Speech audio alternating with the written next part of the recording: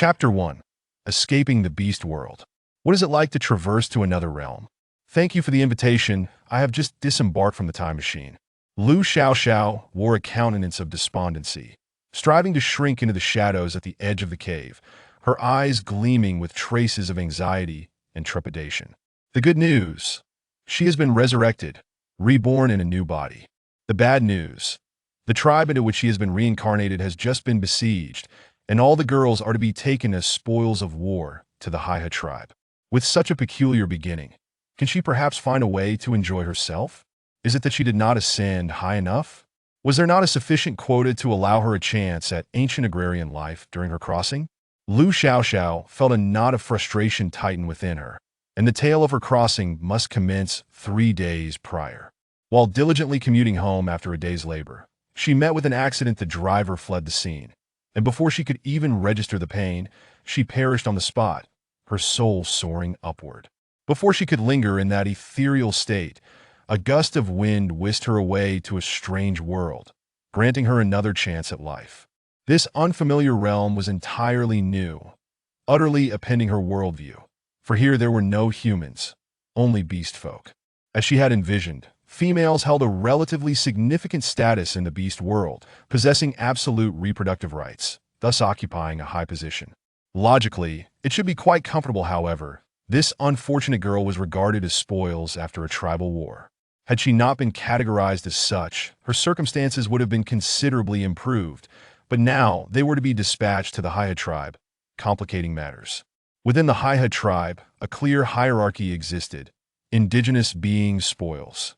The tribe's formidable males were permitted to select spoils for the purpose of breeding offspring, even if they had partners, and only after the spoils had born young could other males make their selections, viewing females as mere objects. Reflecting on the unabashed desires exhibited by males during courtship from the memories of her former self, the grotesque, brutal, and harrowing scenes sent shivers down Lu Xiaoxiao's spine. Having perused her fair share of online narratives, she prided herself on not being a naive girl. Yet the males here were infinitely more terrifying than the protagonists of those tales. In matters of reproduction, male instincts dictated their actions, rendering them nearly indistinguishable from wild beasts. Cherishing the delicate was predicated on emotional bonds, while for the spoils, they harbored no such sentiments, with few exceptions. Conversely, the treatment of indigenous beings was a stark contrast: carefully nurtured, revered as the most loyal of beliefs, allowing them to reign over their betters. Ah, how the beast world wears two faces. You hold yourselves in high regard, yet regard us as lesser beings. The Haihe tribe resides deep within the northwestern mountains, one side enveloped by an endless ocean, occupying a vast territory, a geographical stronghold, and one of the mightiest tribes of the beast folk continent. The males of the Haihe tribe are known for their ferocity and audacity, their fearsome reputation preceding them. The tribe Lu Xiaoxiao once belonged to have provoked the Haihe tribe and paid the ultimate price, leading to her current predicament. Ah! Lu Xiaoxiao felt tears welling in her eyes. She was truly terrified. Had she known that day would end with her hailing a cab, she would not find herself in this dire situation. She admitted to enjoying reading colorful novels and indulging in sensational tales, but to find herself transformed into the protagonist, she simply could not accept it. Any notions of forced play, bondage play, or group play were vehemently rejected within her heart. She glanced around, noting 6 other girls similarly bound by ropes within the cave, each differing in appearance: blonde, redhead, blue-haired, and even one with green tresses. They lowered their heads, seemingly resigned to their fate, awaiting judgment. Among them was a couple beast folk guards overseeing their captivity. The man was currently absent, leaving only his wife present. This woman was broad and robust, resembling a madam from a brothel in a novel. Tall and imposing, with full lips and sharp, discerning eyes. Her gaze swept across the cave's inhabitants, and in a stern tone, she admonished, "Consider yourselves fortunate this time, tighten your skins, and do not even think about escaping. Otherwise, it would be a pity if you died. Our Haihe tribe is quite affluent. Once you assist the warriors in birthing offspring, you will want for nothing." Revealing a sinister grin, the woman counted them again, confirming their number, and then sat down to rest. Her words bore a certain accent, which Lu Xiaoxiao could barely comprehend, but she could discern that their arrival was imminent. Despair washed over her since her crossing. She had contemplated escape. Yet even if she succeeded, what would she do? The beasts here were akin to the enhanced versions of zoo animals. She could neither fight nor outrun them. Should she be caught and torn asunder, her resurrection would have been for naught. Yet, upon reaching the Haiha tribe, she, like these other girls, would be reduced to mere breeding Veselsa truth she found unbearable. Lu Xiaoxiao had always been a whimsical soul, one who wished for death yet lacked the courage to embrace it, uttering, "Oh, let it be if I must die. Then so be it." Yet when feeling unwell, she would scurry to search for symptoms online. She truly could not bear to meet her end. But the current situation had far surpassed her threshold of tolerance. Her mind was a tumultuous storm as she recalled the years of arduous study culminating in her acceptance into a prestigious university. She had toiled for credits, obtained certificates, graduated, interned, and secured a position at a prominent company. Her beautiful life had yet to begin, and it was all undone due to one person's mistake, casting her into a world devoid of rights. She felt darkness encroach upon her vision, wishing fervently to collapse where she stood. At that moment, the man outside re-entered, declaring, "The goods are ready for delivery." "Good." The woman rose again, calling out to them, "Stand up, straighten your backs, and follow them. Let everyone see." Her command to let everyone see was entirely objectifying, as they stood tall merely for the beast folk to better select their prey. Reluctantly, the females lifted their heads, slowly rising from their crouched positions under the woman's impending wrath, gradually accepting the reality they were about to face. The individuals sent to retrieve them had yet to arrive, requiring them to wait in anticipation. Lu Xiaoxiao, still uncertain of her next course of action, bowed her head, her heart racing as if it might leap from her chest when suddenly her bonds snapped. Snapped? "Run!" a brave female shouted, and as soon as she took off, the others followed suit in a panic, scattering in all directions. Unsure of what had transpired, Lu Xiaoxiao hesitated for a moment. Then, invoking the notion that the law does not penalize the masses, she sprinted in the direction she had chosen, summoning all her physical prowess. Run! She must not stop. Chapter 2. Working like cattle to repay you. Lu Xiaoxiao plunged forward, her ears filled only with the sound of her rapid passage through the underbrush and the labored breaths escaping her lungs. She knew deeply that this was her one and only chance. If she could encounter a male from another tribe who would take her away, perhaps she could negotiate. However, if captured by the Haiha tribe, her identity as spoil would be sealed. Moreover, the fleeing females would likely face even graver consequences. The horrors of confinement and starvation were sufficient to instill dread within her. Yet, she understood that the likelihood of encountering any outsiders here was slim, for the Haiha tribe was the strongest in the vicinity. Damn it! The events unfolded in an instant. The woman shrieked piercingly into the sky, and the man, having prioritized the pursuit, darted off in another direction. Her cries served as a summons. Indeed, not far off, a chorus of men responded, "Capture them, and they shall pay dearly." The howls of beasts echoed ominously above the forest, and Lu Xiaoxiao dared not pause. If caught, her fate would be sealed. Ah! Before she could utter another sound, in her frantic flight, her foot slipped, and she tumbled into a concealed pit veiled by branches, the sensation of weightlessness and terror nearly disembodying her. She heard a resounding thud, followed by a searing pain and the chilling touch of water. Glub, glub. The river beneath her was deep, instantly engulfing Lu Xiaoxiao and pinning her to the lake bed. The icy water rushed over her mouth, nose, and eyes, and she widened her gaze in terror. This is the end! She could not swim. As if fate conspired against her, a current swept in, colliding her headlong against the submerged rock. Darkness enveloped her vision as she surrendered to unconsciousness, the water filling her mouth and nose, stealing away her breath. In her last moments of awareness, she thought, how peculiar to experience two forms of death in a single lifetime. The fierce current propelled her chaotically, and she remained oblivious to her surroundings in her stupor. Time passed, and when she regained consciousness, she lay on a shallow bank, her chest ablaze with an unbearable heat, compelling her to inhale deeply. Cough, cough!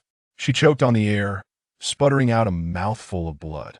The blood was swiftly carried away by the river, leaving no trace or scent behind. The pain was excruciating. Lu Xiaoxiao felt as though she were on the brink of death, her entire body aflame with agony, rendering her immobile. The fierce instinct for survival drove her to grit her teeth and crawl, distant howls of beasts echoing in her ears, as if they were proclaiming, "We see her. Capture her." In that moment, her heart sank into despair that there truly no way out? She genuinely exerted herself, after all. Rustle, rustle. As she plunged into an abyss of despair, a pair of legs emerged within her line of sight. These legs were fair and appeared somewhat slender. It seemed the individual had just emerged from the water, speckled with mud and silt. Lu Xiaoxiao was utterly exhausted. The agonizing pain coursing through her body blurred her vision. She raised her hand, yearning to grasp something, unable to discern whether the figure before her belonged to the Haihe tribe. All she could manage was a hoarse plea. "Please, save me." For a long time, this person remained silent. Lu Xiaoxiao felt utterly wretched at that moment, her tears mingling with the river water, her vision obscured, rendering everything indistinct. "Take me away from here. I promise I'll repay you with all my strength." Upon uttering these words, she could no longer withstand the frailty of her body and succumbed to unconsciousness. "The scent has vanished. Search again. She cannot escape." A masculine voice emerged from the grass on the opposite bank, fixated on the female figure.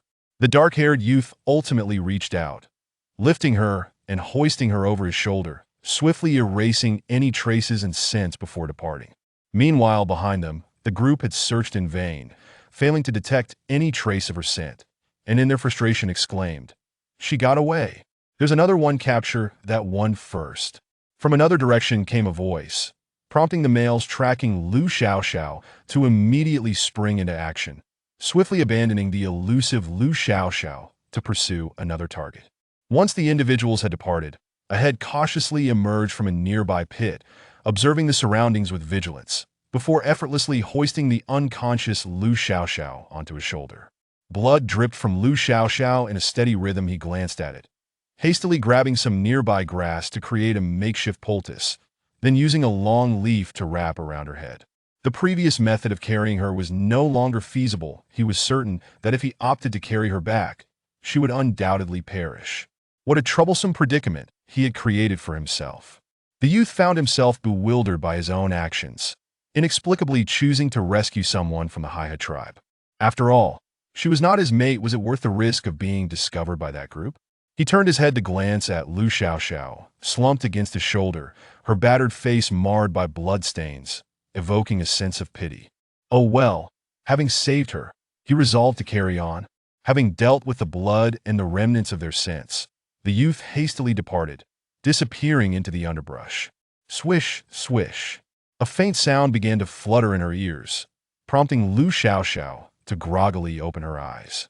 Before her lay a wooden structure, with light dancing upon the ceiling, the warm hues enveloping her in a sense of relaxation. Had she returned to the modern world? Or had she been rescued? Or perhaps she had traversed through time once more? Her mind was a whirlwind of confusion, as she vaguely recalled seeking help from someone before losing consciousness. Was this perhaps the abode of that individual? After a moment of bewilderment, she followed the source of the sound, noticing the swaying shadows of trees outside the ventilated window, the branches dancing in the wind, the rustling leaves producing a gentle noise in the room. What kind of tree could be so short? Lu Xiaoxiao pondered, but even the slightest movement sent the room spiraling. The throbbing pain akin to tiny figures hammering at her head, the pressure at her temples unrelenting. She wearily lay back down. The thick animal hide draped over her carried a faint, primal scent. The room boasted excellent lighting and ventilation, and she exhaled in relief, raising her hand to touch her chest. With her mind buzzing, Lu Xiaoxiao had no time to ascertain whether she had indeed traversed time or been captured. Judging by her current circumstances, it seemed highly probable that she had not been apprehended. If she had been captured, at least she had not been bound and left to fend for herself, nor had they deprived her of a blanket. Heavens, she had survived another day. She felt rather accomplished. Closing her eyes, she suddenly heard another sound nearby, as if someone was approaching. Moments later, the wooden door swung open from the outside. Chapter 3, May I Choose You? A young boy, bathed in the radiant sunlight outside, stepped into the room, causing the wooden floorboards to creak underfoot. Liu Xiaoxiao turned her gaze towards the sound. The intense sunlight cast shadows that rendered the interior somewhat dim, obscuring the boy's features. All she could discern was a shimmering silhouette with golden edges. As he closed the door behind him, shutting out the brilliant light, and stepping further inside, Liu Xiaoxiao was finally able to behold his true visage. He appeared to be of high school age, reminiscent of modern society, with an innocent demeanor. His complexion was fair, and sunlight streamed through the gaps in the leaves, illuminating one side of his face. His golden irises contrasted sharply with his sleek, raven hair, curved patterns traced beneath his eyes, lending him an air of stubbornness tinged with wildness. The other half of his face, shrouded in shadow, revealed a strikingly different expression. His crimson eyes gazed at her with an intense ferocity, akin to a predator poised to strike in the depths of night. As he moved, the long braid woven at the back of his head swayed gently. He was a boy with heterochromia, an enchanting youth, her savior, and indeed, her type. Noticing that she had awakened and was now staring at him, Yuchuan halted in his tracks. The small female on the bed appeared pallid. The large wound on her forehead crudely dressed with herbs, a messy mixture of blood and salve that looked rather pitiful. Indeed, females seemed to be rather troublesome. After a brief moment of infatuation, Liu Xiaoxiao quickly regained her composure and cautiously inquired, "Where is this? Did you save me?" Upon hearing her soft, feeble voice, Yuchuan gently pursed his lips before responding, "Yes, this is my treehouse that I found you by the river near the tribe and brought you here." In truth, he was lying. He was a rogue who had ventured into the territory of the Hai tribe to poach, but there was no need for this female to know that. His voice was pure, yet held an intentional gravity, reminiscent of a child feigning maturity, that Liu Xiaoxiao was momentarily too preoccupied to heed his words. All she caught was the mention of the river near the tribe.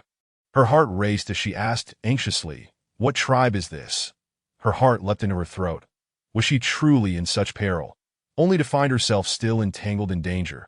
How ironic it felt to have escaped a near-death experience only to remain in limbo. "We are from the Heiyu tribe," Yuchuan informed her, fully aware that she must have fled from the Haya tribe. The Haya tribe is quite a distance from here, as long as she was not within the confines of the Haya tribe. It was a relief that Liu Xiaoxiao recalled the memories of her original self and realized that the Heiyu tribe was also quite formidable. This tribe lay to the northwest of the Haya tribe, with a nearly equivalent geographical advantage. Reassured, she looked at the young boy and offered a warm smile, sincerity lacing her tone as she said, "Thank you for saving me. My name is Liu Xiaoxiao." "What is yours?" "I am Yuchuan," he replied, averting his gaze as he continued, "Which tribe do you hail from? Do you need me to escort you back?" Such words were mere formalities. The females of the Haya tribe were rarely in a position to return to their tribes. They were either spoils of war or purchased from the market.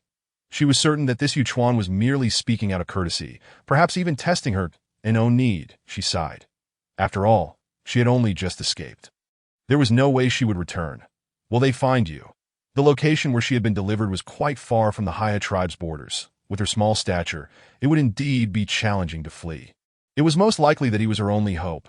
"They won't," Yuchuan assured her, observing her cracked lips that he stood and fetched a ladle of water from a nearby vat. Both of them, each with their own thoughts, tacitly agreed to avoid further discussion of the Hai tribe, treating the matter as if it had never occurred. That why Yuchuan offered her the ladle, crafted from an unknown fruit. Supporting Liu Xiaoxiao with one hand, "Drink some water." His grip was steady, preventing her from suffering any further injury as she rose smoothly. The ladle was larger than her face. She went slightly, carefully sipping a few mouthfuls, managing not to spill it on the animal hide beneath her.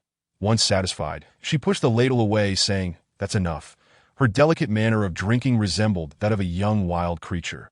Observing that little water had been consumed, Yuchuan frowned slightly, reaching to touch the nape of her neck. The warmth confirmed that she was neither feverish nor cold, yet she appeared quite fragile. Were all females this delicate? He lowered his gaze to conceal his heterochromatic eyes and placed the ladle back down. "You should rest and recover here. I will summon the shaman to take you away." Liu Xiaoxiao was perplexed. "Am I in such dire condition? I am an ominous beast man. It is ill-advised for you to remain in my company." As for her earlier suggestion of repaying him by working like a cow or horse, Yuchuan had never taken it seriously. Cows were stronger than her, and horses faster. Merely surviving was a feat in itself.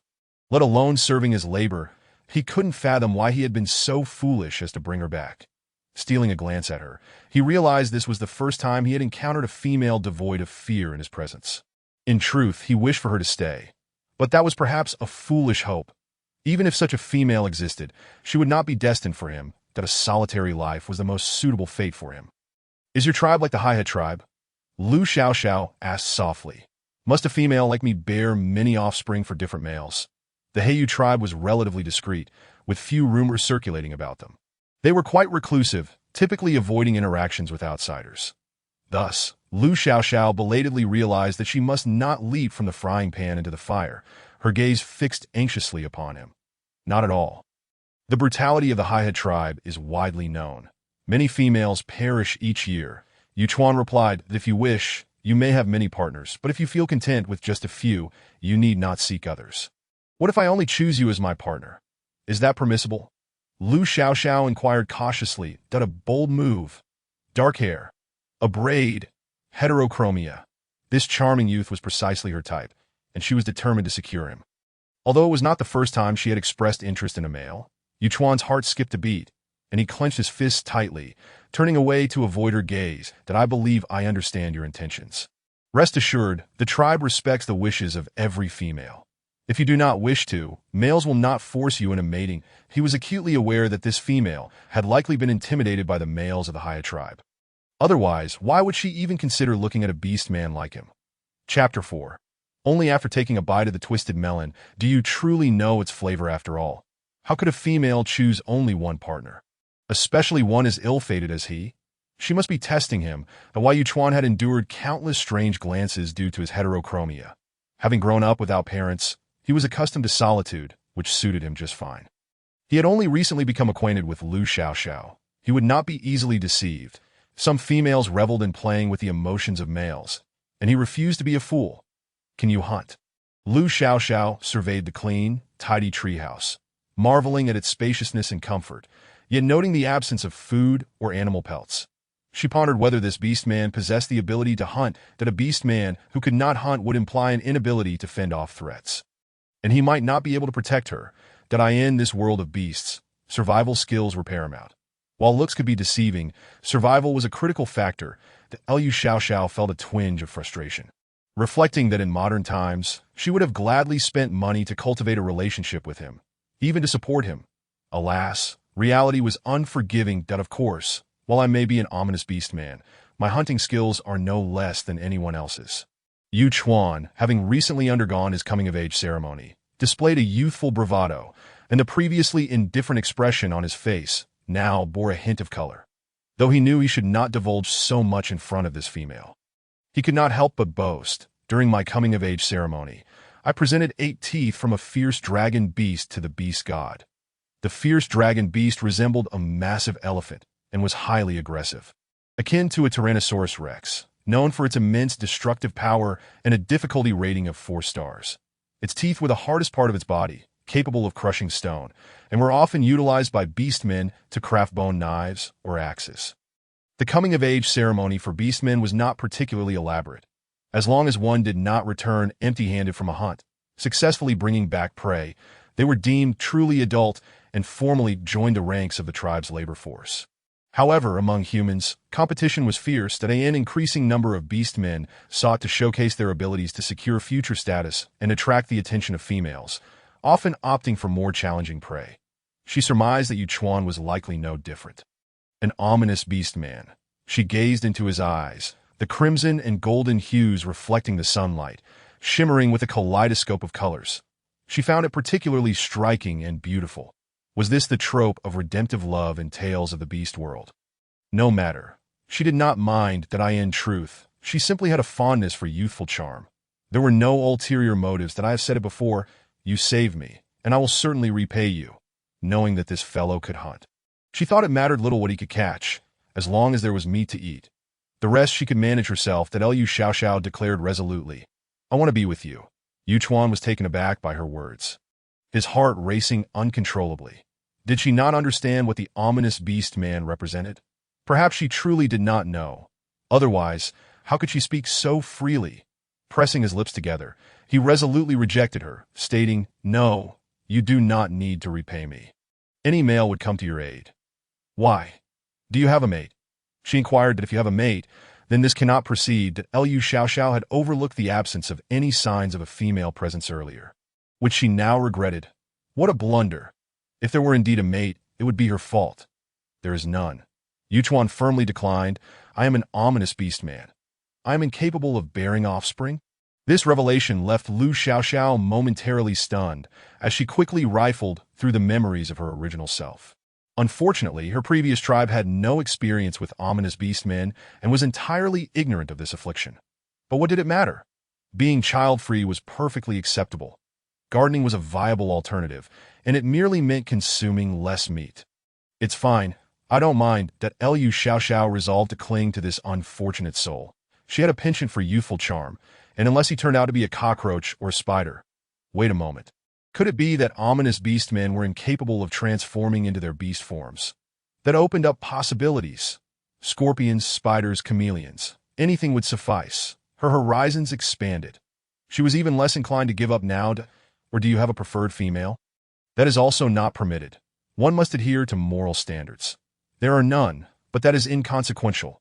Yuchuan recalled the disdainful, fearful gazes directed at him, a flicker of gloom shadowing his eyes. She must be unaware of the nature of ominous beastmen, which is why she spoke so naively. Once someone enlightens her, she will surely adopt their sentiments. Upon hearing that he had no crush, no girlfriend, and certainly no wife, Liu Xiaoxiao's eyes sparkled with excitement. After all, what was the essence of life in the beast realm? The allocation of partners. Observing Yuchuan, who had unexpectedly adopted a caring demeanor, she decided to forego 20 chapters of convoluted paths and leap directly into action. How delightful! In her previous adventures with games and novels, her heart had always gravitated toward youthful protagonists. "Young man, your charm awaits. I shall repay your kindness with interest. I will summon the priest." That it was futile. Yuchuan's heart was in turmoil, and he hastily sought assistance. He swiftly opened the door and climbed down the tree, disappearing in an instant. "Call away. It won't make a difference," Liu Xiaoxiao silently mused. After having a drink, she felt significantly better, returning to her original position, awaiting Yuchuan's return. The treehouse was refreshingly cool, the layers of leaves blocking some of the wind, making it more breathable and brighter than a cave. Gazing out the window, the distant forest was dense, the undulating leaves creating a magnificent and expansive view. Life in the beast realm appeared quite pleasant. Before long, several individuals arrived at the wooden dwelling.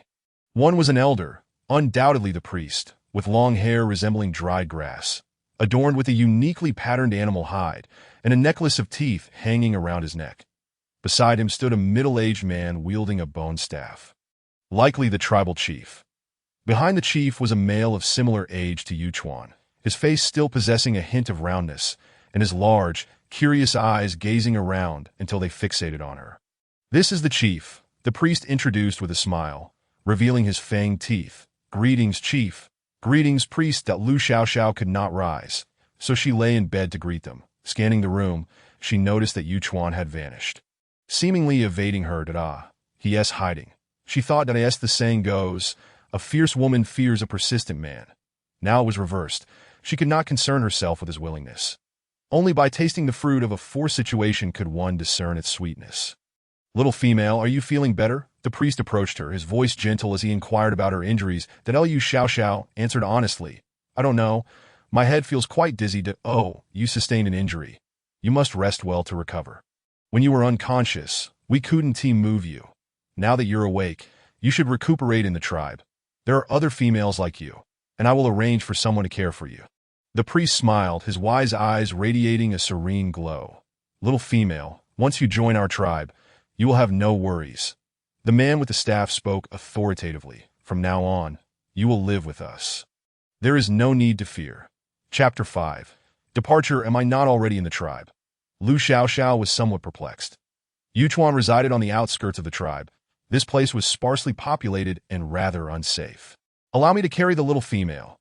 The beastly youth volunteered, revealing two sharp tiger teeth with a grin. At that moment, several options flashed through Lu Xiaoxiao's mind. 1. Stay here and insist on Yuchuan caring for her. 2. Accompany the chief and priest of the tribe, recuperate, and then seek him out. 3. Zisha. Option 3 was entirely out of the question. Lu Xiaoxiao was striving to survive and had no intention of pursuing Zisha now. Thus, only options 1 and 2 remained, each with its own merits and drawbacks. Firstly, she had only just met Yuchuan. Staying in his home while relying on him for care felt inappropriate, a civilized, polite young person from a flowered land. She couldn't bring herself to do such a thing. Option 2 seemed quite reasonable. After recovering, she could pursue him, facilitating her actions without burdening him. Having resolved to claim this fellow, she thought good things come to those who wait. Clinging to him isn't a problem. Excellent, I shall proceed with this plan. Little female, what is your name? I am Haifeng, a beast man of the Black Wolf tribe. Haifeng wrapped her up and placed her on his back, securing her with prepared vines for easier climbing. I am Lu Xiaoxiao. It was unfortunate that females lacked beast forms. She lamented the absence of modern technology that could allow such transformations. Arriving in the beast realm, she found herself deprived of that experience. The animal skin between her and Haifeng allowed her to catch a whiff of his earthy scent, and when she glanced down, she noticed the dark smudge on his neck, as if he had indeed rolled in the mud. Goodness, how dirty! Little female, you can lean against my back. It will alleviate your headache. Haifeng, perceiving her frail demeanor, assumed she was frightened and chattered cheerfully while carrying Lu Xiaoxiao out of the wooden house. Perhaps not. She politely declined, ignoring his words as she endured her discomfort, observing her surroundings. They were in a wooded valley, and Yuchuan's home was the sturdiest tree, nearly 15 meters above the ground. The group moved with ease among the branches, soon landing on the forest floor. The trees here differed from her memories. The leaves resembled floral shapes, appearing denser than ordinary foliage. The treehouse was camouflaged within the thick leaves. Lu Xiaoxiao deduced that these must be evergreens, for otherwise the treehouse would be an obvious target atop a bare tree. Carefully observing the path ahead, she committed it to memory, secretly resolving to return. Once they had walked a considerable distance, Yuchuan, hidden behind a tree, revealed himself, his gaze cast downwards, a hint of self-mockery gracing his lips. He had known all along. How could anyone possibly be attracted to an ominous beast man? The Black Feather tribe primarily resided in tree houses, with only the priest's dwelling and the storage of essential resources situated in caves. At the heart of the tribe stood a platform constructed from piled stones, quite elevated, resembling the altars of mysterious tribes she had read about, with tiered steps leading upwards, akin to a stairway to the divine. Adjacent to the priest's cave were several smaller caves, where the inhabitants greeted them warmly. Father Priest, have you brought someone back? The speaker was a woman, approximately 20 years old, exuding a gentle charm, in modern times. She would undoubtedly be the idealized figure for many adolescent boys. A vision of beauty with fair skin, graceful brows, and enchanting autumn-hued eyes that radiated warmth. Rising to her feet, she appeared almost petite compared to the males, evoking a protective instinct. Beside her was an older female, who bore some resemblance to Haifeng, with a sweet appearance and round, adorable eyes. The elder female was Haifeng's sister, Heiyu, who along with her sister Heishi, assisted the priest. Upon seeing Lu Xiaoxiao's significant head injury, Heiyu gasped in shock. Heavens, what a large wound! Lu Xiaoxiao had no mirror to gauge the extent of her injury, nor did she dare to touch it. Oh, poor little female, Heiyu expressed concern, her eyes revealing worry. Haifeng turned to Lu Xiaoxiao. This is Heiyu. You need not be afraid. She will care for you. He gently placed Lu Xiaoxiao on a nearby stone bed and squatted beside her, seemingly prepared to observe as Heiyu applied medicine. Heiyu thoughtfully stroked Lu Xiaoxiao's hair. Let us apply some ointment. You will recover swiftly. Heiyu gently brushed aside the sticky strands of hair from her face. The marks on the girl's fair skin were striking, and she thought to herself, I must be cautious to avoid leaving scars that a female, confronted with such peril, would undoubtedly be terrified. Fortunately, she had encountered them. Please take care of her. She is now a member of our tribe. After ensuring the female's safety, the chief and the priest departed. Following their approval, Lu Xiaoxiao officially became a member of the Black Feather tribe, which would provide her with the finest medicine for her healing. How wonderful! Our tribe has gained another member, Heishi exclaimed, clapping her hands in delight. This is the best hemostatic medicine we have. Heiyu produced a handful of fresh herbs. Tearing them apart and mashing them in a vessel to in Lu Xiaoxiao's eyes, the tribe's finest medicine resembled a mush of herbs, devoid of any recognizable form. Her gaze was fixed on Heiyu, apprehensive that she might witness the sight of someone chewing the herbs and spitting them onto her wounds. I can do it myself. Little female, what is your name? Heishi asked as she fetched water for her to drink. Holding a stone bowl-like object, she asked Heifeng to assist in feeding her, Lu Xiaoxiao. Still feeling faint, lay down for at least 2 minutes before regaining her vision. She declined Heifeng's offer, choosing instead to drink from the bowl herself. The cool water slid down her throat, easing her discomfort slightly. My name is Lu Xiaoxiao. What a peculiar name. Heishi mused that in the beast world, single-character names were prevalent and double-syllable names were quite rare. She silently decided that Lu Xiaoxiao's name could be interpreted as Lu Xiao. Upon hearing her sister's comment, Heiyu frowned slightly. Heishi, how can you speak like that? Heifeng also felt that Heishi's remark was inappropriate. That name is quite lovely. There is nothing strange about it.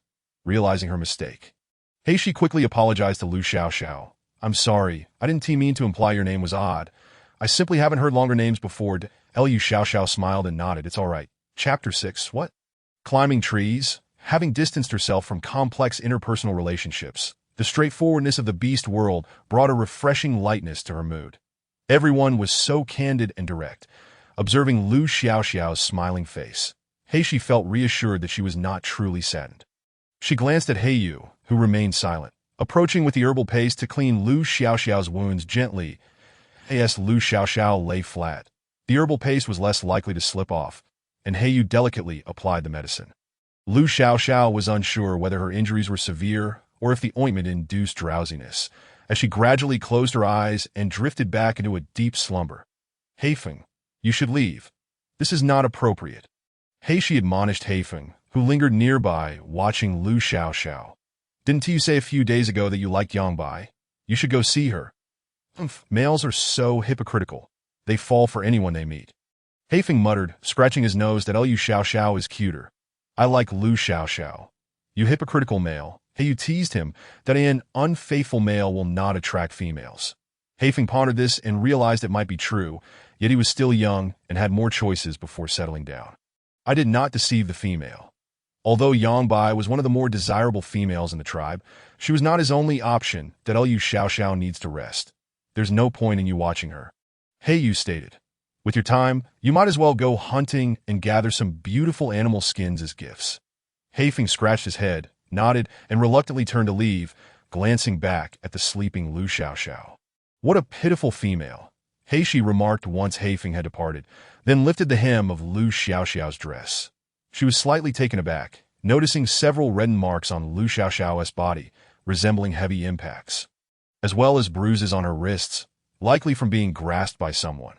Heiyu approached to take a closer look, feeling an even greater pang of compassion for Lu Xiaoxiao. She is so gentle.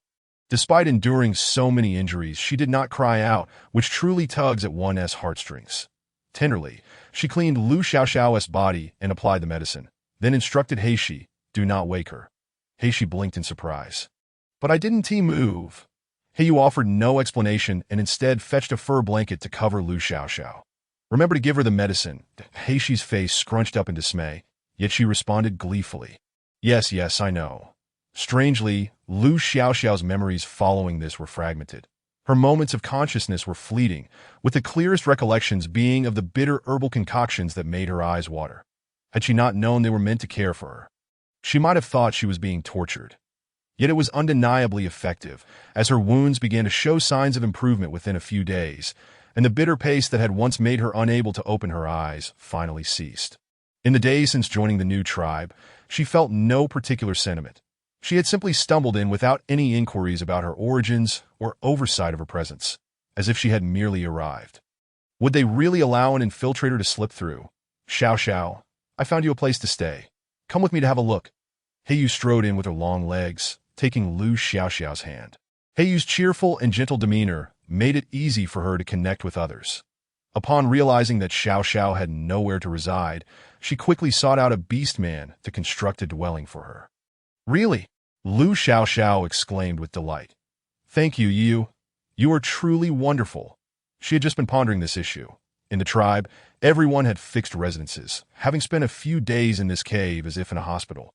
She had yet to decide where to go upon discharge. Surely, she couldn't shamelessly approach each one. That would be too much. Thankfully, Yu had thought of it first. We are friends. After all, that it was not difficult for males to build tree houses. Many were eager to lend a hand to females. Yu had good rapport with the males and soon called over her brothers to help construct a dwelling. Let us hurry over then. Lu Xiao Xiao had nothing to pack and simply followed Yu. Yu led her to the tribe's gathering area, first introducing her to the local surroundings. You haven't been out for a few days and haven't explored the tribe yet. So let me give you a brief overview. You know the altar, so I want to elaborate. We gather there for significant festivals and important matters to await the priest's guidance. The areas nearby are for storing tools. Yu explained that in truth, the distribution of the tree houses was not dense, and their appearances varied significantly. Some tree houses were perched atop towering trees, while others were only 2 or 3 dozen meters above the ground. There were large ones and small ones, even some with corridors that spanned 2 or 3 trees, which looked rather novel, that we don't live in caves. Lu Xiao Xiao had assumed all beastmen preferred caves. It gets quite hot here. Living in caves is stifling. Yu replied, considering that Lu Xiao Xiao's original tribe likely resided in caves that don't let appearances fool you. While tree houses may not seem sturdy, they are well ventilated and safe from rain. Living in a cave is not only cold and damp, but if one does not choose their location wisely, they could even be flooded. What? How heavy does it rain? Lu Xiao Xiao was taken aback. If it rains for a long time, won't we run out of food? Indeed, we spend about a third of the year in rain, Yu said, her expression slightly troubled. Each rainy season, they lost many tribe members. While food shortages were not terrifying, the diseases brought by the humid air during the rainy days were far more alarming. That as the rainy season prolonged, the likelihood of illness among the tribe increased, making life in the tribe quite challenging. The soil beneath the tree houses would be replaced by deep rivers, and dangerous beasts would lurk nearby. The characteristics of the primordial forest, high temperatures and heavy rainfall, dictated their survival methods. Lu Xiao Xiao was astonished. Why not relocate? When it's not raining, there is plenty of food nearby, and our ancestors have lived here for generations, Yu explained. They were generally content with their situation, as long as the males put in enough effort. Maintaining a basic standard of living was feasible. Before long, Lu Xiao Xiao arrived at her small treehouse. The it was quite tiny and rather adorable. Yu pointed to a small ladder beside it, encouraging her to climb up. Give this a try. They've all been smoothed down, so you won't hurt your hands. Rather than a ladder, it resembled a mini staircase made of polished wood. Lu Xiao Xiao hesitated, unsure where to begin her ascent. She turned to Yu and earnestly asked, I've never used this before. Could you climb up and show me? Yu found herself at a loss. She could see that Lu Xiao Xiao genuinely needed help. She pondered whether to have the males tie a sturdy vine to the nearby tree trunk, so Lu Xiao Xiao could secure it to herself on her way up, alleviating her fear of falling. All right, just watch me. Yu swiftly ascended a considerable height, while Lu Xiao Xiao, steeling herself, followed suit, gripping the handrail. She wondered how she would manage to come down once she reached the top.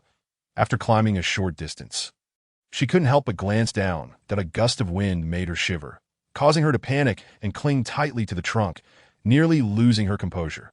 She would rather just stay on the ground. Chapter 7.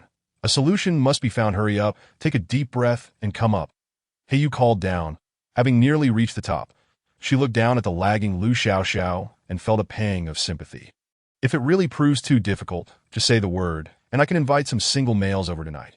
You can choose one to stay with. The balance and strength of male orcs surpass that of their female counterparts. They can effortlessly ascend trees while carrying individuals or large supplies, even amidst vigorous shaking. Upon hearing this, Lu Xiao Xiao summoned her courage, asserting, No, it's all right, I can manage. The trees are not solitary. There are ample footholds available for support. For Lu Xiao Xiao, it posed a slight challenge but was far from insurmountable. Having resolved to persevere, she deemed this minor inconvenience unworthy of being considered a true difficulty, despite the tremors racking her body. She gritted her teeth and continued to climb. After all, it seemed rather unworthy to seek a man solely for the sake of such trivial matters. Observing her determination, Heiyu refrained from further comments. The choice of a mate was a matter of personal freedom for females. After a considerable effort, Lu Xiaoxiao finally reached the treehouse, exhaling in relief. Although her abode was not particularly high, the ascent had been somewhat taxing, and she had trembled quite a bit, yet it was manageable. Testing the floor beneath her feet, she found it sturdy, allowing her to relax and survey her small room. The space spanned roughly 10 square meters. Stark and devoid of furnishings, yet it was well lit and bright. Lacking a toilet and a fire pit indicated the necessity for additional tools. Pondering this, Lu Xiaoxiao turned to Heiyu and inquired, "What if I need to? What do you mean by that?" Heiyu appeared puzzled. "Are you referring to food?" "Generally, females venture out to gather under the protection of males each morning. Given that you are unwell, you can wait a few days before joining us. After gathering, we will distribute the meat based on contributions." That Liu Xiaoxiao felt a pang of embarrassment and replied, "I'm noticing Lu Xiaoxiao's discomfort." Heiyu suddenly comprehended her plight and nodded. "I understand your query now, that if it concerns that matter, typically one would descend the tree and dig a pit in a secluded area." Liu Xiaoxiao expressed her discontent, resolutely determined to find a solution. As an individual educated in hygiene from a modern world, she could not accept the notion of relieving oneself indiscriminately. Moreover, the inconvenience of having to climb up and down at night was intolerable. "Do we gather every day?" Temporarily setting aside her toilet concerns, Lu Xiaoxiao was more focused on her sustenance. "Where do we typically gather?"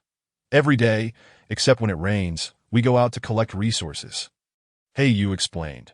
"Gathering allows us to acquire food, that if a male provides sustenance and prefers not to venture out, he is free to abstain. As for the meeting place, we assemble at the altar each day to count heads before setting out together." "Oh, I see." Liu Xiaoxiao nodded in understanding. "You still lack a hide. I'll have Hei Feng bring you one to use for now. That it's mine, but feel free to use it," Heiyu kindly offered. This gesture was indeed considerate. It was uncommon for males to gift hides to females without some underlying romantic implication. Although Lu Xiaoxiao had not expressed any desire to pursue a relationship with a male, Heiyu was not one to force pairings and willingly lent her his hide. "Thank you, Lu Xiaoxiao expressed her heartfelt gratitude. After exchanging pleasantries, Heiyu prepared to depart, reminding her, "I'll have your food brought over shortly, that if you wish to join us for gathering tomorrow morning, be sure to rise early." With no alarm clock available, Lu Xiaoxiao promptly asked, "How early is early?" "When dawn breaks, a chorus of birds and beasts in our valley will signal you to rise." Heiyu replied that Liu Xiaoxiao took note of this, nodding vigorously. "I will certainly be on time tomorrow." Heiyu smiled before leaving. Shortly thereafter, Hei Feng arrived, bearing an assortment of items that he agilely climbed the tree trunk and soon reached Lu Xiaoxiao's treehouse. Prior to entering, he knocked gently, cautious not to startle the young female inside. That Liu Xiaoxiao, "Are you there?" "I'm Hei Feng, here to deliver some items." Upon hearing his voice, Lu Xiaoxiao hurried to open the door. Responding, "Yes, I'm here." Seeing her, Hei Feng grinned, revealing 2 sharp tiger teeth. "Your place is quite nice." "Thanks to Heiyu, otherwise I wouldn't have a place to stay," Lu Xiaoxiao replied, stepping aside to let him in. Once inside, Hei Feng quickly placed his burdens on the ground. "This is the hide from Heiyu, and these are the provisions. Take this as well. If you're feeling unwell, you can use it to brew some water." He held out a clump of earth which Lu Xiaoxiao examined closely, realizing it was ginger. "What is this called?" "Spicy block. Don't eat it raw. It's quite fiery on the tongue," Hei Feng earnestly explained. Lu Xiaoxiao chuckled. "All right, thank you for the warning." That Liu Xiaoxiao was not unattractive. Her smile was sweet, causing Hei Feng's face to flush slightly as he lowered his gaze. "It's nothing. It's only right for males to care for females. If you need anything, just let me know." "Okay." After delivering the items, Hei Feng quickly jumped down from the tree with a serious expression. Liu Xiaoxiao sat for a moment before gradually tidying up. She had a piece of hide that could serve as a blanket, a chunk of ginger larger than her palm, a bag of fruits, a small piece of meat, and 2 hides that could be used as rags. Lu Xiaoxiao let out a slight sigh of relief, then chided herself for being vain. Hei Feng was simply being attentive, not expressing romantic interest. She was quite straightforward. If something was possible, it was, and if not, it was not. She had firmly resolved to pursue Yu Chuan, dismissing any notions of acting coy. Reflecting on this, She grew troubled. That day, Hei Feng had carried her for over 20 minutes, which was quite a distance. Given the pace of Orsish footfalls, she pondered how challenging it would be to frequently visit Yuchuan. With her own speed, it would take nearly an hour. Why did that man have to live so far away? Complicating her pursuit? Alas, she felt an urgent need to relieve herself, that Liu Xiaoxiao had mentally prepared herself for quite a while, ultimately resigning to climb the tree once more. She worried she might not make it in time. Oh dear, help. Chapter 8. Integrating into the gathering team unbeknownst to her, the sun had set, and after addressing her physiological needs, Liu Xiaoxiao trembled as she climbed back up to the treehouse in the dim light of dusk. Her movements slowed considerably, and she nearly slipped several times that Liu Xiaoxiao felt tears welling up, overwhelmed by the sheer difficulty of her situation.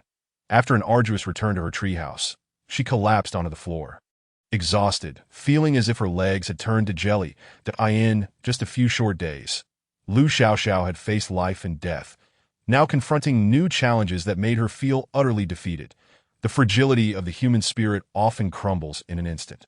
She dared not reminisce about her once blissful modern life, for it bore no comparison to her current existence.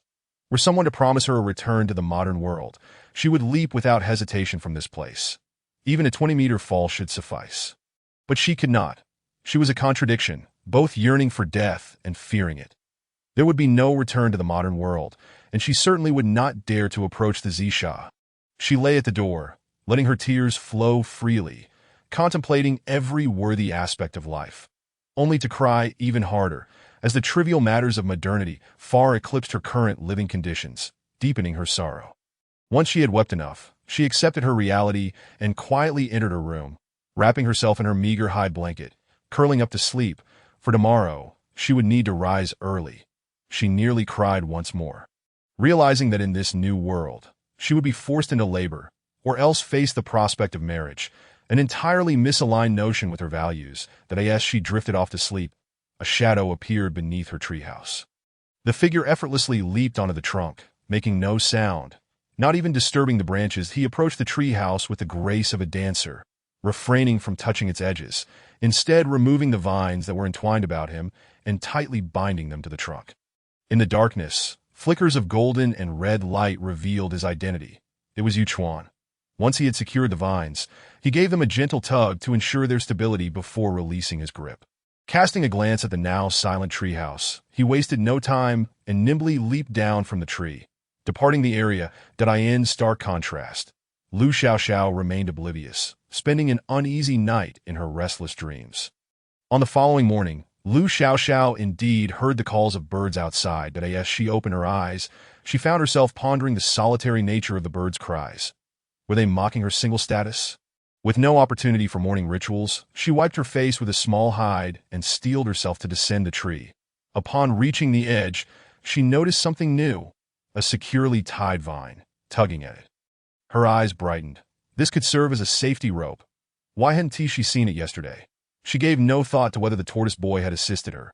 Instead, she attributed it to her own lack of observational skills. Binding the vines around herself, she descended the tree with increased swiftness. The vines were long enough to support her descent to a safe location. Once her feet touched the ground, she instinctively looked up. The vines clung closely to her makeshift ladder, so much so that one might not notice them without careful scrutiny. However, everyone lived within the safety of the tribal zone, free from concerns that beasts might ascend along the ladder and vines. When the flooding season approached, the tribesfolk would sever the ladder and vines to prevent any creatures from climbing the trees. Untangling the vines, Liu Xiaoxiao hurried toward the direction of the altar. Spotting some green leaves by the roadside, she plucked them, chewed them briefly before spitting them out, considering it a substitute for brushing her teeth. This plant was known as clear-mouth grass. Its roots were quite resilient, and closing her eyes would evoke a delightful illusion of chewing gum. Afterward, her mouth was filled with the fresh taste of grass. The indigenous people were spared many troubles, and walking barefoot on the ground. Liu Xiaoxiao felt no pain, but rather a sense of exhilarating freedom. Along the way, she encountered several girls, some with short hair, others with long, braided locks. Their hair colors varied from golden blonde to red and pink. Touching her own long black hair, Liu Xiaoxiao often felt out of place due to her normalcy. But it mattered not. She was a true daughter of the flowered land, and her black hair and dark eyes were, indeed, more beautiful. Upon seeing unfamiliar faces, the girls approached her warmly, encircling her. "You must be the new female. Wow, you're so tender and soft. What is your name?" "I'm Rual." The beauties of the beast world were indeed striking, with many possessing voluptuous figures. Years of foraging had sculpted their arms into perfect muscular lines. Some bore faint freckles on their faces, exuding a youthful vibrancy and vitality. They clustered around Lu Xiaoxiao, chattering animatedly without causing annoyance. Instead, it felt like being immersed in a garden of beauty that Lu Xiaoxiao suppressed a smile and introduced herself. "I am Lu Xiaoxiao." "What a long name," exclaimed the girl with red hair, shaking her head. "Can I call you Xiao?" "Then I shall call you Xiao as well." "I'm Chao." The girls radiated warmth and kindness, making Lu Xiaoxiao feel utterly delightful that a group of girls arrived at the altar, where Hey Yu and Hey She were present. Once everyone gathered, they began to count heads. The foraging girls were organized into teams of 5, all friends playing together. With Lu Xiaoxiao's arrival, everyone eagerly invited her to join their group, exhibiting no signs of coldness or exclusion, which was truly heartwarming and joyous that Lu Xiaoxiao opted for a team with fewer members, making a total of 5, thus avoiding any awkwardness that might arise from declining invitations. Overall, the grouping process was quite enjoyable. Her small group consisted of Yao, Jiang Su, and Huan Datio. Deep in her impression of them, she decided to call their names in a repetitive manner, making it feel less strange. Curiously, she found it difficult to break the habit, as it was not their names. Yao Yao was a girl with short brown hair, resembling the girl next door. Innocent, lively, and charming, so much so that one would not suspect she was already a mother at the age of 20, still retaining her beauty like a young girl. Jiang Jiang was about the same age as Lu Xiaoxiao's current body, approximately 17 to 18 years old, recently married, with gray-blue hair and amber eyes, exuding an aura of maturity. Xiao Su and Xiao Huan were twins, nearly identical in appearance, with golden hair styled in waves and blue eyes reminiscent of foreigners, save for Xiao Huan, whose eyes mirrored her father's green hue, which Lu Xiaoxiao hardly noticed. Twins in the beast world were as rare as in human society. Although the beast men had evolved, they had also lost some of their original racial traits. Even the once multiplying rabbits and mice had become single-birth creatures. Having offspring now depended on fate. "That I want to gather more small red fruits today. I adore them," said Xiao Su, her outgoing personality manifesting as she began chattering as the group set off. "Me too, but I also want to pick some flowers," Yao Yao chimed in cheerily. "Flowers are not edible. I still want to eat more," Xiao Su retorted, glancing at Lu Xiaoxiao. "Xiao, what did your tribe used to gather?" Chapter 9. Too Sour Gathering. Lu Xiaoxiao's memories were suddenly pulled back to the bustling market, where vibrant food items and fresh produce abounded, requiring no effort on her part to forage in the wild. Her occasional indulgence involved visiting agritourism farms specifically for strawberry fields, mulberry groves, orange hills, and plum orchards. She had never experienced foraging in the wilderness herself. Moreover, the fruits at these farms were large and of superior quality, all improved varieties. "What fruits did you have?" "We love the small red fruits. They're sweet." Xiao Huan asked curiously that Lu Xiaoxiao cited her favorite mango as an example. "They come in yellow, about the size of an egg or my palm, with soft, fragrant, and sweet flesh." "Wow, that sounds delicious. But what's an egg?" Xiao Su quickly inquired. They had never left the tribe and knew almost nothing about the outside world. They likely only knew that there were other tribes nearby. But theirs was strong, and they felt safe that it's an egg from birds. Lu Xiaoxiao realized they probably had no concept of chickens, as they were domesticated by primitive humans. Oh. Xiao Huan nodded, trying to visualize the fruits Lu Xiaoxiao described. The tropical rainforest environment was quite complex. The male beast men forged ahead, while a few others remained vigilant behind them. Lu Xiaoxiao noticed many insects, some of which had already latched onto the legs of the male beast men, who, with a casual swat, left no marks or even red spots on their skin. Lu Xiaoxiao's lips twitched. Those insects appeared helpless, regardless of their toxicity. Fortunately, although numerous, the snakes dared not approach recklessly, as they risked being caught and turned into a meal. Thus, the journey remained pleasant, aside from the occasional sticky leaves clinging to their feet. The air within the forest was superb, albeit slightly warm. After about half an hour of walking, they reached a dense thicket, where the trees stood as tall as those outside, their trunks entwined with numerous vines and other parasitic plants, such as cliff ginger and dodder, which were quite abundant. Cliff ginger was a remarkable herb, also known by its more formidable name, bone fracture remedy, boasting impressive effects for treating injuries. Soaking it in liquor or crushing it for poultices were excellent methods to be used under medical guidance. Though Lu Xiaoxiao had never used it, she had often heard others speak of to soak in liquor. But there is no liquor, no sugar, and no rice or wheat here. I suppose I'll leave it for now. If those who had never tasted alcohol were to drink and cause trouble, it would be a calamity. Still, it might be worth gathering a few to take back. Perhaps they would be useful in the future. And slicing and drying them would not take up much space. She glanced at a nearby beast man, who was close enough for her to point at a dense cluster of cliff ginger on the trunk. Could you help me pick that? The beast man, called upon, glanced up at the cliff ginger and replied, It's not tasty, it's not for eating. Lu Xiaoxiao was not surprised by this response. In a primitive society where food was scarce, and given the environment, it was entirely normal for people to forage indiscriminately. Thankfully, it was not toxic. The beast man nodded and, like a monkey, swiftly climbed the tree. Lu Xiaoxiao's eyes widened. The trees here were tall, with few branches at lower heights, relying solely on their powerful arm strength to ascend, aided by their agile and strong lower limbs. The males, bare-chested and clad only in lower garments, exhibited their muscular lines for all to see during their vigorous movements. Stealing a glance, Lu Xiaoxiao quickly averted her gaze. The males wore no undergarments beneath their skirts. His movements were rapid. It felt as if he had just leapt up the tree and was already descending. Thrusting a handful of cliff ginger into Lu Xiaoxiao's hands, is this enough?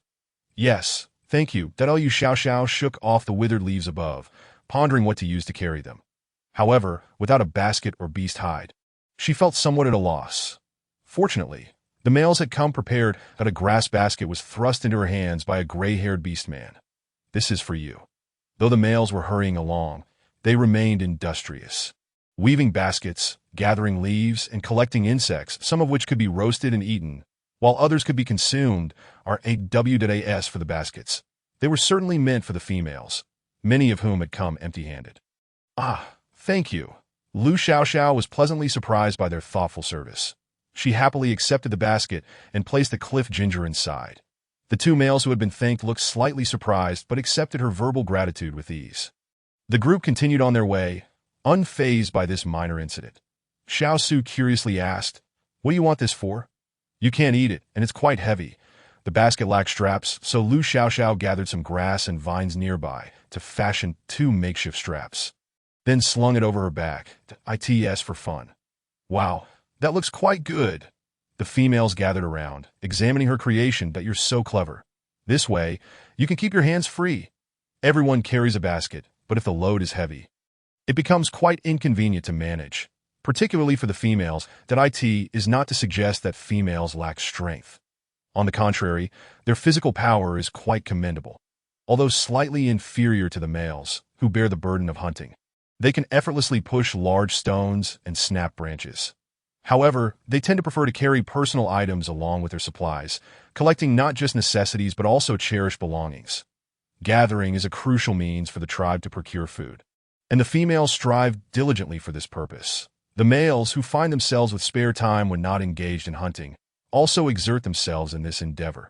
Compared to the constant vigilance required during hunting, the act of foraging provides a rare opportunity for the males to relax.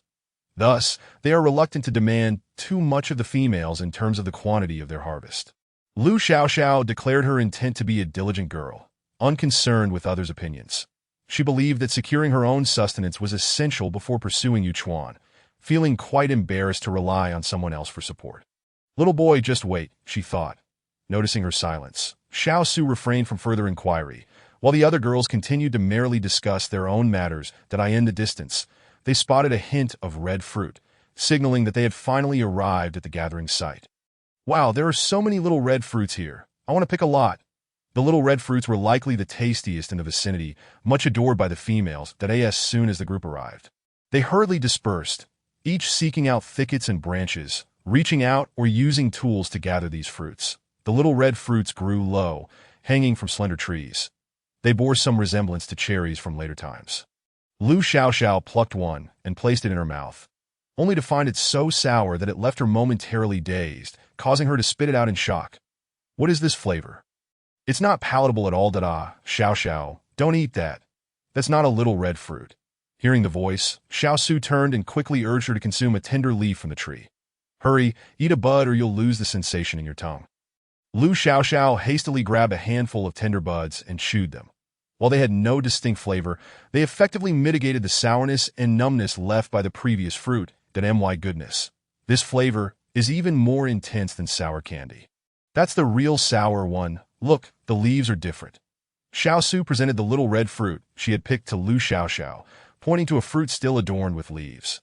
Only then did Lu Xiaoxiao notice that the two fruits were not significantly different. The leaves exhibited only slight variations. The sour fruit, as she decided to call it, had oval-shaped leaves with smooth edges, whereas the little red fruit had serrated ones. The branches of the two trees bore a striking resemblance. One could easily confuse them without careful observation. Give it a try. Xiao Su popped a fruit into Lu Xiaoxiao's mouth. Upon biting into it, she found it was not overly sweet. Its flavor was reminiscent of domestically grown cherries.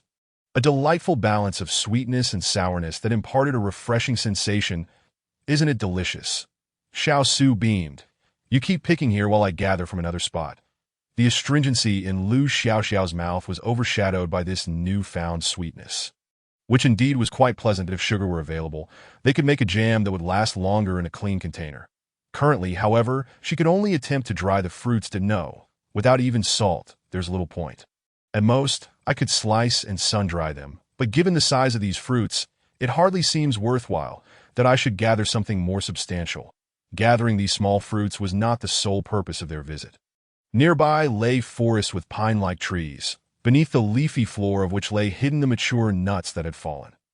Initially, Lu Xiaoxiao was unaware, only discovering them after stepping on one that beneath the thick layer of fallen leaves was nature's bounty. A nourishing source of sustenance to replenish energy and satiate hunger when food was scarce.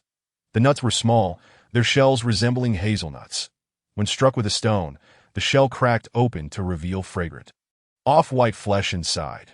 Observing the females and guarding against their potential consumption of toxic substances, an orc glanced at the items in Lu Xiaoxiao's hands before shifting his gaze away. The flavor of the nuts was rich. And while the texture was not gritty, unprocessed nuts carried a slight powderiness, possibly a characteristic of this world. However, do tropical rainforests produce nuts and cherries? A peculiar thought surfaced in Lu Xiaoxiao's mind, only to be quickly suppressed. Never mind these trivialities. Remembering the distribution of roles within the tribe is sufficient. Originally, Lu Xiaoxiao was merely a bookish homebody, and during her internship at the company, her routine was limited to commuting between work and home. The sight of the men at her workplace stirred not the slightest interest within her. The daily grind was already quite burdensome, leaving little room for frivolous thoughts. What was a partner? What was sweet romance? She had no comprehension of such matters, and now had ample time to ponder it. It has been many days since I last saw Yu Chuan. Has he perhaps pursued another girl? With so many around, I should find someone to inquire. Lu Xiaoxiao gathered a handful of nuts and discreetly approached Xiao Huan, asking while picking red fruits, "Do you know Yu Chuan?" "Why do you ask? He is one of us from the tribe." Xiao Huan replied, her expression a mix of curiosity and realization. "Oh, don't worry. Although he is an ill-fated orc, he has never harmed anyone to ill-fated." "Huh." Lu Xiaoxiao was taken aback. "He seems perfectly fine to me. How could he be ill-fated?" "Yes, according to our tribal lore, orcs with different colored eyes are cursed and cannot transform into their beast forms," Xiao Huan lamented. "It is a pity, because without the ability to shift forms, an orc's strength is greatly diminished. However, fortunately, Yu Chuan is within our tribe, unlike the one from the western tribe who faces harsh winters. During the snow-covered season, lacking a beast form means being unable to keep warm and protect one's partner. In the eyes of others, orcs without beast forms were considered disabled, and Lu Xiaoxiao felt an overwhelming sense of sympathy for Yu Chuan, wishing to rush over and assure the little boy that she would undoubtedly love him. Yet that was not an option now. It was likely challenging enough for him to survive, and she certainly did not want to add to his burdens. Xiao Huan still harbored some apprehensions, while the tribe held no deep-seated animosity towards Yu Chuan. The negative connotations associated with ill-fated orcs were deeply ingrained in their behavior. "He has treated me well," Liu Xiaoxiao whispered. "I like him." Xiao Huan was taken aback, instinctively glancing around to ensure no one overheard before exhaling in relief. "I advise you against it. While he is competent in hunting now, his inability to shift forms means he cannot have offspring. Indeed, the fact that ill-fated orcs could not transform was not particularly concerning for her. In modern society, child-free living was not uncommon. However, she did ponder that in older age, he might need to rely on the tribe's basic support, which could lead to a less than favorable living situation. Reflecting on her original memories, Liu Xiaoxiao was once again astonished that in this world, females generally did not struggle with childbirth. Reproduction was relatively straightforward, while the real challenges lay in coping with minor ailments. Thus, it could be said that women in this orc realm lived quite comfortably. But that was of little consequence, that one's life does not necessarily need to be fulfilled by having children, that as long as I live happily, I can do as I please. The mindset of the orc females differed from that of Liu Xiaoxiao. They cherished children, and given the ease of childbirth without danger, it was a certainty that they would bear offspring upon forming a bond. For them, the inability to have cubs would be nothing short of cruel, though Yu Chuan had also mentioned this, indicating that the people of the orc realm were indeed quite passionate about procreation. "That's fine. I think it's rather nice," Liu Xiaoxiao genuinely believed. She had a singular fondness for youthful boys. Most orc men were robust and fierce, but those who were somewhat delicate could still captivate attention. While youthful boys were exceedingly rare, Liu Xiaoxiao did not wish to be one to abandon him after a fleeting romance. She had promised Yu Chuan that she would choose him and could not waver. Moreover, this conversation yielded valuable insights, such as Yu Chuan's commendable hunting skills. Thus, all she needed to do was secure her own food and not hold him back. Shaking her head, Xiao Huan wished to say something.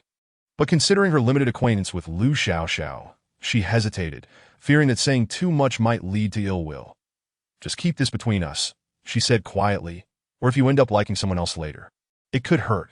Previously, there had been girls in the tribe who had shown affection for Yu Chuan, declaring their feelings with fervor, only to abandon him not long after for another.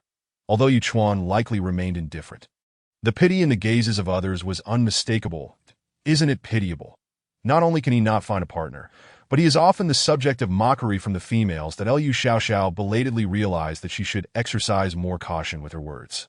Indeed, as Xiao Huan had stated, should things not work out, it could truly be a hurtful experience for the sensitive Yu Chuan. She sincerely told Xiao Huan, "Thank you. Please keep my secret as well." Chapter 11. Still fond of it. Xiao Huan shyly pursed her lips into a smile, prompting her to hastily gather nuts. Liu Xiaoxiao squatted down again to collect the nuts, which could be broadly classified into 3 categories: those resembling hazelnuts, spiny fruits, and pine nuts. The spiny fruits bore some resemblance to chestnuts, encased in a sharp, prickly shell that could potentially inflict serious injury if dropped from a tree. Hidden beneath the foliage, stepping on one could also result in a painful prick. Fortunately, she had avoided such a mishap earlier. Once the outer shell was removed, there were typically 4 to 5 edible seeds inside, which, like chestnuts, were also protected by a hard exterior. Hence, Liu Xiaoxiao simply referred to this fruit as chestnuts. Pine nuts were rather unremarkable, and the pine cones were identical to those in her memory. She mused that perhaps the beast world still retained some connections to her original realm. She was diligently gathering nuts, as the little red fruits had mostly been picked by the other female foragers. Occasionally, the nearby male beastmen noticed her earnestness and would assist her by plucking a couple of small red fruits, allowing her to rest and hydrate. From time to time, she encountered 1 or 2 plants that seemed out of place in the tropical rainforest, but Liu Xiaoxiao had grown accustomed to such oddities. After all, anything edible was worth collecting. Her focus was on frugality and resourcefulness. The gathering activity continued for the entire morning, and soon the females sought a place to rest. Only a few males and Liu Xiaoxiao remained fervently foraging, while Xiao Su and Xiao Huan occasionally got up to collect a few more items. The majority of the girls rested in the cooler shade of the trees, planning to resume their labor shortly. The quantity of nuts was just right, and Liu Xiaoxiao soon found her collection overflowing.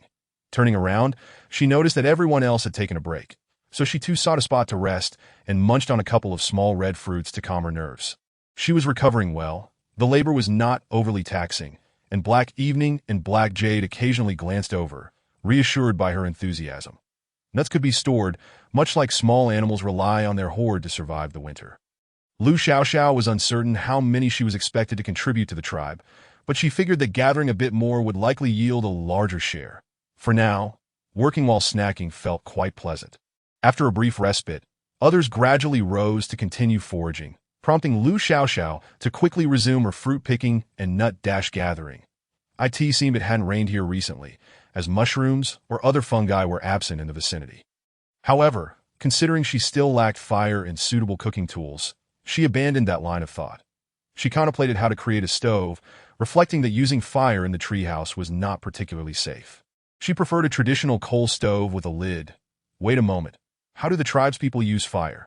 They couldn't possibly be without it, could they?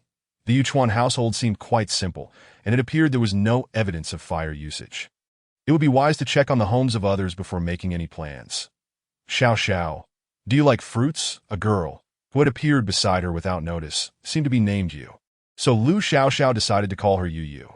Indeed, they're quite delicious, that Lu Xiaoxiao replied, observing Yu Yu as she donned her backpack with 2 straps. Her backpack was not large, filled with various odd items such as twigs, flowers, and even peculiar stones. It was commendable that she was willing to carry it all to indeed. Yu Yu quickly squatted down to collect nuts as well.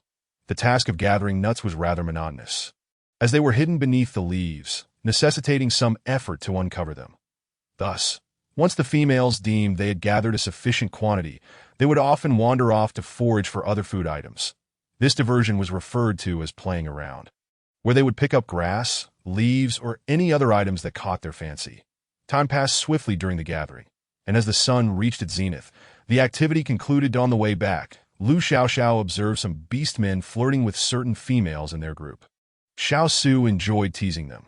When will Yuan Shu and He Jing become mates? He Jing was not a sibling of He Feng and He Yu, but rather the daughter of the chieftain, making her a cousin to He Feng and the others. Black Evening and Black Jade were already in the same group, and when He Jing was playfully teased, a carefree smile graced her face. Once he finishes his turn on the hunting team, he'll move in. The male referred to as Yuan Shu puffed out his chest, displaying a pleased smile that provoked envy from the single males nearby. Courtship was a significant affair for the beastmen. With a scarcity of females, the males had limited opportunities, and many older bachelors lingered within the tribe. Xiao Xiao, are you considering finding a partner? We can help you look. Black Evening chimed in cheerfully, referring to Lu Xiaoxiao, the new female. Perhaps she was simply too shy to voice her intentions. After all, He Feng was not too bad either. Xiao Huan felt a pang of anxiety. She had heard that beastmen who had suppressed their feelings for too long could become unhinged. And if Yuchuan were angered, it could lead to violence or harm. Lu Xiaoxiao felt a tinge of shyness herself, yet the openness of those around her made her own hesitation seem trivial. Sure. We can discuss it later.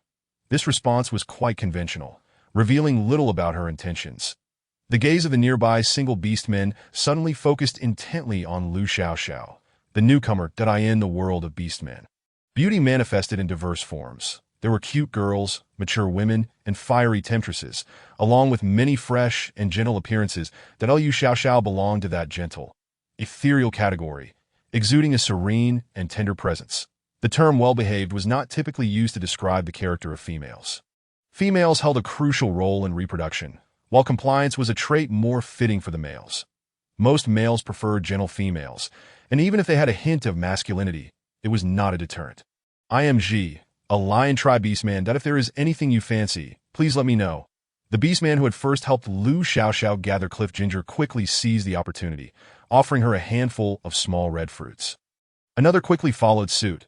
I am Hui Yin, a wolf tribe beastman. The other females in the group regarded this scene with indifference. It was commonplace for males to shower attention on new females. If they did not, it would seem rather surprising, as newcomers were often easily wooed. I am Shan. And I am Lai Hua. Suddenly, Lu Xiaoxiao found herself surrounded by a throng of brawny males, their upper bodies bare, each passionately introducing themselves. The sight of their defined muscles, from 8-pack abs to 6-pack abs and alluring V-lines, made Lu Xiaoxiao wish to modestly avert her gaze. Yet her eyes betrayed her, lingering over their physiques. Wow. My name is Lu Xiao Xiao.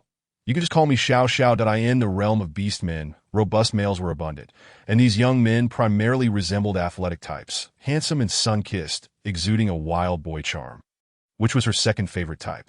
However, she still had a preference for younger, more innocent appearances. Chapter 12. Consider me. I'm quite excellent. I could provide you with meat regularly. Me too. The atmosphere became lively, with the females smiling as they observed. There truly is no better place than here. Indeed, having food and drink is wonderful, and the males are quite decent too, far better than that troublesome tribe nearby. The troublesome tribe being referred to was the Haiha tribe, with whom they had experienced several conflicts. Members of the Haiha tribe had stealthily infiltrated the Heiyu tribe to abduct females, but the Heiyu tribe had swiftly thwarted their attempts, leading to a bout of hostilities that had since settled peacefully. Let us return tomorrow. I still want to weave some ropes. One of the females suggested. Let us head back to the tribe. We'll come again tomorrow. Only then did the beast men begin to pack up to return. Liu Xiao Xiao finally extricated herself from the enthusiastic males, politely declining their offers to carry her backpack and insisting on carrying it herself. Everyone had gathered a substantial haul, and their steps were light as they made their way back. However, the ascent into the tree to store their provisions made Liu Xiao Xiao feel quite overwhelmed. Wasn't he had agreed that food storage would be in the cave? Typically, to avoid exposure, the males would ascend first, followed by the females. As she watched everyone swiftly climb, Liu Xiao Xiao longed to close her eyes and instantly teleport to the top. Gathering her courage, she decided to experience her first weight-bearing climb. Suddenly, she felt a lightness behind her. Turning around, she found Yuchuan lifting her backpack. Upon meeting her astonished gaze, his eyes slightly averted. I have something to do up there. I'll help you carry it. Yes, all right. I can manage. Liu Xiao Xiao replied, feeling quite pleased. The young boy still appeared as charming and adorable as when they first met, his cherubic face looking quite kissable. She felt as though she were the one being peculiar. Let us go. Yuchuan, without a word, hoisted her backpack onto his shoulder and, with remarkable agility, ascended the tree ladder. In a few swift leaps, he reached the tree house where items were stored. Liu Xiao Xiao, witnessing this, hurriedly followed suit, employing both hands and feet. Thanks to her experiences from the previous day when she returned home and her nighttime trips to the toilet, her climbing speed, though slow, ultimately allowed her to ascend. Everyone awaited her arrival, yet none displayed any signs of impatience. Many tribes outside resided in caves, and not being adept at climbing was not considered a flaw. With enough practice, one would grow accustomed. Yuchuan's arrival did not incite much commotion. The people made a little room for him to retrieve his belongings. As one of the tribe's primary laborers, no one would dare to inconvenience him. The warehouse manager handed him the animal hides and tools he needed for exchange, saying, "Take a look." Out of the corner of his eye, Yuchuan glanced outside the treehouse, where Liu Xiao Xiao nervously climbed up. Secretly taking a deep breath, he slightly curled the corner of his mouth. Thinking that this little troublemaker was indeed delicate, he withdrew his gaze, flipped through the hides and tools, confirmed everything was in order, and nodded. After catching her breath, Liu Xiao Xiao joined the queue for food exchange, where everyone stood in an orderly line awaiting distribution from the warehouse manager. The Black Feather tribe possessed a wealth of tools, albeit rather rudimentary, employing stones as weights. 2 stone plates were fixed at either end of a wooden beam, causing it to tilt when items were placed upon it. Soon, it was Liu Xiao Xiao's turn. She extracted the cliff ginger from her backpack, using the rest for barter. The warehouse manager glanced at the cliff ginger in her hand, then weighed her other items, discovering she had collected an abundance of nuts. A hint of surprise appeared on his face as he presented her with 3 palm-sized pieces of meat, a bag of nuts, and even a string of red berries. The meat was strung with grass, and the nuts weighed nearly a pound. Liu Xiao Xiao thought it was quite a good deal. Nowadays, with 2 meals a day, a piece of meat could last 1 or 2 days. After working a morning, she could earn enough for 3 days' worth of provisions. It seemed quite advantageous. Wow, it doesn't seem that difficult for her to rely on herself. The joy on her face was evident, and for some reason, Yuchuan's departing footsteps slowed a fraction, that he slightly lowered his gaze, concealing the unusual color in his pupils. "Thank you for helping me carry my things. This is for you." She pressed a few red berries into Yuchuan's hand, knowing that offering meat or nuts would likely not be accepted by the males and might even evoke awkwardness. The red berries were just right. All eyes in the room were fixated on them. The males exhibited expressions of astonishment and disbelief, while the females showed concern, particularly Xiao Huan, who genuinely feared Lu Xiao's boldness might provoke this individual. The Yu Chuan scrutinized Lu Xiao, seemingly attempting to discern something from her countenance. But her eyes sparkled with mirth, leaving him perplexed. Clumsily grasping the handful of red fruits, he hesitated to hold them too tightly, fearing he might crush them. "Could you help me take this down? I'm still a bit afraid of climbing trees since I just arrived at the tribe that Yu Chuan lived far away, and the likelihood of encountering him again seemed slim. She needed to seize every opportunity for their meetings. What did those romantic tips say? Build connections. At the very least, they needed to become familiar with each other. Moreover, Yu Chuan appeared to be the type who bore heavy thoughts, and coupled with his ominous reputation as a beast man, his wariness would only intensify. It seemed a protracted battle lay ahead, that a female pursuing a male is like a mountain separating them. She would need to put in considerable effort, that Lu Xiao had many thoughts swirling in her mind. But she displayed none of it on her face, gazing at him with anticipation. "Little female, how about I help you?" A nearby male interjected. This female likely did not comprehend the implications of the ominous beast man, which emboldened her to show goodwill towards him. After speaking, he glanced back at Yu Chuan, noting that he was neither strong nor particularly masculine. How could he possibly attract a female? Unworthy indeed. That Lu Xiao lowered her eyelids, her tone tinged with disappointment. "Are you unable to help? Am I putting you in a difficult position?"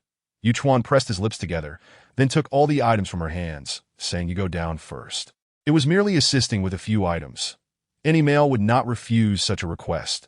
The tribe had established customs dictating that females should descend first, with males following to carry their belongings, preventing any potential offense. "Thank you." Upon hearing his agreement, Lu Xiao's face instantly lit up with a joyful smile. Though her face was smeared with dirt, that radiant smile blossomed fully, making Yu Chuan feel somewhat blinded and, for reasons unknown, a tad frightened. He had never felt fear when encountering ferocious beasts. Why should he feel this way towards a mere female? He hurriedly averted his gaze, turning his back. Chapter 13. Quickly declined. The females silently watched Lu Xiao express goodwill towards Yu Chuan, their hearts filled with concern. She had only recently arrived at the tribe and was undoubtedly unaware of Yu Chuan's identity. While Yu Chuan was indeed strong, he was an ominous beast man. What would she do if she could no longer afford meat in the future? The males, on the other hand, were consumed with jealousy, that if Yu Chuan were to relent, not all females would mind his ominous identity. Though he was a flawed beast man, he was still a laborer, as long as he kept his distance. It would suffice. Why should they tolerate this? The males looked at Lu Xiao, wishing they could showcase their strength, their teeth, their assets. She must have never been with a male, or how could she be so enthralled by someone like Yu Chuan? Lu Xiao was acutely aware that everyone was observing her, but it mattered not. As long as no one openly uttered discouraging words, she chose to pretend she saw nothing. This was one aspect Lu Xiao appreciated about the Black Feather tribe. No one initiated unwarranted criticism, and everyone was united, fostering a strong sense of belonging. Unbeknownst to her, the tribe held a love-hate relationship with Yu Chuan, while many were apprehensive of his ominous identity. His hunting prowess was indeed unparalleled. That it was easy to imagine how formidable their tribe would be if he were a complete beast man. The tribe's strength was the greatest reliance for everyone, serving as their assurance against encroachment from other tribes. Furthermore, Yu Chuan had made significant contributions to the tribe. Even though his identity evoked fear and disdain, he was still one of their own. He resided far from them and posed no conflict. It was best to maintain a cordial relationship, as they encountered each other frequently. Moreover, the priest and clan leaders strictly monitored this matter. Should any instigators be discovered, males would be punished while females would lose their share of fruit. Additionally, Lu Xiao was quite amiable, and they could always speak of her positively afterward rather than confront her with unpleasant remarks, which would reflect poorly on them. Thus, there was no direct reason for conflict. Summoning her courage, Lu Xiao clung tightly to the tree trunk, descending rapidly, just as she felt she had steadied herself. Yu Chuan appeared beside her. Beastmen are indeed strong. That Lu Xiao saw the meat and other items being offered to her. Initially, she intended to reach out, but then reconsidered, mustering her courage to say, I still need your help, that I'm too scared to climb back down while carrying these. She observed Yu Chuan's expression. If he showed even a hint of impatience, she would immediately backtrack, claiming that if he was inconvenienced, she could manage alone. That why Yu Chuan slightly nodded. And though his youthful face showed no signs of annoyance or aversion, it did not appear to be entirely devoid of emotion. There is hope, Lu Xiao exclaimed joyfully. Thank you. Yu Chuan thought there was nothing to be grateful for. He was merely helping her carry a few items, nothing of great significance. That Lu Xiao was in high spirits, ready to lead the way home. However, as they walked, she realized the surroundings were all quite similar, and she had clearly lost her way. This is so awkward. I can't remember which treehouse is mine. The treehouses in the forest looked almost identical. Aside from the lavish corridors, the larger and smaller ones bore little distinction, and to her, the forest appeared uniform. That oh no, I don't want to come off as a fool. Gritting her teeth, she acknowledged her limitations. Holding on to a sliver of hope, she wandered aimlessly, trying to find her treehouse, but soon gave up. That I forgot which treehouse is mine. Embarrassed, Lu Xiao forced herself to tell Yu Chuan. I might need to ask why Yu Chuan lowered his eyelids. Had it not been for the genuine frustration and embarrassment reflected in the female's gaze, he might have thought that she had discovered his earlier act of helping her bind vines. She was not hinting at anything. Wait for me, Lu Xiao said as she prepared to return to the first treehouse. That Yu Chuan called out to her. No need. I know where it is. After saying this, he felt a pang of regret for speaking out, a hint of childlike panic flashing across his eyes that he had merely seen her struggling to climb the tree while crying and had casually tied a vine for her. There was no other intention. Even if other males had seen, they would have acted similarly. That he certainly did not stealthily climb into the female's treehouse. Your treehouse has your scent. Under the perplexed gaze of Lu Xiao, he offered an explanation, fearful that she might uncover something. Upon receiving his answer, Lu Xiao trusted him implicitly. The male orcs possessed the keen senses of beasts ingrained in their very blood. Their hearing, sight, and smell were exceptionally developed, allowing them to navigate the forest and survive amidst the elements. The ability to discern a mere scent was trivial. I apologize, he said. Yu Chuan found this little troublemaker's temperament to be remarkably gentle, a stark contrast to the loud and boisterous females in the tribe. She treated everyone with such warmth, leaving him to wonder if she might eventually become a target for others' bullying. Oddly, he pondered why he was overthinking such matters. He trudged ahead, while Lu Xiao hurried to keep pace behind him. Yu Chuan, since I just arrived in the tribe, could you tell me how you all live? Initiating conversation was the first step towards deepening their understanding of one another. Given Yu Chuan's wary nature, her bold declaration of wanting to be with him would likely send him fleeing once more. Lu Xiao was utterly inexperienced in the art of pursuit, yet her instincts urged her to play the long game to reel him in. I don't know, Yu Chuan replied. Having distanced himself from the tribe since childhood, he had never participated in their grand festivities, content to observe from the sidelines, knowing full well that he would not be welcomed. Rather than subject himself to humiliation, it was better to abandon any foolish hopes from the outset.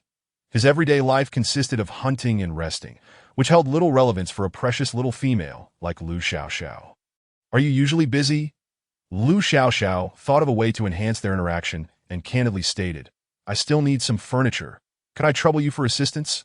Yu Chuan was momentarily taken aback, ready to refuse. He was an ill-fated orc.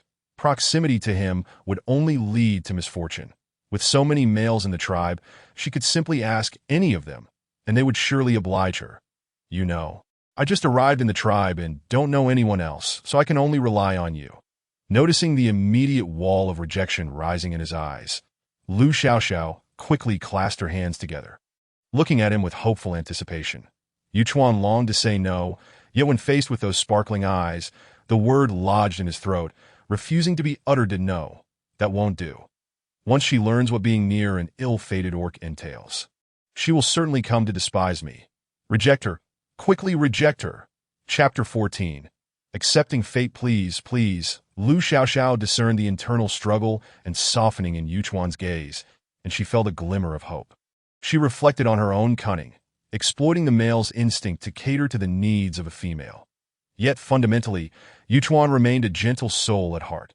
Had he resolutely rejected her, she would have been at a loss for alternatives. Left to devise a long-term strategy, Fine, Yuchuan conceded, wanted to punch himself. What was he doing? Did he deserve this?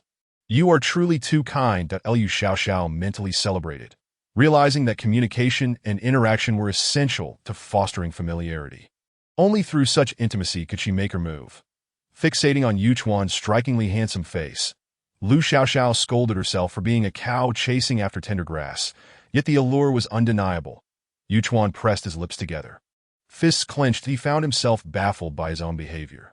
Then let us be on our way, Lu Xiaoxiao declared, leaving him no opportunity for regret. Now he was at a loss for words, resigned to follow her towards the ever-approaching treehouse. Feeling an inexplicable warmth rise within him. What a pitiful creature he was, he thought to himself. Before long, they reached the base of Lu Xiaoxiao's treehouse. Yuchuan ascended with remarkable agility, scarcely needing to use his hands.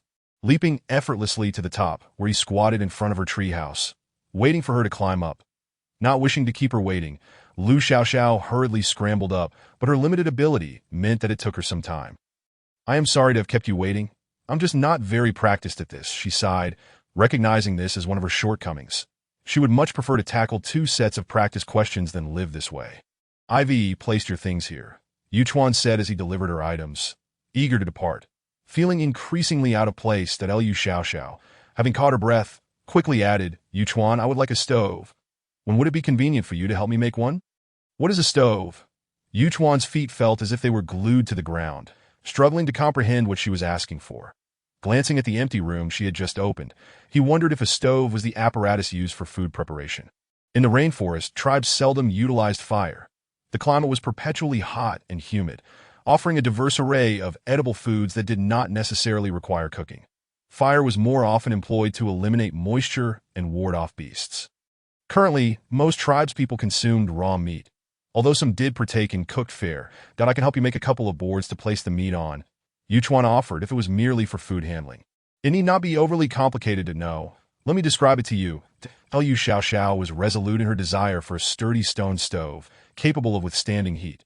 She gestured, I want a long stone, about this high and this large, hollowed out inside. Could you help me make it? It wasn't particularly difficult, but without his beast form, Yuchuan's claws were significantly less effective. He would likely require some tools to assist her in its creation. Are you in a hurry? He thought if she was urgent, he would suggest she seek help elsewhere. He was not inclined to assist, after all. Not really, but it would be best to have it soon. Lu Xiaoxiao hesitated, concerned he might find her demanding. She glanced at the raw meat she had received, steeling herself. If you're busy, I can wait. After all, gnawing on raw meat was better than going without. Yuchuan lowered his gaze slightly, murmuring, understood that he had time that evening. Such heat-resistant stones were plentiful in the mountains behind the tribe, merely requiring some effort to polish. Thank you. And could you also bring back some bowls and a large bowl? Lu Xiaoxiao continued, illustrating the size of the large bowl, akin to a smaller milk pot that could sit atop the stove. She had no specific shape in mind. Yuchuan nodded, hastily departing, eager to avoid any further requests. He feared he might lose control again and feel compelled to acquiesce to her every demand. What had become of him? Meanwhile, Lu Xiaoxiao watched his swiftly disappearing figure, letting out a soft sigh. The young male spoke little, providing no opportunity for deeper conversation. Using a branch from outside to skewer the meat, she inserted it into the crevice of her treehouse to ensure the meat hung suspended. Lu Xiaoxiao tossed her belongings aside and nestled into her fur blanket. Outside, the sun shone brightly, yet inside her home, a lingering dampness prevailed. Would she end up suffering from rheumatism? Were there any herbs that could be used to alleviate moisture? She glanced at her food for the next few days. Some raw meat, her head buzzing with thoughts. The raw meat occasionally dripped blood, creating a rather unkempt appearance. Thankfully, her elevated dwelling kept most insects at bay. Otherwise, she would dare not consume that meat that in a rainforest environment. She was hesitant to attempt making dried meat, as any mistake could lead to spoilage, and she wouldn't dare consume anything that had gone bad. A solution must be found. Unbeknownst to her, Yuchuan returned home, preparing his tools and setting out to find stones. Without the advantage of beastly claws, he relied on tools to compensate for his limitations. However, the greatest distinction between orcs and beasts lay in their capacity for thought and tool use. Thus he was not at a disadvantage. After walking a short distance, he encountered several males squatting not far from his treehouse. He recognized them from the materials exchange earlier. Yet, it didn't take long to deduce their purpose. He raised his gaze slightly, a glimmer of coldness flashing in his golden and crimson eyes. He was acutely aware of his identity and had never harbored any delusions. There would always be those who, having nothing better to do, sought to provoke him, the Dio not approach the little female casually. Liehua warned, eyes wide with intensity, that a male like you is unworthy of associating with females, wasting their time and affections.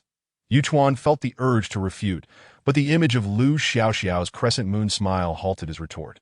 Yes, you are unworthy. You, a disabled orc, do not deserve a female. You are destined to live in solitude. Liehua relished the moment, unable to tolerate Yuchuan's aloof demeanor, but he believed Yuchuan ought to rot in the shadows, rather than live a carefree life without worry about sustenance. You can't honestly believe any female would be interested in you. You useless orc. You'll only drive them away. Yuchuan had heard such words countless times throughout his life. They no longer held any power over him. Perhaps in his youth, he would have shed tears in silence. But he was now a grown orc. Mere words could inflict no harm. Moreover, he was well aware of how females viewed him. He had no desire to force their affections nor to ingratiate himself, but he could accept a lifetime of solitude and calmly face the fate of an early demise. Chapter 15. Conflict. This little female has just arrived in the tribe and is unaware of your situation. You cannot possibly think she has any interest in you just because she speaks to you. It would be best if you kept your distance from her. In an attempt to discern the expression of frustration and despondency on Yuchuan's face. Though he saw none, Liehua triumphantly declared that today she had exchanged names with both him and the others, hinting that an opportunity may soon arise. Yuchuan, not being on duty today, was unaware of the gathering team's circumstances and naturally did not comprehend the significance of name exchange. However, the mere thought that Luxiaxio might become a partner to this fellow and even bear him beautiful offspring left him in turmoil, but he pursed his lips slightly, hesitating for a moment before decisively casting aside his bone knife. His figure darting towards them like a tempest, striking with lightning speed at the trio who attempted to warn him. If one can prevail, there is no need for excessive words.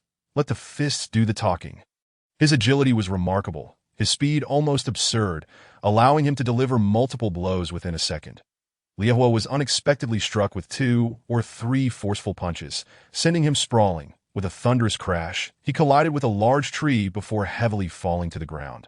The impact jarring his internal organs to the point of nearly displacing them, prompting him to involuntarily spit out a considerable amount of blood. That my leg! Liehua exclaimed in disbelief, having just been pummeled by Yuchuan without even having the chance to retaliate before sustaining such injuries. Upon witnessing his injury, one of the nearby males transformed into a fierce tiger, roaring as he lunged towards the solitary and fragile Yuchuan, intending to tear into him with his gaping maw. Yuchuan, you lack martial ethics. As the tiger pounced, Yuchuan rolled downwards, deftly pushing off the ground to complete a perfect backflip, landing securely on the tiger's back, raising his fist to strike down upon its shoulder bone. Crack! With that punch, the tiger's right front leg buckled weakly, letting out a pained whimper before it began to roar in agony. The tiger's loud roar startled the birds perched in the treetops, while another large gray wolf rushed over, howling, seeking vengeance for Liehua and the tiger. Facing 2 opponents, Yuchuan showed no fear. After all, what martial ethics exist among beastmen? They did not distinguish right from wrong. Only victory from defeat. That was precisely because of his own shortcomings that he had to strive harder than others to be on equal footing with them. Thus, what need was there for martial ethics? Those who had relied solely on their human forms to survive in the forest knew best how to strike at their opponent's weak points. He unleashed a flurry of punches, each accompanied by the sound of rushing wind, landing blows upon the gray wolf's shoulder and lower back, causing it to yelp in pain. That a kick aimed at the wolf's waist sent it flying, and with a swift turn, Yuchuan executed a seamless sweeping kick, knocking it off its path. The wolf yelped in distress as it flew backward, crashing heavily onto the recovering tiger, causing the latter to emit a yowl of surprise before collapsing once more. You amazing. Using me as a cushion, the tiger lamented. Liehua, unwilling to accept defeat, realized that he had twisted his ankle when Yuchuan had kicked him down. Now, witnessing his brother being pummeled, his face fell. Just you wait. Yuchuan feigned ignorance, Many were waiting for him, and in the end, they would all shake hands in reconciliation. Not one to engage in a prolonged fight, he calmly retrieved his bone knife, adding, "Do not provoke me again, or I shall ensure you are unable to hunt for an additional 10 days. This statement was not unfounded. With Liehua's twisted ankle and the tiger's broken shoulder, they had already met the criteria for 10 days of inability to hunt. Liehua, wary, retorted, "I will inform the chief and the shaman of your malicious intent." "Do not forget where I reside," Yuchuan replied, a smile playing at the corners of his mouth, "but feel free to go." With that, he paid no mind to their expressions and strode away with an air of confidence and ease, leaving the humiliated Liehua seething with anger, glancing at his two ineffectual companions, nearly driven to madness. "You two are utterly useless. Enough chatter. Come help me, I've twisted my waist." The gray wolf, sprawled atop the tiger, weakly lamented its plight. "At least we fought. You didn't even begin before it was over. How can you claim otherwise?" Liehua bellowed in frustration. Regardless of what they thought, Yuchuan remained indifferent to others' opinions. After all, he wouldn't lose a piece of meat for having listened to their complaints, casting a glance at the sky. He hastened forward, realizing that the earlier scuffle had not exhausted too much of his energy, but lacking the support of his beast form, he needed to move swiftly to keep pace, Yuchuan thought to himself. He should not disappoint the females, lonely, solitary, all alone at the break of dawn. Luxiaxio awoke once more to the relentless mockery of the birds. Stifling a yawn, she sat up, utterly disenchanted. "So annoying. I might as well stew it for a meal." Luxiaxio grumbled at the alarm that had disrupted her dreams. With a casual ruffle of her hair, she prepared to set out for gathering. She glanced at the 3 pieces of meat, approached them, and sniffed. Fortunately, they had yet to spoil. Assessing the weather, she noted the air was still somewhat humid, suggesting that the dried meat might not hold up. Tonight, it would likely need to be consumed, as the damp heat would soon lead to spoilage. Upon opening the door, she was surprised to find a plethora of items awaiting her. A stove, bowls, pots, and some fruits. My goodness, it has only been an afternoon and a night. Yuchuan truly is efficient. If this were modern times, he would undoubtedly be the most competitive employee in the company. The fruits he brought resembled apples, bright red and shiny. She wiped one and decided to eat it for breakfast. Upon biting into it, she found it slightly tart yet crisp, reminiscent of an unrefined apple. The fruits were not particularly large, but one was enough to somewhat alleviate her empty stomach. She intended to snack on some nuts while gathering later. After placing the fruits inside, she found the stove a tad heavy. Rolling it to fit through the door, hastily tossing her belongings aside before scrambling down the tree to gather with the others. Otherwise, they would leave without her. It was rather amusing. She had become quite adept at climbing trees, transforming from trembling hesitance to swift efficiency, having endured so much in between. She rushed to the altar, where everyone was gradually assembling. Xiaoshu spotted her and waved eagerly. "Xiao, we're over here. You all are so early," Luxiaxio exclaimed, having run without even rinsing her mouth, quickly wiping her face and fixing her hair. "Oh dear, my hair is all tangled." She desperately resisted the urge to sniff. Chapter 16. "Are you there? Are you all right?" The males had ventured out to hunt before dawn, and now was a good time for them. Xiaohuan cheerfully remarked, while the nearby females chimed in, "Just getting up is impressive." This was no exaggeration. Despite the harshness of their era, the rules of multiple partners led some females to prefer a laid-back lifestyle. Each had their own aspirations, and Luxiaxio did not wish to merely compete with them. Today, their departure point was the same forest as yesterday, a vast area where a single gathering session was insufficient to deplete resources. As long as supplies remained, they would return many times. Having already visited yesterday, everyone was swift to disperse, eager to commence their gathering activities. Attracted by the prospect of food, Luxiaxio transformed into a diligent little hamster, scouring through the dry leaves to collect chestnuts and hazelnuts for her basket, while munching on pine nuts as she went. Everyone followed suit, filling their stomachs while foraging. Eating too much meant they would need to relax later in the afternoon. Sometimes they had only 2 meals a day, and if not hungry, it was common to have just one. Luxiaxio favored the taste of pine nuts, enjoying their soft, glutinous texture, while hazelnuts and chestnuts felt gritty and scratchy in her throat. She mused that perhaps cooking or frying them would enhance their flavor. She preferred a softer, more tender bite. Without a fire, it was inconvenient, so she settled for snacking on the pine nuts to satisfy her cravings, especially since they were not cheap in the modern world. Suddenly, while diligently gathering fruits, she was startled by a commotion. Looking up, she saw a group of men approaching. These men were similarly bare-chested, adorned with necklaces made of animal teeth, feathers, or peculiar stones, their hair a riot of colors, yellow, red, green, resembling a lively squad of spirited youths. Their faces bore the unblemished joy of those untouched by the burdens of modernity, their healthy, low-salt, high-vegetable diets resulting in well-defined muscles, embodying the physique aspired to by contemporary fitness enthusiasts. Just look at those inflated arms. A punch from one could indeed bring her to her knees, pleading for mercy. How odd, she thought.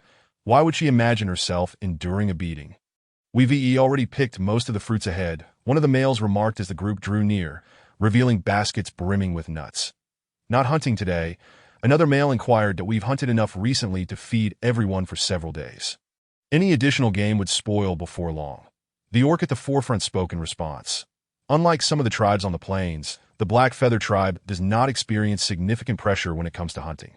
Rather, foraging accounts for the majority of the tribe's food intake. Living in the forest has its advantages and disadvantages. While food is abundant and diverse, it is not easily stored. The tribe must rely on nuts and other storable foods to endure prolonged periods of danger. Lu Xiaoxiao, the newcomer, was not well acquainted with the tribe and its daily routines, but she listened intently, supplementing her limited knowledge while continuing her tasks. Then someone added, "By the way, in a few days, we need to go to the Goat clan to trade for salt. Do you have enough supplies?" "Yes, but the Black Feather tribe demands 2 animal hides for a jar of salt." "Trade for salt? Doesn't the Black Feather tribe have access to the sea? Why trade for salt?" Lu Xiaoxiao raised her eyes, her full attention captured by their conversation. The method of boiling seawater and filtering it to obtain salt was not an obscure piece of knowledge, considering the Black Feather tribe's advantageous circumstances. Why would they need to trade for salt? Suddenly, a bold idea flashed through Lu Xiaoxiao's mind. Sea breezes, sunlight, high temperatures, and salt. All the elements required for producing jerky were right at hand. They could even gather seafood and sun-dry fish. This was indeed a significant boon. "Can we go to the seaside? It would make sense to forage there, wouldn't it?" Lu Xiaoxiao inquired of a companion nearby. "What would we do at the seaside? The shellfish there aren't very tasty. Compared to those little crabs and fish, orcs seem to prefer nuts, which can cause stomach issues." Heishi also chimed in with spines and bones. "Though the meat is delicious, it can easily get stuck. The flavor of sea fish is indeed pleasant, with a faint fishiness. Otherwise, there wouldn't be so many methods of steaming and sashimi in later generations. However, sea fish should have fewer bones. I wonder if the orc world has undergone mutations. By the way, that hard fruit should be ripening soon." Yia suddenly recalled a delightful beverage, her expression tinged with longing. The last time the males brought some back, it was quite enjoyable. "Yes, but unfortunately it doesn't last long. If it's not fresh, it can be fatal to Lu Xiaoxiao didn't quite understand what they were discussing, but she truly desired to produce salt. After all, with ample salt, she could preserve food, preventing raw meat from going to waste. This would not only address the issues of food spoilage and storage, but also save a considerable amount of resources. Just because we reside in the warm rainforest doesn't mean we don't need animal hides. Having a few extra changes of clothing would be beneficial. The current hunting party rested for 3 days after every 3 days of hunting, often idling around the tribe like street loafers, which felt like a waste of time. She chastised herself, wondering if she had been successfully manipulated by capitalist ideals, unable to bear seeing others idle. Why should it concern her? She wasn't the tribe's owner. There was no need to engage in such internal competition. It was a collective action. It was entirely reasonable for everyone not to want to go to Lu Xiaoxiao pondered whether she could persuade Yuchuan to accompany her in the afternoon. A female venturing far alone was better with a male escort, but she was unsure if Yuchuan was free today. What a splendid idea! As expected of her, she would have the opportunity to spend time alone with the young male again. Perhaps next time, as today felt somewhat late, and the place was quite far, they would need a male in beast form to take them there. Xiaohuan whispered, "There is nothing particularly enjoyable at the seaside. And every time I emerge from the water, my body feels tight. The animal hide skirts get wet and fade easily. I really don't understand what Lu Xiaoxiao finds appealing about that place." Xiaohuan recalled how, as a child, she had also pestered her father to take her to the seaside, but she kept that to herself. After a few visits, it won't be so curious anymore. All right, Lu Xiaoxiao agreed readily. After gathering her share of the day as foraging, a somewhat distracted Lu Xiaoxiao hastened to find the shaman. Since they needed to trade for salt, it seemed that the Black Feather tribe had yet to master the method of salt production. This was an excellent opportunity that she could fully exploit. Knowledge is a person's greatest asset and source of confidence. Once she unveiled the method of salt production, it would ensure her prosperity within the tribe for a considerable portion of her life. Whether or not she achieved wealth was inconsequential. What truly mattered was her freedom to choose a partner. If the Black Feather tribe continued to operate like the Sea River tribe, she would need to devise further plans. In her impression, primitive tribes were steeped in faith, and the shaman wielded more power than the chieftain. It was wiser to seek him out first. Lost in thought, she arrived at the entrance of the shaman's cave. After rehearsing her approach mentally, she took a deep breath and called out, "Shaman, are you in?" Chapter 17, Trading for Salt. The shaman was tending to a fire. The cave was quite chilly, and he typically needed to kindle a fire to dispel the moisture and maintain dryness within. Upon hearing her voice, he appeared unfazed. "Come in and sit." Granted permission, Lu Xiaoxiao cautiously entered the cave, which measured approximately 20 to 30 square meters. The stone walls bore numerous hollowed-out niches, each filled with categorized items and baskets. The cave was infused with a complex aroma, predominantly the refreshing scent of herbs that as Lu Xiaoxiao approached. She noticed the shaman was grinding medicine, that he sat with his legs apart before the flames. A boat-shaped stone placed between them. His hands pushed a stone wheel, slowly grinding the contents, a labor-intensive task that caused the muscles in his arms and back to bulge. "Have you been settling in well within the tribe?" He cast a brief glance at Lu Xiaoxiao, his tone gentle. "Quite well. Actually, did I feel a bit shy sitting directly opposite you, so I'll sit a little farther away. Now that I can climb trees. Things are better. Indeed, with practice, you'll become proficient. Next time, let them take you to the waterfall. The younger females love it there, and you can also swing on ropes." The shaman spoke in a calm, soothing manner, and as he grasped a handful of herbs and placed them into the grinder, he asked, "Are you feeling unwell?" "I'm much better now." Had she not been prompted, Lu Xiaoxiao would have almost forgotten her previous experience of nearly falling ill multiple times in a day. She instinctively touched her head, embarrassed, and added, "The tribe's medicine is very effective." The shaman smiled. "That's good to hear." After exchanging pleasantries, Lu Xiaoxiao hesitated for a moment before speaking up. "Shaman, I'd like to ask about Yuchuan. Have you taken a liking to him?" The shaman seemed unsurprised by her directness, responding straightforwardly that he is a good boy, but his physical capabilities are indeed his greatest shortcoming, that if you are merely moved by his act of bringing you back, there is no need to overthink it. Lu Xiaoxiao's gaze flickered. "Because males will choose to rescue you. He is not a special case.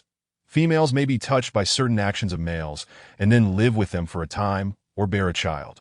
But if they are not fond of them, they will ultimately part ways. Yuchuan is a good boy.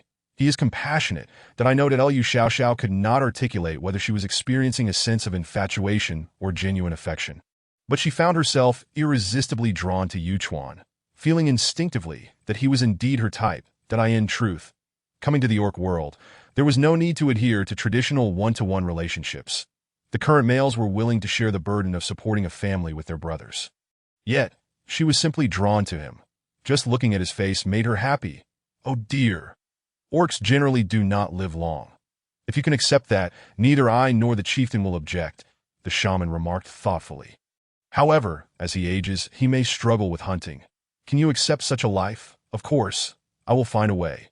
Upon hearing this, Lu Xiaoxiao felt that the shaman was genuinely kind-hearted. She quickly added, "I know how to produce salt and preserve food.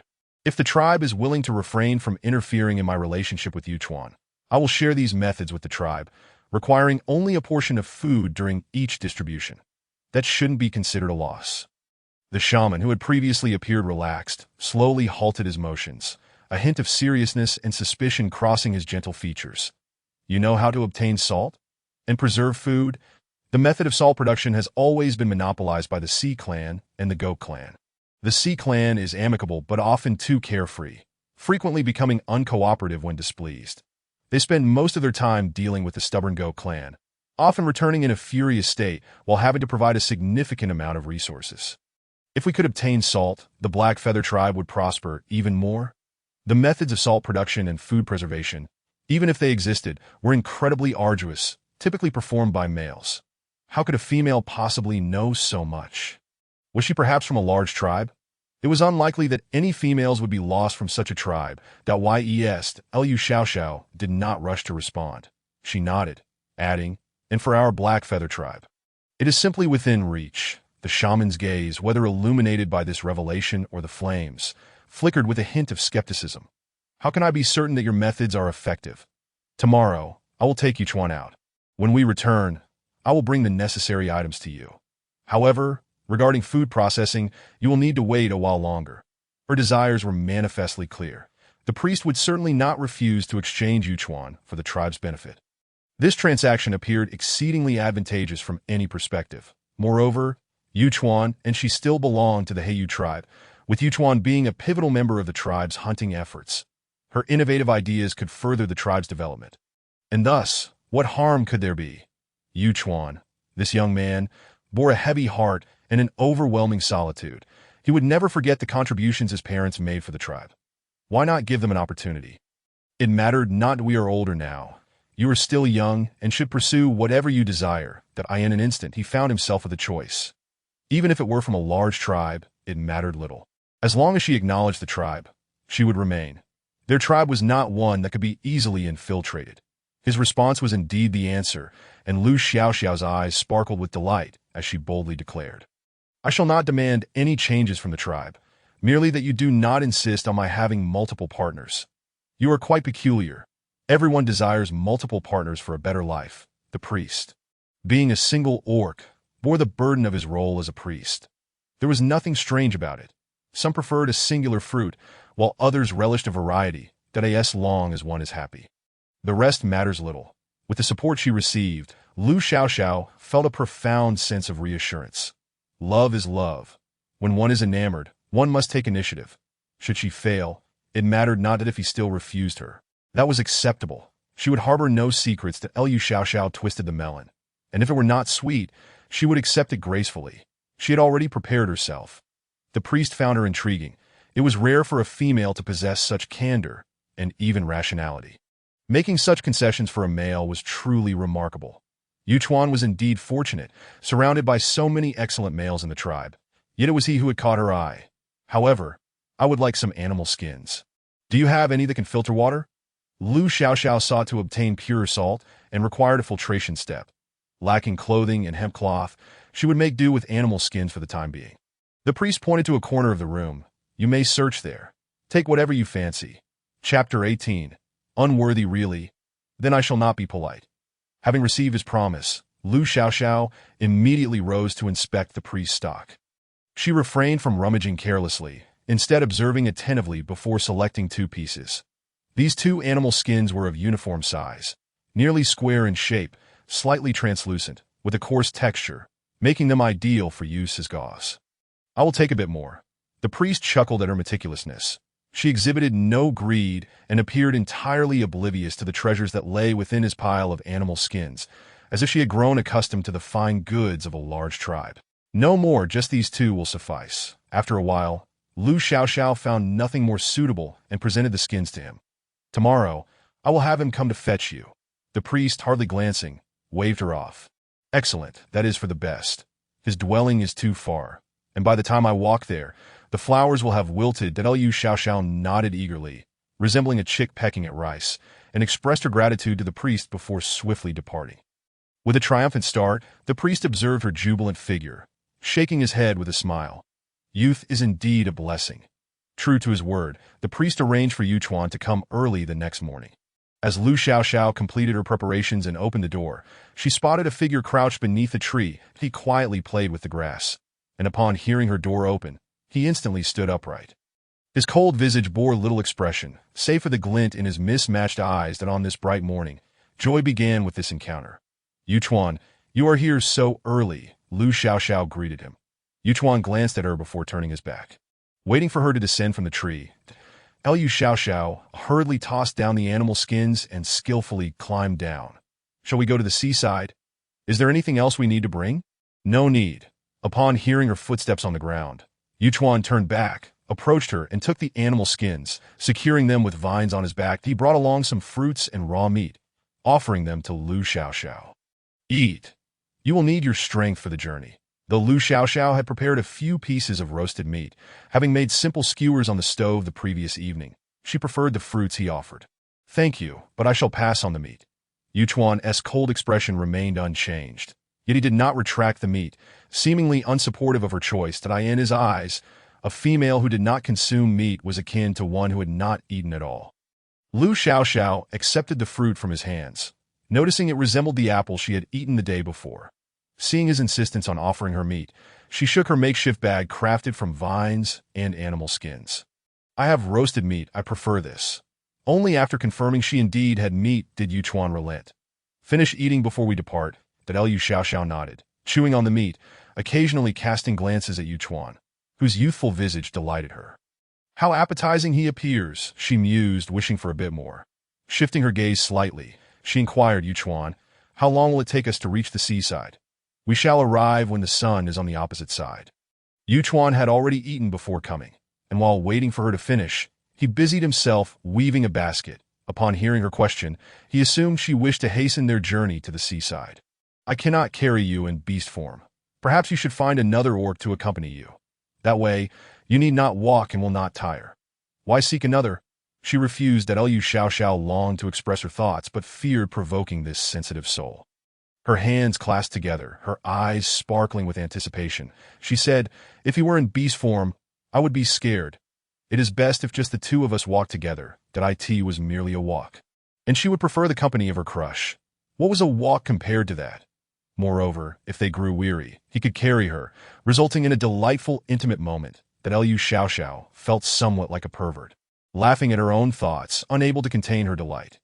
Yuchuan observed her, uncertain of her sincerity, before turning his gaze away. After finishing breakfast, they set out. The forest environment was intricate. Before departing, Yuchuan tied a plant that repelled insects around her wrist and cautioned, do not wander about. There are bugs in the woods. Understood, Lu Xiaoxiao nodded, indicating she comprehended. Sensing her lack of seriousness, Yuchuan added, they are poisonous. Okay. Lu Xiaoxiao discreetly touched the plant bracelet on her wrist, earnestly affirming her understanding. Yuchuan believed she would value her life. Yet he thought, if need be, he would simply keep a closer watch. It was no great matter. Let us go. Yuchuan led Lu Xiaoxiao along a narrow path, devoid of any tribe members, allowing them to enter the forest unhindered. The forest air was refreshingly moist, and the rustling of leaves accompanied the calls of birds and chirping of insects, providing her, a city dweller for over 2 decades, with a distinctly new experience. Occasionally, familiar plants caught her eye. After some contemplation, she recognized them as ornamental greens from a future era, with dark green leaves adorned with white edges, resembling tortoise shells. Not only that, but the stones were also covered in a plethora of moss, yet no fungi were in sight. The grass varied in hues of green, yellow, white, and even pink, exuding vitality and exuberance. Taking a deep breath of oxygen-rich air, Lu Xiaoxiao felt rejuvenated. That a couple of rabbits, startled by their approach, dashed away with agile leaps, clearly indicative of the forest's bountiful provisions. Before Lu Xiaoxiao could voice her astonishment, Yuchuan casually picked up a stone and, with a swift motion, hurled it, striking one of the rabbits down. Lu Xiaoxiao's mouth fell open in shock. Please do not appear so nonchalant. Otherwise, I might think I can do it too. From a distance, the rabbit appeared to be an ordinary creature, albeit slightly larger and sturdier. Yuchuan maintained a safe distance as he retrieved the rabbit, grasping its long ears and weighing it in his hand. He turned his gaze toward Lu Xiaoxiao. Shall we eat this? It is for you, that in his heart, he thought. There is no ulterior motive. It is customary to share hunted food with females in the wilderness. All right. Lu Xiaoxiao graciously accepted his kindness, casting a silent apology to the adorable rabbit, lamenting its fate. Such a cute creature, yet it must meet its end. Lacking any seasoning, she pondered boiling it with salt instead. Let us take it with us. Binding the rabbit's 4 legs together, Yuchuan placed it in the basket on his back. This method of carrying was, as he had heard, brought forth by Lu Xiaoxiao. He glanced at her, who wore a cheerful smile, and an unfamiliar sensation welled up within him. However, he dared not dwell on it. Such thoughts were unworthy of a person like him. Chapter 19. Thoughtful after traversing for most of the day. Not only did they encounter rabbits and squirrels, but also many creatures unfamiliar to Lu Xiaoxiao, sparking her curiosity as she engaged Yuchuan with questions along the way. Is this edible? No, consuming it will result in a painful tongue. Lu Xiaoxiao wondered if that might be a reference to chili peppers, and it will cause vomiting. Sensing her eagerness, Yuchuan added once more to Lu Xiaoxiao quickly restrained her hands. Soon, as the excitement faded, she began to feel a bit breathless. After all, traveling was a physically demanding task, and the humid and warm air of the forest left her feeling somewhat drained. I think I need to rest for a moment. I'm feeling a bit tired. All right, Yuchuan had already begun searching for a suitable resting spot when he noticed the fatigue etched on her face. He led her to the shade of a large tree and instructed her to sit down. As soon as she plopped down onto the stone, Lu Xiaoxiao felt a wave of relief wash over her. Indeed, long journeys were not suited for someone as delicate as her, but for the sake of their time together, she could endure it. Stay here and don't wander off. Keep your voice down. There's grass nearby that can mask our scent. I'll go fetch some water and be back shortly. Seeing beads of sweat trickling down her forehead, Yuchuan decided to hurry off for water. Otherwise, she might struggle to continue their journey. The task assigned to him by the priest was to safely escort her to the seaside and back to the tribe without any mishaps. Lu Xiaoxiao felt a bit uneasy being alone in the forest. Here, take this. Tie 20 knots, and I'll return to distract her from her anxious thoughts. Yuchuan tucked a long leaf into her arms before swiftly vanishing into the thicket. A blush crept onto Lu Xiaoxiao's cheeks as she realized Yuchuan had quite the knack for comforting others. Even if it was just by tying knots, this is more like something a child would do to divert attention. She fiddled with the leaf in her hands and the bracelet on her wrist, feeling her earlier apprehension about being alone in the forest dissipate significantly. Pressing her lips together, she silently began to tie knots. 1, 2, 3. True to his word, Yuchuan reemerged from the bushes just as she finished her 20th knot. Lu Xiaoxiao noticed his long braid was adorned with fallen leaves. He approached her, offering the leaves to help her hydrate and replenish her energy. What sweet water, she exclaimed with delight. You should drink some too. Yuchuan shook his head. I've had my share. The water was specifically intended for females.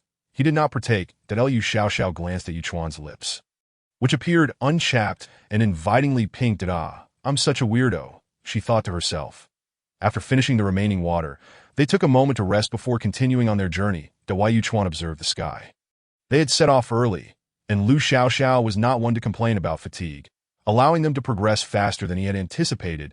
It seemed they would reach their destination by the time the sun was directly overhead.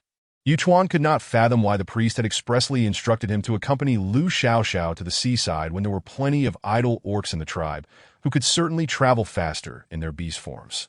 Yet, deep down, he felt a strange sense of joy, which he found perplexing. Throughout the journey, Lu Xiaoxiao was quite chatty, chattering incessantly while Yuchuan replied sporadically. Unbeknownst to them, time slipped away unnoticed as the vegetation around them grew sparser. The horizon expanded, and a salty sea breeze wafted past, signaling that the ocean was near. When the ocean came into view, Lu Xiaoxiao's eyes sparkled with excitement. We've arrived. Wow, it's really the sea. Not so fast. We still have a bit of a walk before we reach the beach, Yuchuan replied. Unlike his previous visits to the seaside, where he often found solace in the sight of the shore and waves, he now gazed at the overjoyed Lu Xiaoxiao, unsure of the source of her elation. How delightful. Let us find a pot first. Lu Xiaoxiao reminded him of their primary task today, urging Yuchuan to locate a suitable container. Uncertain of her specific intentions for visiting the seaside, Yuchuan complied and searched for a vessel. The sun was high, and the temperature was warm, that he plucked a large leaf, complete with its stem, and handed it to Lu Xiaoxiao. Such a thoughtful gesture. She beamed, shielding herself from the sun's rays. Thank you. You're so considerate. Why Yuchuan was momentarily taken aback, feeling an impulse to chastise himself, that he pondered why he was behaving this way. Having never taken such initiative to care for anyone before, that Lu Xiaoxiao was a healthy, beautiful female. Why was he so eager to please her? He must be terribly idle. Tonight, I'll go hunting, he resolved. One pot was insufficient. and Lu Xiaoxiao urged him to find more to prepare for a second round of purification. The Yu Chuan felt puzzled, uncertain of her intentions behind boiling seawater. Yet he obediently set off to gather more, hoping to avoid her displeasure. After the initial filtration, Lu Xiaoxiao began boiling the seawater. The stone pot was reasonably conductive, and with the already warm weather, steam began to rise within 10 minutes. That will take quite a while. She glanced at the pot distilling fresh water, noticing little progress, and suggested to Yu Chuan, "Let us go to the beach and catch some crabs. Come on, let us grab some crabs." In her previous life, the prized hairy crabs were expensive, and she had no idea how much sea crabs cost now. With an opportunity for a free catch, she was eager to participate. "They don't have much meat," Yu Chuan remarked, finding the taste acceptable but too cumbersome to eat, requiring a considerable amount to satisfy him. "Do you find it delicious?" Lu Xiaoxiao asked with a smile. Yu Chuan replied a bit shyly. "Are you a feline orc?" Lu Xiaoxiao teased, laughing at his awkward expression. It seems some males did not appreciate this flavor. The Black Feather tribe was near the sea, yet seafood was scarce, suggesting that the orcs might not have much interest in it. Otherwise, there would be a steady supply of seafood, even if they sent people to catch it daily. Seizing the opportunity, Lu Xiaoxiao inquired about his lineage, though he did not possess a beast form. Asking about one's ancestry was not an invasion of privacy. Had it been anyone else, he would have ignored it. Yet for some reason, Yu Chuan found himself feeling unusually open in her presence. His gaze dimmed slightly as he pressed his lips together and replied, "My father is from the leopard clan. That if I weren't an ill-fated orc, I would likely be a complete leopard orc." After speaking, he felt as if his body and consciousness were two separate systems. While one part dimmed, the other acted with the swiftness of lightning, and in a swift motion, he caught a flailing crab in his hand. Here he deftly twisted the crab's claws to prevent it from pinching Lu Xiaoxiao, then swiftly dealt with the crab before handing it to her. The earlier tension in the air dissipated as Lu Xiaoxiao watched his skilled movements, marveling at how much practice he must have had to master such techniques. However, she knew she could not eat it raw. That will cook this later. Worst, they could bring back some salt for a second treatment. Eating was the priority. There is no drinkable water around here, and salt water is too bitter to consume. Yu Chuan disapproved. Lu Xiaoxiao instructed him to place the processed crab into a basket and to catch a few more without preparing them, as she wanted to bring them back to eat. With no humans lurking to catch them, the sea crabs moved sluggishly, allowing even someone as inexperienced as Lu Xiaoxiao to easily catch one or two. Fully aware of the power of a crab's pincers, she was cautious, only daring to touch the shell's back. Fearful of being pinched, Yu Chuan kept a close eye on her from nearby, concerned she might indeed get pinched. Despite having told her to wait for him, she insisted on catching crabs herself, proving to be a little troublemaker. "Wow, this one must weigh several ounces. What a catch!" Lu Xiaoxiao exclaimed, securing 2 crabs with nearby grass. While Yu Chuan removed their pincers and began to snack on one, in the distance, the shallow waters crashed against the rocks with a rhythmic sound. The ocean stretched infinitely, its unpolluted hues vibrant and pure, even more beautiful than the glassy seas touted in her past life.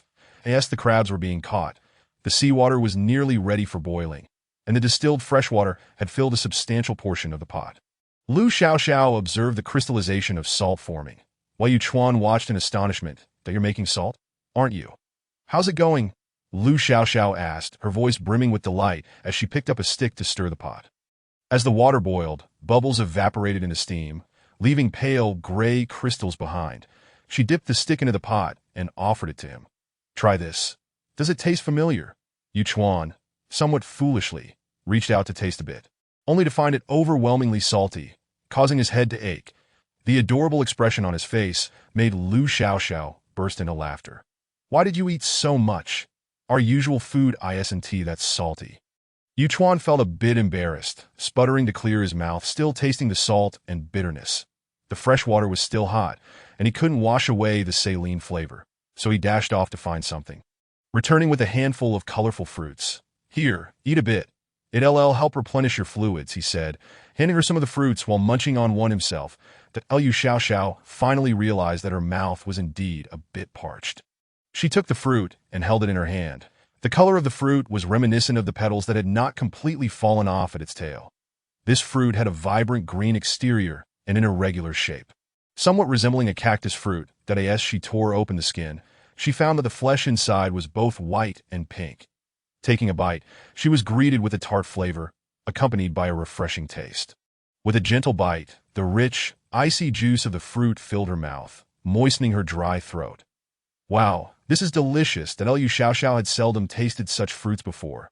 In fact, she had never tried cactus fruit and was unaware of any significant differences between the two. Yuchuan gnawed on another fruit, alleviating the saltiness in his mouth. His gaze was fixed intently on the several pots of thick, increasingly whitish brine, his thoughts drifting far away as if the tribe had salt. They would not need to exchange large quantities of goods for it. They could even trade salt for resources, potentially saving lives among their people, eliminating the need for them to scrape together every last grain. His treehouse was already devoid of salt. He had initially planned to procure some when he visited the goat tribe in a few days, but he looked up and inadvertently met a pair of eyes sparkling with mirth. His pupils constricted slightly before he quickly averted his gaze. That Liu Xiaoxiao understood that he was a timid little leopard. Clearly, gaining his trust quickly was an impossible feat. That it was only the first day of their struggle, and she needed to continue her efforts. That it was best to focus on the task at hand. She observed that the salt crystals in the pot were ready, prompting her to instruct him to use animal hides to wrap the pot of distilled fresh water and dissolve the salt water once more.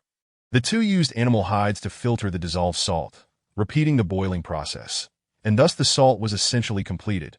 The entire procedure astonished Yuchuan, as acquiring this salt was remarkably easy. It merely required a source of fire. Firewood and animal hides, with almost no cost involved. How did she manage to do this? How do you know all of this? Yuchuan stared at the flames and pot, his eyes wide with wonder, his round pupils making him appear adorably dazed. Provoking an urge to pinch his cheeks. That I know quite a lot, Liu Xiaoxiao replied with a hint of pride, casting him a sidelong glance. No wonder the shaman insisted I come, staring at the gleaming white salt.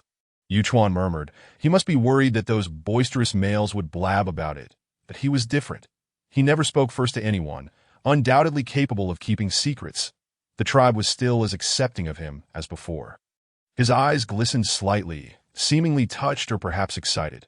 He stood up only to sit back down, covering his face with his hands, crying. In the next moment he lowered his hands, his eyes bright and somewhat restless. Liu Xiaoxiao dared to imagine that if this fellow had a beast form, he would likely be rolling around on the beach. Could a feline creature resist such a vast litter box? She doubted it, unless he had overcome some addiction. However, after hearing his words, Liu Xiaoxiao was not inclined to be straightforward about her request to the shaman for him to come. She would let him continue to misunderstand. Through their interactions today, she had begun to discern his character, that if she pressed him too hard, he would surely panic and perhaps concoct an excuse to go hunting, at which point she would be left without a trace. Hey, who else in this beast realm is as proactive as me? Everyone else seems to simply embrace their roles and enter a pampering mode. Yet for me, it has turned into a long and arduous pursuit of love. The heavens truly treat people differently. Everyone else has golden fingers, while I have nothing but my wits. After calming her emotions, Yuchuan curiously asked, "Why do you boil it twice? Because it's very dirty inside." Liu Xiaoxiao replied in the simplest terms.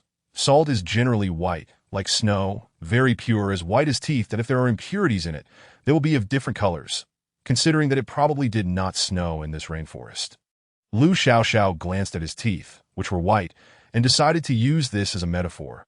Yuchuan had seen snow. Although their tribe had never experienced it, he had encountered that cold substance on certain mountains. If it were thicker, it could easily clean soiled animal hides. That if he had a beast form, he would likely revel in that rolling, carefree sensation. Thinking about teeth, her own were quite white as well. "The salt we eat isn't this color," he murmured. The salt exchanged with the goat tribe was light brown and quite bland, which was why he had been so unguarded earlier. He had previously tasted the sea tribe's salt, which had this flavor. However, the sea tribe was exclusive. If they did not wish to trade salt, they would not make an appearance, as they primarily consumed salt from the goat tribe. "Once our tribe has salt, we shouldn't consume that anymore," Liu Xiaoxiao asserted. She believed that purification deserved special mention.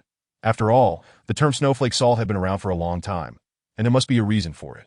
Why settle for anything less when one could enjoy high-quality produce? Pursuing a quality life should be the goal. Yuchuan nodded. Sweat glistened on his forehead, the damp strands of hair clinging to his face. Displeased with his long braid, he wrapped it around his neck twice. His physique, slightly muscled, was glistening with sweat, making it quite evident under the sun that he appeared quite fair, and when illuminated by sunlight, he radiated a golden sheen. His slightly reddened eyes and rosy lips not appearing effeminate, but rather exuding an aura of innocence and desire. Liu Xiaoxiao could hardly imagine how delightful it would be to see such a boyfriend waking up next to her every day. Go for it, Liu Xiaoxiao. Win him over. Chapter 21. Home, doesn't your braid get in the way? Liu Xiaoxiao pondered, considering that he often roamed the forest. Such long hair might snag on various things, hindering his movements or making him vulnerable in combat. Pulling at it might hurt, although it's not pleasant. It is effective, Yuchuan mused, touching his braid and falling silent. His mother had once told him that his body and hair were gifts from his parents. Although he lacked a complete beast form, as long as he did not recklessly harm any part of himself, he was a complete beast man. Though it seemed impossible, he still held on to hope, wishing to one day truly become a complete beast man. His long braid symbolized his aspirations and nostalgia. Sensing that this topic had made him somewhat melancholic, Liu Xiaoxiao quickly added, "Actually, it's rather special. I think it looks great. Look, the salt is ready," did I in the stone pot. The pure white salt had emerged, quickly capturing Yuchuan's attention, that he casually stirred it, but Liu Xiaoxiao was at a loss. There was nothing to store the salt in, that I'll find something, since this area was not freshwater. Wild beasts typically did not come around. Yuchuan glanced around before asking, "Anything will do?" "Of course, leaves will work too. Bamboo tubes would be even better." Liu Xiaoxiao nodded, lowering her head to say, "You should hurry back. I'm a little scared waiting here." Yuchuan felt a pang of tenderness, followed by a bittersweet, that if he were a complete beast man, he could take her anywhere swiftly and protect her better. Don't be afraid. "I'm close by, that if anything happens, just call out loudly," he said quickly, not wanting to delay any longer as he dashed off in search of a container. Once Yuchuan had left, Liu Xiaoxiao slightly curved her lips upward.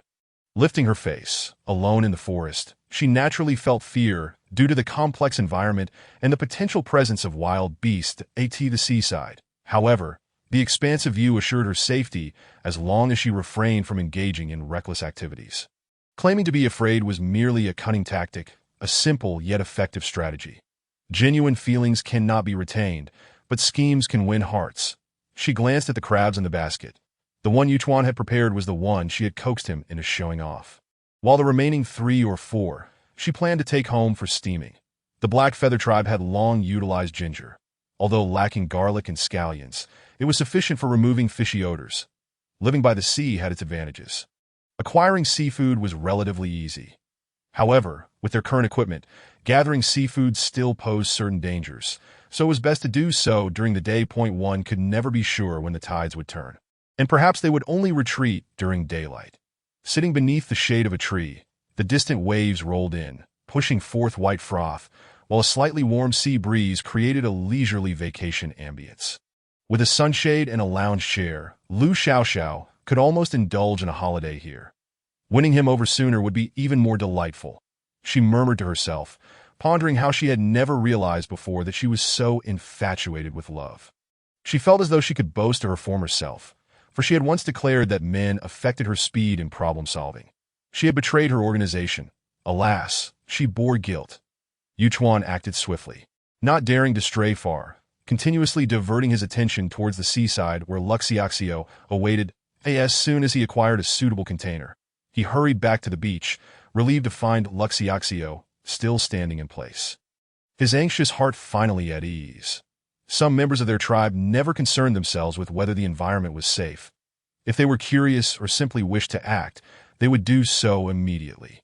He genuinely worried that she might suddenly decide to frolic in the sea, and if a wave were to sweep over her, she would be lost, or that she might wade into the water, not knowing which step could send her miles away. Fortunately, she was quite obedient. "Have you found it?" Luxiaxio called out, spotting the young boy rushing towards her, his braids bouncing adorably. Yuchuan extended the item in his hand towards her, asking, "Is this suitable?" Yes, it's more than enough." The container Yuchuan had found was made of bamboo, an unexpected discovery in this vicinity. Although it was slender, about the width of her wrist, they had not gathered much salt today. So it sufficed. Seeing her satisfied, Yuchuan proactively divided the bamboo according to its segments. These are too small. Let us set them aside for now. Luxiaxio pointed at the tiny pieces of bamboo, which were only as thick as her thumb. Deeming them unnecessary, Yuchuan trimmed them off and discarded them on the ground, adjusting the remaining bamboo tubes for easier use later. He carefully lifted the pot from the fire, shielding it from the wind with leaves, fearing that the precious salt might be blown away. Once the salt had cooled, they worked in tandem. Yuchuan lifted the pot while Luxiaxio meticulously swept the salt into the bamboo tubes using branches and leaves. From 3 pots of seawater, they had only obtained half a bamboo tube of salt, a considerable expenditure of time. However, in the realm of beastly existence, this cost was negligible. Salt was far more precious than time. Luxiaxio reserved a portion for her daily needs, not being greedy, for the shaman had promised her that once the tribe began producing salt, she would receive her share. Yuchuan packed the remaining salt into the bamboo tube, wrapping it carefully in leaves, and finally placed it gently into the basket. Glancing at it periodically to emphasize its significance, he gazed at the sea, which usually brought him tranquility, but now his mind was consumed by thoughts of salt. To think that such a small amount of seawater could yield so much salt left him in awe of the vast ocean's potential output. Luxiaxio, having organized their belongings, looked up to realize that they had unknowingly occupied themselves for an entire afternoon. It appeared to be around 4 or 5 o'clock, and they needed to return to as they retraced their steps. Luxiaxio felt quite content with their haul for the day. Suddenly, Yuchuan sniffed the air, his expression turning serious. In just a few minutes, the previously clear sky had been overtaken by dark clouds, and the moist air crept closer. Yuchuan dared not hesitate, hastily tidying up the area before leading Luxiaxio to a nearby cave. For heavy rain was likely to fall that night. Gather firewood, or we'll have nothing to burn when it gets wet. Luxiaxio hastily collected dry twigs by her feet, deeming them harmless. Yuchuan seized her wrist, saying, "Wait, let me do it. It's not necessary to rush. If the tribe were to discover a female gathering firewood outside, he would never live it down. She truly was a peculiar troublemaker." Luxiaxio, unable to keep pace with him, was swiftly caught off guard as he pivoted, half crouching before her. Before she even comprehended what was happening, she found herself tripped and on his back, her scattered firewood strewn across the ground. "Da-da, my firewood. I'll pick it up in a moment." With that, she was hoisted onto his back, and the young boy dashed away, the sound of the ocean breeze and the impending rain filling the air. Yuchuan was well acquainted with the local terrain. Having often visited the seaside in his youth to unwind, he knew precisely where suitable caves could be found. They soon arrived at a cave adorned with thick vines. Yuchuan pulled aside a curtain of foliage, placing Luxiaxio outside, and earnestly instructed her, "Stay here and don't wander." Chapter 22. Solitude. Luxiaxio felt a bit dazed, unsure of his intentions, and simply nodded in silence. Every cave in the wilderness held its dangers, and as a male, he had the obligation to ensure the safety of the female. That Yuchuan's night vision was excellent, and he surveyed the cave's environment thoroughly. The cave was not large, aside from some dust. It was nearly emptied. He sniffed the air, confirming that no beasts inhabited the space, before allowing Luxiaxio to enter. "Stay inside and don't move. I'll go gather firewood. It's going to rain heavily." "Okay." Luxiaxio, possessing zero knowledge of outdoor survival, readily acquiesced to his instructions. Yuchuan cast a deep glance her way before swiftly departing to collect firewood, but he had a premonition that this storm would last an entire day and night, and food supplies needed to be replenished. The cave was quite dark, and Luxiaxio could only make out some outlines. Compared to the treehouse, the cave gave her a greater sense of security. However, it was unfortunate that the Black Feather tribe adhered to a different lifestyle. She could not intentionally seek special treatment, especially given the varying environmental conditions. Adapting to local customs was much safer. She approached the cave's entrance, where she could see the beach from afar. The sun had been obscured by rain clouds, and the once azure ocean had taken on a heavy, ominous hue that sent shivers down her spine. Suddenly, she felt a twinge of worry. Could this be a typhoon? If it were, both she and Yuchuan would be in peril. Having lost track of time, she soon spotted a small figure running towards her, burdened with something. Yuchuan, seeing her at the cave's mouth, urged her to hurry inside, praising her for being obedient. How can you resist a compliment? What if you catch a chill? Once back in the cave, Yuchuan quickly cleared a patch of ground and ignited a fire. His motions were swift and decisive. In under 10 breaths, flames erupted, leaving Luxioxio astonished and in admiration that if she were to attempt starting a fire through friction, her hands would be raw and bloodied. As the flames grew, the flickering light illuminated the empty cave, revealing their belongings and the fresh catch Yuchuan had just brought back. The creature was nearly the size of a sheep, evidently a bird, and it seemed quite reasonable for a feline to pursue flying prey. The prey's feathers were vibrantly colored, allowing it to blend seamlessly into the complex forest that it was a mystery how it had come to be targeted, ultimately ending up as their meal. These feathers are beautiful, Luxioxio remarked, noting the reds and yellows reminiscent of a splendid parakeet that was her first encounter with such a large bird.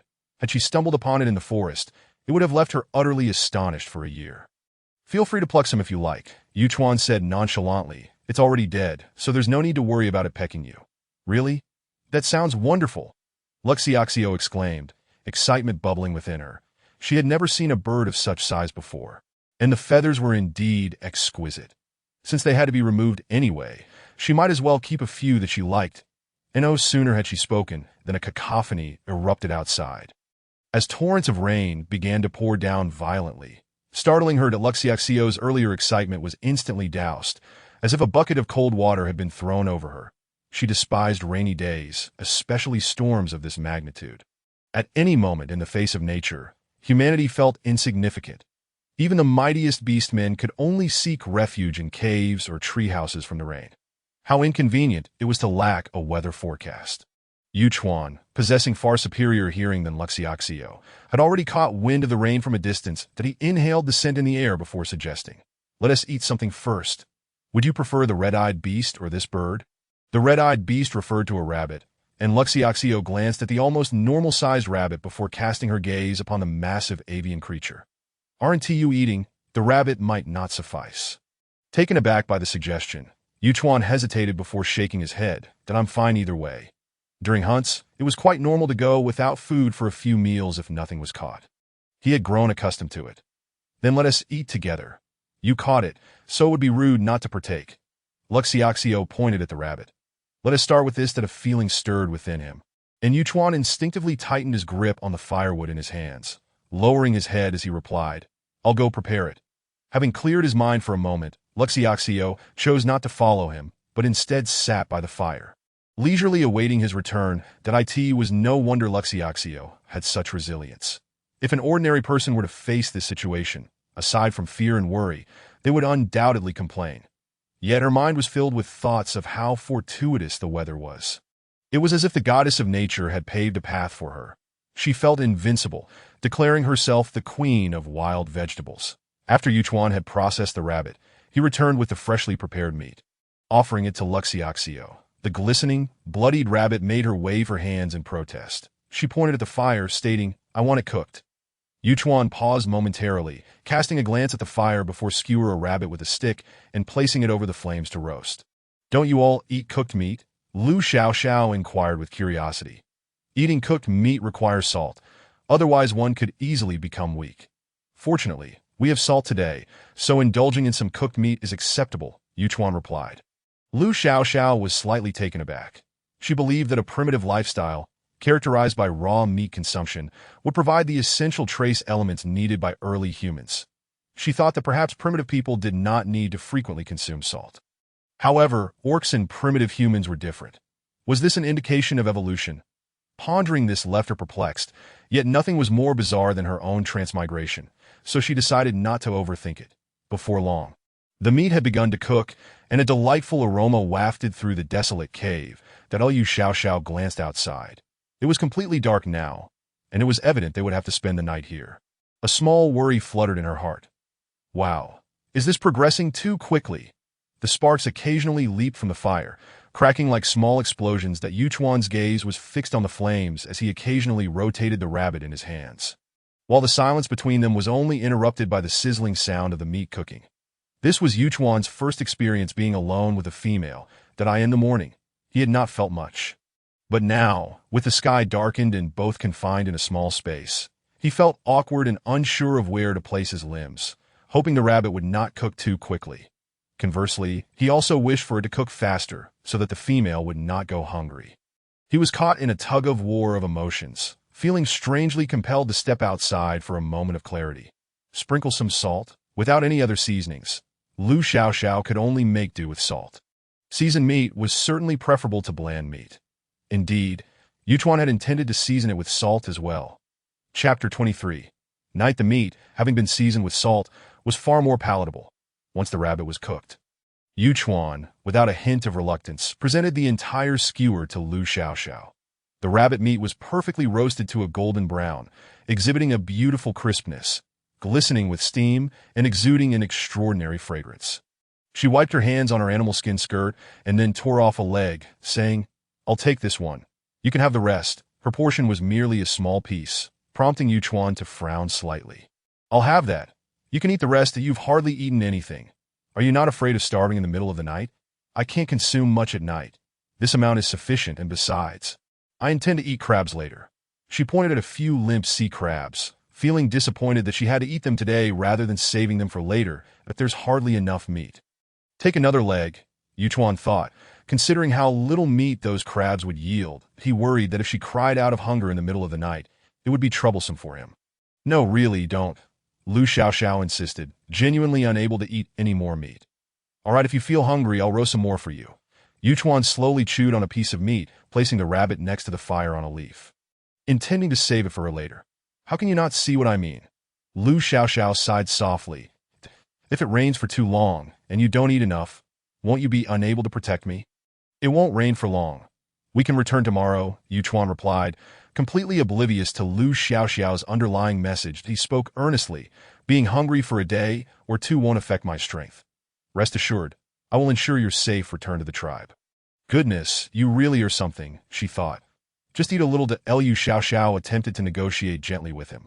Yuchuan shook his head resolutely. "No need." After contemplating for a while without coming up with a good idea, Lu Xiaoxiao finally commanded him, "If I tell you to eat, you must eat. Not eating means you look down on me. You don't want to come out with me." The food was caught by him, and the meat was roasted by him. Why was it so difficult to get him to eat? Yuchuan, upon hearing her words, became flustered and took the meat, hastily stuffing it into his mouth. While he ate, his round eyes would occasionally sneak glances at her, fearing she might grow upset again, but he didn't look down on her, nor did he wish to avoid her company. In truth, he was quite pleased today. It had been a long time since anyone had interacted with him in such a manner. With her, there was no pity in her eyes, no disdain, nor any deliberate consideration for his disability. She simply said it was fine. She truly was different. Go ahead and eat, as long as it makes her happy. That if it turns out there's not enough, he would simply go out to hunt more. He gnawed at the meat, trying to minimize his own presence. Seeing him eat, Lu Xiaoxiao felt somewhat satisfied and bit into the roasted rabbit meat, anticipating the primitive flavor. Ugh, this is really not good. The ideal was richly promising, but reality was starkly disappointing. Although the rabbit meat was fresh, it carried a peculiar gaminess that was difficult to articulate. It tasted somewhat sour, reminiscent of eating rancid pig liver. And it was not particularly fresh. The salt merely added a simple flavor, resulting in an unpleasant yet complex taste that modern foods could never replicate. In order to fill her stomach, Lu Xiaoxiao hesitated for a long time, but ultimately resigned herself to devour the entire leg. After finishing, she felt a strong urge to retch. It feels like a dream. Waking up is still quite moving. Grateful for her appetite, she thought, otherwise she would be unable to eat or discard it later. Looking over at Yuchuan, he seemed to be enjoying his meal, crunching through both meat and bone without leaving a morsel behind. Glancing again at the bones she had discarded on the ground, Lu Xiaoxiao pushed them towards the fire, pretending as if nothing had happened. Once they had finished eating, Yuchuan went outside to collect rainwater for boiling. Initially, he intended to let Lu Xiaoxiao drink it directly, but she insisted it must be boiled first. He muttered to himself about her being a little troublemaker, while dutifully adding firewood to heat the water, in the intervals of boiling water. He unfolded another piece of animal skin that Lu Xiaoxiao had yet to use.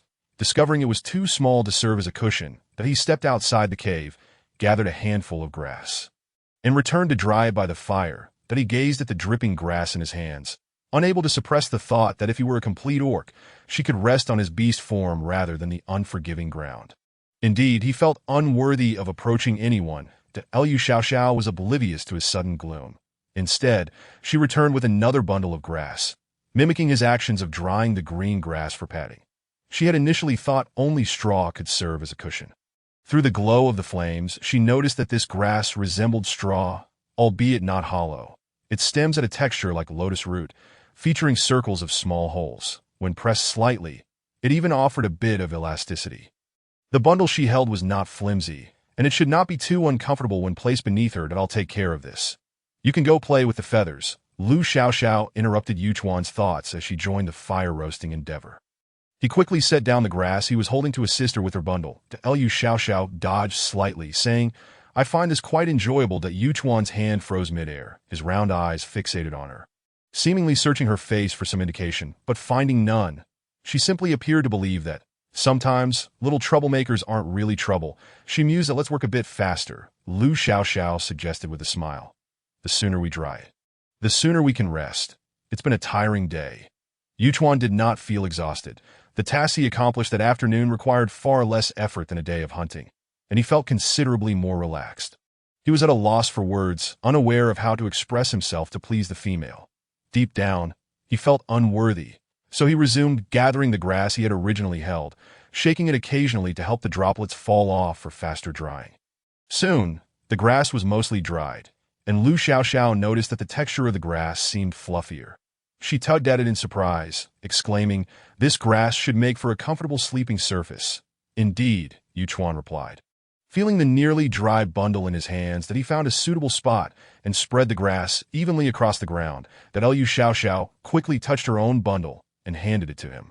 He carefully arranged the makeshift bed, placing her animal skin on top to alleviate her discomfort as much as possible, then said to her, "Come over and sleep." That Liu Xiaoxiao was not picky, given the desolate wilderness surrounding her. One could hardly expect anything extraordinary as she reclined. She found it somewhat better than she had anticipated, certainly an improvement over sleeping directly on the ground. How delightful it was to have a fire nearby, negating the need for a blanket. Yuchuan, however, had taken action against the bird. With a swift movement, he peeled away a piece of flesh from its back, expertly stripping a whole section of feathers cleanly from its body. One hand grasped the carcass while the other held the freshly separated plumage, which he took outside for a simple cleansing. Upon returning, he settled by the flames to dry it. The bird's body was discarded at the cave's entrance, and he meticulously removed the remnants from beneath the feathers before placing the dried product beside Lu Xiaoxiao for her to use. This avian creature, known as Yaoji in the black feather tribe, derived its name from its call. With resplendent plumage, it was impervious to both heat and cold, often appearing in the forest during frigid weather, making it quite suitable for use as a blanket.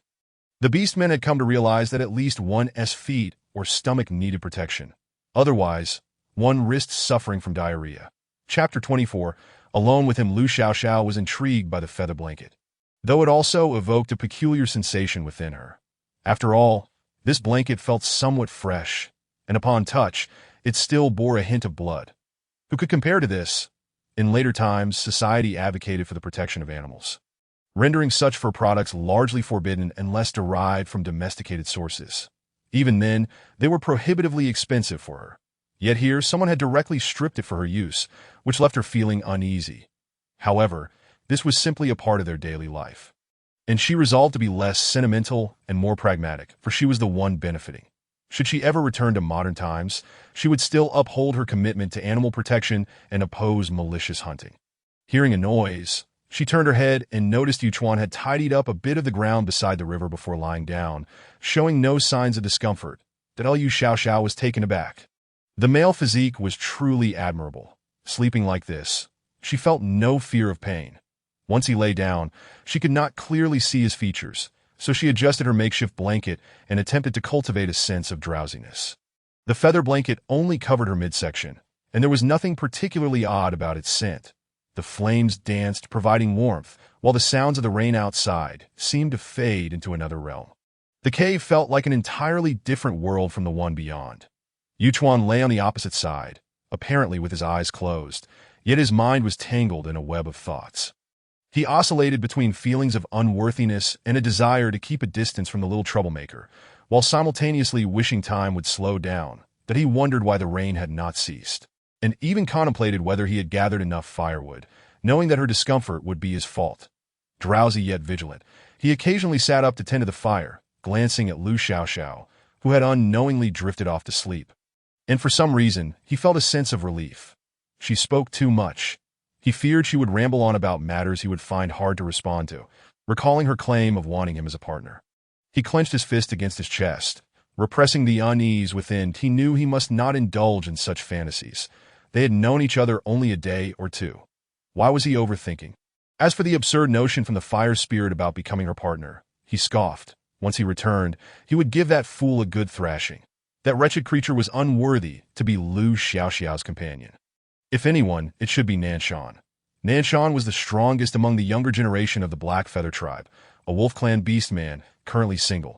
Yuchuan thought he would be quite a suitable match. Nanshan was tall, an exceptional hunter, and his beast form was impressively robust. He was also a favored candidate for the next tribe leader, with countless females vying for his attention. Yet he remained steadfast in his virtue, patiently awaiting his destined partner. Yes. The priest had once mentioned that Nanshan should not take a mate lightly, for he was destined to find one who would bring renewal to the Black Feather tribe. Rumor had it that Nanshan's destined partner was an outsider, which perfectly aligned with Lu Xiaoxiao. Yuchuan's mind was in turmoil. The more he thought about it, the more convinced he became that he resolved to speak to Nanshan upon his return, for that would ease his mind. Given the camaraderie between him and Nanshan, should he and Lu Xiaoxiao have offspring in the future, he could also take on the role of a father figure. In return, he would impart all his skills to the young ones. Although he fell short of Nanshan in combat, he was not lacking in other areas, and who knew who might benefit more from whom? As for why he felt somewhat disheartened and uncomfortable, he simply needed to overcome those feelings that Lu Xiaoxiao could never have imagined that after just one night, the young boy she had been thinking about had already charted out much of her future. When she opened her eyes, the rain outside had yet to relent, and she had forgotten about the crabs they had discussed eating. The sounds continued, seemingly undeterred. Yuchuan had long risen to roast meat. Today's fare was from that large bird, and Lu Xiaoxiao hoped the taste would not be too strange. Good morning, Lu Xiaoxiao rubbed her eyes, noting that the rain outside still appeared quite heavy. Yuchuan replied, it should stop soon. Don't worry. Rain in the forest was a common occurrence, and as the indigenous inhabitants, they had long grown accustomed to it. She likely had not experienced much of it, which explained her persistent worry. Lu Xiaoxiao wanted to assert that she was not worried at all. However, it was not a bad thing for a girl to show vulnerability. The male-dominated culture of the beast world was strong. So why should she resist? When you're around, I feel a great sense of security. Upon hearing this, Yuchuan nearly stumbled in his response. His face flushed crimson, and even his ears and neck bore a hint of pink. What was she saying? Thank you, Lu Xiaoxiao continued, further issuing a goodwill card, planning their next outing. Next time we go to the seaside, can I trouble you again? I might be busy. Yuchuan wished to agree, but he could not. Perhaps next time, he would let Nanshan accompany her. Nanshan's beast form could traverse distances quickly, alleviating her fatigue. Lu Xiaoxiao furrowed her brows slightly, having thought his attitude had softened, only to find him retreating back into his shell after just one night. Suppressing her confusion, she smiled and said, but I only know you that you dislike me. Yuchuan was momentarily taken aback and waved his hand. I don't dislike you, he simply did not wish to draw closer to her. She is wonderful, he thought, but I should probably keep my distance. Then I'll wait until you have time to come again. Lu Xiaoxiao preemptively blocked his response, leaving him with no other words to say. She then added, the salt making is our little secret. Don't you think we have a special connection? Yuchuan was taken aback by the mention of their secret, appearing momentarily lost, as if he did not understand. You should know I'm an ill-omened beast-man. Why do you feel the need to show me compassion if it's merely pity? The priest had told Lu Xiaoxiao something similar, and she had been resolute then. Now, facing the subject himself, she felt even more assured. However, she knew she could not be too direct with him. Lu Xiaoxiao calmly replied, not at all. You were the first person I met upon arriving at the tribe, and I just wanted to get to know you. What is wrong with that? Yuchuan clenched his teeth slightly. Her words only further unsettled his heart. That I in my tribe, there are no ill-omened beastmen, and given our time together, I've not experienced any misfortune. You need not dwell on this. It's entirely my choice, Lu Xiaoxiao said earnestly. Moreover, you are strong. You don't need my pity. That moment, Yuchuan could only feel his heart racing uncontrollably. Chapter 25. Scallions. No one had ever spoken to him so sincerely. She did not mind whether he was an ill-omened beast man, nor did she offer him pity out of obligation. Even if this was merely a fleeting whim of a female, it was enough to fill him with sweetness for a long while he dared not contemplate it. Realizing he had become weak, Yuchuan cursed himself silently. Wondering how he could let such simple words quicken his heartbeat, he steadied himself. He had already resolved to introduce her to more suitable males, so there was no need for further fanciful thoughts. A female as exceptional as her deserved a mate of equal caliber. "Let us eat something first," Yuchuan said, diverting the topic and avoiding her gaze. He had prepared the bird meat early that morning, meticulously portioning it and removing the bones to enhance her dining experience. His culinary skills were quite commendable. The aroma of the bird meat wafted through the air, with not a single burnt spot to be found. Lu Xiaoxiao did not push him, accepting the bird meat he offered without even rinsing her mouth, eagerly taking a large bite. Compared to the unpalatable rabbit meat she had endured yesterday, the bird meat more closely resembled modern chicken in flavor. The salt added a delightful twist to the otherwise bland meat, making it so delicious that she felt like swallowing her tongue along with it. Her eyes sparkled with delight. "It's delicious," she exclaimed. Yuchuan handed her another skewer of roasted meat. He has always been succinct in his speech, but lately he seems to be more loquacious than ever. Liu Xiaoxiao does not harbor any animosity towards food. Such a substantial catch is beyond her capacity to consume alone, and she approaches it with an air of ease. However, today, it is evident that he has grown more taciturn. Confounded, Lu Xiaoxiao wonders what she might have done wrong. The silence persists until the sound of rain diminishes, prompting Yuchuan to break the stalemate after several trips outside. The rain has ceased. "We can resume our journey," he announces. Liu Xiaoxiao laments the timing of the rain's cessation, as she is still eager to understand the reasons behind the little boy's sudden transformation overnight. Nevertheless, she reassures herself that there will be ample opportunities ahead, and that one should not act in haste.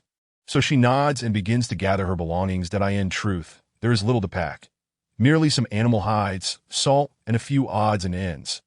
Noticing that her little crabs are still alive, she gestures grandly to pack them up, and they set off once more on the road home. Unlike their lively journey here, the atmosphere now is infused with a subtle sense of distance and silence, and no matter how Lu Xiaoxiao attempts to spark conversation, Yuchuan remains unresponsive, which disheartens her. Upon reaching her treehouse, Yuchuan exhibits a pronounced sense of boundaries. Has she become an object of disdain?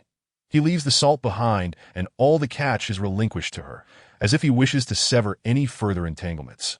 He neatly arranges everything on her treehouse platform, and, without a backward glance, hastily departs. Liu Xiaoxiao watches his retreating figure, belatedly realizing that perhaps she is indeed disliked. Yet her immediate concern is to focus on her endeavors. Men can be set aside for the time being, as they are not going anywhere. The current circumstances render even basic necessities such as using the restroom or bathing inconvenient, and she must eat promptly lest her provisions spoil. This lifestyle has become unbearable for her. The thought of spoiled meat is intolerable. Even if she cannot achieve a life of luxury, striving for a better quality of life is essential. One must not succumb to lethargy. Hurriedly, Lu Xiaoxiao seeks out the shaman to report her findings from the seaside. Unfortunately, it seems the shaman is out today, leaving the cave empty and devoid of company. With no one present, she reluctantly sets her things aside and departs, feeling it inappropriate to linger in the absence of her host. Just as she steps outside, she encounters Haifeng, who is emerging from next door with an armful of items. Haifeng beams upon seeing her. "Lu Xiaoxiao, what a coincidence. What brings you here?" "I came to fetch something for the shaman," Lu Xiaoxiao replies, glancing at the large green sticks in his hands. They look strikingly familiar. Following her gaze, Haifeng shakes the green plants he holds, revealing two sharp tiger teeth and a grin. "These are stinky herbs. She mentioned that 2 cubs in the tribe caught a chill and have been restless at night. Having this to smell will help them feel better." Lu Xiaoxiao peers closer. The green plant is as long as Haifeng's leg and as thin as 2 ordinary fingers, with a white-green coloration at both ends. "This is scallion, medium-sized scallion." Her eyes light up, a sparkle that Haifeng does not miss. Haifeng feels a swell of pride. After all, he has been conversing more often with she, gaining knowledge that he hopes will endear him to the little female. "I'm quite the catch. Could I have one?" Lu Xiaoxiao inquires, recalling that she has several crabs. With scallions and ginger, she could certainly prepare a delightful steamed dish. How wonderful. Are you feeling unwell too? Haifeng asks, concern evident in his gaze as he assesses Lu Xiaoxiao's condition. No, I just want to have some fun with it, she replies, not wishing to elaborate. Explaining her desire to eat and the accompanying cooking methods seems unnecessarily cumbersome. After all, everyone is currently consuming raw meat, and teaching would necessitate starting from the basics of cooking. Without the appropriate seasonings at hand, it is best to wait until she has her own supplies sorted before instructing others. Lu Xiaoxiao has never contemplated hoarding, as improving the quality of life is a shared aspiration, even if it merely means ensuring everyone has enough to eat that if you're not feeling unwell. It tastes terrible. Haifeng shakes his head vigorously. Poor little female. Does she not recognize what this is? All she wants is to eat. He has been working hard on his hunts lately, and he resolves to bring meat to the little female soon. Lu Xiaoxiao is not so desperate as to gnaw on anything that in northern cities. Scallions dipped in sauce are said to lead to increasing plumpness. This pairing enhances the scallion's tender sweetness and juiciness, leaving a lingering flavor that tempts one to indulge further. Regardless, the opinions on this delicacy vary. Those who love it relish every bite, while those who do not disdain its simplicity. Overall, it is a good item, and Lu Xiaoxiao expresses her fondness for it, especially when paired with a secret sauce and garlic, creating a crunchy, aromatic delight. Alas, without sauce at present, it will serve as an ingredient for now that I know about this. Are there many around here? Indeed, that no one typically consumes them. Only when the cubs are unwell will they be picked to soothe them to sleep. Haifeng hands are too long, pristine stalks and adds. But really, you shouldn't eat them. They taste awful. Okay. With 2 scallions in hand, Lu Xiaoxiao is thrilled, as her pantry has gained a valuable addition. Scallions sautéed in a hot pan are delightful. Upon bidding farewell to Haifeng and returning to her treehouse, Lu Xiaoxiao collects numerous twigs on the way, bundling them together to bring up to her dwelling. The vine next to her treehouse proves to be her best ally, allowing even someone as clumsy as Lu Xiaoxiao to ascend with relative ease. Now that she has some downtime, Lu Xiaoxiao feels energized to arrange her room. She intends to tidy up the empty space and see what furniture might be lacking that in her opinion, a home without a bed is unacceptable. However, constructing one within the treehouse poses a challenge that she will need to address later. Next on her list is a clothes rack and a small stool. The treehouse lacks the luxury of running water, which is quite bothersome. She hopes to devise a solution to this predicament soon. First, she opens the door to check on the meat hanging in her dwelling. Fortunately, despite yesterday's rain, the meat has merely changed color and is not spoiled. It must be consumed today. That Lu Xiaoxiao adjusts her stove to a more suitable position and organizes her firewood into a basket to avoid clutter. However, she finds that her salt supply is still insufficient, indicating a need for urgency. She and Yuchuan had not feasted much on their catch outside, and a large portion of their bounty remains. Without prompt preservation methods, she risks wasting this precious meat. How much can she even consume? And what about fruits? If only she had sugar, she could make dried fruits or syrup. This place is truly inconvenient. Without sealed jars, any prepared items might not last long. Surely, she cannot resort to burning glass? She is utterly clueless about how porcelain is made. My major is business administration. There is no need for me to manage the tribe, Lu Xiaoxiao mutters, given the chance. I'd have studied agriculture. Oh no, perhaps bronze making and aesthetic craftsmanship instead. What a joke. This is still the Stone Age. Such a leap in progress would be likely to backfire. Returning to the task at hand, she resolves to take things one step at a time. Living in a treehouse limits her exposure to wind. The layers of leaves obstruct strong breezes, resulting in frequent humid conditions in the woods. Residing high in the treehouse offers some relief, but not much. The fur blankets feel damp to the touch, lacking the crispness she desires. Moreover, cautious Lu Xiaoxiao is currently too apprehensive to climb to the treetop and hang the meat out to dry without protection. Perhaps she will gain the courage to do so in time, but for now, she must wait until she has mastered her climbing skills. Yuchuan is also left behind a bone knife, though she wonders when he acquired it. The handle is wrapped in layers of grass to enhance grip and prevent injury. Gazing at the finely crafted bone knife, Lu Xiaoxiao's hopes ignite with fervor. She certainly has no intention of giving up easily. She is determined to bring him to her side. The bone knife is sharp, making it easy to slice through meat. After cutting a few pieces, Lu Xiaoxiao hangs them on the tree branches beside her treehouse and on the higher twigs, eager to see if drying meat is feasible. There are few people in this area, so she doubts her efforts will be stolen. At least, she thinks to herself, she cannot consume it all. The remaining meat must also be stored in a cool, dry place, otherwise it will spoil. After a busy day, Lu Xiaoxiao is drenched in sweat. Her clothing has gone days without washing, and she must devise a solution, as she can no longer tolerate it as a southerner. She has reached her limit after so many days without a bath. Even in winter, she bathes daily. Her hair, too, requires washing every 2 to 3 days. Yet here, she faces the daily challenge of pushing her limits. Running her fingers through her tangled hair, Lu Xiaoxiao picks up the animal hide she used as a mattress yesterday. Although bathing is inconvenient, at least she can change her clothes, clutching the hide. Lu Xiaoxiao suddenly feels frustrated that she lacks a needle and thread, unsure if the current orc population has mastered the art of twine making. Instinctively, she touches the animal hide skirt she is currently wearing, only to realize with a jolt that it is merely a wrapped piece of animal skin. She helplessly pressed her forehead, realizing her own insensitivity, yet managing to adapt well. Fortunately, she hadn't exposed herself.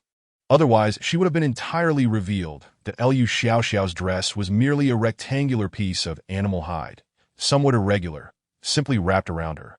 The overlapping section was lengthy enough to prevent any accidental exposure. With the sole binding point located beneath her armpit, featuring a separately cut strap. This strap could be used independently, allowing for a quick transformation into a new dress with merely a change of hide. Lu Xiaoxiao compared it to a pristine piece of animal skin, which was just sufficient. Even with exaggerated movements, it would not lead to any embarrassment, and it could cover her calves. Currently, the length of her dress rested above her knees. However, frequent tree climbing would be hindered by an overly long dress, and she was reluctant to trim the hide for a skirt, so she decided to shorten it a bit, planning to adjust it further once she found suitable needle and thread. The compromise, however, would lead to discomfort from the heat. After wearing it for a while, Lu Xiaoxiao resolved to cut the dress that in fact, this piece of hide could yield 2 dresses, one a full-length gown, the other a daring 2-piece outfit. The forest was warm, and many females would opt for a simple strapless top and a skirt, boldly exposing their shoulders, midriffs, and legs. Yet accustomed to school uniforms and work attire, Lu Xiaoxiao felt she couldn't quite embrace such boldness just yet. So she intended to save the remaining hide for future use. As she stripped off her clothes, a strong scent of sweat overwhelmed her senses. She could only hope for a stroke of good fortune to find some natural bathing or shampoo products. She felt that in a few days, she might truly become unpalatable. But Lu Xiaoxiao, are you home? A voice called from outside, reminiscent of childhood friends seeking playmates. Lu Xiaoxiao opened the door and peered out, where several females looked up at her that were heading to the small waterfall. Do you want to join us? The mention of a small waterfall made Lu Xiaoxiao's eyes sparkle. It was as if a perfect opportunity had presented itself. She eagerly nodded, yes, just give me a moment to wash up. Don't rush. We'll wait for you. To ensure a comfortable bathing experience, Lu Xiaoxiao brought a basket to conveniently wash her clothes as well. The other females carried their own items, each with a basket in hand. As they walked, they occasionally picked fruits from the nearby trees, sharing them among the group. Naturally, Lu Xiaoxiao also received one, a glossy black fruit. She sniffed it, detecting no scent. What is this? It's great for cleaning your teeth. Just chew it and spit it out, and your teeth will become very white, Xiaohuan explained to the oblivious Lu Xiaoxiao. But be careful not to get it on your skin. It will leave black stains that take days to wash off. Lu Xiaoxiao silently noted this as a method for teeth whitening. Chapter 27. Bathing. The physique of the beastmen was quite robust, perhaps due to the lack of sugar. She had never heard of tooth decay. Only the occasional issue of discolored teeth. Generally, the whiteness of teeth was not a major concern. Only females would occasionally clean them. What mattered more was the strength of the teeth and their ability to bite through prey and food. The color, yellow, black, or red, did not affect this. Some beast men, even with broken teeth, remained unconcerned, knowing they would grow back. Before coming here, Lu Xiaoxiao had a full set of healthy teeth. During her school days, she had heard of various dental products and treatments, some of which her roommates had tried. Indeed, white teeth and yellow teeth conveyed different impressions.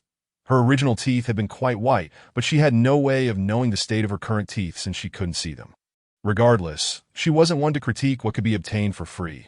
Clutching the fruit, the group soon arrived at the small waterfall. True to its name, it was indeed small, nestled within a valley with a height difference of about 7 to 8 meters. The waterfall spanned roughly 6 meters in width, with a pool beneath that was somewhat deeper, resembling a swimming pool. The water shimmered with a translucent green hue, allowing a clear view of the bottom. Where stones were scarce, and fish occasionally darted away at the slightest noise, that on one side of the pool flowed a small stream, its gurgling water harmonizing with the sounds of nature. Towering trees flanked the rocky walls. Their branches gracefully arched over the pool, intertwined with vines, creating a picturesque scene. There were few people near the waterfall. The group, consisting of only 5 or 6 members, allowed Lu Xiaoxiao to take in her surroundings. Marveling at the prime location of the Black Feather tribe. This place seemed to serve as a communal bathing area, conveniently close to the tribe and sufficiently safe to at least this location belonged to the heart of the tribe, ensuring that no males from other tribes could stealthily approach to abduct their females. Turning her head, Lu Xiaoxiao noticed the cheerful girls had swiftly shed their animal skin skirts and leapt into the pool with joyful splashes. They paid no mind to each other's bodies. In their eyes, they were all the same. Their nonchalance made Lu Xiaoxiao, who remained frozen on the shore, appear rather silly. She had yet to prepare herself mentally, while those around her had already dashed into the water, reveling in the fun. The girls of the beast world, accustomed to foraging and leading healthy lives, were not only slender, but many were also robust. Their bodies were well-proportioned, showcasing all the right curves, with sun-kissed skin radiating a primal charm. Some even playfully frolicked, climbing trees and swinging on vines, their bare forms rendering Lu Xiaoxiao speechless. Was this an exhibition she could witness for free? Lu Xiaoxiao, come join us. You'll love this, a stunning girl beckoned from atop a tree, noticing Lu Xiaoxiao still dazed on the shore. The scene before her was so enchanting that Lu Xiaoxiao scarcely dared to look. Hurry up! The girls with all sorts of hair colors are joyfully swimming and starting a water fight. It 1TB is fun when more people arrive. This area was designated for communal use by both females and males. Should females wish to bathe, they would notify the priestess, who would then arrange for honorable males to patrol at a distance, allowing only females to approach or use the pool, with the males stationed far away. Lu Xiaoxiao was unsure if they could even see them. Who knew whether they were truly honorable? They're coming. They're coming. However, she had heard that more people would be arriving shortly, so Lu Xiaoxiao quickly found a large rock to hide behind. Shedding her clothes and swiftly submerging herself in the water, she sighed, realizing she had celebrated too soon. She hadn't anticipated that everyone would be bathing together. Co-bathing was common in the northern regions, where there were even elaborate scrubbing activities in large communal baths. The south, however, was different, and she found it rather conservative. After several days without a wash, Lu Xiaoxiao hurriedly scrubbed herself, dismayed to discover she had accumulated a significant amount of dirt. Upon inspecting her hair, she noticed it was floating with dust. Thank you, I simply cannot endure this any longer. That as she diligently scrubbed her neck, preparing to wash her hair, she suddenly felt a pair of hands press against her back, nearly causing her to scream. I'll help you wash your hair. Xiao Su and He she had appeared behind her out of nowhere, nudging her towards deeper water. Oh, all right, that Lu Xiaoxiao quietly patted her startled chest. Following them into the water, the group consisted of her, He Shi, Xiao Su, Xiao Huan, He Jing, and Yu. Was evident that He she had a good rapport with them. They were lively and engaged in continuous chatter. The topics were simple, revolving around which males they liked, which fruits were delicious, and who had gifted them beautiful animal hides. That Lu Xiaoxiao listened attentively, but did not casually partake in the conversation. The bathing lives of the females were vibrant, encompassing activities like swinging, diving, swimming, scrubbing, and water fights. They would even intentionally stand beneath the waterfall for a brief moment before swimming away with laughter. Although Lu Xiaoxiao could not comprehend what was amusing about it, she observed their innocent faces free from concerns about appearance, marriage pressures, or capitalist exploitation, and found it quite delightful. With a splash, the very girl who had invited Lu Xiaoxiao to jump into the water, Yu, was enthusiastically diving. Her angelic face and fiery physique captivating attention as she climbed trees only to leap back into the pool. He Jing was beside her, cheering her on with enthusiastic exclamations. Hey, she dove to the bottom of the water, scooping up mud and playfully applying it to Lu Xiaoxiao's hair, while she and Xiao Su took turns helping Lu Xiaoxiao wash her hair. Feeling embarrassed by their actions, Lu Xiaoxiao attempted to assert herself a few times. Perhaps I should do it myself? No. You want to clean it properly. It's quicker and better if we help each other. Hey, she chuckled. We all do this. After we wash up, we'll let our hair dry together. Yes, we can see if there are any bugs in your hair. And if so, we'll catch them together. When it was Xiao Huan's turn to help Lu Xiaoxiao gather mud, she also assisted in scrubbing Lu Xiaoxiao's arms.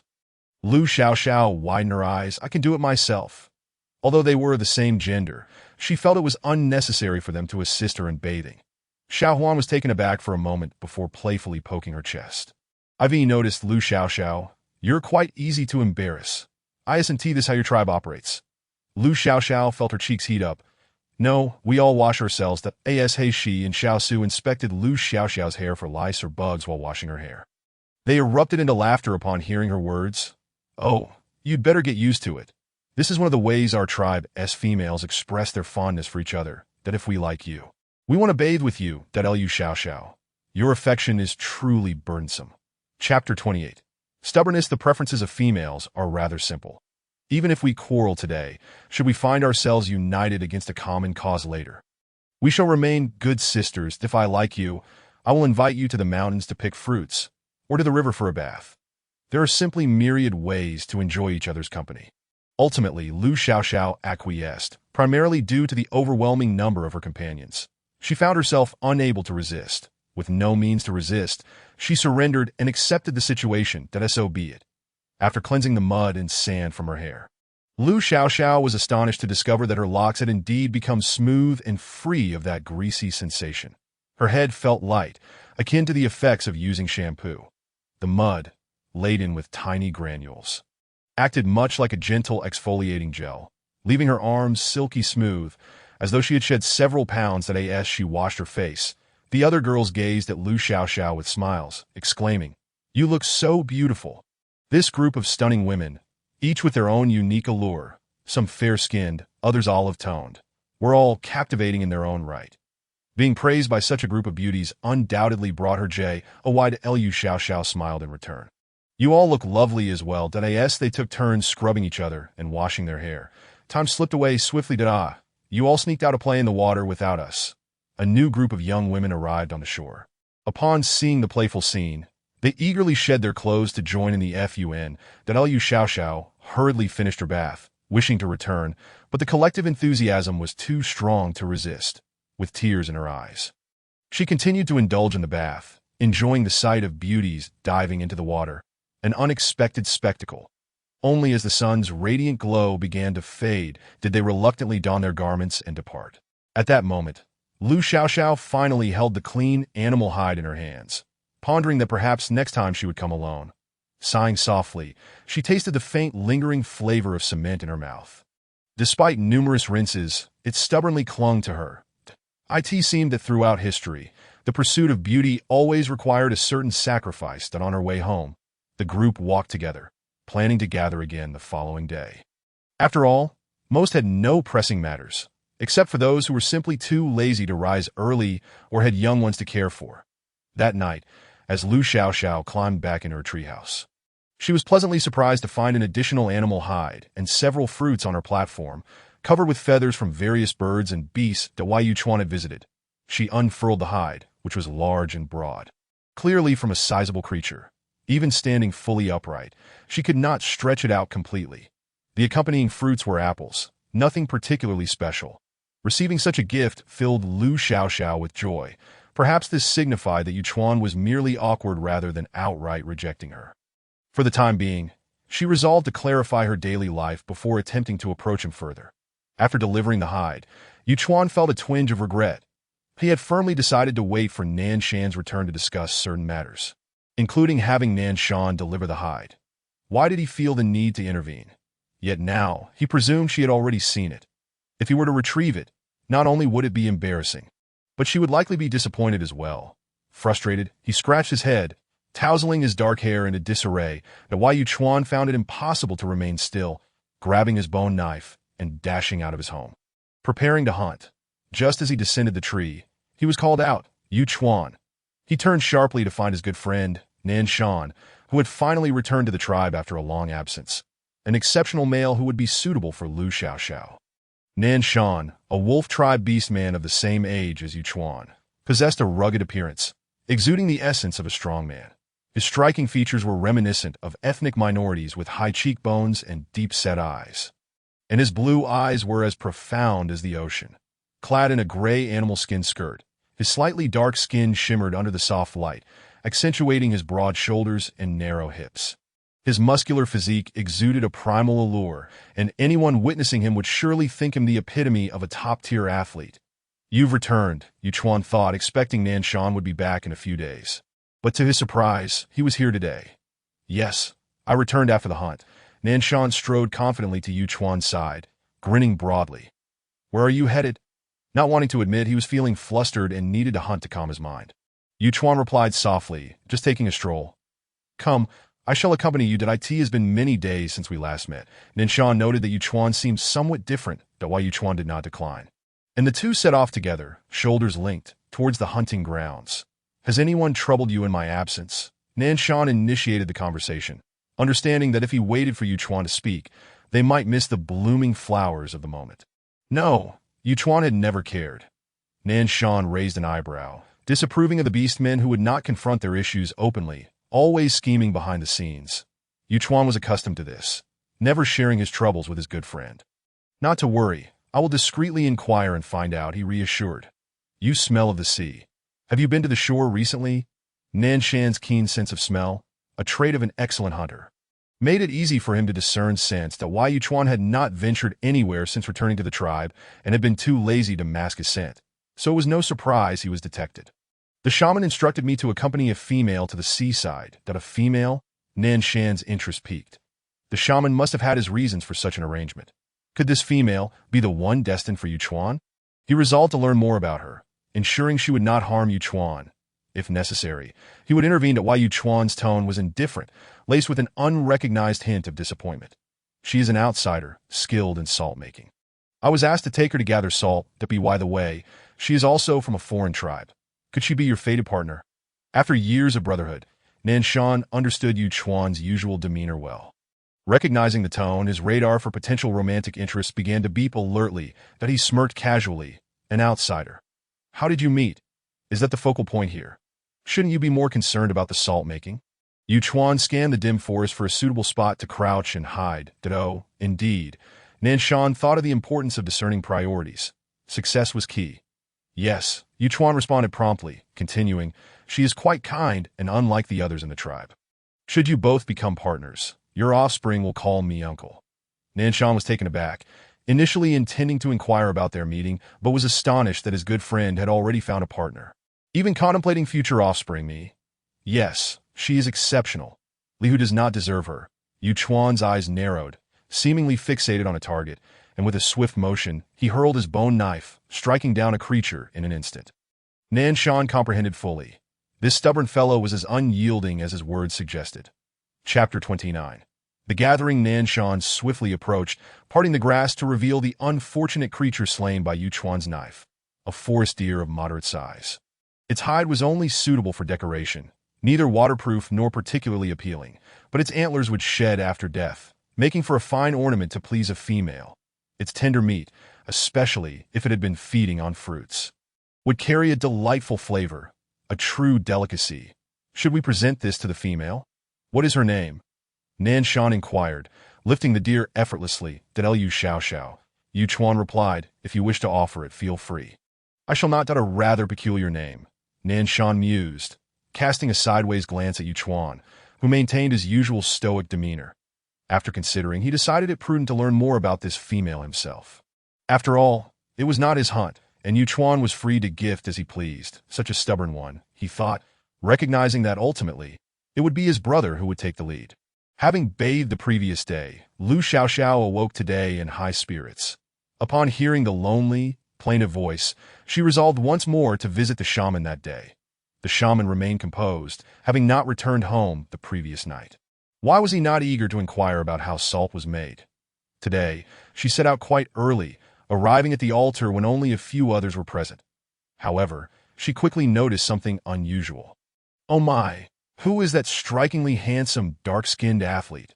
It was not merely Lu Xiaoxiao's curiosity that drew her gaze. This man stood out in the crowd, a true standout among the already impressive figures surrounding him. In a sea of robust men, he was unmistakably eye-catching. Lu Xiaoxiao's eyes were fixated on the muscular beast man, captivated by his well-defined chest, sculpted abs, and striking visage. Clad in a wolf's head, he embodied the aura of an ancient tribal chief.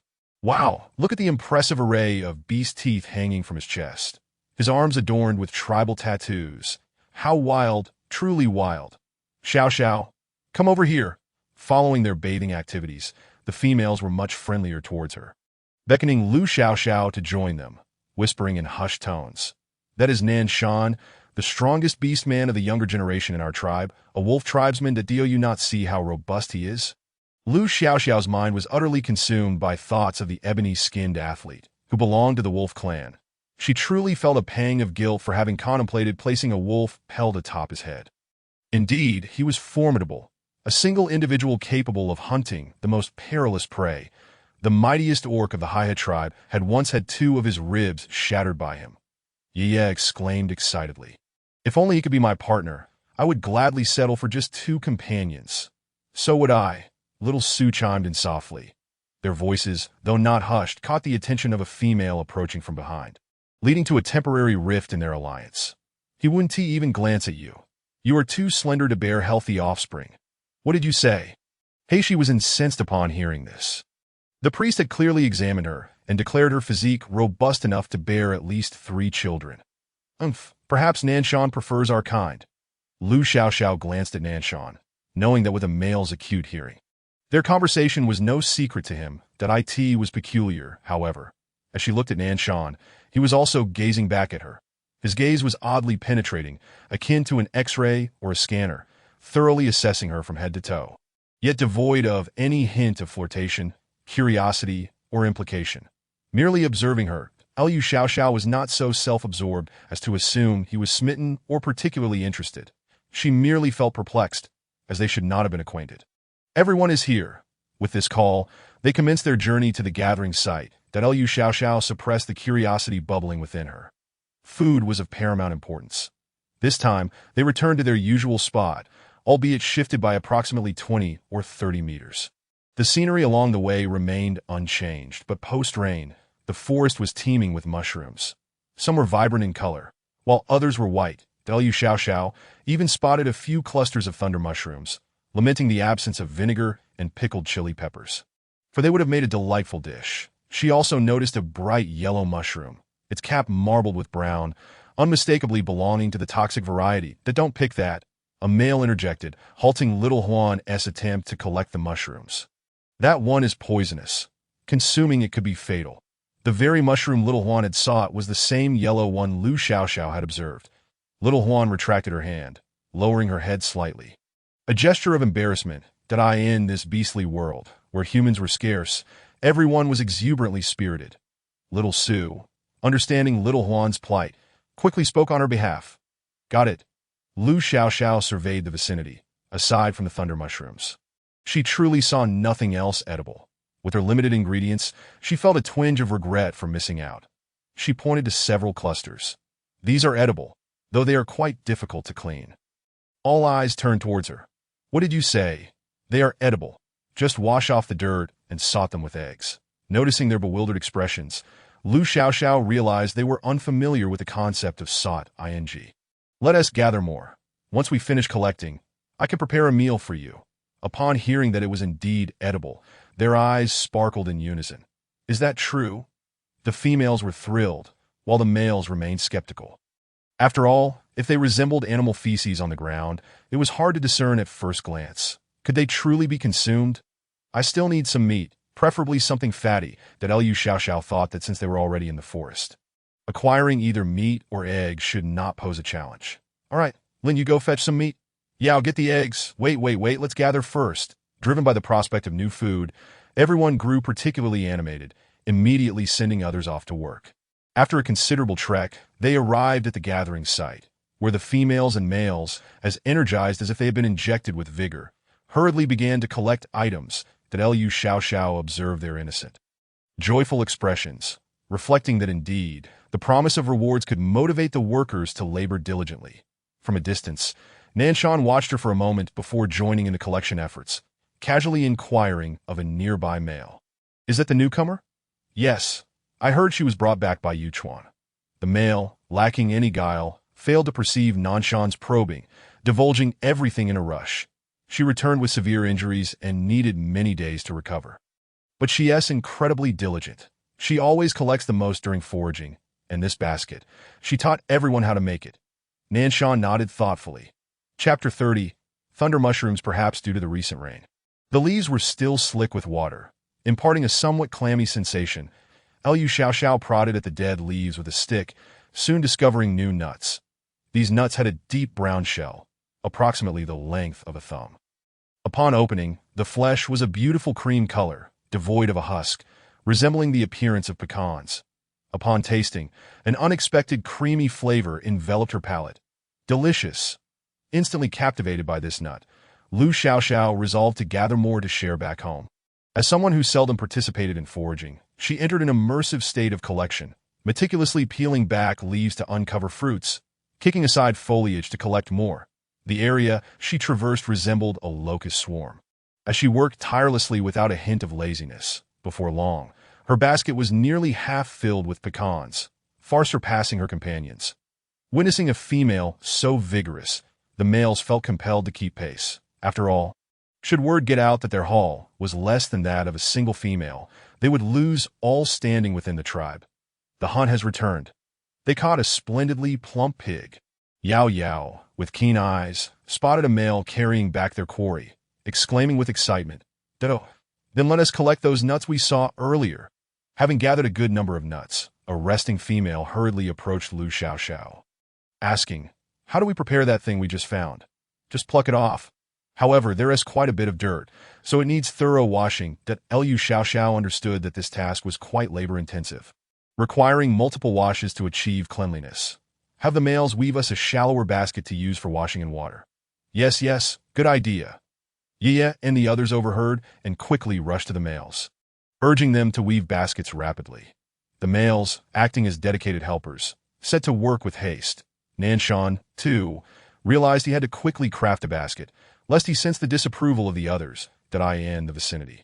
There were no thunder mushrooms, so the males volunteered 2 agile warriors to gather them, while the females remained behind with other males. The females were not entirely pleased with this arrangement, desiring to partake in the picking themselves. But they agreed to continue foraging, reassured by the male's promise to assist with the washing. Liu Xiaoxiao genuinely wished to express that washing thunder mushrooms was quite exhausting. Thus she opted out. "Can you find me a larger stone? Just a bit concave will do." Liu Xiaoxiao instructed a nearby male T, though initially confused about her intentions, nodded in agreement, and went to search for a stone. Liu Xiaoxiao's gaze drifted back to the pig, which appeared to weigh over 200 pounds, its dark coat glistening, long tusks protruding, and it huffed angrily, exuding a stubborn demeanor as if protesting its capture. "Do you need salt?" Nanshan had gleaned from his conversation with Yuchuan the previous day that Liu Xiaoxiao, being a finicky female, only consumed cooked food. Thus, he had brought some salt along today, intending to strike up a rapport with her. Though aware she could produce salt, it was still in short supply. Indeed, it will come in handy that a flicker of surprise crossed Liu Xiaoxiao's eyes. She had not anticipated this, nearly serving everyone a dubious dish instead. "Thank you." Nanshan waved it off that I found a nest of eggs. A female returned alongside a male, her eyes sparkling with excitement that I spotted a bird and kept my eyes on it, and lo and behold, I discovered a nest. "How many are there?" the other females eagerly inquired. "There are 8 in total. I left 2 for the bird and took 6, the female boasted. "Wow, that is a lot. 6 eggs could last 3 days if kept for ourselves." "Can I take 3 to share with everyone?" she asked Liu Xiaoxiao, wishing to reserve the remaining 3 for herself. "That, of course. What you have is yours to distribute as you see fit." Liu Xiaoxiao nodded. "Wow, thank you, Ran Ran. You're so generous. You will always be my dear sister." Upon hearing her willingness to share, the other females rushed to embrace her, showering her with compliments, leaving the female feeling quite dizzy with affection. Lu Xiaoxiao watched with a smile as they reveled in their camaraderie, just as the person sent to fetch a pot returned. Is this suitable? Yes. Lu Xiaoxiao noted that the pot was quite large, suggesting that thought had been put into its selection. Had they brought back a tiny pot, everyone would have had to wait longer for their meals. Let us butcher the pig. Lu Xiaoxiao desired a piece of fatty meat to render oil, directing everyone to stack stones in a circle, kindling a fire within, and placing the pot atop it. The group eagerly scurried about, gathering firewood and stones, obediently following her instructions. The foragers of thunder mushrooms returned as well, their baskets brimming, faces flushed with urgency. Is this enough? Enough. Just a taste will suffice. Lu Xiaoxiao sensed that it might not be particularly appetizing. Lacking chili peppers in her hand surely diminished its flavor. However, the locals likely would not mind too much. The ability to eat signifies an increased chance of survival, and sometimes, flavor is not of paramount importance. Although this is the case, if it is edible, everyone present is already prepared to venture into the mountains to gather this peculiar item. Despite the modest quantity, as long as it is consumable, everyone is eager to partake in the harvesting. Can this be preserved? It appears damp and seems prone to spoilage. Yes, but it must be sun-dried until it becomes crisp. When eating next time, it can be soaked to restore its texture. It can be preserved for nearly a year. Lu Xiaoxiao replied, how long is a year? The orcs have a somewhat vague concept of time. In the forest, the seasons are evergreen, and the notion of seasonal change is practically non-existent. A long time. Even after a distant journey, it can still be consumed. Lu Xiaoxiao shook her head, yet the forest may not be able to dry it properly. That is all right. We can dry it by the seaside, where the sun shines brightly. Upon hearing that sun-drying could extend its shelf life for a very long time, everyone became excited, eager to immediately grab baskets to collect this strange item. Let's wash it first. It is covered in mud and sand. Once we finish eating, we can discuss whether to pick more. No problem. We have strong teeth. Hearing her say this, everyone managed to contain their impatience. A group went to wash while others assisted in butchering the pig.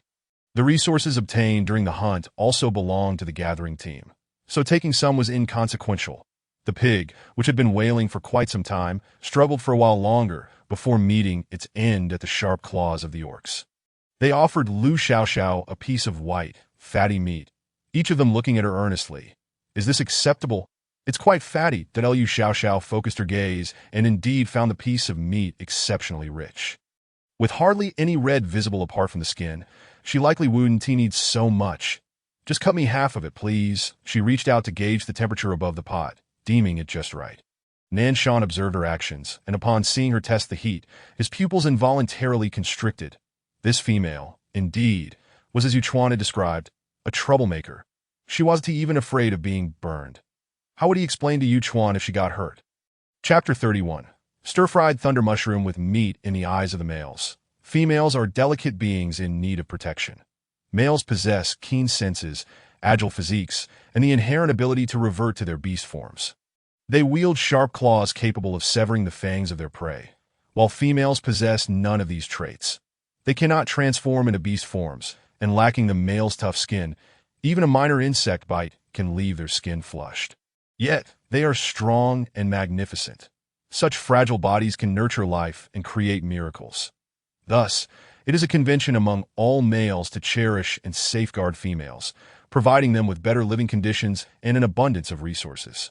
Therefore, a female like Lu Xiaoxiao, who engages in perilous actions, is challenging to manage. This stands in stark contrast to Yuchuan's claims of her being well-behaved. Nanshan simply thought that this female was indeed troublesome. How had he not realized that Yuchuan, that little brat, had such peculiar tastes? Put it in the pot. I need that stick. Hand it to me. Lu Xiaoxiao lacked a suitable spatula, glancing around and gesturing. Help me peel it and shape it like this. The males immediately revealed their claws, swiftly transforming the stick into a makeshift spatula. Wow, what is this?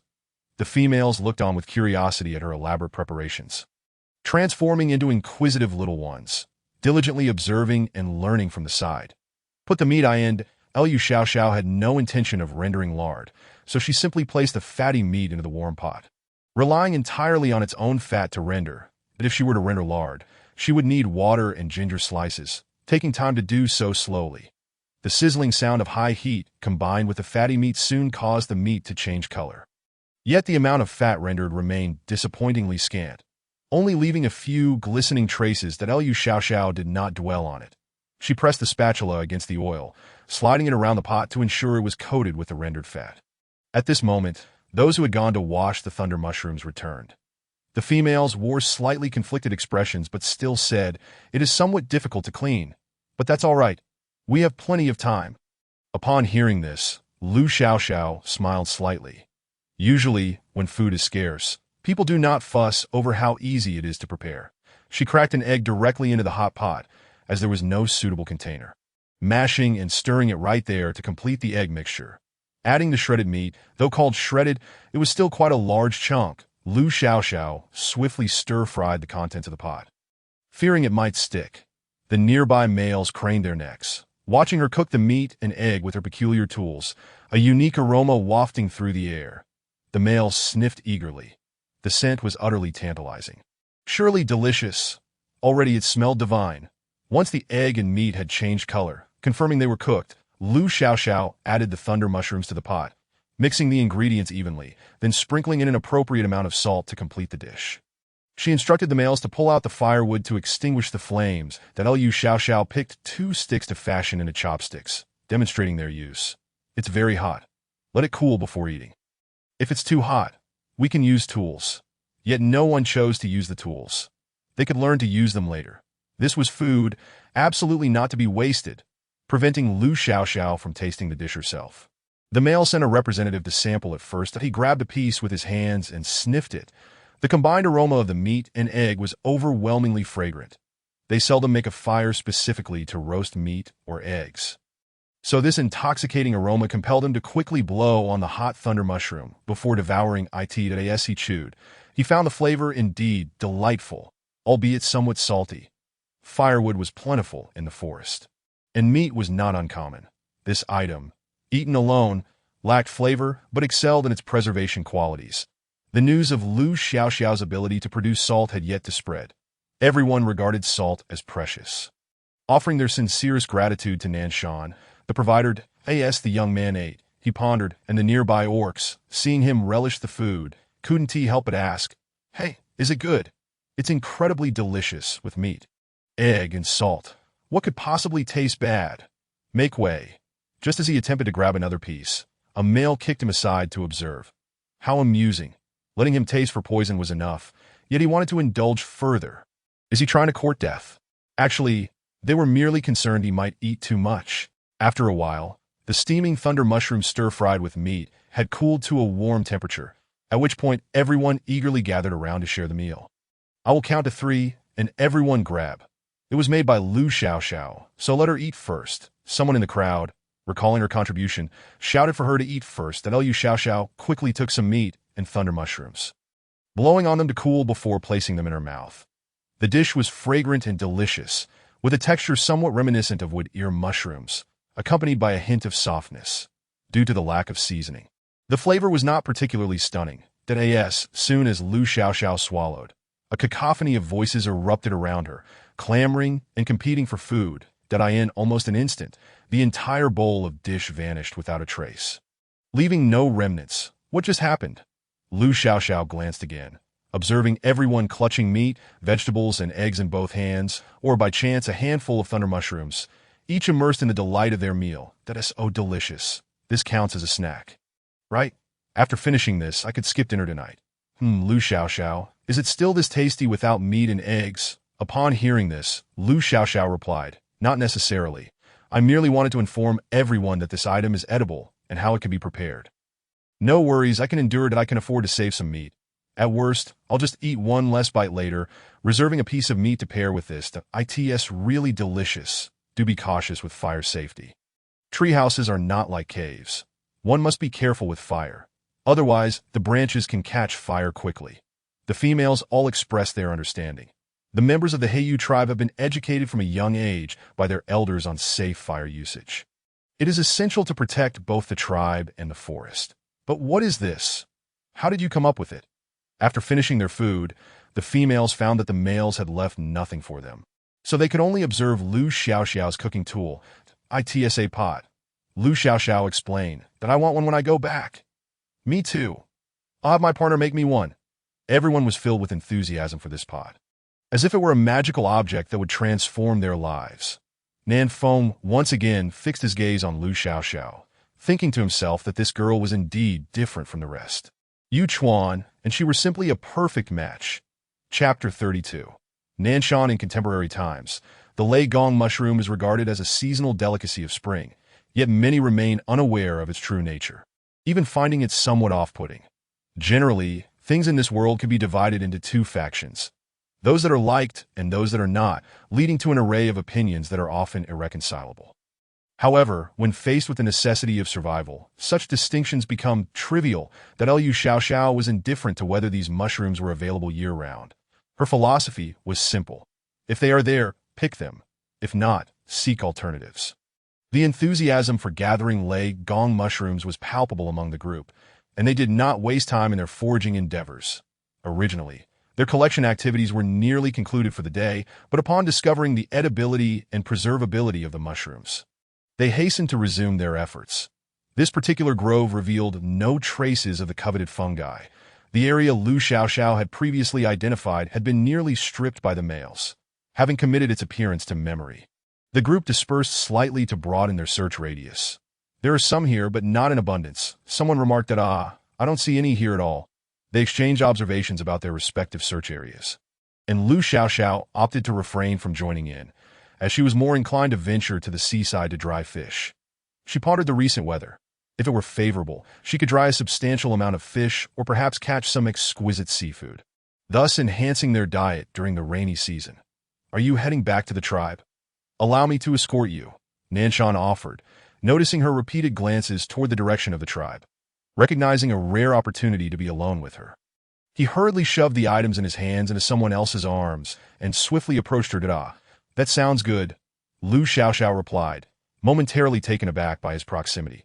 She recalled how the females of the tribe described Nanshan, a man who had never taken a mate, taciturn by nature, utterly lacking in romantic finesse, and possessing an appearance that would undoubtedly secure him the leading role in any novel. Thus, why would he extend even the slightest kindness toward her? An outsider? Lu Xiaoxiao did not indulge in self-importance, instinctively sensing that something was amiss. Nanshan nodded slightly and took the lead, guiding her ahead. Their communication was brief, yet many witnessed their departure. The males were incredulous, while the females were even more astonished. How did Nanshan end up escorting Lu Xiaoxiao?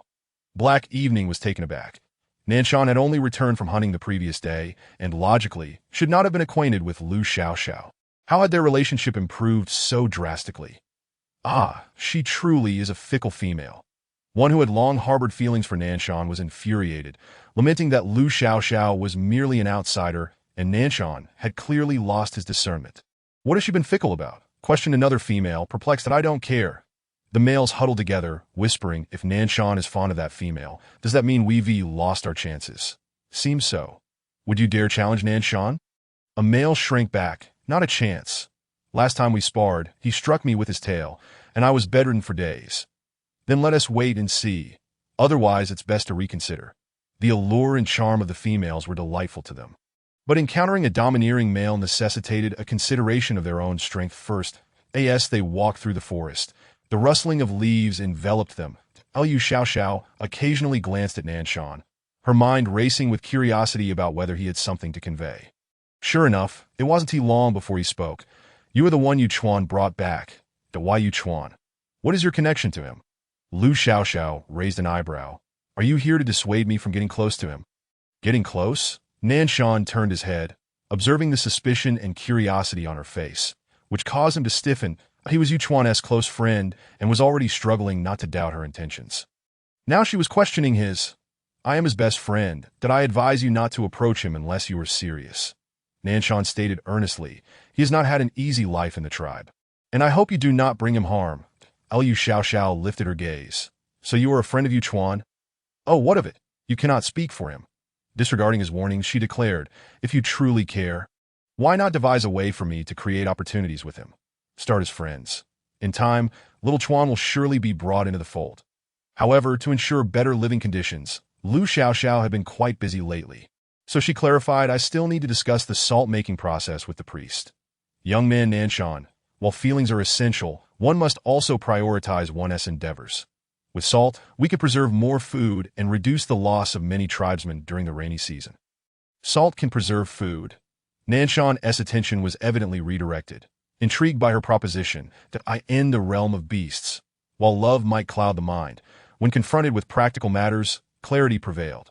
Are you willing to share this method with the tribe? The more he observed Lu Xiaoxiao, the more he found her peculiar. Typically, someone possessing such knowledge would hoard it for personal gain or leverage it to extract benefits from the tribe. Yet, she sought to share it solely for the sake of a male. Ah, how vexing! He felt a pang of jealousy. What was he to do? Having dispelled most of his doubts regarding Lu Xiaoxiao's affections for Yuchuan, he now found her quite the enigma. Of course, you are you, and I am I. Nanshan had made up his mind. Then I still advise you against it. If Yuchuan discovers that you are sending me meat, he will only assume you have feelings for me. And we will be left in a quandary, that Lu Xiaoxiao chuckled. If you truly feel guilty about it, then think of ways to create opportunities for me and him. From friends, we can work our way up. Little Chuan will eventually find his place in the bowl. Yet for the sake of better living conditions, Lu Xiaoxiao was well aware of her busy schedule, so she reiterated, I still have to negotiate with the priest regarding the salt-making process. Young man Nanshan, while love is undoubtedly important, one must also focus on their career. After enduring the harrowing experience of losing her family, Lu Xiaoxiao profoundly understood that only a strong team could survive in this ruthless world of the survival of the fittest. The neighboring Haihe tribe was notorious for its domineering reputation, exhibiting an assertive demeanor that left no tribe daring to challenge them. The Black Feather tribe was the only one nearby capable of standing toe-to-toe with the Haihe tribe. Her sole desire was for her tribe to flourish, wishing fervently to avoid becoming spoils of war once more. Having escaped the first time was sheer luck, and she could not be certain of her fortune in the next encounter. Nanshan gazed intently at her, his deep azure eyes reflecting a hint of emotion that Lu Xiaoxiao could not quite decipher, though he seemed to grasp her sentiments. You are quite extraordinary, he remarked. Thank you, and should the opportunity arise, please remember to speak favorably of me in front of Yuchuan, she replied. Unbeknownst to them, Lu Xiaoxiao and he had already returned to the tribe, and with a gentle smile, she veered towards the cave by the altar to seek the shaman. Nanshan watched her silhouette for an extended moment before departing in another direction. Unbeknownst to either, a figure lurked behind a tree, keeping a close watch on them. Excellent, the shaman exclaimed, cradling a bamboo tube filled with salt that appeared whiter than that of the goat tribe, or even the sea tribe, but he could hardly fathom the joy that would ensue if they could live in a tribe where salt was freely available. You have rendered great service to the tribe. I shall certainly inform every one of your contributions, and ensure your name is inscribed in the annals of our history, that Lu Xiaoxiao smiled silently, realizing she merely stood on the shoulders of giants. The shaman cherished the salt, tasting a pinch and furrowing his brow before relaxing. Indeed, it is salt that I suggest we construct a simple shelter in a safe location to process the salt before bringing it back. Lu Xiaoxiao proposed, and let us send a group to catch fish. I wish to dry some. Fish, spike beast? Lu Xiaoxiao was uncertain how everyone referred to those fish, considering crabs were called clip beasts, which was rather endearing. Very well, though that creature is elusive. Everyone prefers hunting prey. Given Lu Xiaoxiao's substantial contributions to the tribe, it was entirely reasonable for the males to assist her in catching some fish, and they would surely be willing. Has the weather been agreeable lately? The shaman nodded with a smile. We shall dispatch someone immediately. Would you like to bring Yuchuan along? Lu Xiaoxiao contemplated and shook her head. This is a matter of importance. I will seek your assistance if needed in the future. Yuchuan had never quite fit in with the others, and sending him along would only increase his emotional burden. The shaman's eyes, which seemed to penetrate the souls of others, narrowed slightly, a smile gracing his lips. Very well. Has our tribe acquired written language? Lu Xiaoxiao inquired, intrigued by the mention of inscribing their history. Written language? A fine description, the shaman replied, rising to retrieve a thick sheepskin from a stone wall. Our ancestors recorded significant events of the tribe upon this sheepskin for future generations to learn that in times of hardship, this sheepskin, imbued with the spirit of our forebears, can be utilized. His hands gently unfurled the yellowed sheepskin, causing Lu Xiaoxiao's eyes to tremble slightly in astonishment. The scroll was immense, stretching over 5 meters in length and approximately 3 meters in width, adorned with vibrant colors depicting humans, beasts, plants, and even incomprehensible symbols resembling cuneiform writing. What left Lu Xiaoxiao in awe was not merely these images, but the palpable traces of lives lived beneath them. The shaman observed Lu Xiaoxiao's expression of surprise, noting the complexity of emotions reflected in her eyes. He prided himself on having encountered many individuals, yet he found it difficult to discern the past that shaped this extraordinary female that I believe I comprehend, Lu Xiaoxiao stated. She could not write cuneiform, and conveying the salt-making process in written form was beyond her capabilities. Let me narrate the process to you. Thank you that if you are interested, you may learn our tribe's writing. Previously, the Black Feather tribe had no concept of written language, merely stating that things should be recorded. The shaman had thought the term represented by these two characters aptly described the tribe's illustrations, hence adopting it. Lu Xiaoxiao was taken aback. Was this not knowledge reserved for the shaman and the chieftain? In ancient tribal culture, throughout the vast expanse of history, writing and knowledge were held in the hands of those at the pinnacle of the social hierarchy, particularly in the mysterious ancient times steeped in fervent worship. The ability to interpret symbols and the knowledge they conveyed were possessed by shamans or wizards. She was merely an ordinary person, and moreover, an outsider. How could he be willing to share with her? Why not? The shaman replied, glancing at the sheepskin scroll, his eyes filled with reverence for their ancestors, accompanied by a tinge of compassion. Their forebears had successfully relayed messages before their enemies, a feat made possible by their mastery of written language, a remarkable skill. Lu Xiaoxiao quickly regained her composure, though she did not explicitly state whether she would learn or not. Instead, she cleared her throat and commenced narrating the salt-making process. After Lu Xiaoxiao departed, the shaman continued to gaze at the scroll, his somewhat calloused hands gently tracing the stories of how their ancestors conveyed messages, but he did not disclose to Lu Xiaoxiao that the information passed down by their forebears had saved dozens of mountains and forests in their vicinity. Yet he and his mate and offspring had perished in the flames of war. Chapter 34. To the seaside the tribe moved swiftly. Within 10 minutes of the shaman's midday announcement, the males had assembled, ready for action beneath Lu Xiaoxiao's wooden dwelling. Their eager gazes were fixed upon her, anticipating her promptness as they were eager to venture forth to procure salt. After all, it was salt with it. They would no longer need to concern themselves with the whims of others. They could no longer tolerate the sour faces of the goat tribe, who were perpetually nagging and greedy. Among the group, the dark-skinned Nanshan stood at the forefront, designated as the leader of this expedition. Orchestrating all activities for the day, he climbed a tree and knocked on Lu Xiaoxiao's door. Lu Xiaoxiao had just finished packing her belongings, pondering that this trip would last several days, as she intended to bring meat for drying. Hearing the knock, she called out, "Coming!" After surveying her tree house and confirming that the fire in the stove was extinguished, Lu Xiaoxiao shouldered her pack and stepped outside. So soon, looking down, she saw several pairs of eager eyes fixed upon her, prompting her to take a step back. "Turn around!" Nanshan barked when he noticed her retreat. "What are you staring at?" With a swift motion, the males turned their backs to her, no longer casting surreptitious glances in her direction. They felt aggrieved. Their excitement was simply overwhelming. They were about to make salt. Was it so wrong for them to be curious about whether the female looked different? "Nanshan, you miser!"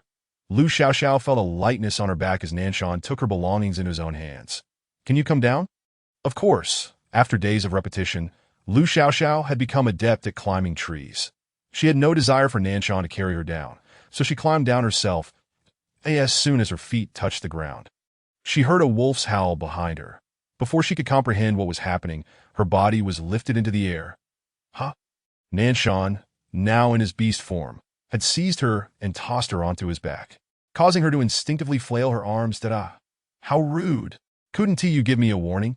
I can climb down myself. Fortunately, despite being airborne, she found herself securely seated on his back. Once settled, she instinctively clutched his long fur at the nape of his neck. Still somewhat bewildered, surely anyone in her position would be equally unsettled. Oh! The great wolf howled again, galloping swiftly, while behind him, other beastmen transformed back into their animal forms, closely trailing in his wake. But Lu Xiaoxiao turned to look. Behind them were tigers, lions, wolves, and even a massive python, a great scorpion, and a large spider. She felt as if she might leap in fright. While she could tolerate the snake and scorpion, the sight of the long-legged spider sent chills down her spine. Quickly averting her gaze, Lu Xiaoxiao rubbed her arms, covered in goosebumps. Nanshan moved swiftly, yet the ride was smooth, and Lu Xiaoxiao could hardly discern the scenery around her, which seemed to blur into a straight line, a testament to their speed.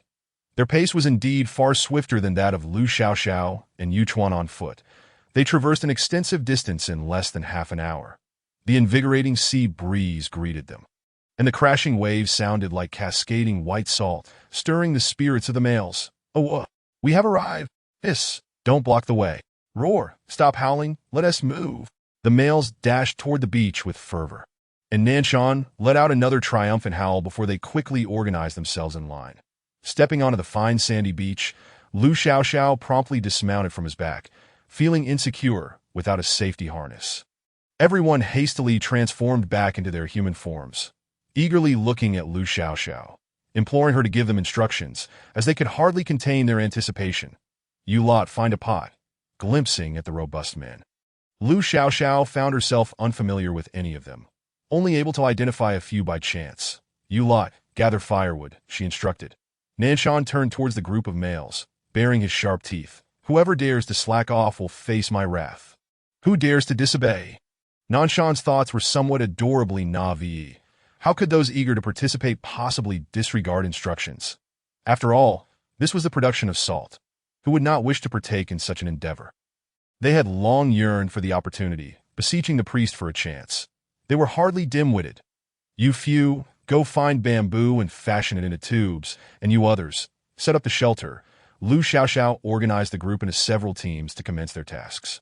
"All right." The selected males responded boisterously. They immediately dispersed, each attending to their duties, leaving 2 or 3 males without tasks, eagerly inquiring, "What about us? No way. Is it over before it even began? Go find vines to weave fishing nets." "I aim to catch the," Lu Xiaoxiao declared. Realizing that this was the priest's designated fishing team for her, she calmly added, "Make the nets a bit smaller, ditto. We thought we needed them for salt."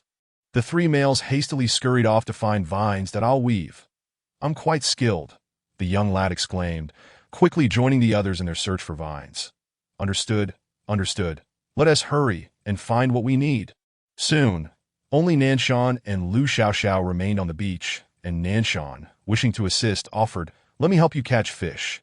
"Are you proficient in swimming?" she queried. "Oh, right, I recall seeing a serpent tribe orc earlier.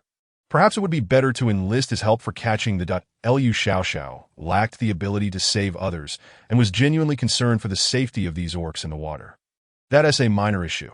Nanshan and the others grew up by the water.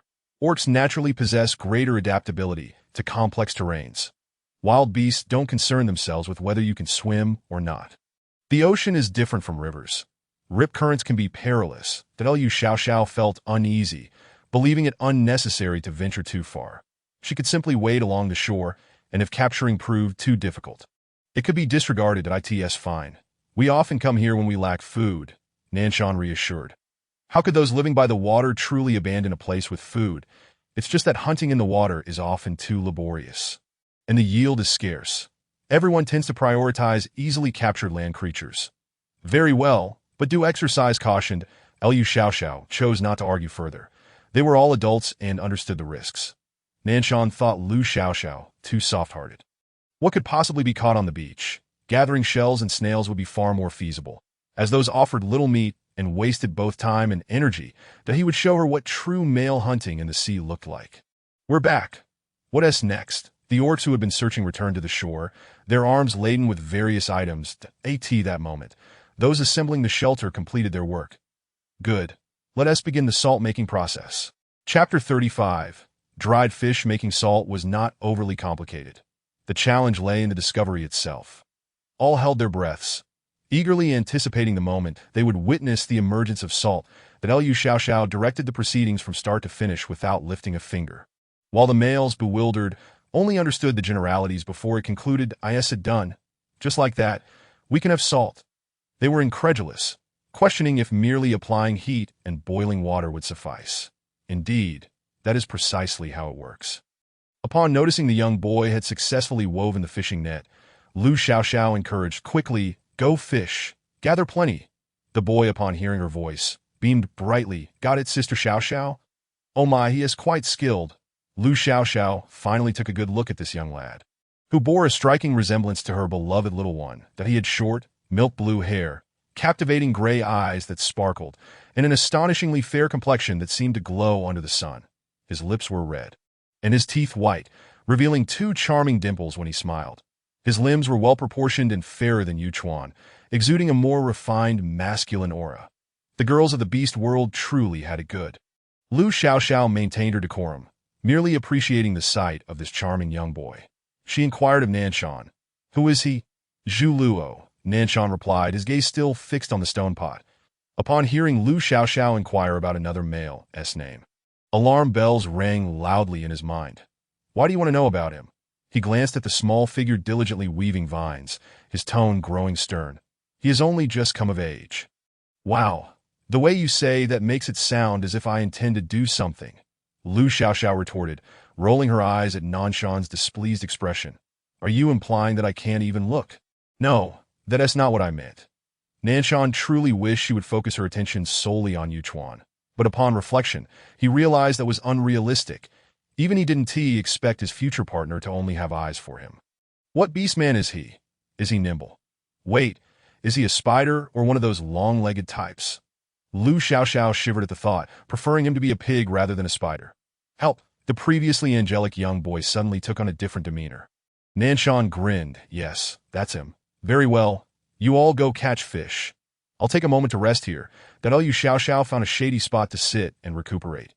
Nanshan was earnest in his fish-catching efforts, while the young boy remained all smiles, praising Lu Xiaoxiao as prowess. After a while, Nanshan could no longer endure it. "Don't get any ideas about her." Zhu Luo turned, his round eyes filled with confusion. "Why not? Even if you like her, it should be fair competition. That's so? You wish to challenge me?" Nanshan realized this cunning spider was up to mischief and needed to safeguard his brother. He could see that Lu Xiaoxiao was indeed quite interested in Zhu Luo. "How rude of you!" Zhu Luo exclaimed, his big eyes wide with innocence. "Beautiful females are pursued by all. Your unilateral protection, I isn't fair. If she likes me, your interference is futile. Rude? How outrageous! Besides, you frequently go hunting alone, so naturally, another male must watch over the female in the tribe." Zhu Luo's cheerful facade masked his confidence. "I can weave things. I'll surely take good care of the female." "Absolutely not.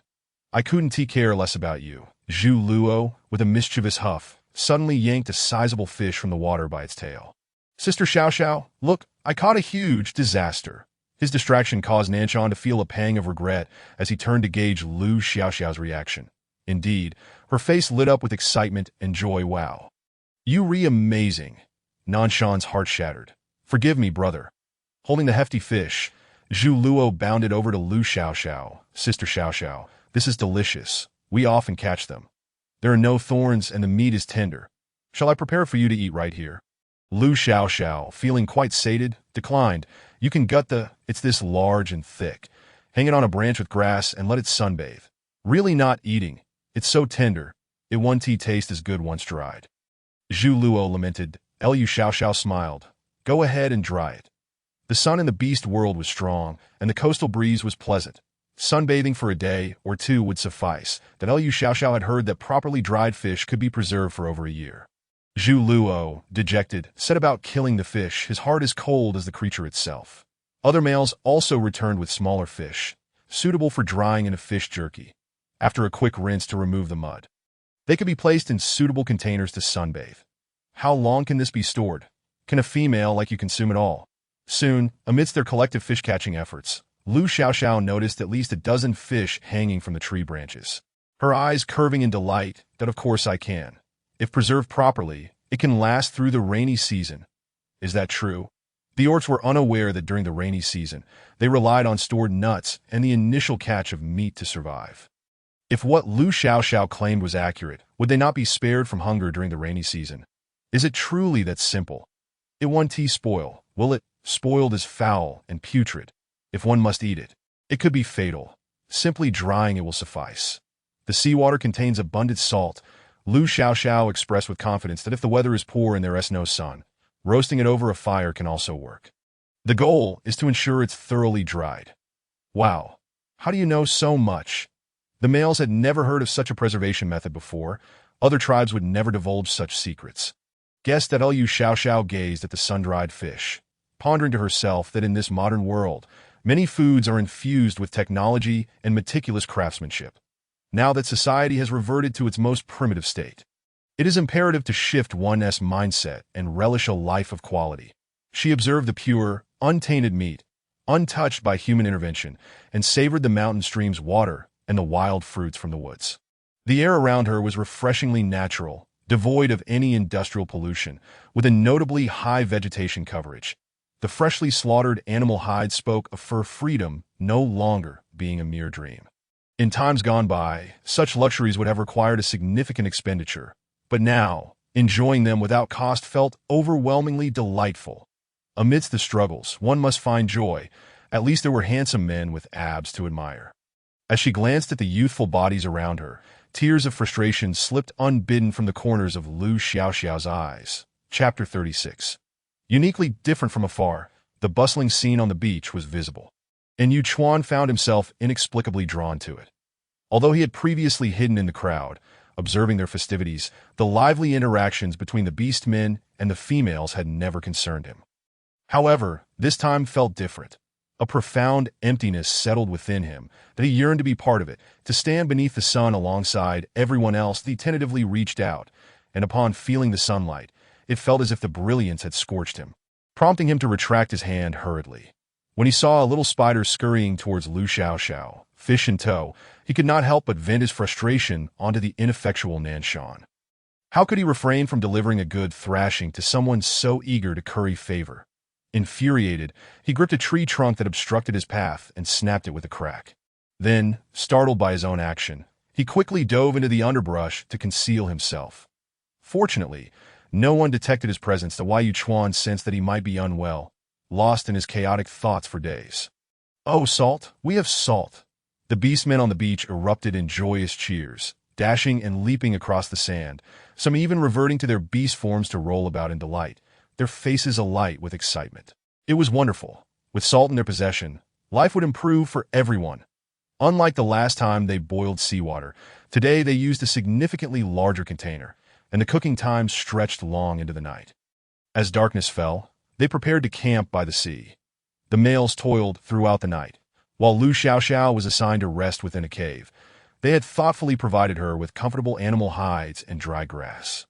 And standing guard outside was the ever-reliable Nanshan. The other males had grown accustomed to this arrangement. Throughout the day, Nanshan had been particularly attentive to her, leading many to speculate that she was indeed the chosen female. They had pondered whether they were overthinking things. Yet the rumors of Nanshan's fated bond within the tribe were too loud to ignore, compounded by his usual behavior, compelling them to associate Lu Xiaoxiao with him. Outsiders were intelligent, bringing new life to the tribe, and all the males eagerly anticipated the emergence of this new vitality. The beastmen possessed exceptional night vision, allowing them to work even under the cover of darkness. As pots of seawater simmered, their gratitude coalescing into precious salt, accumulating drop by drop into a substantial quantity. By the seaside at night, bonfires blazed brightly, and the beastmen continued to fish as a slender figure moved through the water. And with a swift motion, it emerged with a few fish and a turtle, tossing them onto the beach. While impressive, this prickly beast can only be found in deeper waters than on the shore. Other beastmen assisted the serpent beast in collecting the fish and turtle, swiftly dispatching the latter before gutting it and tossing it back into the water. "You can eat this yourself." The turtle, upon reaching land, retreated into its shell, while a male casually tossed it back to the others. Females generally did not favor consuming such creatures, and the males were no different. But seriously, is this truly Nanshan's destined partner? Who do you think I am? I just want to ensure I can fill my belly. If that means becoming Yu's partner later on and having her bear me a child, that would be sufficient. You wish for her to give you a child, you? This female is truly unique. How were we unaware that sun-dried, prickly beasts could be preserved for so long? The beastmen waited for the next pot of seawater to boil down, idly chatting on the beach, Did you not know that boiling seawater yields salt? Perhaps their minds simply function better. After one pot, then two, an entire night passed before Lu Xiaoxiao awoke to find fragrant meat prepared for her. Here, eat. Nanshan wrapped the meat in leaves, when the sun is on the other side. We can return home. Huh. Lu Xiaoxiao exclaimed in surprise. Aren't you going to prepare more? Although the journey to the beach was neither arduous nor far, it seemed unnecessary to leave so soon. Noticing a flicker of excitement cross Nanshan's face. Lu Xiaoxiao was stunned. You didn't boil the salt all night, did you? Yes, it is crucial. The sooner we act, the better for the tribe. Nanshan nodded, affirming her suspicion that we also gathered many pots together. So we have acquired a greater quantity of salt than the original goat tribe had for trade. Lu Xiaoxiao's eyes twitched slightly as she beheld a majestic tiger adorned with bamboo tubes bound by vines and leaves. Proudly preparing to deliver essential supplies back to the tribe, accompanied by a bodyguard. This stretch of sea remained the domain of the Black Feather tribe, and the route was secure. They merely took precautions. After all, salt was invaluable. Beside the tiger were dozens of bamboo tubes, undoubtedly brimming with salt. Heavens, these beastmen are incredible. Lu Xiaoxiao had assumed they would merely add an extra shift, as they typically paused to rest once they had hunted sufficient quantities. Sometimes even taking an additional day or two off. Yet, it seemed they genuinely enjoyed their work. But now, as they prepared to return, what would become of the sun-dried meat she had brought? Their actions made her appear rather foolish. Oh, about the meat you dried, Nanshan recalled this issue just then. The fish isn't completely dried yet. I'll bring it back for you in a couple of days. Then aren't you going back? I can stay a few more days. That Lu Xiaoxiao had thought everyone would leave together. But since some remained behind, she could stay too. Seemingly unprepared for the female's willingness to remain, Nanshan pondered briefly before nodding. Although we have already acquired a significant amount of salt, we should still stockpile as much as possible. It would be unfortunate if the weather turned sour later. Does the weather frequently turn bad?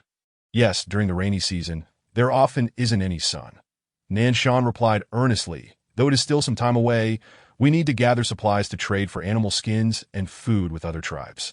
Now that we have salt, we must ensure the priest organizes the quantities promptly. I cede Lu Xiaoxiao sighed in relief. Her food reserves had yet to materialize, and had she been informed that the rainy season was approaching, she would have felt quite despondent. Are you going to the beach? I'll accompany you, Nanshan offered, inviting her. There are thorny plants nearby, and you can't traverse them alone. Come with me. There is a way through here, or you'll have to take a significantly longer route. Nanshan transformed into a great gray wolf, allowing her to climb aboard. Perhaps you'd like to explore a bit. The trees around here are quite different from those near the tribe, and the females enjoy observing them. Lu Xiaoxiao found herself puzzled. Why would they enjoy looking at trees? Was it simply because they were different? Chapter 37. The treatment of a starlet. Indeed, they looked markedly different. Lu Xiaoxiao stared, wide-eyed, at the bizarre plants nearby, as if a strange door of perception had swung open. First was a cactus-like plant, likely the source of the fruit Yuchuan had previously picked to quench her thirst. Its surface barren save for a few moderately thick leaves arranged in rows, enveloped in a fuzzy substance. Next were some creeping grasses adorned with vibrant blossoms. Nanshan explained, the flowers from this grass can be crushed to stop bleeding. How impressive!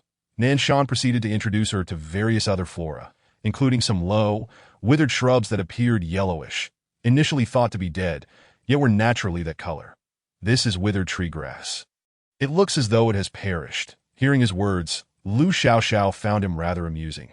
She had not expected him to be so interesting. In this, although not very palatable, Nanshan plucked a gnarled growth from a tree, revealing a liquid within that looked somewhat unappetizing. But if you already know it's not very tasty, why pick it? Was he suggesting she try it, before Lu Xiaoxiao could voice her rejection? The oblivious Nanshan had already taken a generous bite. What could Lu Xiaoxiao say? Thankfully, she had not foolishly expressed gratitude for his kind gesture, saying, I'll pass. He let destruction commence for several consecutive days. The villagers tirelessly transported salt back and forth, only reluctantly departing from the beach to return to their tribe. This time, unbeknownst to them, Lu Xiaoxiao had ensured that the sun-dried fish and meat were meticulously divided and securely packaged, ready to be brought back to the tribe. Upon their return, all the members of the tribe gathered at the entrance, eagerly awaiting the return of their heroes. They're back. Lu Xiao wow, Nanshan. The priest and the chieftain stood at the forefront of the crowd, and upon witnessing their safe return, proclaimed loudly, "Brave warriors of the tribe, welcome back." Oh. The enthusiastic cheers from the crowd caused the males to stand tall, their faces adorned with a mix of pride and satisfaction. As if to assert their reliability as Orcish warriors chosen for the salt transport and production mission, Lu Xiao. Thank you. This is my token of appreciation. You must accept it. A voice suddenly rang out from the crowd, followed by a basket of meat and fruits being thrust into her arms. This prompted others to follow suit. I knew you would return, so I left meat outside your treehouse. Me too. I left fruits. They are delicious. I left hard fruits, knowing you love them. Lu Xiao, I wish to pursue you. I will gift you a hide. A multitude flocked around her, completely disregarding Nanshan beneath Lu Xiao, who found himself pitifully forgotten amidst the enthusiastic throng, his beautiful fur tangled and his face nearly squished. Whoa! Can you all not respect others' feelings? Yet no one paid heed to his plight. After all, a diminutive female capable of salt production was far more deserving of sympathy than a male. She seems to have tanned a bit during her days at the seaside. Xiao, I have white fruits. Come find me, and I will help you apply them to lighten your skin. You're talking nonsense. It's the small waterfall we need to visit to gather leaves for that. No, you are the one speaking nonsense. When the topic turned to their own knowledge, several females began bickering animatedly, filling the air with lively banter. The males had grown accustomed to such scenes, while the chieftain and priest smiled, watching the exuberance unfold. Their efforts were all aimed at ensuring that everyone could continue to live in such bliss. In a place far away, a few elders, who had remained hidden, also revealed faint smiles. Boss, this female appears to be quite extraordinary, Ditto. I believe she's the one the priest spoke of. The elder, slightly older, spoke slowly, though something felt amiss. But according to Xiao Wu, she seems to have affection for that brat Yuchuan. What does that matter? Is it not normal for females to have multiple partners? Boss, I know you favor Nanshan, but you must face reality. It is only natural for females to have partners. The second elder rolled his eyes, that I have said nothing at all.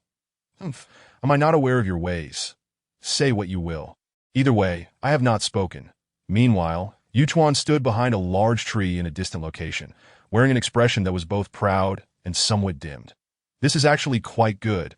A person as wonderful as her deserves to live perpetually in the spotlight. He turned to leave, unnoticed by anyone but Lu Xiao. Feeling pensive, gazed in the direction of his departure, but saw no one there. She gently declined the gifts being offered to her. Thank you all. But I have done nothing. I am merely grateful for the tribe's hospitality. The priest smiled, and the chieftain spoke. You are the great benefactor of our tribe, Lu Xiao, that we have decided to hold a bonfire celebration in your honor in 3 days. Wow, a bonfire celebration. Does that mean there will be more meat to eat? Lu Xiao exclaimed in astonishment. Indeed, it is a grand ceremony for our tribe that we will ensure the warriors hunt sufficient game for everyone to feast upon. And we will gather fruits, enjoying a night of merriment. Black Evening explained, adding that such events typically occur only once a year, that we are blessed by your presence. Yes, if any males or females wish to pair up. The best time to court is during the celebration. Lu Xiao raised an eyebrow slightly, intrigued by the notion that is it truly possible. A strong scent of seafood wafted in from the animal skins being carried by the males, capturing everyone's attention. These are the sun-dried fish and meat that Lu Xiao taught us to make. She said if preserved properly, they could last through the long rainy season. The males carrying the meat exclaimed with excitement. We hurried back, so we didn't prepare much. Wow, is that true? Lu Xiao chuckled at their childlike enthusiasm. That indeed, Lu Xiao, you are truly amazing. Wow, can I come visit your treehouse? I want to go too. The orcs expressed their preferences openly, and Lu Xiao had never experienced such celebrity-like treatment. The warmth and kindness of the tribe enveloped her, and she was generous in return. If I have the time. Of course, we can share some of this dried meat during the bonfire celebration. The method of preserving the meat was her contribution, and while these provisions technically belonged to her, she could not consume them all alone. Sharing them would promote her techniques and enhance the tribe's chances of survival. Really? The crowd erupted in joy, nearly forgetting their own names in their excitement, and they had already overlooked that Lu Xiao. Being a female could not have hunted such game alone to at that moment. All they could think of was the prospect of delicious food. Can you teach us how to prepare it? We want to make dried meat too. Yes, I will dry some meat and share it with you. Me too. Oh. The males knew the method, and it was time for her to rest.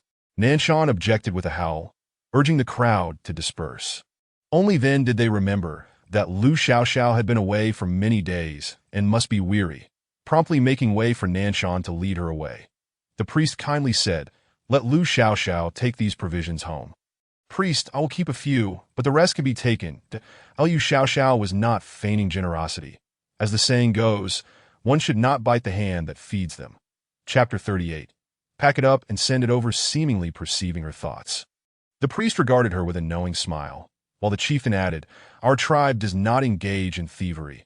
The meat given by Lu Xiaoxiao will be repaid with other provisions. Yes, we will return the favor. I have no objections. What are you, to have any objections? Hey, what is wrong with you?" Fine then, Lu Xiaoxiao expressed no objections. She now possesses ample salt and can cure the meat upon her return. In truth, she was quite eager to make smoked cured meat, pickled meat, or canned meat, though she lacked the necessary conditions.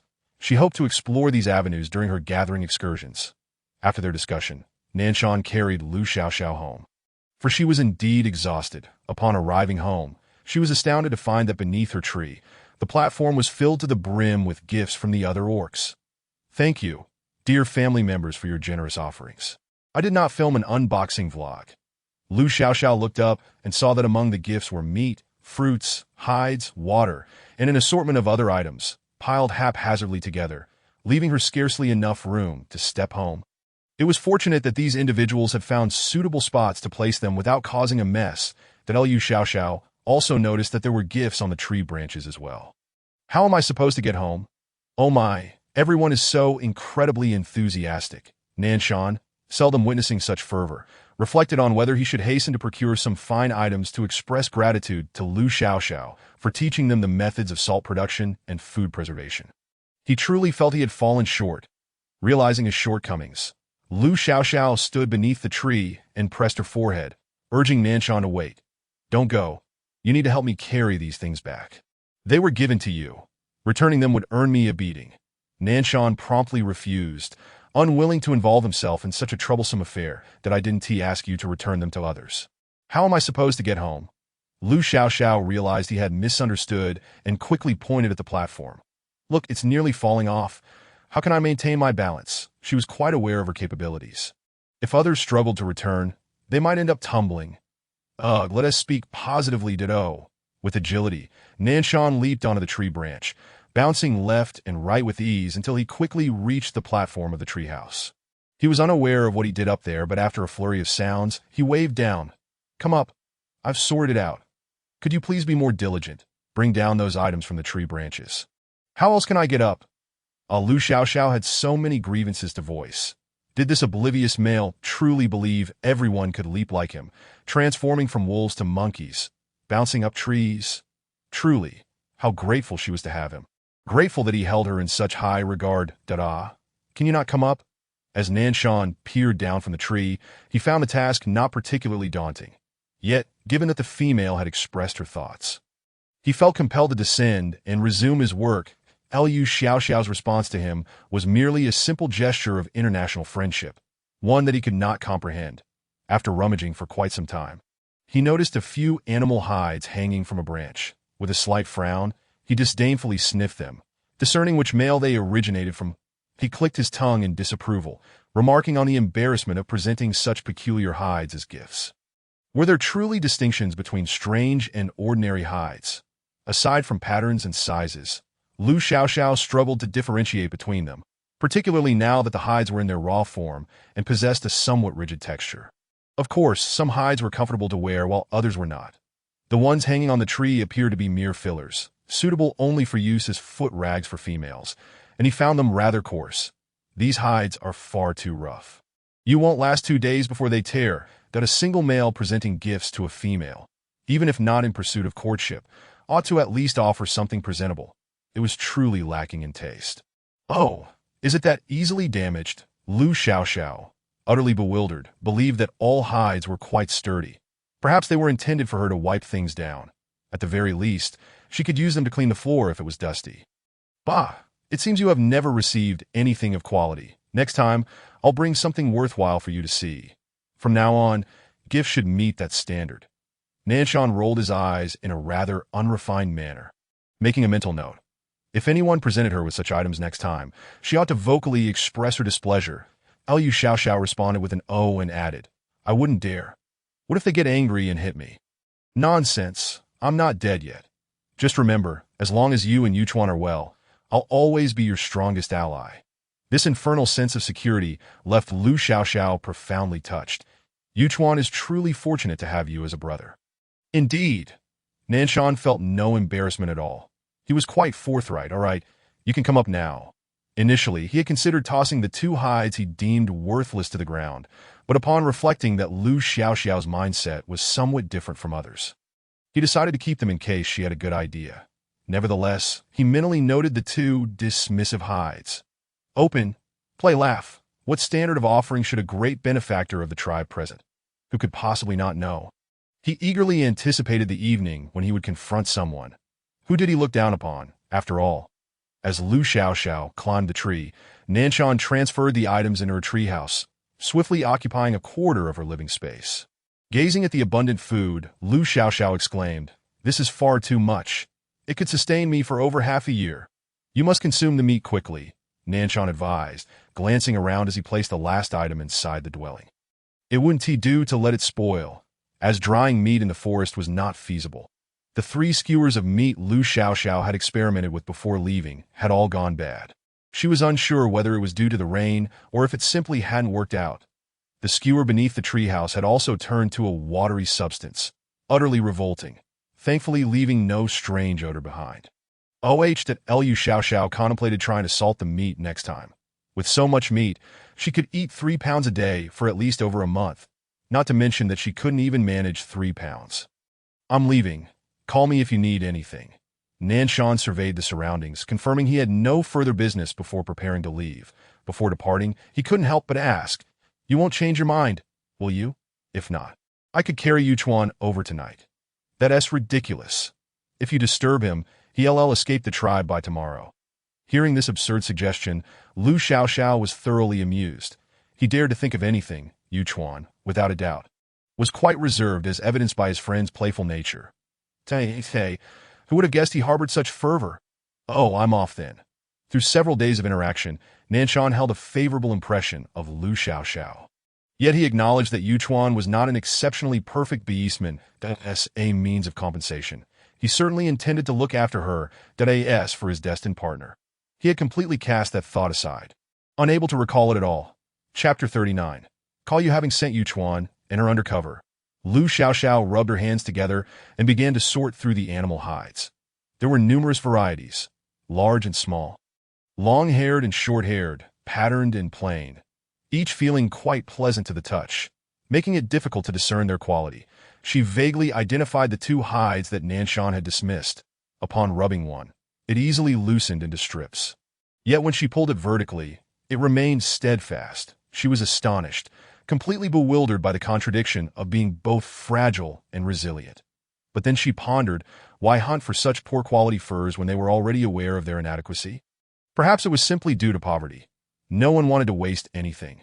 The rainforest lacked winter, resulting in generally thin furs that Liu Xiaoxiao selected a few colors she fancied and held them against herself, deciding to craft a few skirts for daily wear. After the recent bathing experience, Liu Xiaoxiao had come to understand that the locals bathed only once a month. While she comprehended this reality, she could not agree with it. She was still contemplating the possibility of sneaking off to wash herself. That it was already difficult enough to have no freedom to use the toilet. How could one be deprived of bathing as well? Surely she couldn't be the only time traveler living in such dire circumstances. This was the kind of thing that could lead to ridicule if shared publicly. Liu Xiaoxiao tousled her hair in frustration, collapsing onto the ground in defeat. In any case, she needed to address the issues of food and clothing. She could no longer tolerate the stiff, rope-bound hides. Resolutely, Liu Xiaoxiao had a sudden inspiration and retrieved the damaged hides, tearing them into strips. Although the textures were several hundred times thicker than thread, they were quite suitable for sewing animal hide skirts. After confirming that the hides wouldn't tear during manipulation, Lu Xiaoxiao used a bone knife to create openings, threading the strips through to connect the ends of the hides.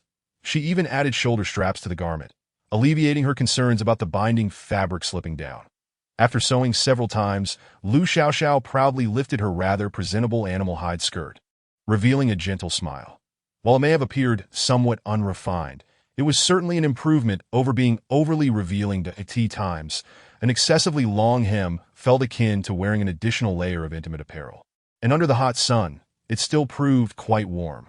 After trying it on, Lu Xiaoxiao felt content with the fit. The length was just right, and it did not chafe her skin, although it lacked a flowing quality. It had already begun to resemble a sundress. The success of her first skirt filled Lu Xiaoxiao with excitement, prompting her to eagerly embark on a second round of challenges that be by the time she completed this endeavor. Night had fallen. Lu Xiaoxiao rubbed her stiff neck and shoulders, feeling little appetite, so she casually selected a few hides from the pile of gifts beside her to use as bedding and fell asleep, grateful for any covering. Whether it was the product of daydreams manifesting in her slumber, in her dreams she remained diligently sewing clothes, a laborious smile gracing her lips. Nanshan emerged from the forest at dawn, carrying a multitude of prey. Among his bounty were the beautifully furred forest fox, tender piglet beasts, and perhaps even the sweet raccoon beasts, whose skin was also edible. His basket was filled to the brim. After a night of exertion, his face bore no trace of fatigue, only a hint of exasperation. It was unfortunate. The previous night had not gone well, and he had failed to secure the desired quarry. Nanshan, you're back from hunting. The Black Feather Tribe operated under a system of communal and private ownership, in communal settings. Each member of the hunting party received corresponding tasks, and meat was distributed based on task completion. In private settings, when hunting individually, the tribe only claimed 1/3 of the spoils. However, many did not exert themselves too vigorously, as food could not be preserved for long. It had to be consumed quickly. Even if they couldn't finish it, they had to force it down, after which they would simply remain at home to digest. Few, like Nanshan, hunted privately. Yes, Nanshan relished the sensation of running through the forest and the thrill of capturing prey. He believed he was truly born for hunting. The priest is looking for you. You should hurry over when you have a moment. The priest? Oh, all right. Upon hearing that the priest sought him, Nanshan hurriedly gathered his belongings and made his way over, knowing he would have to go anyway. Arriving at the priest's dwelling, he found the priest warming himself by the fire, with several bags of salt laid out before him, prepared to distribute them to the tribe. Priest. The priest turned his head, gesturing for him to sit beside him.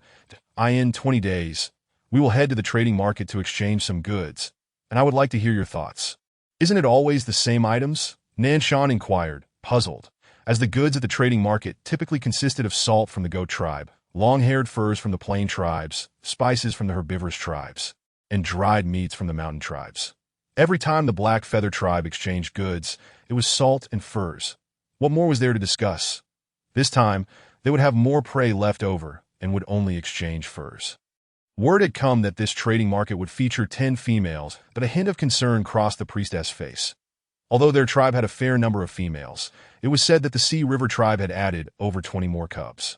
He pondered whether he should create more opportunities for the tribe's warriors to at the same time. He felt reluctant to allow those females to be subjected to such treatment at the Sea River Tribe. This is quite a dilemma. Nanshan pondered deeply, contemplating the feasibility of the matter at hand. The rarity of females undoubtedly rendered them exceedingly valuable. This dilemma also weighed heavily on the priest's mind. Was it truly necessary to redeem 1 or 2 females with the resources they had saved? The Haya tribe would undoubtedly seize this opportunity. There was a strong possibility they would resort to theft, as the news seemed dubious at best. Nanshan was acutely aware of the Haya tribe's notorious nature. Had there truly been females available, they would have already stolen them, rather than waiting for a market exchange that required civility. Indeed, such was the case. The priest chuckled softly, for he too understood the Haya tribe's character. However, this time was different, as the Great Beast City was presiding over the market, and these females belonged to the tribes outside their walls. Thus the Great Beast City would not accept them. The Great Beast City? Nanshan felt as though he hadn't heard of this place in ages. It remained as exclusionary as ever. Legend spoke of the great beast city as the mightiest tribe amidst forests, mountains, and plains where beastmen could brave dangers without fear of hunger or cold. A veritable paradise. Countless beastmen flocked to the great beast city upon learning of its existence, eager to serve even as slaves. Yet the city accepted not a single soul, not even a female. Indeed, what could it possibly be like within those enigmatic walls? The priest had never set foot in that mysterious place. All he knew was that the outskirts of the great beast city were fortified with earth and stone, patrolled by beastman sentinels. Any outsider attempting to breach its defenses would meet with merciless death at their hands. The great beast city neither invaded nor expanded. It had remained shrouded in mystery since Nanshan's childhood. Given this context, it seemed fair to assume that competition could be justly contested. The great beast city had no private dealings with tribes beyond its borders, and it was likely that the Haiha tribe would not dare to act with impunity against them. In fact, the Haiha tribe's very existence had been jeopardized by their provocation of the great beast city, leading to their demise one fateful night. Otherwise, how could the Haiha tribe's bandits have so swiftly risen to dominance over the nearby forests? Scavenging the spoils of others? Nanshan considered bringing along a few trustworthy warriors, along with salt and the usual provisions. After all, females were in high demand, so they might as well bring an extra couple of jars of salt. Chapter 40. The timid little leopard news of females at the exchange market was not common knowledge, and Nanshan remained optimistic. If it came to fruition, splendid. If not, it was of little consequence. The priest observed the foolishness of the big man before him and sighed. You ought to take this more seriously. I am serious, Nanshan replied, scratching his head. You know how scarce females are, and the number of competing tribes is considerable. In truth, he had contemplated bringing along suitable males, hoping for a chance to engage in some underhanded dealings, perhaps even stealing from the unfortunate Haiha tribe, who were undoubtedly well-stocked and would not starve from a minor loss. But can't you aim a little higher? I can, but if there's nothing else, I'll take my leave, Nanshan said, his mind already on delivering furs to Luxiaxio. Those furs were the true standard of a gift. How could that foolish female have been deceived? Hadn't her tribe ever provided her with anything of worth? How could she be so oblivious? The priest raised an eyebrow as he watched Nanshan's departing figure. The young rascal had begun to form his own ideas as Nanshan walked along the path. He suddenly caught sight of a familiar figure from the corner of his eye and bounded over. What are you doing here? Yuchuan glanced at him briefly before lowering his gaze. Are you delivering something to Luxiaxio? Nanshan's keen memory recalled Luxiaxio's words, and he immediately declared with feigned indignation, No, I'm only helping her carry something. She has no interest in me. Sensing that Nanshan was being dishonest, Yuchuan remained uncertain whether to believe him. He produced 2 packages from behind him, meeting Nanshan's skeptical gaze. The tribe is grateful for her contribution in salt production. I deserve a share as well. Nanshan snatched the package from Yuchuan's hands and opened it, nearly gasping in astonishment. He knew full well that, despite Yuchuan lacking a beast form, his hunting talents were remarkable, rivaling the lethal prowess of beast men in their primal shapes. Hence, the treasures he acquired were indeed valuable, especially as he had specifically sought them out. Don't tell me you just happened to wander into the deepest part of the forest, stumbled upon a pair of long-haired deer, and then killed them right there to bring them back. Yes, Yuchuan confirmed nonchalantly. Fine, even if you've been lucky, how do you explain these fruits that must be harvested from the cliffs? They only use a few during courtship. Did you really take all of them from the tree? What are the suitors supposed to do now? Nanshan was astounded, picturing the furious males bellowing at the edge of the cliff in response to the loss of those exquisite fruits. That scene was too beautiful for him to fathom. Collecting fruits is simply a matter of skill. I just reached out while passing by, Yuchuan stated, his heterochromatic eyes fixed on Nanshan. You can help me deliver this. Absolutely not, Nanshan retorted, exasperated. You clearly have an interest in that female, yet you pretend otherwise. Oh, what if she can't bear children? At least she has experienced joy, and parting is no loss compared to never having possessed it at all. Only what one has tasted is real. How can he not understand that? Deliver it yourself if you want it done, he added, before sprinting away. Nanshan was determined to avoid being dragged into delivering items against his will. That would ruin everything. Friends should maintain a distance, particularly from each other's romantic interests. Otherwise, friendship would suffer. Unless one had an open mind and could embrace brotherhood, sharing a partner would inevitably lead to disingenuous feelings. Wait, why was he even considering that Luxiaxio was not his type? Yu Chuan, momentarily caught off guard, found that Nanshan had made his escape. He silently cursed his unreliable friend before crouching in the grass. Hesitating over whether to approach Luxiaxio or not, he observed how well Luxiaxio and Nanshan interacted. Sister Xiao Xiao, I'm here to deliver something. At that moment, Zhu Luo, the little spider, scampered over with exuberance that I brought fruits. What kind of fruit warranted such a loud proclamation? Wouldn't his offering make the rounds throughout the entire tribe? Sister Xiao Xiao, Zhu Luo called, and with each passing moment, Yuchuan felt increasingly speechless. What kind of male was so delicate? He could easily flatten him with a single blow. Yet here he was calling her Sister Xiao Xiao, that he took a deep breath, gathered his belongings, and slowly made his way toward Luxiaxio's treehouse, hoping to steal a glance at how she would treat this overly sensitive male. When Luxiaxio opened the door, Zhu Luo hopped excitedly. Wow, everyone has brought so many things for Sister Xiao Xiao. This is mine. Perhaps you should keep it, she replied, visibly troubled that I can't finish all this. Unless she made daily trips between the sea and the tribe to slice the fruits into dried snacks. They would spoil quickly, da-da, but these were specially picked for you. All right then, Luxiaxio smiled at him. You needn't take it to heart. The tribe's willingness to shelter me is already deeply touching. Zhu Luo lifted his face slightly, revealing a more youthful and refined visage. Sister Xiao Xiao, you are very different from them. The description of different had echoed in the minds of many males, yet Luxiaxio had no idea why they thought so. But different she was, for she was indeed a unique individual. You may head back now. I have matters to attend to. Though Luxiaxio had a fondness for youthful faces, she was not particularly taken with Zhu Luo's princess-like demeanor. Perhaps it was simply her peculiar taste. She preferred the aloofness of a young man. She might as well recite Yuchuan's ID number, except he had none. Zhu Luo, feeling dismissed, replied with a hint of disappointment, but still left the fruits at her doorstep. Things meant for females can't be taken back. Sister Xiao Xiao, that I'm off now. He turned back several times as he reluctantly left the treehouse. After some time had passed, Yuchuan could no longer resist glancing upward, only to be momentarily stunned. Had he let down his guard too much, believing she would not care about her surroundings? She lay on the platform of the treehouse, laughing as she looked at him. Why are you just standing there? Why not come up? Instinctively, he took a couple of steps back, attempting to conceal himself in the shadows. But Luxiaxio did not grant him that opportunity, that you're being too polite. Since you're here, why fret over gifts? Yuchuan longed to clarify that he had not come to see her at all. Yet he found himself questioning, what on earth are you doing here? Do hesitate a moment longer. And everyone will see you, Luxiaxio teased, watching the indecisive figure before her, that if you lived in a cave, I would have dragged you out by now. What, should I come down to fetch you? Then I shall come up, he replied, recalling the night she had cried on the platform of the treehouse, feeling a pang in his heart, that I'll go up. You stay put, Lu Xiao Xiao never truly intended to go down to greet him. Her smile was somewhat profound, capturing the attention of a timid little leopard peeking out from behind. Chapter 41. The beast-eared boy Yuchuan was not a stranger to the treehouse, yet each visit left him feeling somewhat disoriented.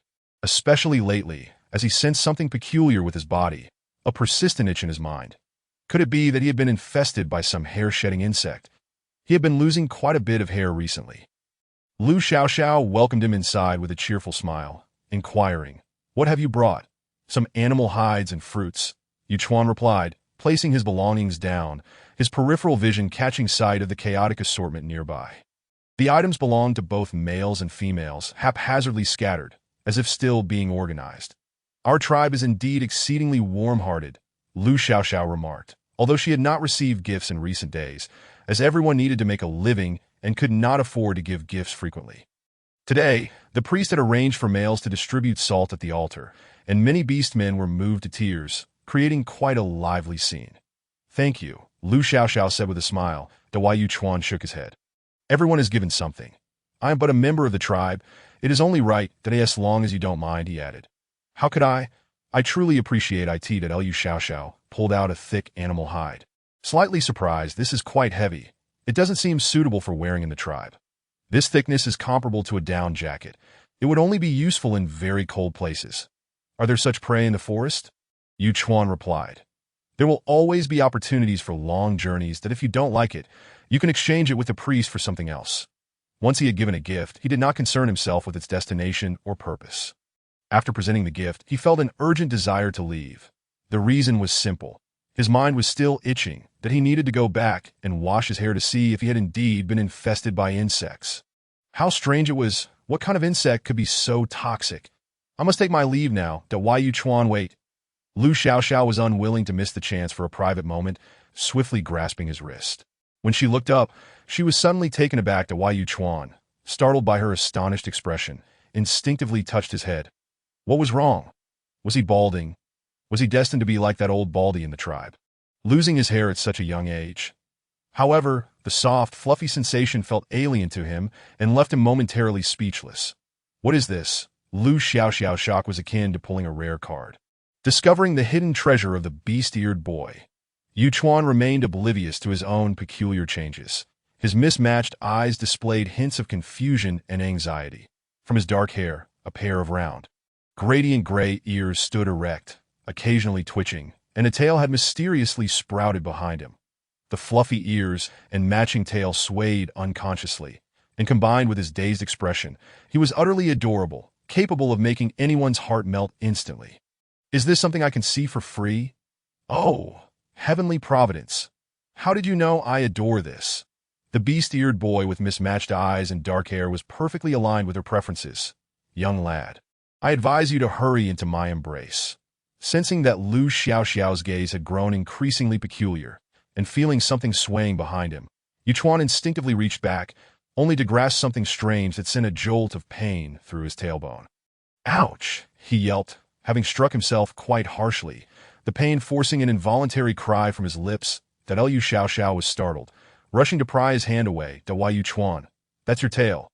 Yu Chuan was currently in a state of utter bewilderment, grappling with the questions of who he was and where he was. Why did he have a tail? Why did he suddenly have large ears? What was happening to him? In that moment of confusion, Lu Xiaoxiao felt an overwhelming urge to embrace him and offer comfort. Also, you have ears now. Leopard ears.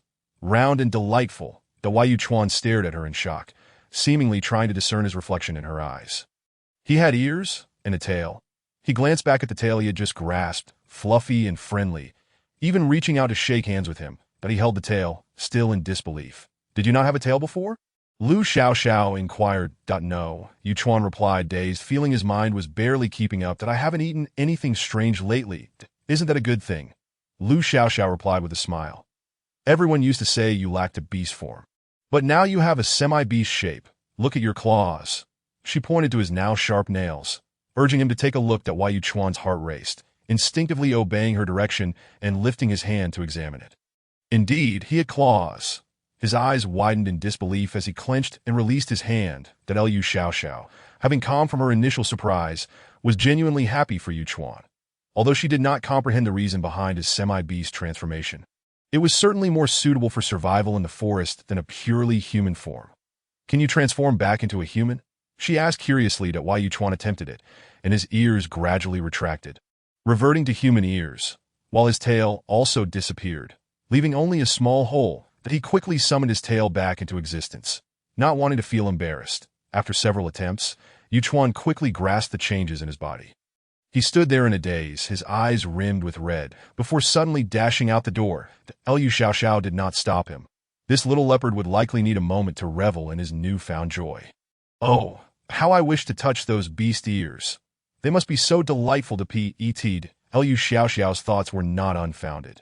Indeed, Yu Chuan had ventured alone into a dark corner, twisting and squirming in the shadowy cave. His mismatched eyes appeared particularly eerie. The usual indignation and pessimism in his gaze transformed today. As he manifested his ears and tail, he extended his claws to scratch at the stone walls, leaving marks in a cathartic release of all his pent-up emotions. Seemingly unsatisfied, he began to tug at his ears and tail, weeping as he pulled out tufts of fur, perhaps to confirm the reality of his transformation through the pain. Directly stripping half of the fur from his tail, soft, fluffy fur floated through the air, mirroring his tumultuous inner state. The ground was stained with blood, mixed with clumps of fur, and after sufficiently venting, He tenderly cradled the tail he had just tormented, resembling a remorseful perpetrator offering an apology post-abuse. Though he could not fully transform, was it not possible that one day he might? He had awaited this day for far too long. Did he truly care about waiting a little longer? Yuchuan embraced himself, sobbing into his arms, that I in the dim corner. Only his sorrowful and suppressed cries echoed, leaving one to wonder whether they stemmed from joy or the pain of his furless tail. Chapter 42. A missing encounter in just a few days. The promised bonfire gathering of the tribe arrived, but due to heavy rain, the event was postponed. The game that had been prepared could not be stored long in the damp conditions of the forest, so it was shared among the tribe members instead. Everyone was delighted to enjoy the tasty meat. This was Lu Xiaoxiao's first time spending a rainy day in the treehouse. Initially, she worried whether the treehouse would leak. But to her surprise, it was quite sturdy, remaining completely dry inside. After the rain, the tribe fell into a serene silence, as the gathering and hunting teams could not work. On such days, everyone stayed home, counting beans. The rain continued for several days, with brief interludes of cessation. Yet the ground remained wet, and the rain would soon resume. That it was truly inconvenient and somewhat disheartening that at least Lu Xiaoxiao felt utterly helpless. She despised the rainy season. When it rained, her entire body became sticky and uncomfortable, making it particularly inconvenient to venture outside, especially now. Even using the restroom was a challenge. Lu Xiaoxiao fashioned a simple raincoat from waterproof animal hides, which alleviated some of her troubles, though she had to be cautious while trying it on. She truly wished to relocate. At first, living in the treehouse was a novelty and quite enjoyable, but after residing there alone for so long, she realized just how inconvenient it truly was. Fortunately, Lu Xiaoxiao possessed considerable resilience. Such trivial matters were insufficient to dishearten her. However, what truly troubled her was that since Yuchuan had acquired his ears, or rather, his ability to semi-transform, she had not seen him again. She wondered if he was deliberately avoiding her out of embarrassment. But she was the first in the tribe to know of his semi-beast transformation, which brought her a measure of joy. Nanshan had also been absent these days, and Lu Xiaoxiao could not even ask him about it. Finally, when the skies cleared, she felt that her daily gathering activities were no longer enjoyable. After the rain, many Lingji mushrooms appeared on the ground, and everyone eagerly collected them, along with nuts.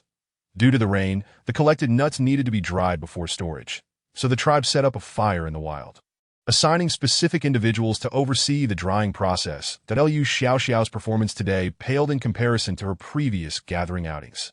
After picking for a while, she wandered off to sign nearby, drawing the concerned glances of her companions. Everyone was worried that something was troubling her, as even her favorite gathering activity could not soothe her troubled heart. Eventually, a small circle of friends, privy to some of the situation, approached her with concern. "What's wrong? Did Yuchuan upset you?" Upon observing the choice of words, Lu Xiaoxiao sensed the affection emanating from her same-sex peers. She nodded slightly, pondering. "He is actually avoiding me, ditto, but you don't know, in a few days. The tribe will dispatch individuals to the trading market, and they must hasten to prepare their game." Xiao Huan exclaimed in astonishment, initially believing something grave had transpired. That it turned out to be merely this. After speaking, she felt a twinge of sympathy for Lu Xiaoxiao, lamenting that Yuchuan could have at least informed her. "Perhaps he simply didn't have the opportunity to notify you," she suggested upon hearing this. Lu Xiaoxiao felt even more distressed, realizing that everyone was aware of this matter, while she remained completely oblivious. She had foolishly reveled in the notion of sharing a secret with Yuchuan, only to discover it was a solitary performance on her part. Men truly do hinder a woman's progress in her endeavors. Calculating the days, Lu Xiaoxiao recalled that the meat she had salted generously a few days prior was nearing readiness. Once it was prepared, she could seize the opportunity to garner some goodwill. "Yuchuan, today you may disregard me, but tomorrow you shall find me beyond your reach." She mused as she contemplated this. Yi and Heishi approached, presenting her with small red fruits they had gathered. The Dio not be disheartened, they encouraged. Surrounded by such enchanting companions, Lu Xiaoxiao found her earlier displeasure to be trivial in comparison. "I am fine," she replied softly. "When the sun traverses to the other side, we shall seek you out to visit the small waterfall. Together we shall leap into the water, and your spirits will surely lift." Heishi warmly invited Lu Xiaoxiao to join in a bath. After a moment of hesitation, Lu Xiaoxiao ultimately nodded in agreement. There was no particular reason. It was simply that she had gone over 10 days without a wash since her last bath. Oh dear, someone save her! Post-bath, Lu Xiaoxiao found herself indifferent to all matters. Though often feeling out of place due to her overly reserved nature, no one had informed her that the females would openly share colorful tales while bathing. Their stories, both personal and others, were exuberantly candid, akin to vehicles racing past without warning, leaving her bewildered as the focus of their teasing. She felt utterly helpless that I swear, next time I will figure out a way to bathe on my own. Clutching her freshly cleaned animal skin skirt, Lu Xiaoxiao returned to her treehouse. Recently, she had repaired some branches adjacent to her abode, fashioning a clothesline, while other females would simply toss their skirts upon stones or trees to air dry. Lu Xiaoxiao preferred to hang them neatly. After securing her garments, she retreated inside. The interior lacked partitions and was filled with the scent of hanging meat and fish, which she felt was almost overwhelming. The meat, having hung for several days, was fully dried with a slightly yellowish hue, a normal occurrence that Lu Xiaoxiao decided to wait a few more days before sampling a piece. Let us refer to this as salted meat. With the addition of alcohol or other spices, it could be preserved for a longer duration, but Lu Xiaoxiao's rudimentary method of salting would likely only last a few months. She was unsure but figured it was certainly better than spoiling within 4 or 5 days. I truly must request the priest to grant me a new dwelling.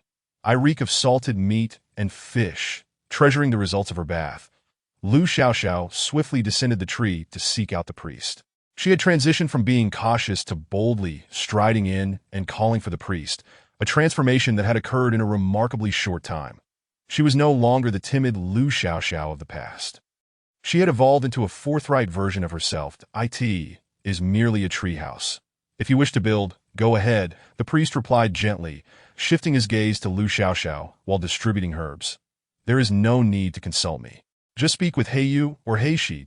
Oh, Lu Xiaoxiao observed curiously as he divided the herbs. Ever since Haifeng had brought back a large scallion, she had been eager to expand her own collection of ingredients. The steamed crab she had prepared last time, enhanced with garlic and ginger, had indeed tasted delightful. She did not recognize any familiar items and left with a tinge of disappointment, seeking Heishi and the others to assist in constructing her treehouse. As she could no longer bear the peculiar odor that lingered in her hair, it even haunted her dreams. Chapter 43. The facade hearing that Lu Xiaoxiao intended to build a new treehouse. Heiyu was taken aback. She had been quite busy and had not participated in the gathering team lately, but had heard of Lu Xiaoxiao leading the group in salt production. Is the treehouse too small? If resources have increased, a larger dwelling is necessary. Usually it suffices to simply widen the existing structure. Yes, I've made quite a few things, and the smell is overwhelming, Lu Xiaoxiao responded, somewhat embarrassed. All right, let me see if any males in the tribe are available. However, it may take a day or two, Heiyu said with a smile, noting the favorable weather for their swift assistance. The wood they used for building tree houses was not contingent on being wet or dry, so that was not an issue. However, the males had recently been dispatched for hunting, leaving only the patrol and guard teams, along with the elderly and infirm, which made it somewhat challenging to summon help. Yes, that would be good, Lu Xiaoxiao remarked, glancing at the infirmary where she had once stayed, yearning to reside in a cave once more. She preferred a more grounded existence. Heiyu, following her gaze, understood her sentiment and couldn't help but chuckle. Did your tribe previously dwell in caves? Sort of. Buildings crafted from reinforced concrete could be considered caves when rounded up, Lu Xiaoxiao mused. Heiyu, feeling compassion for Lu Xiaoxiao, who had departed from her tribe at such a young age to survive in their midst, offered, if you don't mind, you may stay here until your treehouse is completed. Really? Lu Xiaoxiao's eyes widened in surprise. But isn't this place for the injured? Not at all. This area is designated for severely injured individuals who cannot move. It is rare for so many to be gravely harmed in the tribe. She quickly dismissed the thought, exclaiming, no, no, no. Heiyu looked puzzled. Lu Xiaoxiao earnestly provided an example. In our tribe, there is a common story. A male who ventures out for battle tells his female, once I finish, I shall return to bond with you. From then on, I will remain by your side. Wow, that male seems quite admirable, Heiyu remarked, perplexed at how this connected to their conversation. And then he dies. Heiyu. Okay. Heiyu, somewhat bewildered, followed Lu Xiaoxiao's lead in expressing their disdain for such tales for quite some time, before inquiring, having been in the tribe for a while, "Have you found any males you fancy?" Generally, adult females spend little time single, as most complete their bonding ceremonies before the rainy season, enjoying the male's provisions during that time. "Nothing has progressed," Lu Xiaoxiao replied honestly. "Currently, not even a single person is visible." "That hardly counts as having no progress," she remarked, considering who else had experienced such misfortune along her journey. "Who could be as unfortunate as you?" Heiyu was curious, as females expressing interest in single males rarely faced rejection. "Is it Nanshan?" she boldly suggested, believing he was the only one who would so resolutely reject a female's affections. Yet no one held it against him, as the priests and elders had observed his bond. Do not blame him.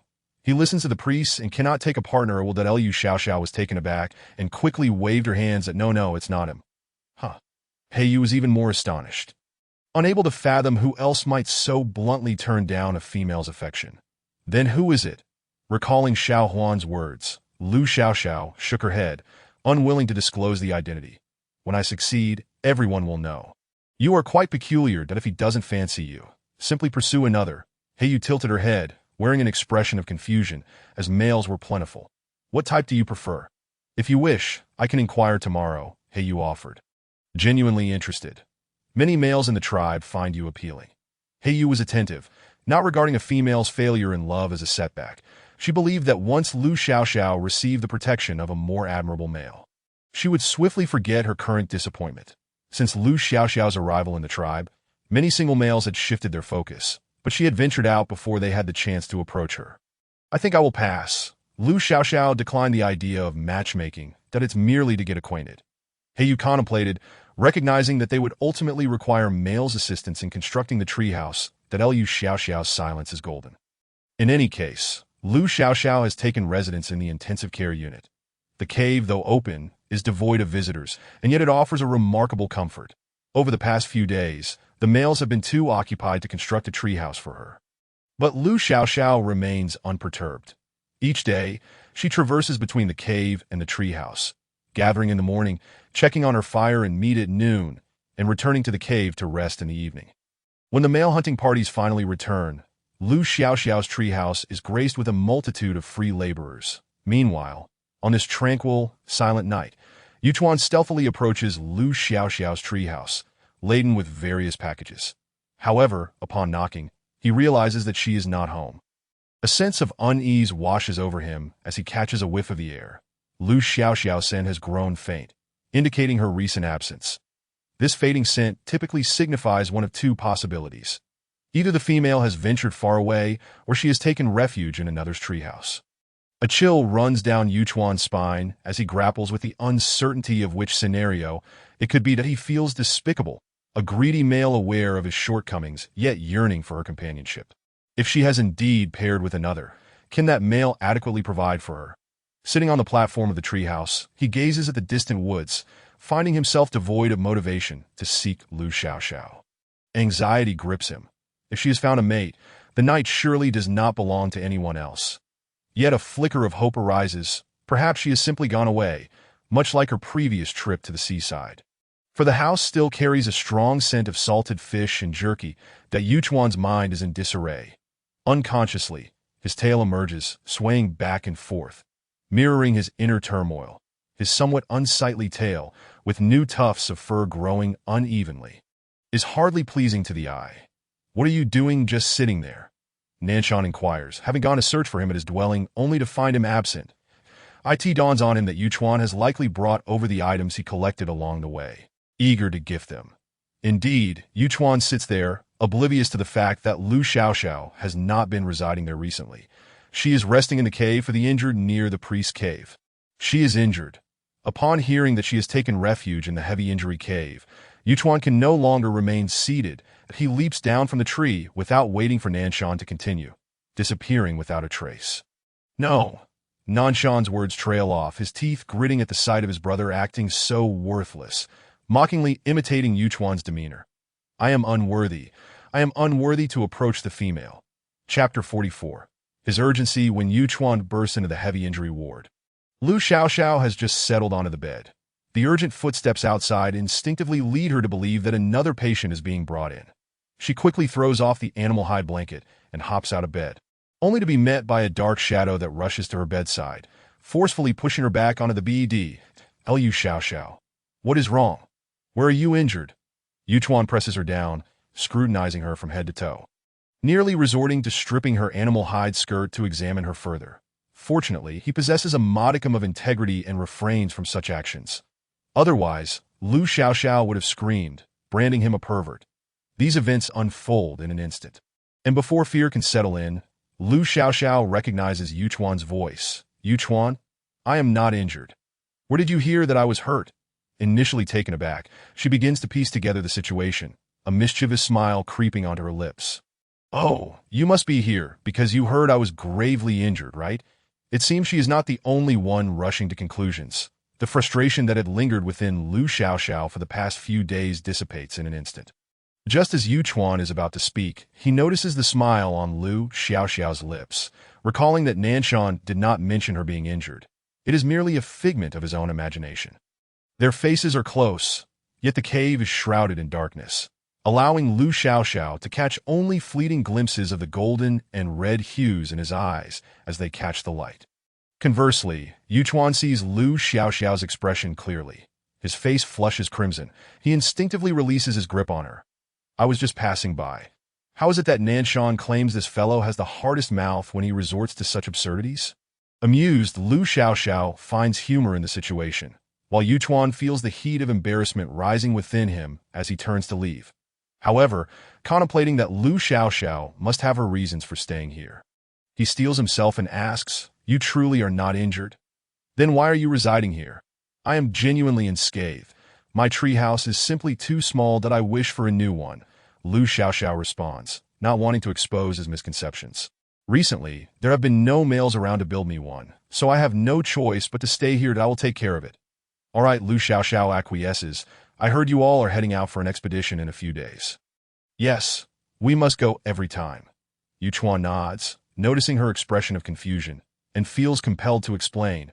Although our tribe has abundant food, our storage capacity is limited, so we need to trade with other tribes for what we can preserve. What kind of food do you typically exchange? Liu Xiao inquires, genuinely curious. How long will you be gone? The food varies each time, but it is generally unappetizing. Yuchuan replies candidly, I don't know. We will return once the exchange is complete. Unappetizing is to be expected. As long as it sustains life and prevents starvation, that is already a high value.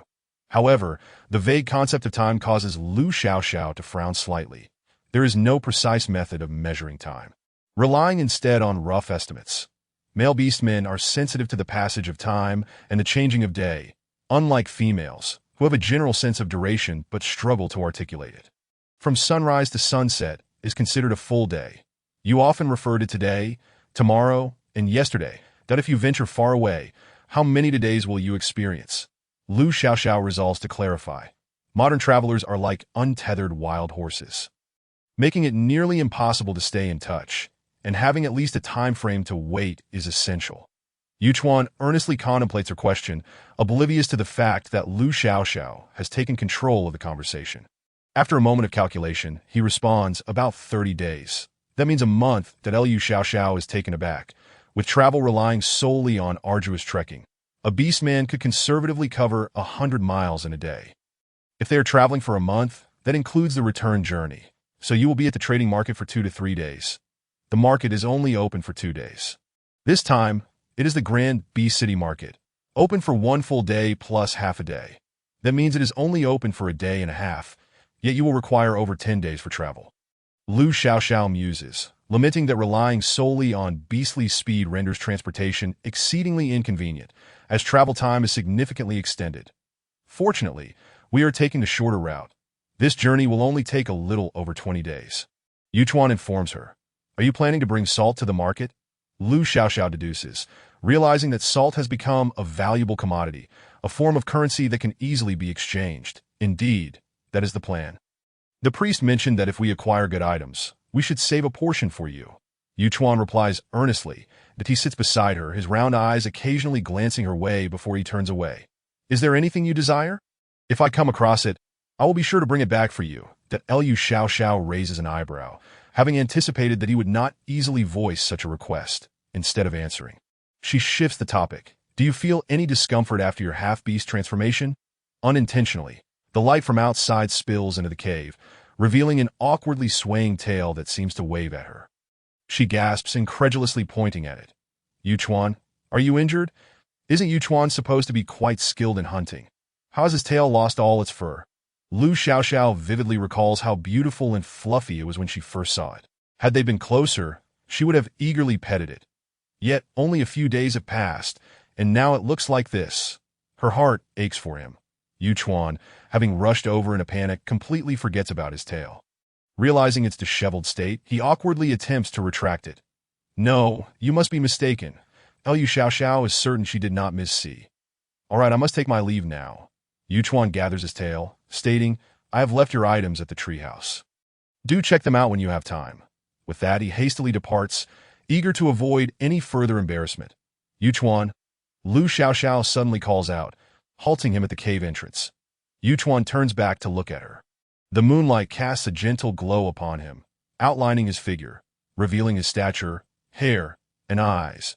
Despite his youthful visage, Lu Xiaoxiao cannot help but chuckle at his tall, robust frame and the clumsy tail that has reemerged. Thank you for the fruits you gave me. They were delicious. Chapter 45. Thoughts of Nanshan dazed by Lu Xiaoxiao's gratitude. Yuchuan found himself uncertain of how he returned to his treehouse. All the while, he felt as if he were treading upon soft, plush furs, with each step lacking in reality. His heart was a tumult of emotions. He was thrilled by the female's acknowledgement, yet troubled by the notion that he ought to maintain his distance from someone as splendid as her. Gazing at the moon above, a smile involuntarily crept upon his lips. Upon spotting Nanshan waiting for him at the foot of the tree, he swiftly regained his usual demeanor. Still here? What do you want from me? Nanshan, witnessing his return, was utterly dismayed. You mean to say you have not won the heart of the female? Fool! How could you possibly return here? I have prepared to spend the night. This is my treehouse. And your presence here is simply bothersome. Yuchuan rolled his eyes, thinking, did he truly believe he was some casual male who could reside in a shared treehouse without a mate? Such a notion would only invite ridicule. Speak if you have something to say. Otherwise, be gone. He intended to rest for a while, and with the dawn's light, venture out to gather wood to repair Lu Xiaoxiao's treehouse. He wished to create something grand for her. Let us return inside, he suggested, lamenting Nanshan's inability to seize opportunities. Nanshan pointed toward the treehouse, insisting that they should discuss serious matters instead. His gaze was tinged with evident regret, causing Yuchuan's forehead to throb as he kicked him to hasten his ascent. Nanshan quickly leaped up, reaching the top in just a few bounds. Inside the treehouse, they exchanged no superfluous pleasantries. Their relationship had long since transcended such formalities. Nanshan directly articulated his thoughts. During our upcoming visit to the exchange market, there is another matter at hand. Yuchuan closed the door and raised an eyebrow, signaling him to continue. The shaman has said that this time, the great bee city will be offering 10 females for sale. If we are fortunate, we may have the opportunity to exchange for 1 or 2. Nanshan rubbed his hands together, his demeanor undeniably that of a rogue despite his handsome appearance. The Haiha tribe is undoubtedly intent on acquiring them. We may have salt now, but we cannot afford to take too much at once. His words held a kernel of truth. While salt was essential, an excess would render it less valuable. Moreover, their tribe had always engaged in salt exchanges. But this time, they were not just exchanging but also trading extensively, making it nearly impossible for other tribes to overlook. Though puzzled as to why Great Bee City would not accept females, Yuchuan was well aware of the underlying reasons and urged him to continue. Moreover, during our exchanges, we often miss out on many valuable items, leading to regret later. I was thinking it might be beneficial to bring Lu Xiaoxiao along. She is clever and might assist us. Nanshan hesitated, revealing his ultimate aim. How had he come to perceive Lu Xiaoxiao's intelligence? It was due to her recent creation of a leather skirt. He had observed that she used a rather inferior hide to fashion ropes and had added 2 peculiar straps to her skirt, which surprisingly made it quite stable. That he had secretly tested the hide, discovering it could be easily torn along its grain. Yet if pulled against the grain, it proved sturdier than ordinary leather. How had they not realized this before? Furthermore, he had caught a whiff of her food storage in her previous treehouse. Despite her silence, it was clear to everyone that she could succeed. From his inquiries, Nanshan learned that Lu Xiaoxiao's meat had been air-dried for several days without emitting any foul odor, indicating it met the preservation standards. The tribe eagerly awaited her to share her methods with the shaman, hoping to have meat during the rainy season. You must be mad. She is merely a female. Yuchuan swiftly rejected him. You know the Haihe tribe all too well that if they come to snatch her, who can guarantee your safety? While protecting a female within the confines of the tribe was relatively simple. Outside those boundaries, the situation turned uncontrollable and one could provide absolute assurance of safeguarding another from harm. Even without the Haihe tribe, there are other tribes and the forest teams with wild beasts. There are far too many uncontrollable variables. I will not permit anyone to act recklessly. That is one of my thoughts as well. Nanshan countered that I've heard she seeks plants during her foraging that if we take her to the exchange market, she would undoubtedly be delighted that it would allow her to help us assess what is worthwhile, while also enabling her to seek out her desires, not to mention fostering some emotional connection with you. Nanshan's voice dwindled as he spoke, not having given it much thought that he simply believed that he and Yuchuan could protect her. The Haihe tribe's useless members would pose no threat. He could easily topple them single-handedly. Yuchuan was being overly cautious. When we were younger, we successfully protected Heiyu at the exchange market. Why do you react so differently now? Nanshan teased. And I am not speaking frivolously. My instincts tell me that bringing Lu Xiaoxiao along will yield new opportunities. I think it would be prudent to consult the shaman first, Yuchuan replied, vexed by Nanshan's disregard for the female safety. Lu Xiaoxiao is delicate. Can she withstand the rigors of travel? Have a bit more faith in yourself. You nearly subdued that brute before you even reached adulthood. You are different now. Do you really believe you would still be outmatched? Nanshan clapped a hand on Yuchuan's shoulder, only to be shrugged off in irritation. He innocently raised his hands in surrender. It's obvious that the Haihe tribe will send their top 10 warriors, but in terms of our Black Feather tribe's capabilities, it is not a significant concern. Moreover, the shaman possesses potions that can mask a female's scent. As long as Lu Xiaoxiao does not expose herself, they will not detect her. Get lost. Yuchuan delivered a swift kick without hesitation. You missed.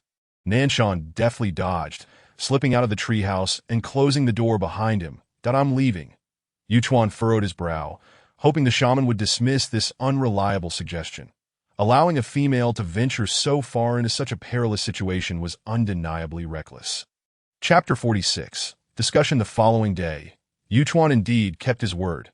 At the crack of dawn, he returned with felled trees, preparing to construct a new treehouse beside Lu Xiaoxiao's former dwelling. Other males joined him in the endeavor. Although some occasionally regarded Yuchuan with disdain, Lu Xiaoxiao, the owner of the treehouse, did not mind their assistance. Thus, they exerted themselves to impress her, hoping to earn the chance to move in and live alongside her. Occasionally, Lu Xiaoxiao would come by to supervise, while the muscular males endeavored to showcase their strength. Some bolder ones even exchanged a few words with her.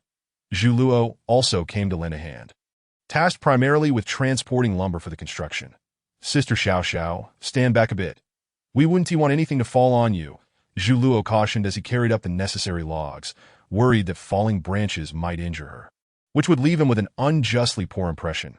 Indeed, Lu Xiaoxiao stepped aside. Yuchuan focused intently on securing the base of the treehouse. They had already measured the branch's dimensions, aiming to create a spacious home for Lu Xiaoxiao. I want 3 rooms divided off. Lu Xiaoxiao articulated her wishes from below. Yuchuan, please make the bedroom a bit larger. Yuchuan responded with an affirming grunt. The other males raised their voices in inquiry. Isn't the bedroom where one sleeps? Surely 1 room is sufficient. Why divide it into 3? Yes. Wouldn't 3 rooms be a bit cramped? Lu Xiaoxiao smiled brightly. Did I simply like it that way? You all just need to make it happen.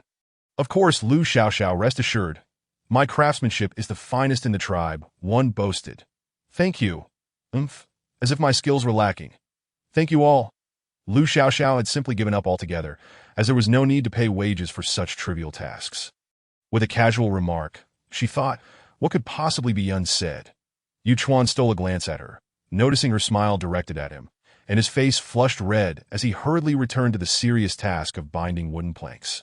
The more Lu Xiaoxiao observed Yuchuan, the more she found him endearing. She felt a pang of regret, pondering how she would manage if Yuchuan were to leave for an extended period in a few days.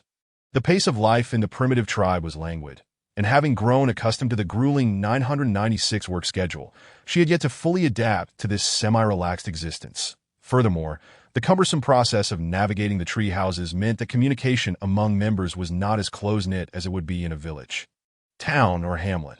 Having been in the tribe for nearly a month, there were still many people she had yet to meet, and she was perplexed as to how the tribe managed to know everyone. Lu Xiaoxiao was not particularly enthusiastic about climbing trees. She truly did not wish to become a genuine beastman. That Lu Xiaoxiao, the shaman has summoned you. Heishi rushed over, noticing many males present, and teasingly remarked, "Wow, it seems like you could finish this in a day. Strength in numbers, indeed." Yuchuan's gaze flickered back to Lu Xiaoxiao, hoping that the shaman's discussion with her would not concern the matter he had spoken of the previous night. "Everyone is so willing to lend a hand. It truly moves me." Lu Xiaoxiao instinctively said a few innocuous pleasantries before secretly inquiring, "Do you know what the shaman wants with me?" "I have no idea. My sister just sent me to call for you," Heishi replied, unaware of the details, urging her to hurry along lest the shaman grow impatient. Lu Xiaoxiao felt a twinge of uncertainty. Could it be that he was asking about how to make her jerky? She dismissed the thought, concluding that the shaman could not be so lacking in boundaries. Perhaps there was indeed a matter of significance that as she walked, her mind continued to whirl with possibilities. She sensed that she had not been particularly busy recently. Could it be about the shaman's mention of Yuchuan's half-beast transformation? Her thoughts did not settle until she reached the entrance of the shaman's cave, where she hesitated to inquire whether she could enter before stepping inside. Seated next to the shaman were two older beastmen. One had a kind expression, with a long beard, while the other appeared serious, akin to a high-ranking official. What is this situation? Lu Xiaoxiao's heart fluttered with apprehension. "Shaman, you summoned me?" "You are Lu Xiaoxiao," the stern elder stated, his sharp gaze assessing her from head to toe, nodding slightly in approval. A healthy female. Lu Xiaoxiao was taken aback. The kindly elder then spoke slowly. "Lu Xiaoxiao, you have been part of our tribe for a while now. How are you finding it?" "Quite well. Everyone in the tribe is very kind," Lu Xiaoxiao replied earnestly, unsure of their intentions in summoning her. The shaman smiled gently, attempting to soothe her slight nervousness. "This is the great elder, and this is Elder Sanjiang. Our tribe has 4 elders, each overseeing different aspects of our community's livelihood. Greetings, elders." Lu Xiaoxiao nodded in acknowledgement. "A good child," the serious elder nodded again, appearing quite satisfied that if you have any concerns, feel free to share with us. "We are here to assist you." The shaman, unable to endure the awkward small talk, took the initiative to steer the conversation. "That we would like to discuss a matter with you. In a few days, our tribe will be sending individuals to the exchange market. Would you be interested in accompanying them?" "Me? Am I allowed to go?"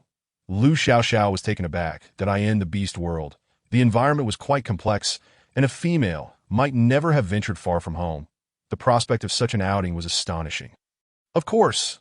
Although he lacks a beast form, Yuchuan is an exceptional male within the tribe," the shaman explained, somewhat surprised at Lu Xiaoxiao's singular focus on Yuchuan.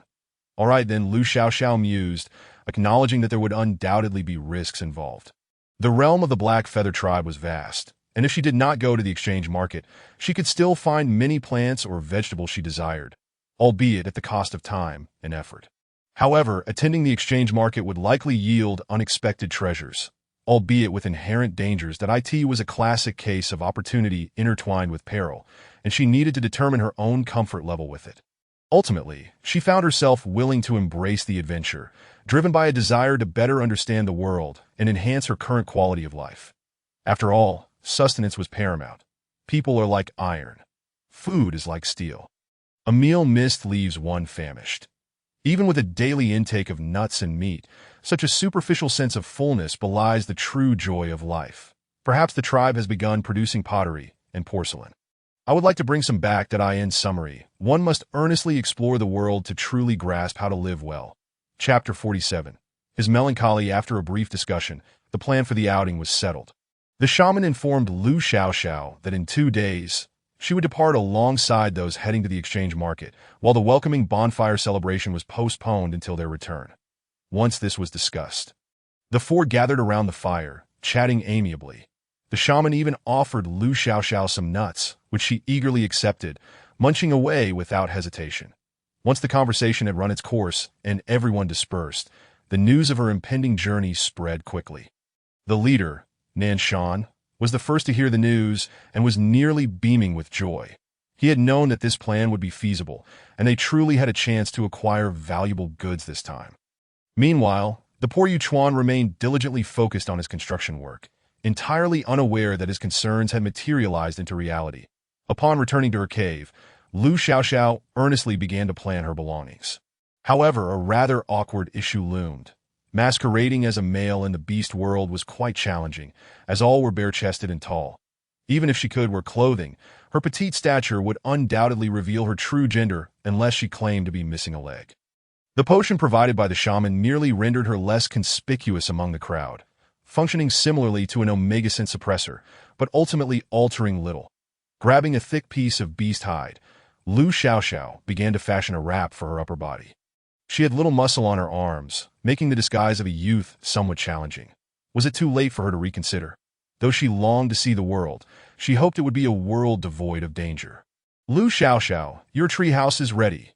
The voice interrupted Lu Xiaoxiao's wavering resolve. It felt as though no time had passed, and yet the task was completed. Astounded, she tossed the hide to the ground and hurried outside. So soon? Of course.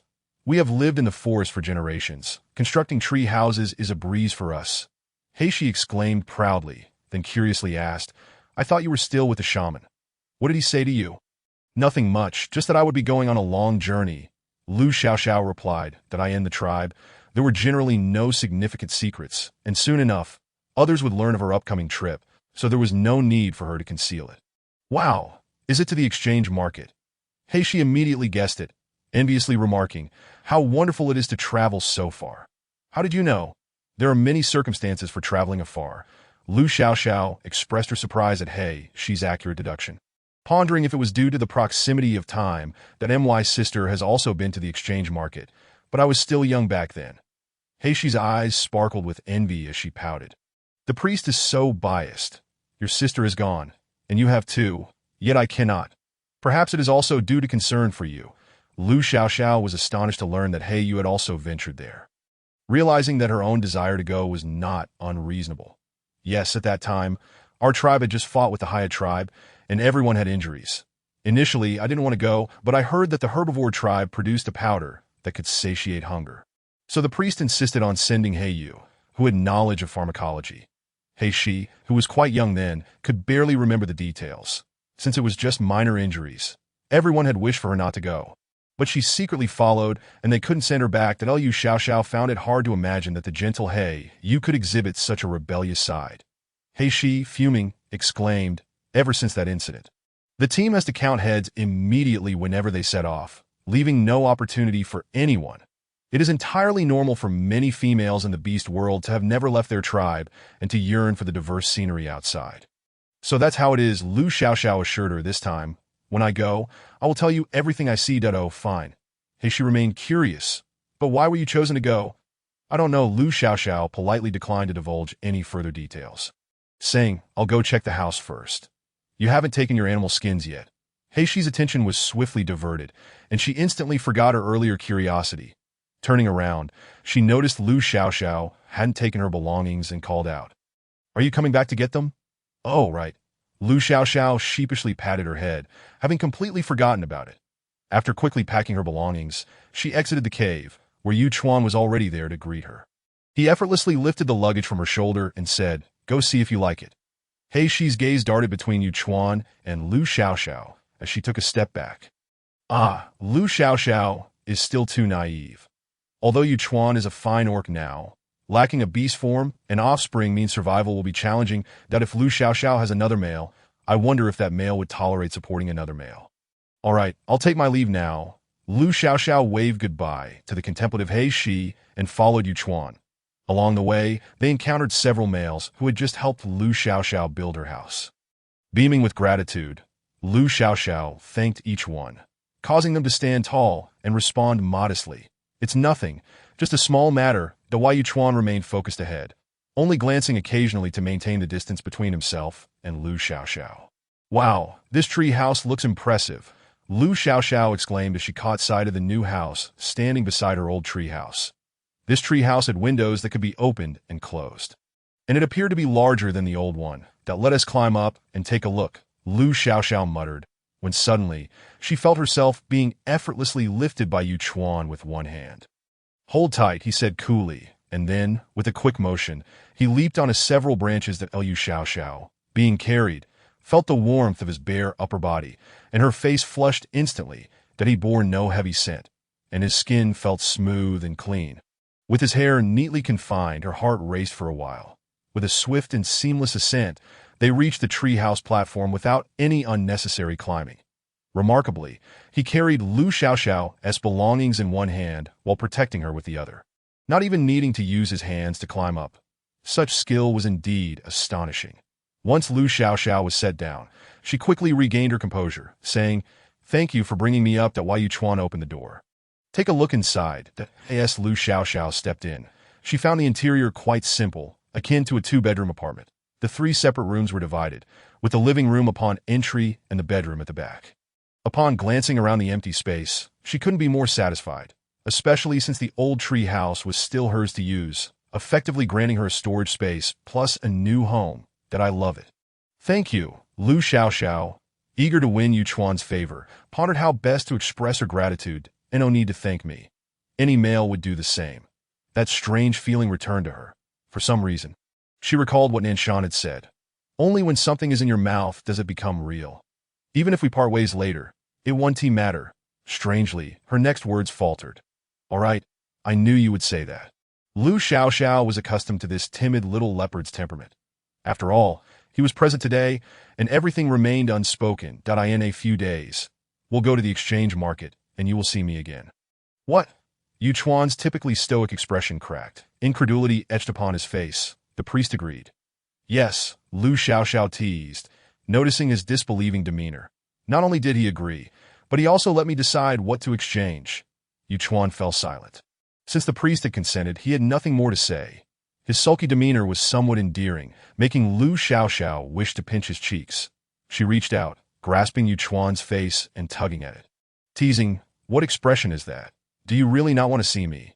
Yu Chuan wanted to protest, but the thought of the dangers outside made him anxious. "No, there are dangers outside. Everywhere has its dangers. But you're here, right?" Lu Xiaoxiao reassured him, "And it's not just the two of us. Nanshan and the others are here too." Upon hearing her first statement, Yu Chuan's heart raced, and her next words brought him back to reality. "Yes, Nanshan is here. He doesn't need to fear anything." That he gazed at Lu Xiaoxiao, who remained oblivious to his emotional turmoil, and suppressed his thoughts, realizing that only a complete male like Nanshan could truly protect her. "Hey, what's with that expression?" Lu Xiaoxiao instantly noticed the little leopard's melancholic demeanor, especially since his tail seemed to have developed a mind of its own, drooping sadly on the ground. In broad daylight, she could clearly see that his leopard tail looked ragged and disheveled. Staring in disbelief at Yu Chuan, who hadn't yet realized, she exclaimed, "Yu Chuan, you're not so depressed that you're shedding fur, are you?" Yu Chuan instinctively glanced at his disobedient tail, his face burning with embarrassment. Flushed with a mix of shame and irritation, he bolted away at lightning speed, retreating into a dark corner. It was bad enough that he lacked a beast form, but now his tail had to torment him too. Yu Chuan felt utterly powerless. Every time he thought things were looking up, reality would deliver a harsh blow. What did it matter if he could partially be Astify? He was still a failure. Chapter 48. Squandering resources. Little Leopard's depression. Lu Xiaoxiao was truly bothered by his bare tail. While reading a book, she recalled many people saying that depressed pets tend to shed fur. I wonder if eating more egg yolks can improve his coat. However, she was unable to procure such a large quantity of egg yolks, nor could she obtain even a hint of lecithin in its freeze-dried form. The feasibility of raising chickens in captivity remained uncertain. It seemed that the current chickens were not easy to rear. The Black Feather tribe had yet to adopt the practice of keeping prey in captivity, as their sustenance was derived from hunting and bringing back their kills. This method not only spared them the exertion of capture, but was also relatively straightforward. Should they attempt to catch live prey, they would need to provide sustenance and ensure vigilant supervision, lest the animals escape or succumb to starvation, resulting in a loss. That Lu Xiaoxiao contemplated that upon her return from the exchange market, She could rally everyone to raise chickens or ducks together, for such prey was plentiful in the forest. Otherwise, they would not occasionally stumble upon eggs. With the rainy season still far off, there was ample time to try raising a few batches. There were bound to be non-meat-eating prey, or perhaps even rabbits could suffice. She had often heard that a few rabbits could lead to considerable success. Their reproductive capabilities were remarkable, and raising rabbits was certainly a viable option, as they primarily consumed grass. This method of husbandry required time, and when the rainy season arrived, they could be slaughtered and distributed among the tribe, serving as another form of food storage. Liu Xiaoxiao pondered for a long while, resolving to devise a thorough plan upon her return. She could not allow herself to casually engage in conversation and expect others to labor for her in exchange for food. The pressing matter at hand was to familiarize herself with the market prices in the beast realm. She must not be taken advantage of by the orcs. Soon, the day to visit the exchange market arrived. Before her departure, Liu Xiaoxiao entrusted all the meat she had to the priest. The salted meat and fish had stabilized, showing no signs of spoilage or alteration. They were presumably well prepared. Provided that the weather did not turn humid, it should pose no significant issues. That Liu Xiaoxiao instructed the priest to store the meat from the treehouse in the cave if necessary. For lighting a fire in the treehouse could be somewhat daunting. The rainy season was particularly unkind to the drying of meat and vegetables, and Liu Xiaoxiao felt distressed at the thought of her food being ruined. However, given the circumstances, she could only resort to desperate measures, lighting a fire to attempt to expel some of the moisture. The initial results appeared promising. She fretted incessantly, insisting that the fire must not be extinguished while also emphasizing the need for safety to avoid any conflagrations. If she detected any spoiled meat, it must be discarded immediately. Washing it and consuming it was out of the question that if, after a long time, the meat showed no signs of spoilage, it would be deemed a success. Henceforth, it should be stored in a dry manner, avoiding any moisture exposure. I understand, replied the priest, amused by the thorough reminders from a female, a sentiment he had never encountered before. Rest assured, our sense of smell is quite keen. We will not take unnecessary risks. Spoiled meat is indeed inedible, and we must start from the innermost portions. The outer layers must be left for a longer duration before consumption. That Liu Xiaoxiao felt compelled to reiterate her concerns, as her anxiety would not abate until she had expressed them. This was simply her personal habit. She could not depart without fully articulating her thoughts. All right, I understand. He reassured her that in truth, the males possessed a more reliable sense of smell than Liu Xiaoxiao's reminders. They could discern what was edible and how much could be consumed without peril, unless one was particularly careless, leading to unfortunate outcomes. The priest handed Liu Xiaoxiao a bowl of dark liquid. You must remember to drink this daily. They will remind you. The murky potion stirred unpleasant memories within Liu Xiaoxiao, reminiscent of the most primitive medicinal concoctions, which exuded a strangely repulsive odor that prompted an urge to flee.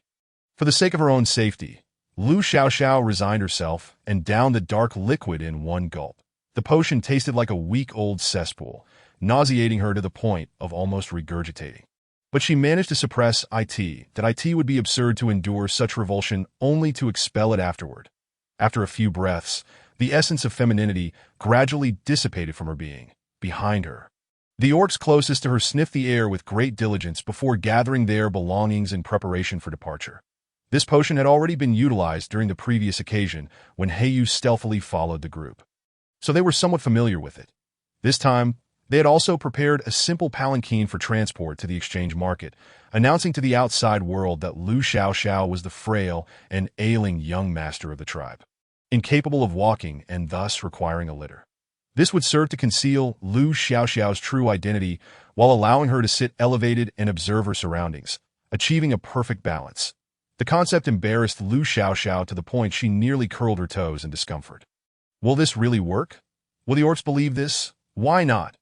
If a litter isn't available, you can simply ride on Chiron's shoulders. He is quite tall, Nanshan suggested, pointing to the towering figure of a man who stood at least 6 feet tall among his companions. Unfamiliar with this individual, Liu Xiaoxiao followed Nanshan's gaze and was instantly taken aback. Goodness, that man must be at least 2 meters tall. Chiron, the one in question, stood confidently, chest out, presenting himself to Liu Xiaoxiao. I am Chiron from the Serpent Clan.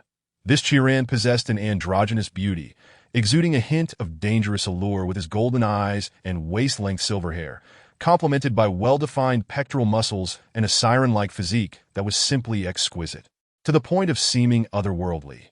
Could such a paragon truly become her mount? Was she, an ordinary individual, worthy of such a privilege? The mention of the Serpent Clan intensified Lu Xiaoxiao's unease as the mere thought of a massive, elongated serpent gripped her heart with terror. An enormous, long snake.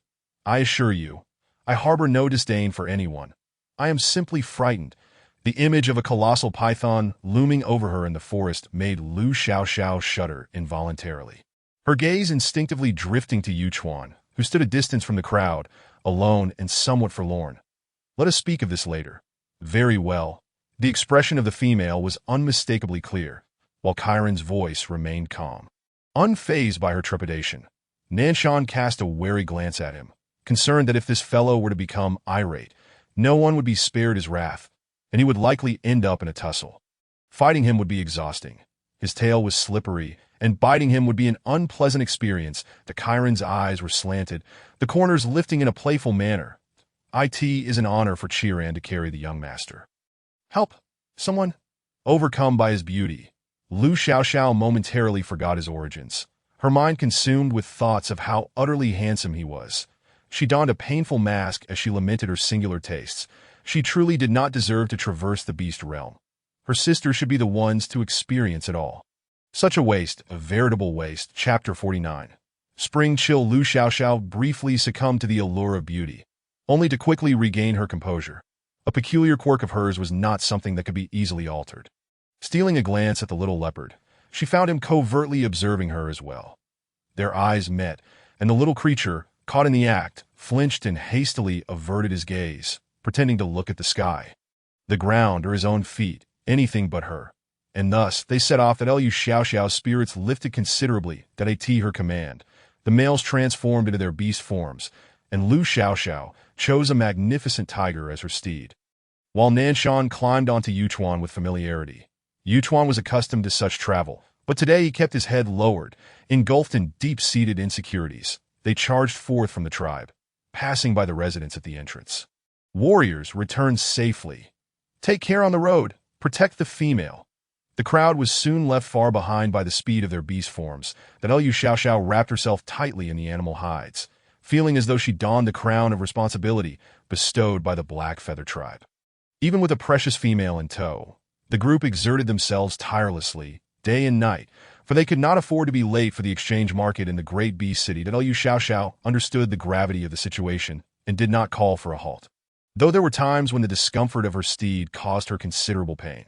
Notably, there was one orc who was particularly amusing. He was a striking peacock, named Chunhan, much like his vibrant appearance. He boasted a healthy, sun-kissed complexion, with hair that shimmered in a kaleidoscope of colors, his narrow eyes exuding a lazy charm with every gesture. However, when he opened his mouth, his captivating persona crumbled as he exclaimed, "Let me carry Lu Xiaoxiao. What a pity, such a beauty with such a mouth. Do not call her Lu Xiaoxiao. Are you afraid others won't know who she is?" Lu Xiaoxiao felt inclined to retort that aside from their tribe, perhaps no one else truly knew her name. She was no celebrity. Call her the young master. Oh, let me carry the young master. I can run fast too. With a tiger, a lion, and even Nanshan the wolf. There was little room for Chunhan, the delicate peacock, to assert himself. That it was evident that a bird could hardly compete with the comfort of riding on a larger animal, despite Chunhan's sizable form. Lu Xiaoxiao could not shake the odd image of a peacock sprinting with its feathers fanned out. Thus, she graciously declined his offer and opted for the tiger, the lion, the wolf, and even a bear to alternate in carrying her along the journey, which left Chunhan feeling quite dejected. "I am quite robust too. I can run," he protested. "Look at my feathers. Aren't they splendid? Young master, do you like them? I can pluck some for you." Yuchuan and Nanshan exchanged incredulous glances at this peacock, who seemed to have lost touch with reality. Did he not understand the situation? Seeking a mate within the tribe was one thing, but attempting to court while on the road was a different matter entirely. In the chill of spring, have you overindulged? Lu Xiaoxiao was taken aback, perplexed by such behavior. What could she possibly want with peacock feathers?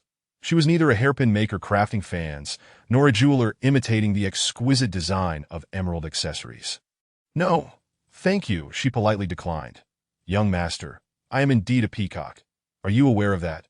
Chunhan was astonished. Previously, he had always taken pride in his beautiful, robust, and resplendent form. Yet Lu Xiaoxiao seemed to harbor no admiration for it. What had he done wrong? Why did she prefer those simpletons? They were far from appealing. Chunhan could not fathom her thoughts that Lu Xiaoxiao, on the other hand, was not particularly sensitive to emotions. Rather, she was someone who would readily advise others. Save your energy for the market. Just keep your eyes peeled and speak less. Squint a bit and raise an eyebrow. That should suffice. Well said, Chunhan. We are counting on you, the others chimed in. Chunhan felt a twinge of frustration. Sometimes. These simpletons were surprisingly endearing.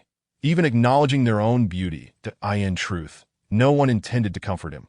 They merely found his incessant chatter exasperating and wished for him to silence himself. Finally, a semblance of peace enveloped the group. Lu Xiaoxiao, unfamiliar with Chunhan and the tribe, perhaps having seen him but not retained the memory, felt gratitude as the others guided her without complaint. Throughout their arduous journey, they took care to choose smoother paths. Minimizing her discomfort, as for Yu Chuan, the group was more casual, showing little concern for his comfort. They traversed all terrains, sometimes shaking him to his core. After several days of relentless travel, they chose a nearby location to rest, intending to resume their frantic pace the following day. With plans to reach the designated market in the Great Bee City by nightfall, Lu Xiaoxiao listened intently as they chatted about the Great Bee City, a mysterious metropolis within the beast world, known for its exclusivity. Hardly anyone knew what lay within, as its inhabitants were powerful and cold, seldom engaging with the outside world. Merely a cough from them could instill terror in nearby tribes. Yet, when they did choose to act, they were generous, offering abundant resources in exchange for what they needed, evoking both admiration and trepidation. That Lu Xiaoxiao likened the Great Beast City to a mysterious NPC, intervening in the beast world when changes occurred, issuing recruitment notices akin to game missions, rewarding those who completed them with lavish prizes. Within the cave, various animals huddled together, making room for Lu Xiaoxiao. Chunhan, the grand peacock, fluttered his magnificent tail before her. Young master, would you care to sleep beside me? Your rear is exposed. Could you not exhibit some decorum? The mighty tiger Ao, you could no longer contain himself, shifting away lest he be compelled to silence Chunhan. You are envious of me, the burly man retorted, his voice melodramatically issuing from the lips of a delicate beauty, rolling his eyes extravagantly. Perhaps not. Lu Xiaoxiao replied, her expression impassive. The beast world indeed housed a plethora of eccentricities, she mused with a chuckle. Suddenly, Chunhan let out a sharp cry, flapping his wings in despair. My feathers! My beautiful feathers! Yu Chuan looked up with innocent round eyes. I apologize. I didn't see you behind me. He raised his hand, several feathers caught between his fingers. Would you like them back? Witnessing his feathers being plucked away, Chunhan screamed in anguish. How could this happen? My beauty is compromised. Woe is me. I must distance myself from these oafs. In the 50th chapter, the goat tribe arrived at Chunhan's raucous antics enlivened the cave, alleviating some of the weariness from their journey. After a moment of playful banter, they turned to find that Lu Xiaoxiao had fallen into a deep slumber, prompting them to lower their voices so as not to disturb her.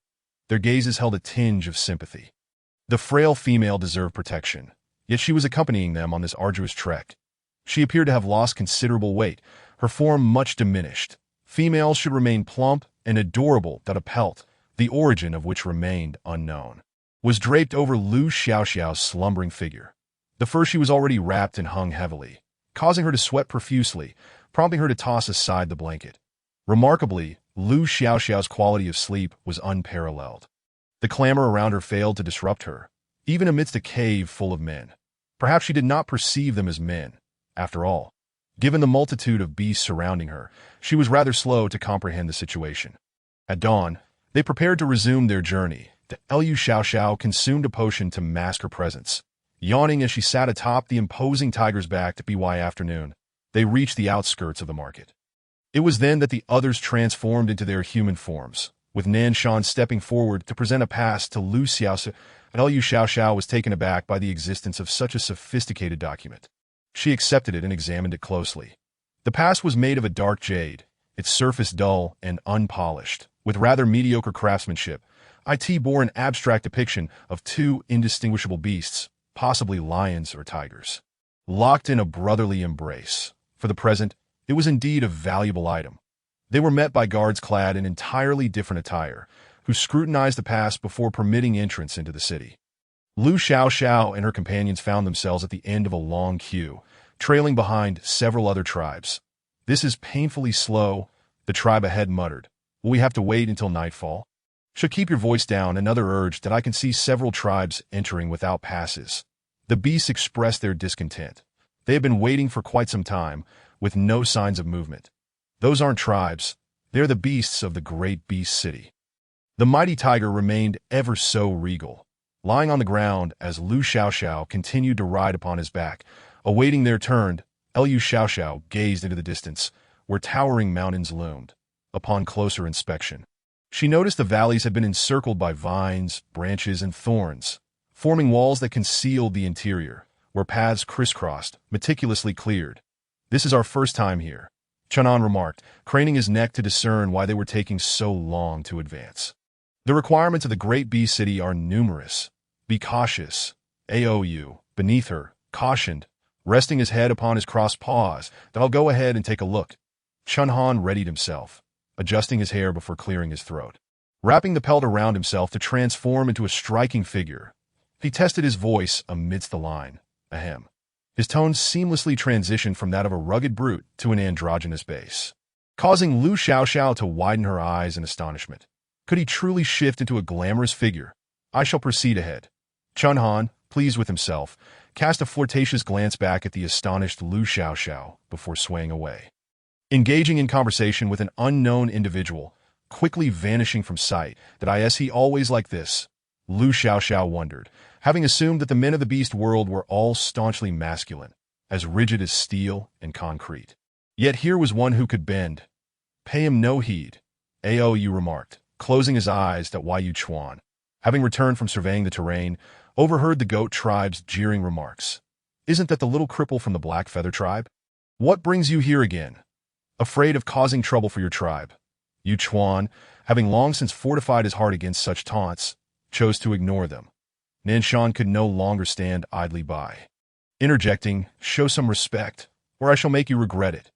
"What? I spoke no falsehood. The DOE all appear to be dead." The other males, typically indifferent to Yu Chuan, could no longer tolerate the insults being hurled at him. "A fight, perhaps? You brutes." Finally, Lu Xiaoxiao understood why the Black Feather tribe chose to ignore them. They were utterly inept at conversation, often provoking others intentionally. She glanced at Yu Chuan, who maintained an expressionless demeanor. Frowning slightly, she discreetly beckoned to Qiran. "Come here." Qiran sauntered over, his face, both enchanting and coldly aloof, exuding an air of nonchalance. Towering in stature, as he approached, Lu Xiaoxiao found her gaze almost consumed by his sculpted abs, defined chest, and the alluring lines of his physique. "What commands do you have, young master?" she murmured. Goodness, Lu Xiaoxiao thought to herself, the treatment bestowed upon this young master would leave anyone utterly enraptured, stealing her nerves. She quietly conveyed a few words to him, to which Qiran responded with a soft indicating his comprehension. His gaze inadvertently flickered towards Yu Chuan, who remained inscrutable, his expression as placid as ever. "What are you shouting about? Keep it up, and you won't be allowed to trade for salt." The pride of the goat clan lay in the salt produced by their tribe, a source of vanity that led them to bully others at will. Had it been a month prior, the Black Feather clan might have succumbed to their intimidation, opting to avoid confrontation. However, the tides had turned, for they too could now produce salt. "What worth do you hold, then?" Bah! Chapter 51. Successful entry. The beast men retain primal traits within their bloodlines, and thus easily succumb to anger when provoked, making conflicts and discord commonplace within their realm. The distinction lay merely in whether physical altercations ensued, whether lives were lost or injuries sustained. With righteous indignation, they glared at one another. Lu Xiaoxiao genuinely feared this boisterous crowd might unwittingly announce, "We also have salt. We have the sea." Lowering her voice, she interjected, "Can your clan trade for salt?" "Why speak of such things? This is not our first exchange with your tribe," retorted a proud member of the goat clan, a smirk gracing his lips. Now you understand fear. Do you? Now that you seek our favor, we might consider forgiving you. Nanshan furrowed his brow, addressing them with gravity. You were the ones who provoked us first. It's merely the truth. Must we remain silent? The opposing party dismissed it as trivial, offering no retort. What is your purpose? The guards of the great beast city, clad in burlap, had appeared by their side, and within his line of sight, the righteousness of the situation became abundantly clear. He admonished the goat clan, forbidding any unwarranted provocations. Which tribe do you belong to? Should there be another incident, I suggest you depart immediately. Chiram returned to the throng of his tribe as if nothing had transpired. Upon seeing the guards, the members of the goat clan immediately lowered their heads, adopting a submissive posture, yet they could not resist explaining. It was them. The guard had seen enough of such antics and had no desire to hear further justifications. The goat clan promptly fell silent, fearful of saying anything further. With ease, the guard issued a yellow card warning, and Lu Xiaoxiao, concealed beneath animal hides, could not help but smile slightly, once the guard had moved far enough away. She whispered in a tone audible to both factions. If I'm not mistaken, the salt of the goat clan should be easily obtainable. It likely exists in every corner of your tribe. I suggest you refrain from further provocations, lest I inadvertently reveal this secret. Can your singular clan withstand the mixed tribes?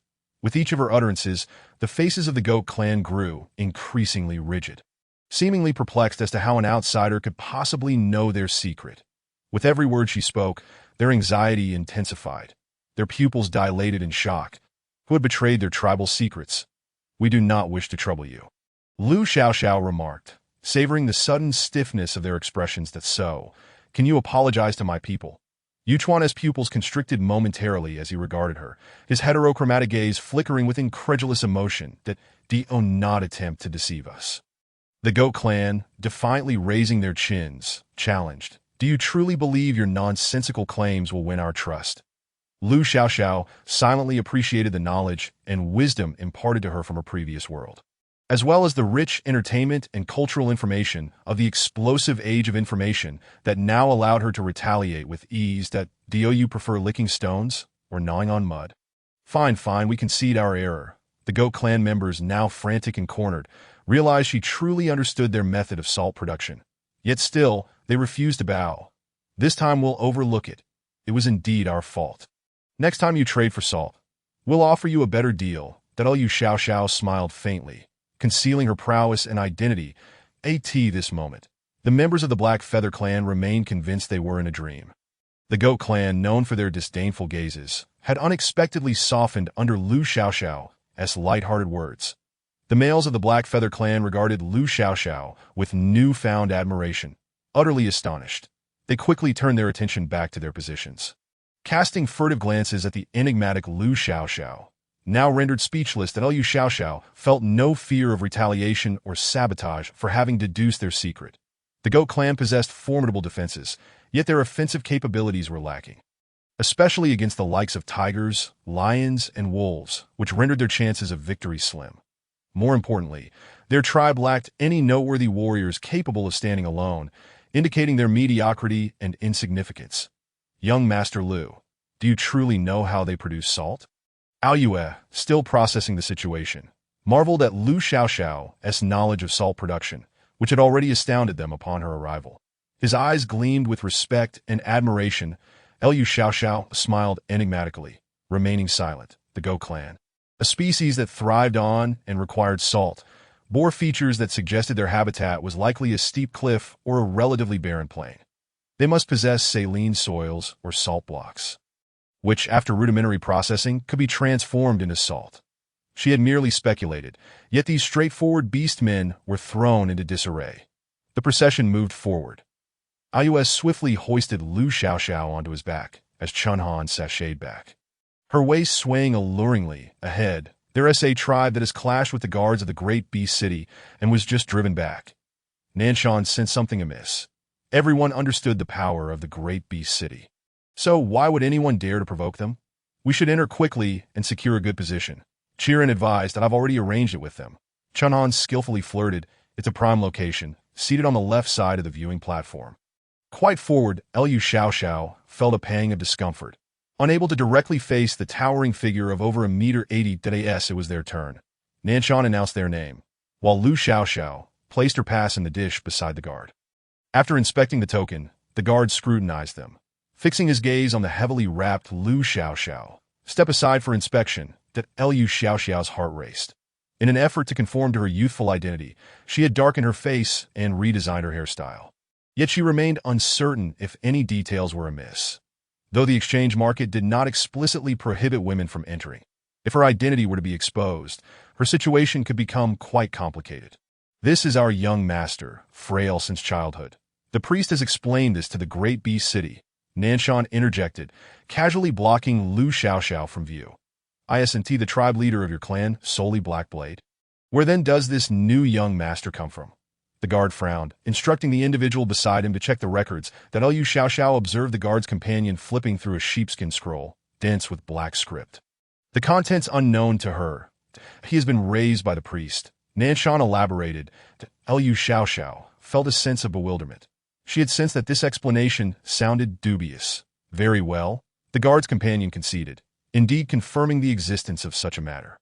Allowing them entry, that Lu Xiaoxiao mused silently about the guard's apparent idleness. Chapter 52. There is Jiangshi lacking the capacity for online identity verification. The multitude of hearsay led to numerous loopholes. Those of the beast world typically accepted information as long as it seemed logically plausible, rarely delving deeper. They successfully passed through the security checkpoint and proceeded several dozen meters forward, arriving at a relatively open area. Before them lay a platform, presumably the viewing stand they had spoken of. That Lu Xiaoxiao felt as if the gathering was preparing for an outdoor event. With a microphone in place, it could easily transform into a stage for dance and song. Surrounding the platform were designated standing areas, where beast men were marking positions to facilitate the arrangement for various tribes. Approximately 30 meters from the platform lay a designated exchange zone, where participants found empty spaces to squat and place their goods for trade. At this moment, the crowd was sparse, with only a smattering of individuals already engaged in exchanges. Lu Xiaoxiao observed from a distance, noting the lack of anything of particular value, merely some meat and pelts, seemingly prepared for those who had not brought sufficient provisions. However, Lu Xiaoxiao pondered, if they were short on food, would they truly trade for such items? Wouldn't it be more beneficial to hunt during the event? Where shall we stay these next few days? Lu Xiaoxiao inquired. Just find an empty space, Yue replied. The advantage of the forest lay in the ability to find a large tree to rest beneath. Though conditions were somewhat rugged, Lu Xiaoxiao was not one to be finicky, though she did furrow her brow at the prospect of where to address more personal matters. Fortunately, it wasn't long before someone approached to clarify the situation. Over there is a designated area for convenience that do not dig holes indiscriminately within the venue. Understood? Guarding the tribe, he instructed them to respond loudly, asserting that once they answered, the condition would be understood by all. Should anyone err again, they would be sent away 1,000 miles. After a period of rest, the group experienced their first peaceful night. The exchange market would not officially commence for another day, and many tribes had yet to arrive. That Lu Xiaoxiao and her companions from the goat tribe found their business to be thriving. All they needed to do was sit at their stall, and visitors would invariably approach them first to trade for a bit of salt. Their exchange rates were somewhat steep, 2 or 3 pieces of beast hide or a dozen pounds of fruit, leaving the terms largely to their whims. Xuchan strolled around the venue and returned to relay the latest news. It was rumored that the great bee city was selling food and seeds, though the specifics remained unclear. There were also items that one could scarcely inquire about. The normally taciturn Lion Lord and the imposing Bear Huru expressed skepticism, suspecting that he had not made an effort to familiarize himself with the local customs. Xuchan rolled his eyes in disdain. If you think you can manage, by all means, go ahead. I shall not assist you. Lu Xiaoxiao, however, was intrigued and inquired, have the seeds been made available? It appeared they were contained in bags of peculiar shapes, though it was uncertain whether they were indeed seeds. Xuchan replied, truthfully, that Lu Xiaoxiao wished to see them, and Xuchan promptly offered, I shall carry you. Forget it, I'm quite tired. I shall rest first. With that, Lu Xiaoxiao reclined upon the long, fluffy back of Yue, closing her eyes. Yue, initially prepared to revert to human form for comfort, hesitated before lowering his large head to serve as her pillow. Very well, a moment's rest then. Unable to bear the sight any longer, Nanshan remarked. We'll find out tomorrow anyway, Oh, Shuchan muttered half-heartedly. During their brief respite, other tribes began to arrive, one of which featured a chattering female who quickly captivated everyone's attention. Jiangmu, I want some water. Jiang Yuan. I want that. Jiang Yu, I'm tired.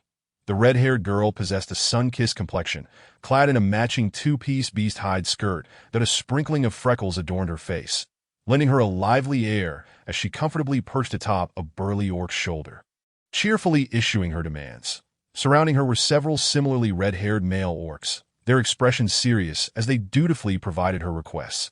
Which tribe is that? Lu Xiaoxiao inquired with curiosity. Perhaps from the plains, Nanshan pondered. Unable to recall that it is indeed from the plains, the Jiang clan, Yuchuan clarified. They are a female-led tribe, with their chieftains, priests, and elders all being females that Hiru had never heard of such a tribe before. That shouldn't females be protected? Why do they take on such laborious roles? Your statement is misguided, Lu Xiaoxiao replied coolly. When a tribe is in decline, they do not concern themselves with your strength or weakness. Each individual is a vital member, and females are not inherently inferior to males. She thought of her original self, the unfortunate women who had been reduced to spoils of the Haya tribe. She had narrowly escaped, but what of the other females? Perhaps they were already pregnant, forced to bear offspring with males they did not favor, and likely deprived of rest, compelled to conceive again that in a world where people live communally, there was never an opportunity for individual solace. Females who could have instigated change were branded with the label that they should merely live happily and surrender to the demands of the mediocre.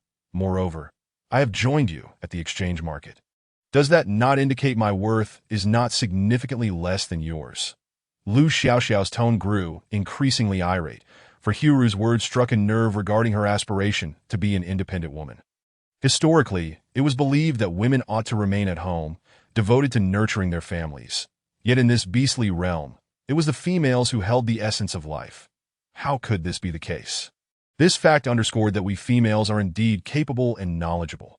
Hiru, perplexed by his own misstep, blinked innocently, seeking help from Nanshan, who averted his gaze. Hiru then turned to Chiran, who, with a smirk, declared, the young master is correct. Hiru has misspoken. Let him forfeit meat for the night. That a dejected expression crossed Hiru's face, the round-headed male appearing quite miffed. The young master is unlike the others. Aoyue cautiously contributed, wary of missing out on meat himself. Indeed, Shuchan quickly concurred. Their warriors are formidable, and their territory is complex, easy to defend yet difficult to assault, Yuchuan continued, elaborating for Lu Xiaoxiao. Furthermore, they possess mysterious poisons, wielded by the females. If one were to be contaminated, there would be no remedy, leading to certain death. Thus, no one dares to provoke them. This description painted a picture akin to a mystical tribal enclave. Apart from Nanshan, it was the first time the other males had heard of this tribe. Their expressions turning grave, apprehensive about what might happen if they were to provoke them and face the consequences of poison. Their tribe is quite amiable. They would not resort to poisoning without cause. Yuchuan reassured the tense males, who subsequently relaxed. Only Lu Xiaoxiao continued to watch the red-haired orcs with an amused smile. Chapter 53. The exchange market. Lu Xiaoxiao's gaze shifted from the Jiang clan to the guards of the affluent Great Beast City. The guards were uniformly attired in linen robes, their sun-kissed or dusky skins slightly exposed, their faces half covered by masks, exuding an air of mystery. The linen robes, simple in style and hue, conveyed a primitive beauty. Regrettably, the Great Beast City did not offer linen for sale. Upon learning this, Lu Xiaoxiao felt a twinge of disappointment. Beast hide could not compare to the breathability of lightweight linen, which might have been better suited for life in the humid forest. Never mind, let us see how things unfold tomorrow. With merely a day and a half at the exchange market, it was uncertain whether it would suffice. Perhaps, in comparison to others, linen was merely the most inconspicuous item. The exchange market commenced promptly at dawn the following day. Upon entering the venue, Lu Xiaoxiao decisively declined the palanquin plan proposed by Nanshan and opted to ride on Chiron's shoulder to avoid being trampled by the throng. The crowd was immense. The venue, devoid of trees, was roughly 300 square meters in size, resembling a bustling holiday destination, filled with heads and a kaleidoscope of colorful hair. while Lu Xiaoxiao was slightly taller than most. It did not provide her with a significant advantage, as she noticed orcs towering at heights of 2.5 meters. What a fearsome species! The air above felt thin, as if she were on the verge of suffocation. Lu Xiaoxiao found it difficult to distinguish the various tribes and felt embarrassed to inquire of Qiran, so she simply brushed it aside. The orc species were numerous, unless one possessed distinctly recognizable traits or chose to display themselves. It was challenging to identify them directly. The scene was a gathering of robust and striking males, akin to a grand celebration. The bustling crowd made it impossible to resist being swept along. And while Lu Xiaoxiao managed reasonably well, Qiran, slender as he was, struggled as he shielded her from being jostled, all the while suppressing his disdain for the throngs. Furry beast hides? I sell honey. 3 small beast hides for sale. The calls of vendors and haggling voices intertwined. Qiran inquired, Young master, which direction shall we pursue? Lu Xiaoxiao, snapping back to reality, realized they had been pushed to the center of the crowd and subtly lowered her gaze. You choose a direction. Qiran opted for the left, where the flow of people was relatively sparse, and Lu Xiaoxiao did not object. Numerous stalls adorned the area, showcasing an array of gemstones and handicrafts. Red stones, perfect for charming females. This is a small peacock. Once completed, it can be placed on the bedside to amuse the younglings. Behold my wristbands, a gift for females. She'll surely gaze at you twice. The utility of these crafts was singular, with their appeal focused solely on females and younglings. After a few cursory glances, Lu Xiaoxiao urged Qiran to quicken their pace. Many youths were being carried or supported, and Lu Xiaoxiao soon spotted the group from the Jiang clan again. The red-haired girl was adorned with an array of crafts, her bright face beaming with delight. The exchange market is such fun. She seemed to catch sight of Lu Xiaoxiao's scrutiny and tilted her head in curiosity, puzzled by why Lu Xiaoxiao was so thoroughly bundled up, yet she was not one to pry and soon returned her gaze elsewhere. Honey, honey! Lu Xiaoxiao's attention was drawn to a vendor displaying several branches, from which hung a large beehive, occasionally buzzing with bees, appearing sweet and delectable. Do you trade honey here? We do not. It can be found in the mountains. Qiran replied that Lu Xiaoxiao had not intended to purchase any, as the wildflowers in the forest were abundant, and the likelihood of bees building hives was high. Coming all this way only to return home and be subjected to her tribe's fervent scrutiny was not appealing. Here, Nanshan appeared behind her, handing Lu Xiaoxiao a piece of honeycomb. Since we have come this far, you should try something. That a flicker of surprise crossed Lu Xiaoxiao's eyes. What did you trade for this? No trade necessary. He simply offered it to me. Nanshan nonchalantly remarked, I have passed, and he presented me with it. Qiran let out a sound of surprise. Did you save his life? Lu Xiaoxiao's face was filled with astonishment. Why would you say such a thing? It's merely a piece of honey, hardly worth mentioning, truly not at all. Indeed, it was he who spoke it, though the details eluded me, that in his younger years, Nanshan had a penchant for seeking thrills. Hunting the most elusive beasts in the mountains, traversing the most perilous forests, and journeying to distant peaks. Along the way, he encountered many and saved numerous lives, thus earning a commendable reputation among the people. Lu Xiaoxiao remained in shock. Ah, Nanshan, why did you not inform us of your arrival? Here, take this. And this is for you too. You must take some. My little fish, you should have it. As soon as she finished speaking, several orcs beamed at him, showing no reluctance, eagerly surrounding Nanshan and thrusting various gifts into his hands, insisting he accept them. Without you, my child would be in peril. My leg has healed considerably now. My Wan Yuan has been eagerly awaiting your visit. You must come again next time. Nanshan smiled bashfully at the crowd, revealing his sharp tiger teeth, a faint blush appearing on his otherwise dark and radiant skin. You are all too kind.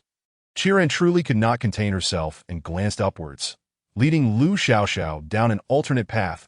Lu Xiaoxiao was genuinely astonished that Nanshan possessed such skills, gazing at the sparkling honey in her hand. She felt no need for pretense and took a hearty bite. It's overwhelmingly sweet, a bit too cloying. After failing to bite into the honeycomb, she paused, her hands sticky. Look at my herbs that I sell medicine here. Lu Xiaoxiao turned her gaze to see a middle-aged orc displaying some hay and unrecognizable chunks before a stall. Qiran sensed her interest and lingered by that stall for a moment. Qiran, I have something to discuss with you. Let him take Lu Xiaoxiao. Following Nanshan, Aou and Hiru appeared behind them. Chirin turned her gaze slightly, raising an eyebrow as if questioning what could be more pressing than the protection of Lu Xiaoxiao. A female. The seed entrance of the Great Bee City is about to open. We should each form a team to expedite the process, Hiru stated directly. Yuchuan cannot attend. Chirin looked towards Yuchuan, clicking her tongue, acknowledging that indeed he could not. It would be a disaster if he were to be overturned by a single claw later. Yuchuan regarded him coldly. Chapter 54. Exchange Market 2. Lu Xiaoxiao's gaze just happened to meet his. He slightly restrained the coldness in his eyes, regaining a calm demeanor. Nanshan will arrive shortly. Let him and Yuchuan protect Lu Xiaoxiao while we queue up. Chun'an has already claimed a spot by the viewing platform. The division of roles was quite clear. Understood. Chirin reversed her palm, effortlessly lifting Lu Xiaoxiao from her shoulder and gently placing her upon Yuchuan's shoulder. Lu Xiaoxiao did not sit securely. As soon as Yuchuan moved, she lost her balance and instinctively tugged at his hair. In the next moment, fluffy beast ears uncontrollably sprang forth, bouncing twice. I want to touch them. I want to touch them. Lu Xiaoxiao constrained her eager hands, making an effort to divert her gaze elsewhere. Touching a male's ears in public was akin to flirting, and she did not wish to be regarded as an oddity under the public's scrutinizing eyes.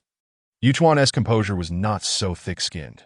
Feeling the unusual sensation, he clenched his teeth, striving to control his ears to behave, yet the more anxious he became, the less he could rein them in, ultimately surrendering to the whim. His fluffy ears, gray with a hint of white, captured Lu Xiaoxiao's attention as she surveyed the venue, casting her gaze downwards to them. She inquired Yuchuan, "Has your hearing improved after partial beastification?" Yuchuan replied, concerned that the crowd might inadvertently make Lu Xiaoxiao anxious. He extended a hand to protect her legs, ensuring she sat more steadily. Lu Xiaoxiao scanned the vicinity, noting the limited wares at the stalls, prompting her to urge Yuchuan further towards the center. My herbs are for external wounds. Just a dab will suffice. And for those who have coughed up blood, drinking it is also beneficial. Lu Xiaoxiao glanced over as a middle-aged orc brandished a black chunk. Addressing another orc, "How can I trust you?" The middle-aged orc produced a prey item, delivering a powerful punch, leaving the prey bewildered, on the verge of death, and it coughed up a copious amount of blood. The middle-aged orc crushed some herbs and administered them to the prey, which after a moment of trembling, managed to rise again, no longer bleeding. The orc's eyes brightened at the sight. "Good. What can I exchange for it?" "A small piece of beast hide deal." Lu Xiaoxiao was truly impressed by such a straightforward promotional method. Whoever taught this was remarkable. "Would you like to buy?" Noticing Lu Xiaoxiao's fixed gaze, Yuchuan assumed she found it appealing.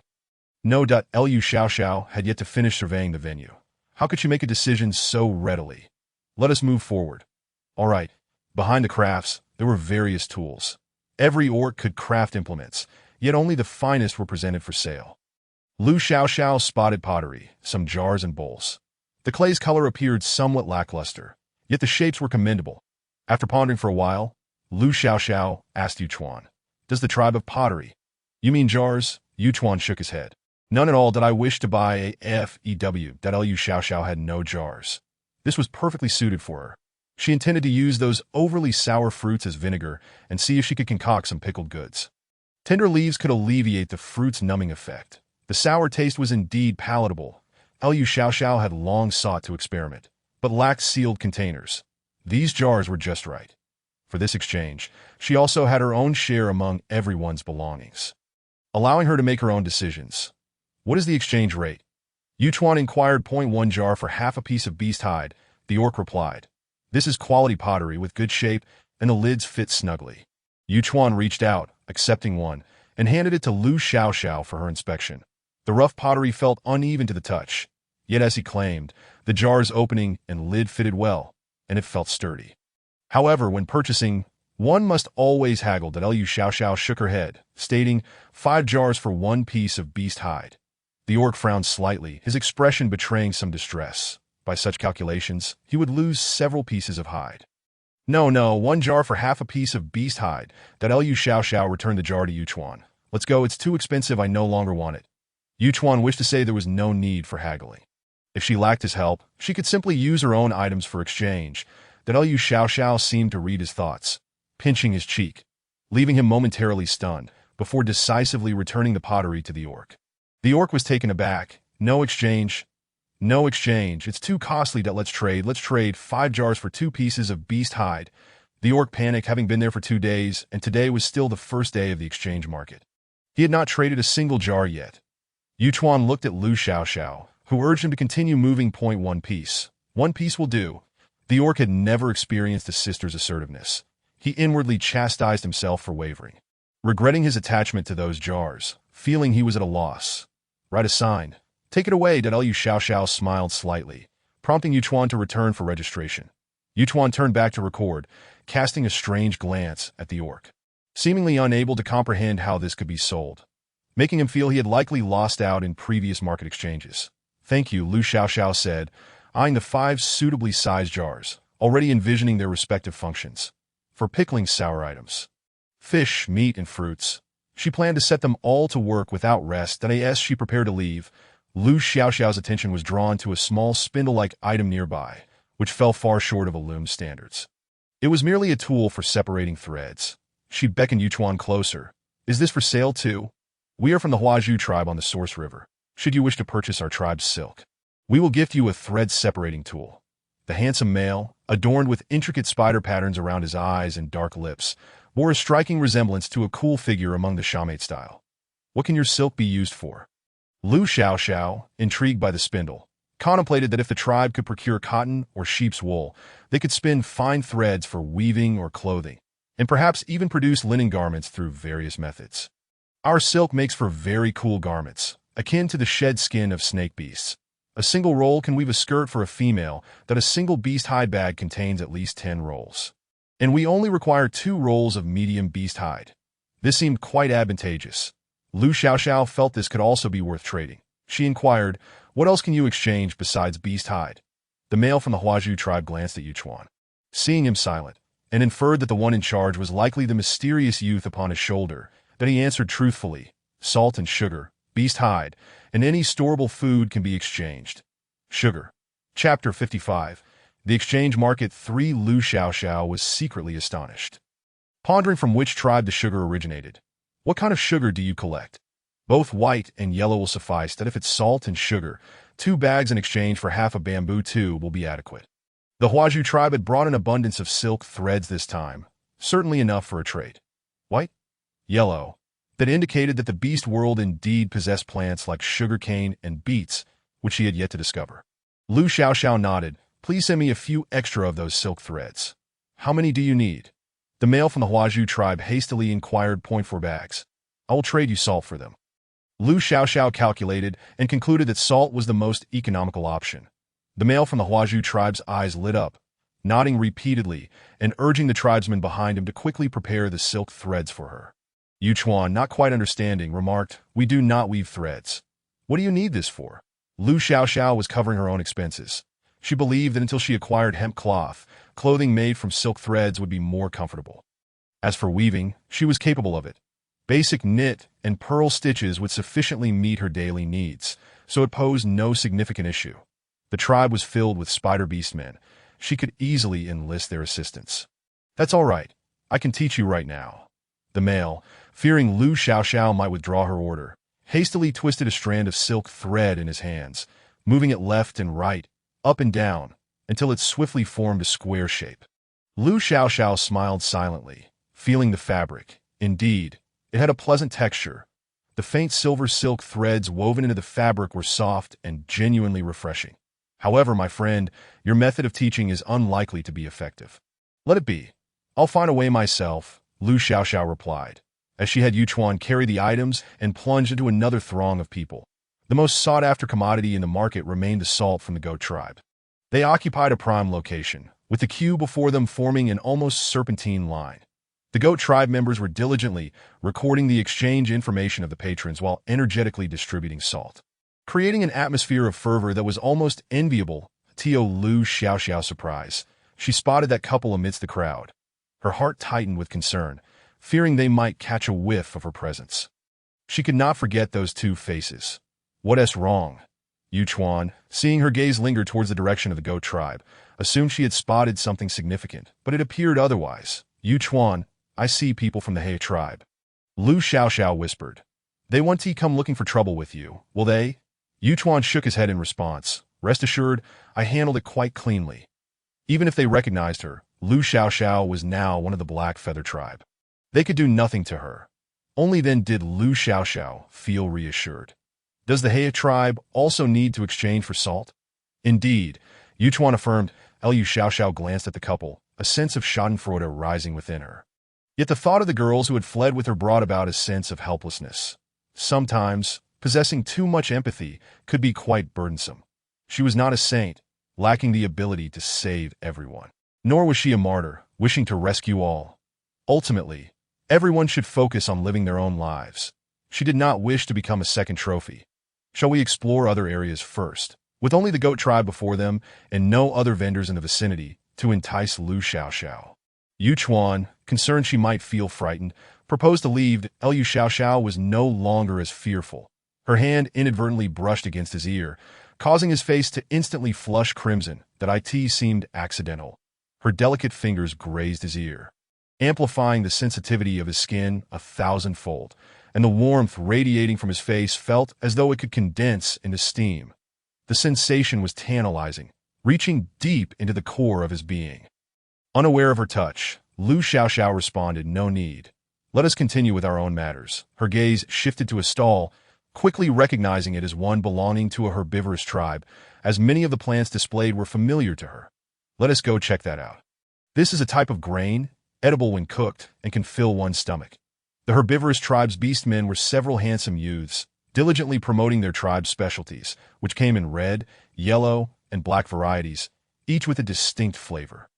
Dried, they could be preserved for an extended period. As long as they didn't sprout, they were edible. Lu Xiaoxiao focused intently. Those were various legumes. How do we exchange? She inquired, given that legumes were quite scarce near the Black Feather tribe. Yuchuan glanced at her, puzzled as to why she was so interested in them. First, try some. If you like it, we can negotiate further.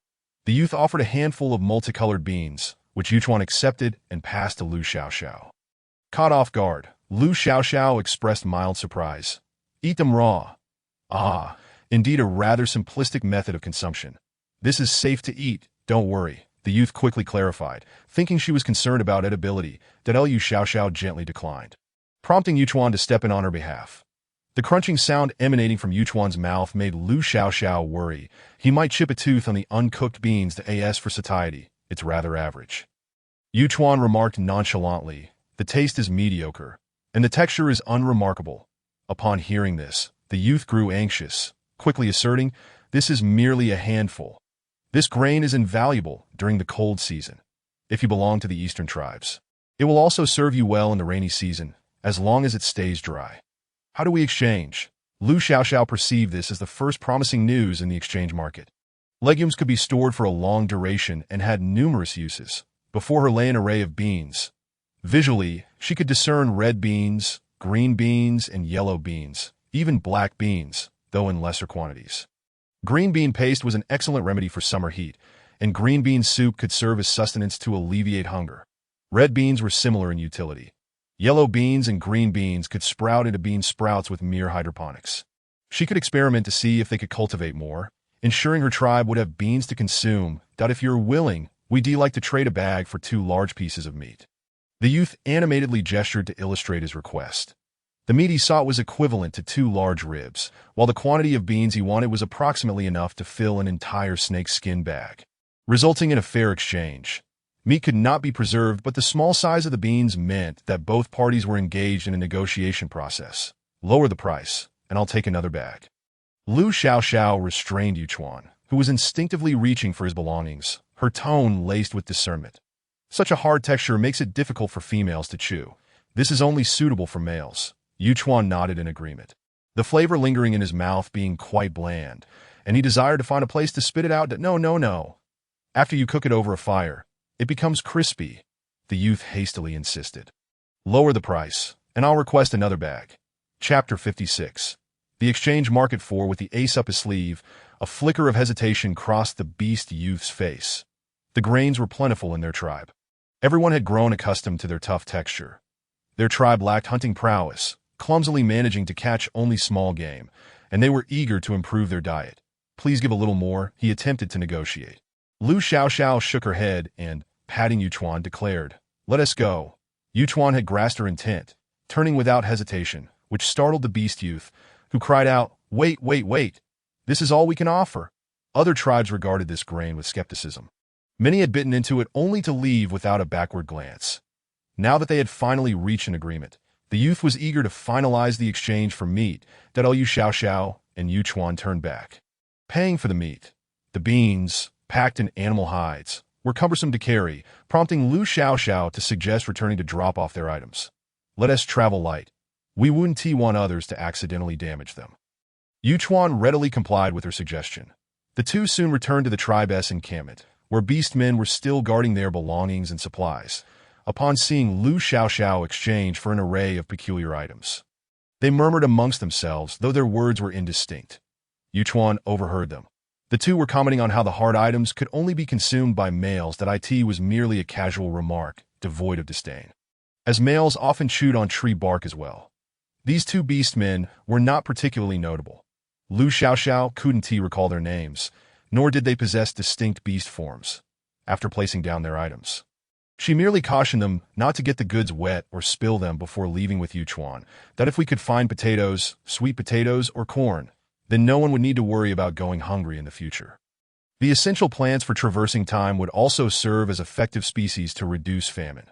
Should she discover them, her life would be secured in peace and prosperity, that Lu Xiaoxiao murmured softly. With so many people around, let us check out the platform first. Yuchuan suddenly suggested, catching Lu Xiaoxiao's attention. The items exchanged at the platform should be of better quality. Sounds good, that Lu Xiaoxiao readily agreed, primarily because there were too many people. Even if she were perched on Yuchuan's shoulders, she would see nothing but a sea of heads. Occasionally, she would catch someone's gaze, accompanied by a look of disdain. Chunhan had long since secured a spot in the stands, and upon hearing that the inhabitants of the great beast city were preparing to give a presentation, he anxiously pondered what would happen if Lu Xiaoxiao and her companions failed to arrive in time and missed out on the good things. Then, from a distance, he spotted Lu Xiaoxiao making her way toward him, elevated above the crowd, that a captivating smile graced his handsome face. But as soon as he caught sight of her mount, Yuchuan, his smile dimmed slightly. "Why is it you?" Yuchuan raised an eyebrow. Yet before he could speak, Lu Xiaoxiao inquired, "Has it started?" "Not yet, they are preparing," Chunhan replied, just as individuals clad in cream-colored robes ascended the stage, each holding platters piled high, with unidentifiable items. The host did not provide any introductions, but immediately began the showcase. Plate number 1. We call this the stone pile, a type of fruit that, when opened, reveals a black interior. Upon slicing the fruit, they discovered dark flesh within, raising the question of whether it would stain their mouths after consumption. The next moment, the determined beastmen initiated a tasting event. You may sample one piece, with only one person permitted from each tribe. Chunhan tossed his hair back, casting a flirtatious glance, and raised his hand, declaring, "Black Feather Tribe, I volunteer." Lu Xiaoxiao and Yuchuan felt goosebumps rise on their arms. It was important to note that Chunhan was a tall man, over 6 feet, a quintessential 18K straight man, whose unwavering belief in his own beauty and alluring demeanor as a means to attract females was perplexing. Every day, he diligently practiced his charming poses, embodying the flamboyant traits of his kind. Whether or not he could capture a female's heart was uncertain, but at times, the males observing this display felt quite helpless. Lu Xiaoxiao watched as the host on stage twitched slightly, seemingly stifling the urge to leap down and deliver a well-deserved beating to Chunhan. With a look that spoke volumes, he glanced at her and Yuchuan, urging, "Come up and take it." His gaze lingered on Yuchuan's youthful face as he let out a heavy sigh. That why Yuchuan remarked, "I feel as though you scolded me, yet you did not." Chunhan hurriedly retrieved the fruit and presented it to Lu Xiaoxiao, exclaiming, "Young mistress, please eat. I'll feed you." Yuchuan swiftly snatched the piece of fruit from Chunhan's hand, offering it to Lu Xiaoxiao. "Young mistress." Here that Lu Xiaoxiao hesitated at the sight of the dark, glossy fruit, tempted to refuse. However, in her quest to determine its quality, she accepted it and took a bite. Its sesame paste. The taste shocked Lu Xiaoxiao. The texture and flavor of the fruit closely resembled that of a thickened powder, akin to a blend of lotus root flour and sesame paste, evoking a peculiar, yet familiar sense of nostalgia.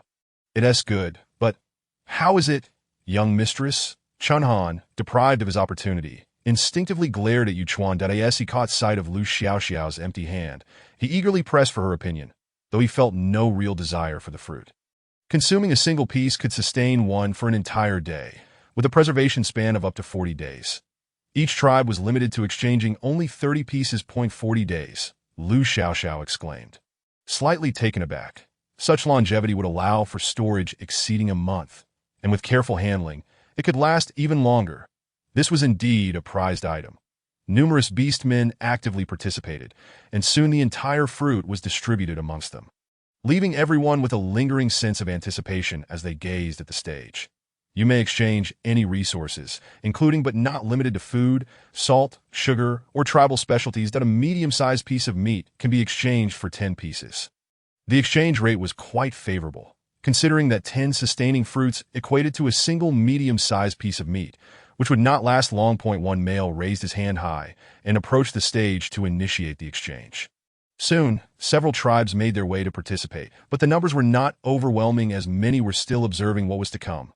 Jiang Yuan. I want to buy. A red-haired maiden reappeared at the venue, directing her male companions to procure supplies. Chunhan curiously looked over, then turned to Lu Xiaoxiao. What about us? Should we exchange? Had it been a suggestion, they would undoubtedly have exchanged, and he would have sought ways to obtain more. Considering the fruit could be preserved for 40 days, Lu Xiaoxiao smiled faintly, her tone calm. Why the rush? Not many are exchanging. While the lotus root and black sesame paste were indeed appealing, there were still more items to come. If they hastily exchanged their current resources, they might regret it later if something more desirable appeared. Furthermore, those participating in the exchange were not rushing in droves. Their bags still contained a considerable quantity. So there was no need to act in haste. Chunhan's gaze frequently drifted in concern, fearing that the fruit would be completely exchanged before they could partake. Upon hearing Lu Xiaoxiao's words, he relaxed slightly. The second food item, wheat. Lu Xiaoxiao's pupils involuntarily constricted, her heart racing. Was it the wheat she had been thinking of? The Yuchuan closest to her could distinctly hear her unusual heartbeat. Glancing toward the stage as if trying to discern what this item truly was, the Lu Xiaoxiao fixated on the beast man, who raised a handful of grass above his head, showcasing it to the audience. This is wheat. If processed correctly, it will not spoil, no matter how long it is kept. Upon hearing that it would not spoil regardless of the duration, the males in attendance grew visibly excited, their eyes gleaming. The edible portion was only at the top. The beastman plucked a handful of wheat grains and demonstrated what it meant to eat them raw, producing a satisfying crunch, as Lu Xiaoxiao recognized what it was. Her heart sank and she sighed, turning to Chunhan. Go line up. This could be exchanged. What was being presented was not wheat at all, but sorghum. In subsequent generations, higher quality sorghum could even be more expensive than rice or flour.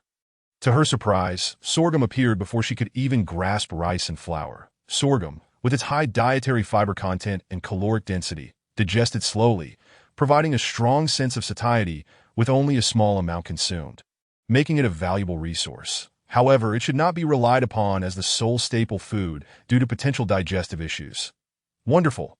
I'm going right now, Chunhan exclaimed, elated that he felt compelled to exchange for as much as possible, especially given the promise that it could last for an extended period.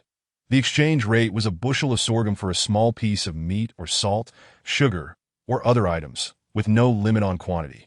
He gnawed on the sorghum for quite a while, but the crowd showed little response. This was primarily due to the discomfort from chewing for too long, and if they truly desired it, they could simply trade with the herbivorous tribe, where it was cheaper. The actions of Lu Xiaoxiao and her tribe attracted attention, with some even chuckling at their apparent foolishness for exchanging for this. Without pots or containers, many were unaware of the benefits of sorghum. In truth, Lu Xiaoxiao had accomplished her mission during this expedition. With the rainy season approaching for her tribe, she felt confident she could ensure everyone survived comfortably. Bean sorghum, some vegetables, pickles. This could create a delightful array of home-cooked meals, combining low fat and health benefits. She couldn't help but smile quietly. Beyond being cooked like rice, sorghum has a long-standing history. Capable of being brewed into alcohol, steamed into cakes, or even processed into sugar, Lu Xiaoxiao glanced toward the side, wondering if the great bee city was also contemplating utilizing sorghum for sugar production. Young mistress, how much should we exchange? Chunhan called out excitedly, and Lu Xiaoxiao signaled Yuchuan to approach. That on the ground lay bundles of sorghum heads, gray and brown, sparse in comparison to the plump, reddish-brown grains of later generations. Liu Xiaoxiao inquired, "Could I see a stalk?" "Of course," the beast man replied, handing her one. Liu Xiaoxiao promptly snapped a piece off, bringing it to her lips to taste. Chunhan watched in astonishment. "Young mistress, what are you doing?" The familiar sweetness, tinged with a hint of grassiness, prompted Lu Xiaoxiao to expertly spit out the fibrous remnants, akin to chewing on sugarcane. As she said, "You should have plenty of these stalks." "I would like to exchange for more." Chunhan's eyes widened in shock. They were going to chew on grass. "You've tasted it and know it's sweet. Sweetness is precious. We should exchange it for salt." The beast man seemed taken aback by her discernment, but still quoted his price. "If you're willing, a handful of salt for 10 stalks. This might suffice for the females to chew on." But it wasn't particularly sweet. 30 stalks for a handful of salt. Liu Xiaoxiao spoke the truth. As in later generations, sorghum stalks were indeed referred to as sweet stalks, yet this particular sample had not reached that level of sweetness. "We want to exchange with you. We can save it for the females," the beast man asserted confidently, indifferent to whether Lu Xiaoxiao chose to exchange or not. "You have many females?" Lu Xiaoxiao mused, calculating that if your males are also sweet-toothed, then let us pretend I never said anything. Besides, it's not like anyone else would be willing to trade this seemingly inconsequential stalk that I'm willing to trade salt for fresh bamboo tubes. She concluded. Liu Xiaoxiao contemplated the prospect of exchanging this for several £100. After a moment's hesitation, the orc declared, "I must first consult the captain." "Very well," Lu Xiaoxiao replied, instructing Chunhan to fetch salt. "Our salt hails from distant lands, whiter than that of the sea tribe, and devoid of any bitter taste. Take some over there and kindly request them to offer us a greater quantity in exchange." "From which tribe did you acquire this?" The orc's astonishment was palpable upon seeing such pristine salt. He had indeed never encountered anything so snow-white. "This is an opportunity for the tribe, so I implore you to speak well of us." Just as Lu Xiaoxiao finished speaking, Yuchuan skillfully handed over a piece of small beast skin, roughly the size of a palm. That a bewildered Lu Xiaoxiao inquired, "What does this mean?"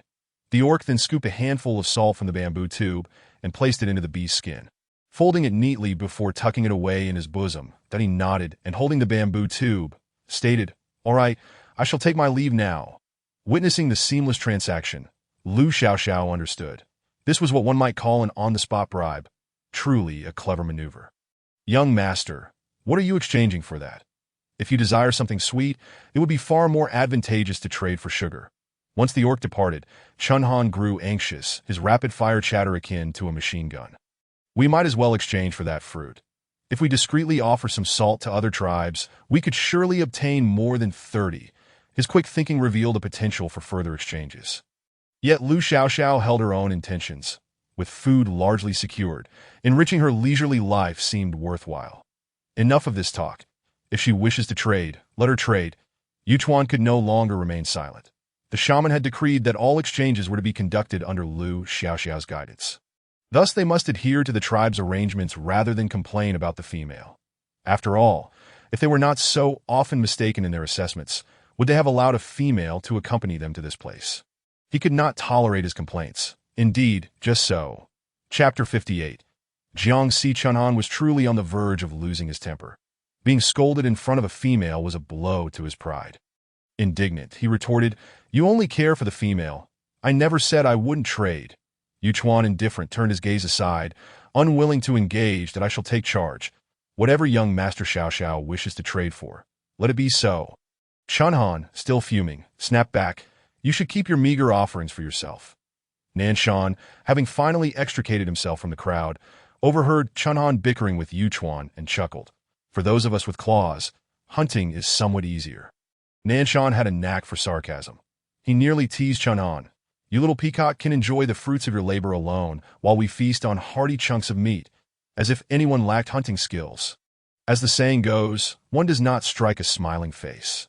Chunhan, repeatedly provoked by the sarcasm, became even more incensed. "What do you mean by those with claws? What kind of orc is Yuchuan anyway?" The moment he spoke, he seemed to realize his error. casting a cautious glance at Yuchuan before decisively turning away. The instant the words left his lips, Lu Xiaoxiao furrowed her brow slightly, remarking, "Arguing is one thing, but personal attacks are quite another." Yuchuan had long since accepted the situation with equanimity. Nanshan glanced at him before changing the subject. "What have you exchanged?" "Some particles," Yuchuan replied, "as well as wheat from the great beast city. Young master plans to acquire some stocks as well." "Stocks? Aren't they plentiful near the stock tribe? Why trade for them?" Nanshan asked, puzzled at its wheat stalks. "I have a use for them," Lu Xiaoxiao explained, unable to elaborate further in public. "Oh, all right. The shaman has declared that we shall follow your lead." Nanshan conceded, not one to nitpick over trivial details. After all, if the shaman trusted Lu Xiaoxiao, he would lend his support. That Lu Xiaoxiao found him endearingly naive to be. "By the way, what are particles?"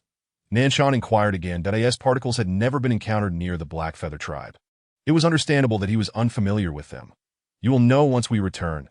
They have a long shelf life and are well suited for our tribe," Lu Xiaoxiao replied with a faint smile. During their conversation, the orc returned with news that they had agreed to Lu Xiaoxiao's request. They could offer a greater exchange, but they would need to transport it themselves. No problem, Lu Xiaoxiao readily affirmed. The sorghum ears were filled into bamboo tubes, and Nanshan squatted down, fiddling with the hard fruits, puzzled. "What use is this?" "To eat, of course. What else could it be for?" Lu Xiaoxiao stifled a laugh, taking a bite of one. Nanshan clicked his tongue, a hint of exasperation crossing his handsome face. "Males eat this." Yuchuan, uncertain of Lu Xiaoxiao's intentions, remained silent. Meanwhile, Lu Xiaoxiao cheerfully remarked, "Yes, indeed, males eat. Jiang Yuan. I want to exchange this, and that as well." While they awaited the sorghum, several items were displayed at the trading post. Pottery, woven goods, and a fruit known as sour, whose juice purportedly preserved fruits for over 15 days without spoilage, imparting a delightful crispness. Sour fruit sounds akin to vinegar. Lu Xiaoxiao initially intended to use the twin brother of the small red fruit, known for its extreme sourness, in combination with its leaves for preservation. This fruit, however, seemed even more promising. The sour fruit was inexpensive, prompting Lu Xiaoxiao to decisively opt for 2 large baskets. "Nanshan, you go in exchange for it." "All right." Nanshan deemed this a good idea, for while fruits were abundant in the forest, they spoiled quickly if not consumed. That if they could be preserved, it would allow for fresh fruits to be enjoyed first, extending their available supply. The red-haired girl, observing Lu Xiaoxiao being carried by others, suddenly raised her chin slightly. "Hey, you over there? I am Jiang Si of the Jiang clan." "Who are you?" Yuchuan glanced sideways, noticing several pairs of eyes directed at him, and Lu Xiaoxiao. "I am Lu of the Black Feather tribe." Lu Xiaoxiao replied. "What is it you need?" "You are quite peculiar," Jiang Si remarked earnestly. "The items exchanged are rather strange." Lu Xiaoxiao regarded her. Her gaze did not convey malice or mockery, merely an earnest observation of her surroundings. "One must not judge by appearances. What seems strange to you does not appear so to me." Jiangxi lowered her gaze slightly before asking, "I wish to exchange for more black fruits. I can offer a higher price." She openly revealed her intent, testing whether their tribe sought the black sesame fruit, which was the first item showcased. Lu Xiaoxiao pondered for a moment before inquiring. "Does your tribe in the plains not have a means to store food long-term? Rainfall is scarce in our territory," Jiangxi replied candidly, highlighting the challenge faced by their plain-dwelling tribe. The fruit was paste-like, far easier to swallow than jerky, making it suitable for storing provisions for young ones. "What do you have to exchange?" Lu Xiaoxiao connected the dots regarding the scarcity of water in her region and reasoned that whether or not they traded for the fruit was inconsequential. It could serve as a personal favor. Would jerky suffice? Jiangxi contemplated before responding. "Our jerky is quite firm and never spoils, regardless of how long it is kept." "That will do." Lu Xiaoxiao considered trading for some dried meat as a snack, which seemed quite agreeable. Jiangxi's eyes brightened, visibly elated. "Excellent, Lu. From this day forth, you shall be my good brother, Jiangxi." Having unexpectedly gained a new brother, Lu Xiaoxiao found it amusing and nodded slightly. "Very well." Following their exchanges, Lu Xiaoxiao also traded for the fruits Jiangxi desired, and Jiangxi, in her delight, gifted them an extra piece of jerky. The jerky from her tribe was substantial, though it lacked any coating. It was thoroughly dried, capable of being wielded as a weapon, and could even render someone unconscious if struck. Liu Xiaoxiao attempted a bite and nearly lost a tooth in the process. Crunch. Ultimately, it was Yuchuan who could no longer watch. Offering her a small piece to savor at her leisure, Liu Xiaoxiao nibbled at it, her mouth becoming parched without managing to consume a morsel, instead drinking copiously from her water supply, concealed beneath the beast's skin. Her face contorted in discomfort. Swallowing that jerky felt like it would scrape her throat raw. She finally understood why Jiang Si sought to exchange for more palatable food, as this fare was devoid of moisture and harsh on the throat. Let us find Qiran and the others and see what else is available, Liu Xiaoxiao suggested. The supplies from the Great Bee City were not particularly enticing to her, and she patted Yuchuan, directing him toward where Qiran and the others were queuing. Yuchuan acknowledged her and proceeded in that direction. The exchange market had already been open for half a day, and time was running short. Chapter 59. The disappearance of the female after wandering for quite some time and acquiring numerous items. Liu Xiaoxiao and her companions arrived at the seed-selling area, only to find a throng of orcs waiting ahead of Qiran and the others. Witnessing such a scene, Liu Xiaoxiao was astonished. The Great Bee City allows for such a multitude of seeds to be exchanged. If planting were possible, it seemed the orc world was not far from achieving self-sufficiency in food. No, many orcs are inquiring about the seeds and negotiating exchanges, Yuchuan clarified. There are numerous types of seeds, and no one is available to provide specific answers that I see. Liu Xiaoxiao replied, her understanding deepening that Liu Xiaoxiao had a clear understanding in her heart. She and her companions approached Qiran, while Aou lingered at the back of another line. Upon seeing them draw near, he quickly waved his hand. How is it? What did you exchange for? Aou gazed at Liu Xiaoxiao with barely contained anticipation. Liu Xiaoxiao teased him deliberately. We exchanged for jerky. That Chiron's eyes widened slightly, and a flicker of surprise and confusion passed through Aou's gaze. Yet he remained cheerful. Jerky is good.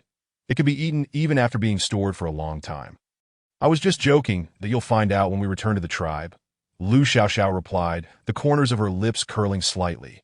She had inquired about which seeds were preferable, that I didn't say, only mentioned that there are many melons and fruits in the Great Bee City, which can be eaten once planted. To Aou responded honestly. Far, far away, Huru and Luer were still diligently queuing, oblivious to the gathering of their compatriots, that I heard of a plant that blooms in the heat and can be harvested without sunlight. Its flowers and leaves wither away, leaving behind fruit resembling an arm, and something akin to a cow's horn, which is also edible but rots if stored for too long. Fruit resembling an arm? Edible? Really?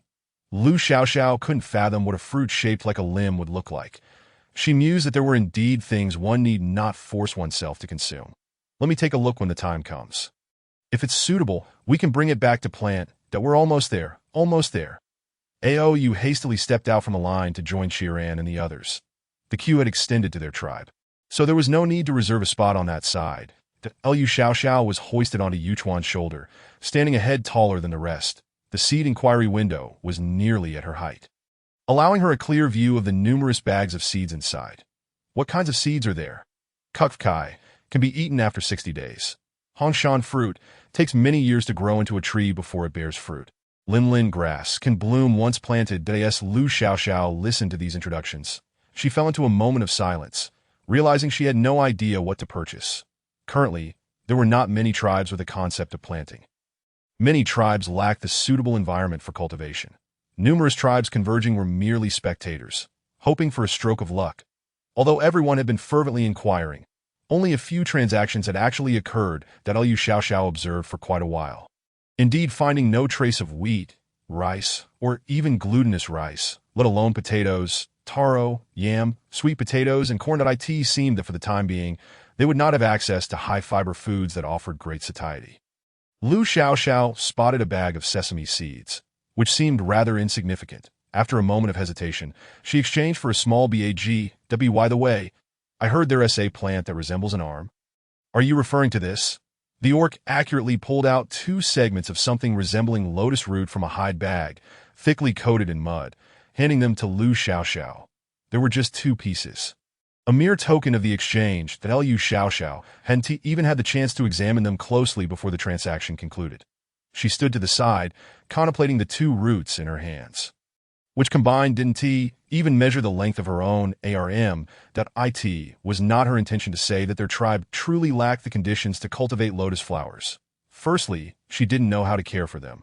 And secondly, she could only make soup or stir-fried slices, which felt like yet another laborious task akin to sugar making, requiring considerable time for nurturing the lotus flowers. Should I just eat them? But stir-frying slices wouldn't even fill a plate. What could I possibly use them for? To plant in a small pot for ornamental purposes? Wow, they really do resemble an arm, like a female SARM. It was amusing how the orcs had such a unique way of thinking.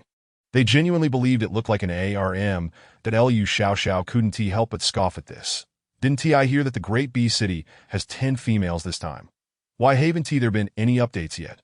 Someone murmured nearby, catching Lu Xiao's attention. I have no idea. That's just what I heard. Who knows what's true or not? Females. Nanshan frowned slightly.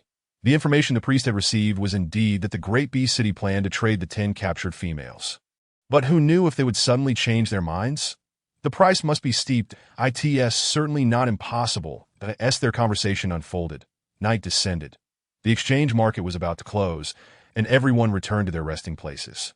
Every time Lu Xiao reached this moment, she found herself yearning for a toilet, even a public one, as it at least spared her the worry of stepping into something unpleasant, covering her nose and grimacing.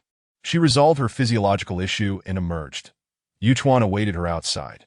She sensed that during these days at the exchange market, their relationship had somewhat softened, from initially having little to say, to now him following her lead. This situation felt quite pleasant. Is there anything else to exchange? There are still many items. We could exchange for more. Yuchuan's voice was calm, his face illuminated by the silver moonlight, his eyes shimmering with reflected light. His long braid glinting with a halo. How delightful, innocent yet enchanting, that if missed, the next opportunity won't be until next year. Lu Xiao responded for him. Next year, beyond the forest, many places experience the cycle of 4 seasons: spring, summer, autumn, and winter alternating. After today, the next today would be a year later. Lu Xiao walked alongside him toward their resting place. With no one around at night, she removed the beast skin coat that had covered her for many days. A sigh of relief escaped her. After being a mysterious young master for so long, she felt stifled. She had braided her hair and donned a beast skin belt commonly used by males, enhancing her youthful appearance.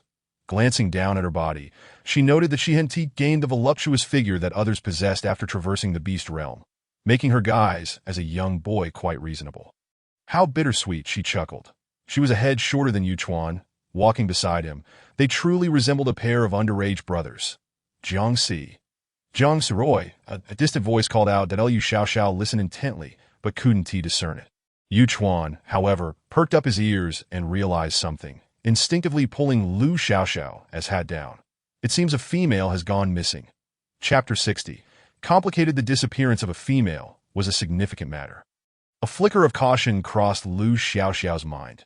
This meant she had to be more vigilant, ensuring she was never far from the orcs, that if she were to be captured, it would spell disaster. She felt a surge of gratitude that the priest had been thorough in concealing her presence. Otherwise, she might have encountered trouble as well. The voices swiftly grew louder, and soon, the figures of Jiang Shan and Jiang Yuan appeared, rushing toward them upon seeing the two. Have you seen a female with red hair, about this tall? The clouds above the moon were dispersed by the wind, and Yuchuan's uniquely reflective eyes shone with a dim glow as Jiang Shan recognized them at a glance. Have you seen our young master? She is missing. Lu Xiao doubted a female would deliberately evade the others. Something must have happened. Perhaps she had gone to relieve herself. Jiangxi was the future leader of the Jiang clan, and her disappearance was enough to send these orcs into despair, their eyes burning bright with anxiety. Yet they had no leads that we haven't, and it's dangerous outside. We've scarcely moved an inch. Just a moment ago. We turned a corner, and the young master vanished without a trace. Jiang Yuan was on the verge of tears, angrily blaming Jiang Shan. You were carrying the young master fine. Why did you let her down? Jiang Shan looked aggrieved, his sturdy frame slumping. The young master said she had been sitting all day and her backside hurt. She wanted to stretch her legs. Didn't everyone say that's what she should do? Observing the potential for discord among them, Lu Xiao quickly intervened. Have you spoken to anyone from the Great Bee City? Various tribes had come to participate in the trade market hosted by the Great Bee City. which bore the responsibility of ensuring the safety of resources and orcs during the event. With a female missing from the venue, the Great Beast City should send someone to search that we searched. And it's not just us. There are females from the Feng clan and Chengnan clan that have also gone missing. As Jiang Yuan finished, the calls for missing females from other tribes grew louder. If you see our young master, please be sure to seek us out. We, the Jiang clan, will reward you handsomely. Without further delay, they resumed their search, knowing that every moment wasted could increase the young master's peril. Yuchuan's expression turned serious. Under the watchful eyes of the Great Beast City, it's uncertain which tribe would dare to act so audaciously that we should return to in times like these. It's better to regroup with the larger party. Lu Xiaoxiao glanced up. The moon was once again veiled by clouds, and the forest was shrouded in darkness. Occasionally, they passed one or two orcs going to relieve themselves, but there were no anomalies. Upon returning to the resting area of the tribe, the orcs from the Great Beast City were already present. As the two entered, they were promptly questioned about their whereabouts that we encountered some members of the Jiang clan while attending to Nature's call and exchanged a few words. Lu Xiaoxiao replied. The orc from the Great Beast City nodded, instructing her to remove her beast skin. A cub from the Chengnan clan has also gone missing. Even underage orcs are at risk. Without waiting for anyone's consent, the orc abruptly cast aside her beast skin cloak. Even though she would not encounter outsiders along the way, Lu Xiaoxiao had made ample preparations, coupled with the potion she consumed daily to mask her scent. She was almost indistinguishable from the males, save for her inability to shift into her beast form. Thus, when her cloak was flung open, it would not readily reveal her female identity. The hearts of the Black Feather tribe members leapt into their throats as they all stood up in unison, fearing that this orc might inadvertently disclose her true gender. Next time, bring fewer cubs. Such a long journey is fraught with danger. And to bring two along, it's hard to keep an eye on them. The group of orcs accompanying the female should know their value and take better care. Recognizing the person before him, the orc covered Lu Xiaoxiao with her cloak once more, counted their numbers again, and instructed them not to move before proceeding to another nearby tribe to continue the inquiry. As everyone watched him leave, they finally exhaled in relief, surrounding Lu Xiaoxiao. That was terrifying. Thankfully, we didn't give ourselves away. Keep your voice down, Dio, you know what has happened. Lu Xiaoxiao inquired curiously. 6 females are missing. Jiran, who was the first to know, replied that he had been sorting the items exchanged by the tribe when the neighboring tribe approached him. Asking if he had seen any females, then I told him to look for someone from the Great Beast City. That was wise. This matter has nothing to do with us. Time is of the essence. If we have more people from the Great Beast City, we can prevent the females from being taken away quickly. Nanshan praised his thorough thinking. We must remain vigilant. They even said cubs are being stolen. These vile beasts are truly malicious. Provoking the Great Beast City will only lead to their downfall. Could it be that cunning group from the Haya tribe? Nanshan shook his head. No, the Haya tribe wouldn't dare. They have learned from past mistakes. They will only dare to pay, not provoke the females of the Great Beast City. The females from the Great Beast City had yet to appear, yet those attending the exchange market had gone missing. Was there a connection? Jiran, why are you hitting me? Luoer asked curiously, but before he could finish, Jiran punched him. Watch your mouth. Luoer then realized his manner of speaking was inappropriate and sheepishly fell silent. Lu Xiaoxiao pondered quietly. Their speculations were largely futile. It was better to wait for the Great Beast City to provide an explanation. Everyone should rest for now. We will take turns keeping watch tonight. If the Great Beast City cooperates, we will do our utmost to assist at all right, that I end the latter half of the night. There was still no sign of activity, that Lu Xiaoxiao slept uneasily, suddenly awakening to a faint rustling sound beside her. She opened her eyes to find Yuchuan sitting by the campfire, slowly carving a Y-shaped twig with his half-beast claw. The twig was quite substantial and seemed suitable for making a slingshot. For some unknown reason, this thought suddenly crossed Lu Xiaoxiao's mind. She watched for a while, and upon noticing her wakefulness, Yuchuan turned his head slightly, raising an eyebrow, as if inquiring what she wanted. Lu Xiaoxiao gently shook her head, continuing to lie on her side while observing the branch in his hands, raising an eyebrow as if to ask, "What are you making?" When it was Yuchuan's turn to keep watch.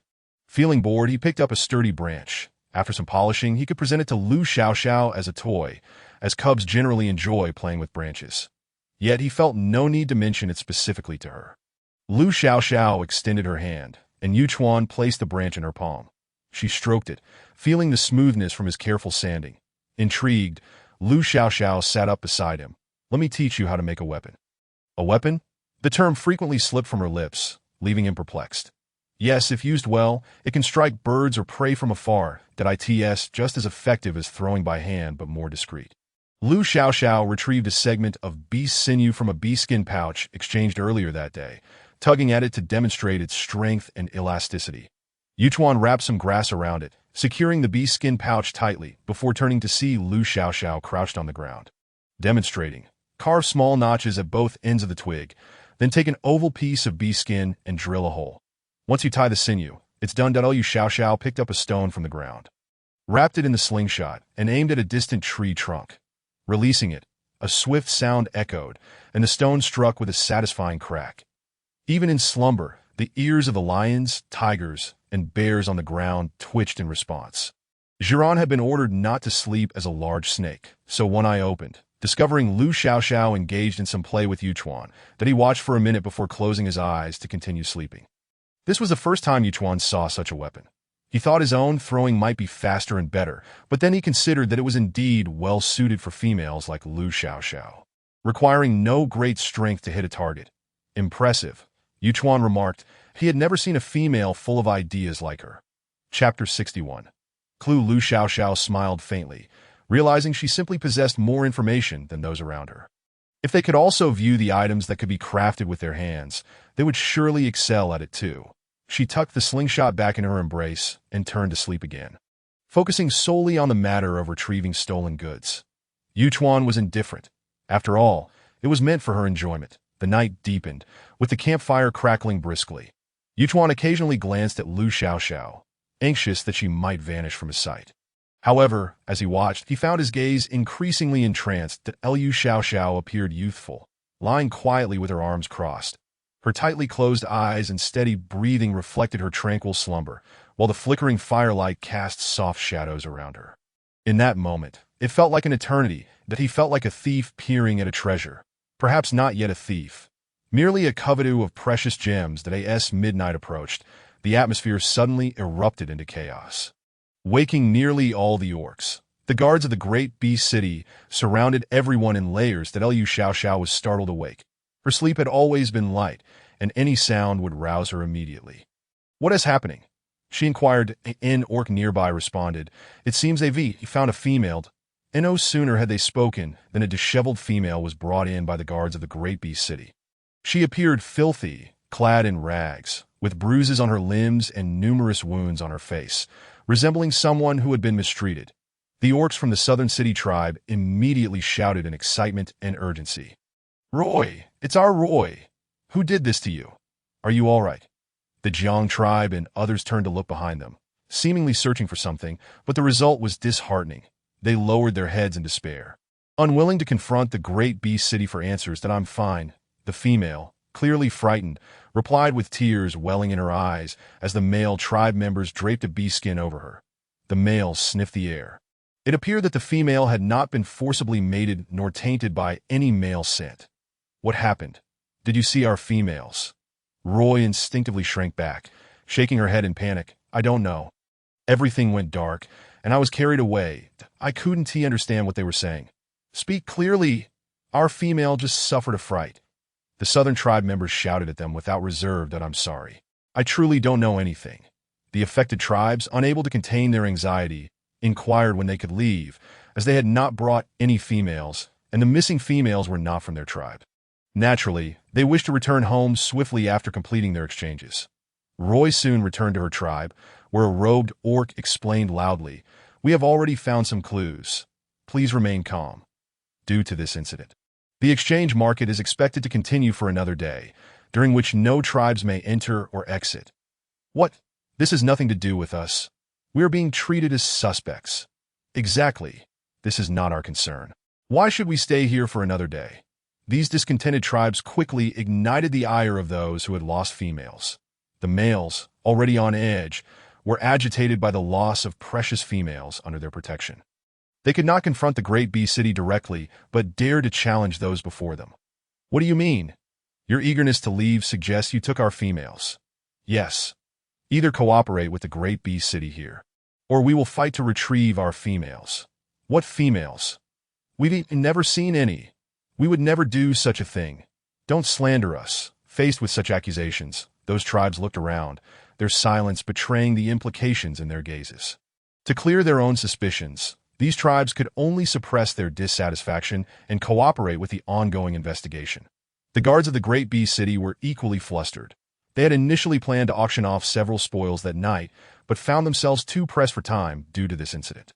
They were determined to identify which tribe had intentionally provoked them, vowing that within 10 days, they would be obliterated to uphold the honor and reputation of the great beast city. Lu Xiaoxiao observed as Roy was surrounded by males, her soft sobs revealing an unarticulated anguish. She repeatedly lamented about being confined within a black bag and being beaten. Such an occurrence was not merely rare in the world of orcs. It was utterly appalling. Females were precious, and even if acquired through trade or as spoils of war, their bodies could not be harmed without consequence. Roy, having been thoroughly beaten, incited the collective ire of all males present. This was intolerable, a blatant disregard for their dignity and for the great beast city itself. They must be killed. If they could be found, they must be exterminated. Nanshan's nostrils flared as he noticed an orc, reminiscent of a certain Zhang Yuan from the Zhang tribe, exuding a complex scent that felt vaguely familiar. Jiran lazily raised his gaze, stifling a yawn as he met Nanshan's eyes. You aren't planning to meddle again, are you? Protecting our young master is your primary task. Yuchuan looked at Nanshan, aware that his sixth sense often led to unexpected discoveries. Chapter 62. Exchange of females. This remark aptly illustrated his penchant for meddling, particularly in the presence of females, which was rather inappropriate. How vexing. Nanshan waved his hand, his handsome features betraying a hint of embarrassment. He turned to Lu Xiaoxiao, who seemed oblivious to their exchange, engrossed in observing something intently. He withdrew his gaze, catching the warning looks from Jiran and Aoyue, who seemed to caution him against overstepping. That he shrugged. Of course, he understood the importance of priorities. The affairs of their tribe always took precedence. What treachery! There was barely any trust left among brothers. In this slightly tense atmosphere, the sky began to brighten at the horizon, as if a package were being torn open by hand, allowing radiant light to spill forth. The crowd gradually dispersed, and the second day of the exchange market commenced as scheduled. The atmosphere was tinged with a sense of restraint, awkwardness, and anxiety. Conversations dwindled, lacking the previous day's vibrancy. Today, Lu Xiaoxiao strolled through the market without needing to perch on Yuchuan's or Jiran's shoulders, accompanied instead by Nanshan, Aoyue, and Hulu. These fellows were ever vigilant, ensuring her presence was always accounted for, fearful that she might vanish at any turn. This concern was not unfounded, and Lu Xiaoxiao was grateful for their vigilance, as she preferred to remain together with them. After all, they carried supplies for her, making exchanges convenient. However, having nearly exhausted her trading options yesterday, she found today's items to be of limited value and instead focused her attention on the new goods soon to be unveiled on the stage. What is that? She inquired of those nearby, whose vision exceeded 2.2 did unknown. Aoyue replied bluntly, I'll go take a look. Jiran raised an eyebrow, a knowing smile crossing his face. It should be the females originally intended for sale. That seemed plausible. With the market closing tomorrow, many tribes would be without their original females, so it was likely these would be prioritized for exchange with those tribes. That Lu Xiaoxiao felt a flicker of shock and discomfort, her brow furrowing slightly. Are these all spoils of war? Not necessarily. Some may have been found by the Beast City, while others might have lost their tribal protection. The Beast City does not accommodate outsiders, so they resort to exchanging females as a means of protection, Jiran explained, casting a glance at Lu Xiaoxiao, who was tightly wrapped in animal skins. Protection? Lu Xiaoxiao perceived this as a transaction marked by overwhelming force. As females lacked the capacity to resist, they could not survive alone in the wilderness or forests, and since the Beast City refused to shelter them, was there truly a better alternative than transferring them to tribes? Nanshan nodded in agreement. The Beast City prefers not to have additional ties with tribes, so they utilize resource exchanges. This not only severs connections, but also provides females with a place that offers sustenance and safety, which is quite rare. Once they finished speaking, Lu Xiaoxiao fell deep into contemplation. Indeed, their reasoning held no logical flaws, as the Bee City would not harbor outsiders nor care for them without reason. If left unattended, these females would perish in the forest. What if it were an exchange? Tribes capable of offering resources would not let females go hungry. The Lu Xiao exhaled, deciding not to dwell on it any longer. Aside from the Haiha tribe, she had hardly heard of any cases of females being mistreated. Sure enough, Aoyue hurried back from the stage, urging them to move. The females are about to emerge. Let us secure a good spot. Before she could respond, Nanshan seized her by the collar and lifted her off the ground, leaving her momentarily dazed. Nanshan, you're moving too fast. Nanshan, disliking her slow pace, rushed the group to the vicinity of the stage. Claiming the prime position. Finally, the moment has arrived. Yuchuan, noticing Lu Xiao clutching the animal skin around her neck, felt a pang of concern and swiftly extracted her from Nanshan's grip. You're choking her. Only then did Nanshan realize, releasing her with an apology. Oh, my bad. Grabbing a male like that was perfectly acceptable, yet treating a female in such a manner was quite inappropriate. Perhaps next time you should refrain from such actions. Lu Xiao felt a surge of gratitude, sometimes pondering whether Nanshan's clumsiness was intentional or simply a lack of awareness, for a rational individual would hardly behave in such a manner. The females are here. Oh, there are so many females. Several females appeared on the stage, clad in relatively clean animal skin skirts, standing with a hint of shyness as they surveyed their surroundings. The robed orcs encircled the stage to maintain order. And the host announced, the Bee City has recently accepted 10 females, and now the bidding begins. The atmosphere hung in suspense for a moment before erupting into frenzied shouts. Females, females, how can we acquire them? Do we have enough supplies? Let us abandon the other exchanges and use everything to trade for females. As the host's voice echoed, the majority of tribes descended into madness. Many had struggled to gather even a handful of females, and now they had the chance to see so many at once, all with the potential to return home with them. Who wouldn't be captivated? Who wouldn't yearn for such an opportunity? For many males, a lifetime might pass without ever being chosen by a female. Each additional female represented one more chance. As more and more orcs gathered around the stage, Lu Xiao found herself lifted onto Yuchuan's shoulders. She was certain that had the guards of the Bee City not been present to maintain order, these frenzied males would have climbed the stage like zombies drawn to flesh. The terms of exchange are one matter, but the outcome will ultimately reflect the will of the females. So please take note. The host directed towards the first female, who confidently stepped forward to present herself. That my name isn't from the mountain tribe, of suitable age, and I have not borne any offspring. She prominently displayed her voluptuous figure, her demeanor unflinching, devoid of any notion of objectification. My mother has given birth to 6 children. Her asking price, 30 jars of salt. The audience buzzed with surprise. This price was rather steep. Many from the tribes continued to observe, for this female was of suitable age, yet had not birthed before. Who could ascertain her fertility? For the moment, no one raised their hand to claim her, and the female, unfazed, returned to her seat. The second female, a long-haired beauty, wore a 2-piece animal skin outfit, revealing her long, slender legs, her sultry glance, and deep brown waves could ensnare any heart. Lu Xiao spoke no lies. When the beauty smiled faintly, her heart felt as if it had been struck by a hammer. She desired her, not merely for herself, but to join their tribe. Chapter 63. Yin, my name is Yin from the mountain tribe, of suitable age, and I have not borne any offspring. Rather than flaunting her alluring physique, Yin maintained a calm demeanor, stating plainly, I wish to join a strong tribe. I will not consider joining if the tribe lacks strength. Her demands were clear and reasonable. Her asking price, 32 jars of salt. Choose me. I am a warrior of my tribe. My coming-of-age ceremony was the Haha Beast. Lu Xiao and the others turned to see an orc bouncing excitedly in the crowd. That is nothing. My coming-of-age ceremony was the Falcon Beast. I am the Great Tooth Beast. It was no wonder that beauties received preferential treatment. The previous female, also without offspring, had been dismissed, while this one commanded 2 jars more. Many hands shot up in response that Lu Xiao was utterly bewildered by the names of these beasts, feeling her tribe's silence was unervingly profound. She incredulously asked, Are you not as good as they are? Why not cheer for her? Are we starting to cheer now? Ayue remarked, somewhat bemused. These beasts are too easy to hunt. I thought I'd wait for them to mention larger ones. Lu Xiaoxiao exclaimed, wait, what if she agrees immediately? That one tea happen.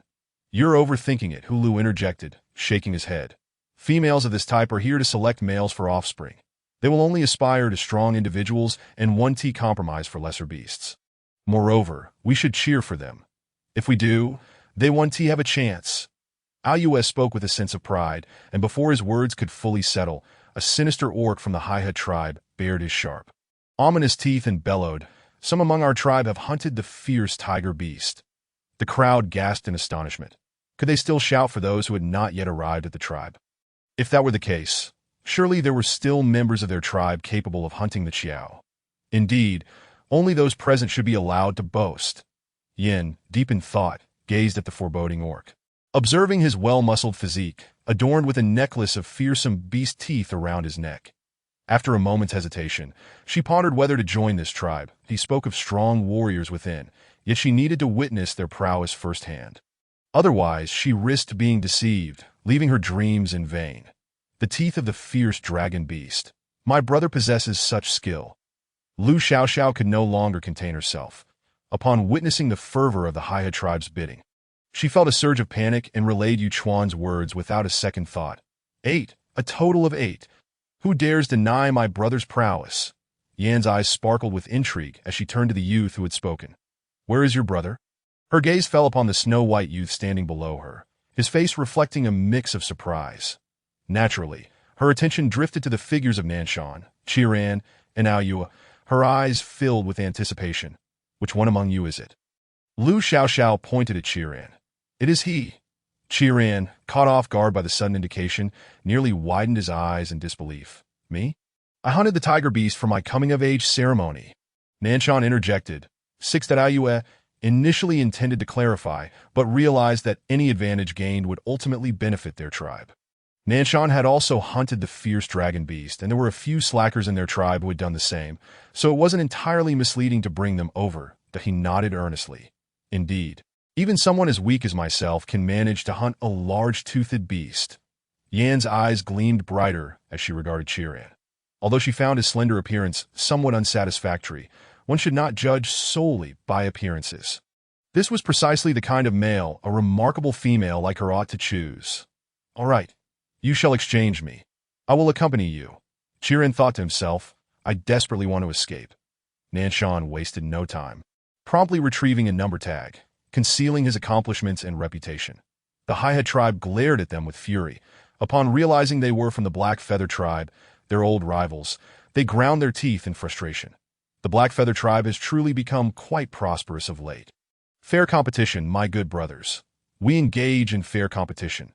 Ayue raised his hands in a gesture of courtesy, expressing gratitude to Haiha for their concession. Next time, my brothers will certainly extend their hospitality to you. The faces of the Haiha tribe members turned ashen. Who is your brother? With Yan's bold declaration, the gazes of several other females shifted frequently towards the Black Feather tribe. No female is immune to the allure of strength. They all aspired for a better life. However, there were exceptions, as Feng's tribe and Haiha exchanged 2 individuals that I am ya, and I have borne 2 male cubs. The earlier group comprised mainly singles or those who had yet to become mothers, while the latter group consisted entirely of mature females. Some had given birth to 2 cubs, and even those who had birthed females bore little difference in condition from those who had not, leaving Lu Xiaoxiao utterly astonished. Return with us? We are the strongest tribe in the East. Do not go to them. Come with us. If you choose us, you can select any male you desire. Indeed. How disgusting. Do you not comprehend the essence of fair competition? The members of the Haiha tribe observed from the sidelines, refraining from participating in the bidding. Their eyes remained fixed on the nearby tribes, uncertain if they harbored ill intentions, perhaps plotting to seize an opportunity to rob as they departed. Lu Xiaoxiao secretly kept watch, but was suddenly caught by the keen eyes of an orc. Her pupils constricted slightly, and fortunately, she was entirely concealed beneath her animal hide, causing him to merely glance before averting his gaze. Her heart raced incessantly, and Yu Chuan suddenly looked up, inquiring about the commotion. Nothing, Lu Xiaoxiao replied, merely concerned about whether they would harbor malice towards them. However, it appeared that the Black Feather tribe was indeed a formidable adversary, and with Nanshan present, they were unlikely to strike against them easily. Allowing her to breathe a sigh of relief, not worry. Securing a single female is already a stroke of good fortune. They had long prepared to return empty-handed, in truth, if it came to bidding. Lu Xiaoxiao's group would struggle to outbid other tribes, as the Black Feather tribe had previously been deficient in management and lacked unique resources. Although their food supply was sufficient, they could hardly claim to be affluent. Nonetheless, the impressive appearances of Nanshan, Qiran, and their companions drew the attention of several females, and with a slight raise in the bid, they were almost all willing to join, were it not for the insistence of the great beast city that other tribes choose first. Lu Xiaoxiao was confident that at least 9 out of the 10 females would have accompanied them, with one expressing a preference against living in tree houses, thus opting for another destination. Thus, at times, attractiveness can indeed be a form of strength. Chapter 64. The Return, Combined Chapter. At present, Lu Xiaoxiao's group had only exchanged for one female, namely Yan, upon Yan's arrival at the tribe. Lu Xiaoxiao distinctly sensed an increase in the number of onlookers, a testament to the allure of beauty. It seemed they would need to exert additional effort on their return journey, fearing someone might attempt to snatch her away. However, Lu Xiaoxiao also contemplated, glancing at Ayua's massive fists, then at Lor's burly chest, and finally at Qiran, who radiated an aura that seemed to warn, anyone who dares provoke me will meet a swift end. Perhaps they should be commended for their courage, as for Nanshan, Yuchuan, and the other less noticeable orcs. Lu Xiaoxiao selectively chose to forget them. How could such a frail Yuchuan possibly defend himself? I hope he does not get beaten up outside. Many tribes considered securing a single female to be a substantial expenditure, so as the number dwindled to 2, the competition lessened significantly if the bidding were akin to salt. Perhaps only the goat tribe could speak with authority, but if conditions were relaxed, the situation would not prove so challenging. The Hiya tribe's bidding was not particularly vigorous. It seemed they had genuinely resolved to engage in a relaxed exchange of females. Nanshan still hoped to acquire both of the remaining females, yet these 2 females appeared to possess their own desires. The 2 females were the young female, and another named Xiaoyu, and had little affinity for the treehouse lifestyle, yet the males of the Black Feather tribe were undeniably appealing, especially the spring chill of Springhan. Although he did not conform to mainstream preferences, he possessed a unique charm that seemed to attract attention. Perhaps the sturdy men had grown tiresome, prompting a desire for a change of taste. Consequently, Xiaoyu was swiftly and happily taken by the Black Feather tribe. Relishing the company of Springhan, who was caught off guard by the sudden attention, as many females in the tribe were not fond of his type. She truly has an eye for talent. Lu Xiaoxiao raised an eyebrow slightly as I made a gesture of agreement. To claim he is fickle-hearted is an understatement. Just days ago, he was referring to himself as young master, and now he has swiftly transitioned to Xiaoyu. It's nauseating. All are single. They can pursue whomever they wish. Lu Xiaoxiao did not want them to have such an impression of them. As for Springhan, it was best to let bygones be bygones. Recalling it made her feel awkward, as if she were trying to scratch an itch in a cramped space. Fortunately, he had not pursued her. He merely exchanged a few words. She turned her attention to Yuchuan, who remained composed, diligently engaged in his tasks without expressing any desire for pursuit or agreement. Did he truly need to be coaxed into bed before he would loosen his tongue? What a trial! Ultimately, and chose to join another tribe. And within 10 minutes, all 10 females were exchanged, leaving the great bee city with a bounty of resources, achieving a mutually satisfactory outcome that, of course, not everyone was entirely content, as several females remained unclaimed. Having transpired, the great bee city was actively seeking the whereabouts of the remaining females that on the surface, the market appeared calm and peaceful, yet beneath the surface, turmoil brewed, and no one could predict when it might suddenly erupt. Yan and Xiaoyu integrated into the tribe's ranks with ease, confidently relishing the attention and care they received from the males. Yan, in particular, took it upon herself to designate Qiran as her attendant, primarily because he caught her eye. Qiran, however, displayed little interest, as both of them exuded an intensity that left them feeling disconnected. Though Yan had heard of his impressive hunting skills, she still preferred to return to the tribe to observe other warriors before making her selection. As for Nanshan, he did not appeal to her taste. That was merely pending. Qiran, too, did not become infatuated merely upon encountering a female. He maintained his own standards. Therefore, he paid little heed to Yan's directives, allowing her to call out to him while he remained indifferent, barely lifting his eyelids. That in the end, the innocent Ayue and Lord bore the brunt of the situation. These two were quite the odd couple, overly eager to the point of being somewhat embarrassing. Thankfully, Yin did not wish to create an awkward atmosphere, and since others were attending to her, she graciously accepted the arrangement. Once the exchange of females concluded, they could resume their activities in the market, where the guards of the Great Bee City closely monitored the orcs, forbidding anyone from leaving their posts without permission. What do you plan to exchange next? After securing 2 females, they still seemed to possess resources for further trade. Yin and Xiaoyu felt quite pleased with their chosen tribe, their tone noticeably more relaxed. Their previous tribe had mediocre combat strength and often faced hunger. What does the young master require? Ayue, to this day, remains perplexed as to why Lu Xiaoxiao insists on exchanging so many particles and rods. He feels it is quite a loss and of little utility. Yin shares similar sentiments, pondering how those particles are beyond their capacity to chew. Is he merely a junior master, a scion of the clan leader?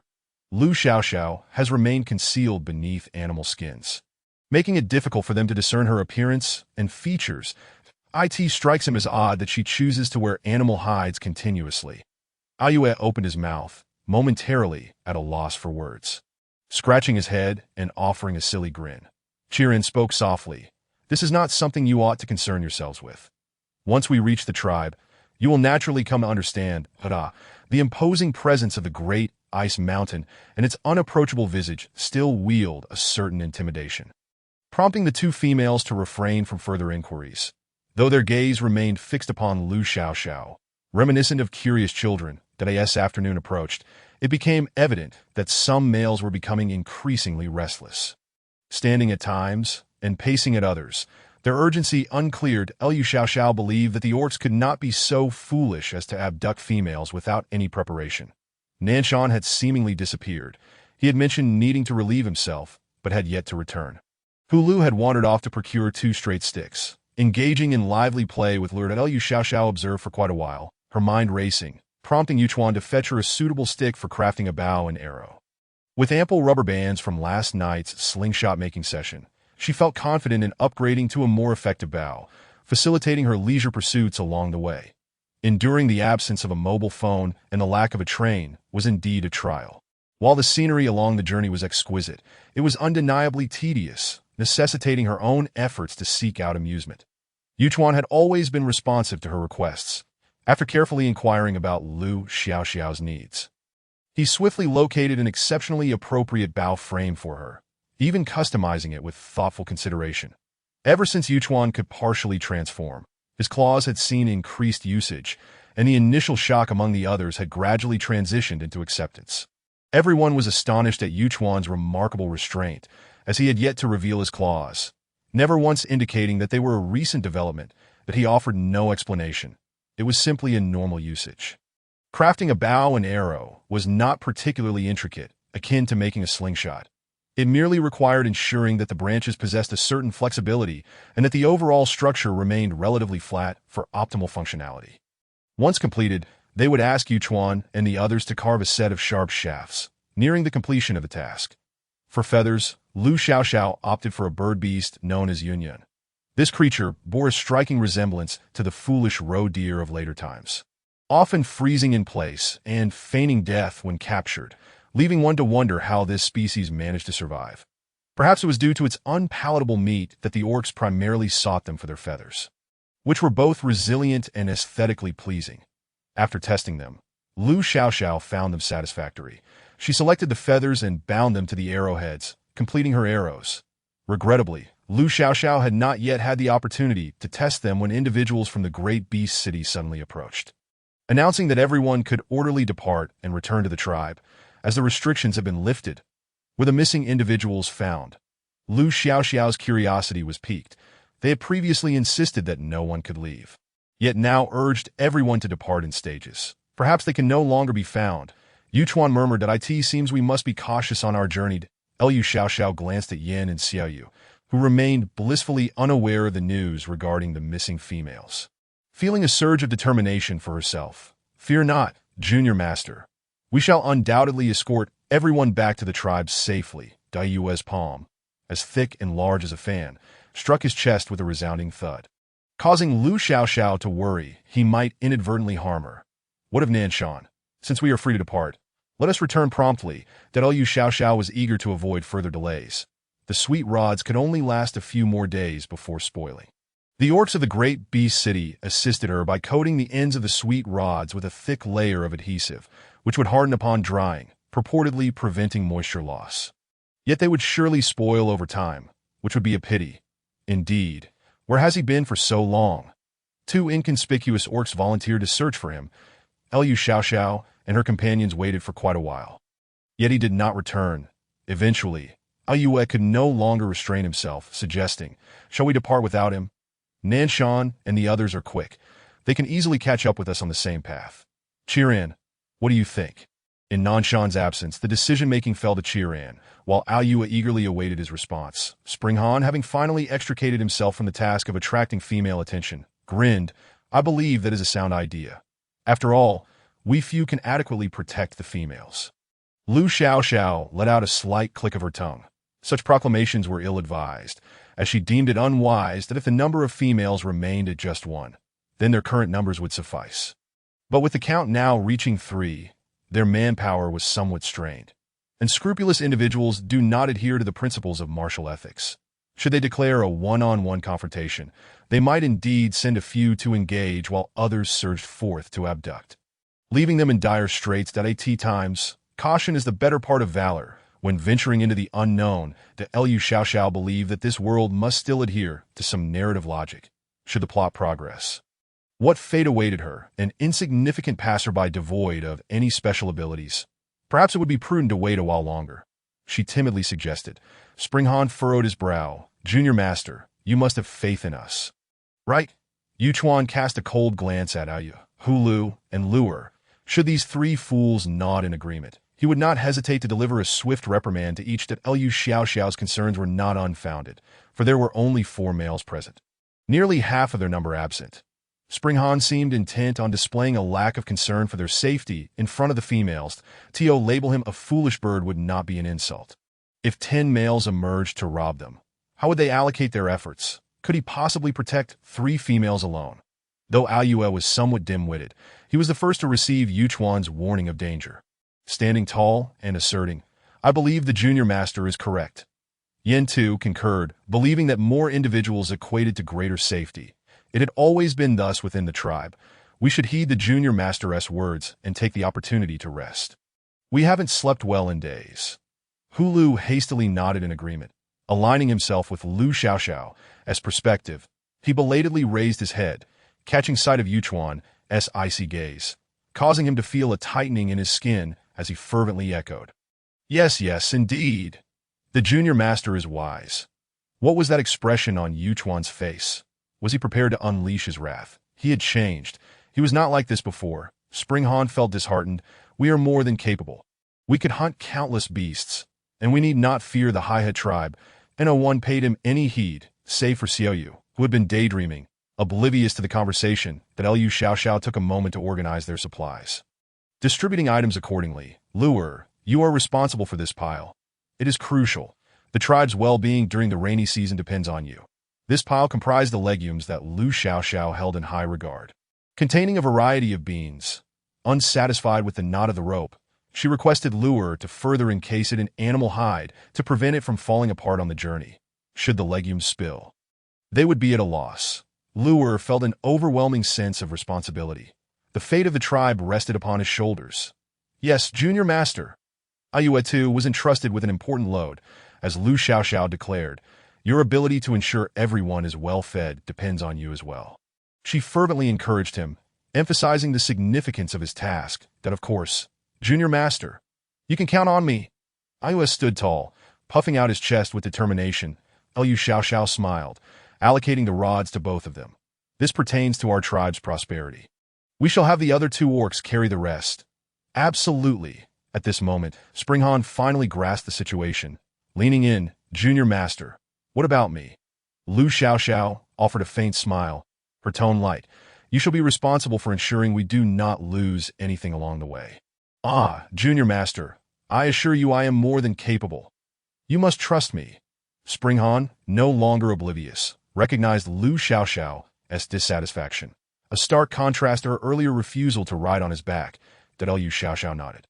I understand, which is why I trust you to keep an eye on our belongings. She refrained from further elaboration, instructing Luer and Ayue to fill everyone's water skins while leaving Springhan and Yuchuan by her side. Ayue proposed, Junior Master, I can go alone. Luer can hurry along to find Nanshan. Very well, let them return swiftly, Lu Xiaoxiao responded. Yin found a spot to sit, propping her chin on her hand as she gazed thoughtfully at Lu Xiaoxiao, her eyes glimmering with contemplation before shifting her gaze elsewhere. She hoped her choice was not misguided. Chapter 65. The original orcs before long. Luer returned with 2 orcs, yet curiously, they had not discovered Nanshan's whereabouts. Upon learning this, Yuchuan and Chiron's expression soured. They needed no further elaboration to conclude that Nanshan had undoubtedly meddled in affairs that were not his own. Chiron had resolved that upon returning to the tribe, he would give Nanshan a proper reprimanding, as this individual consistently imposed unnecessary burdens upon them, and we shall not wait any longer. 2 individuals returned, and by the looks of it, their numbers seemed sufficient. However, Chiron assigned Yuchuan the task of safeguarding 3 females. Regardless of any circumstances they encountered along the way, he must not stray from their side. The responsibility for protecting their supplies was entrusted to Lore. This arrangement was dictated by Yuchuan's physical condition. Without his beast form, he could not fully pursue the enemy. That it was more prudent for him to remain and protect the females, as his presence provided them with a sense of security. Let us set forth then. Nanshan will find his own way. Someone remarked that as an adult male, he should be capable of finding his way home. Lore collected a number from the guards at the Great Beast City.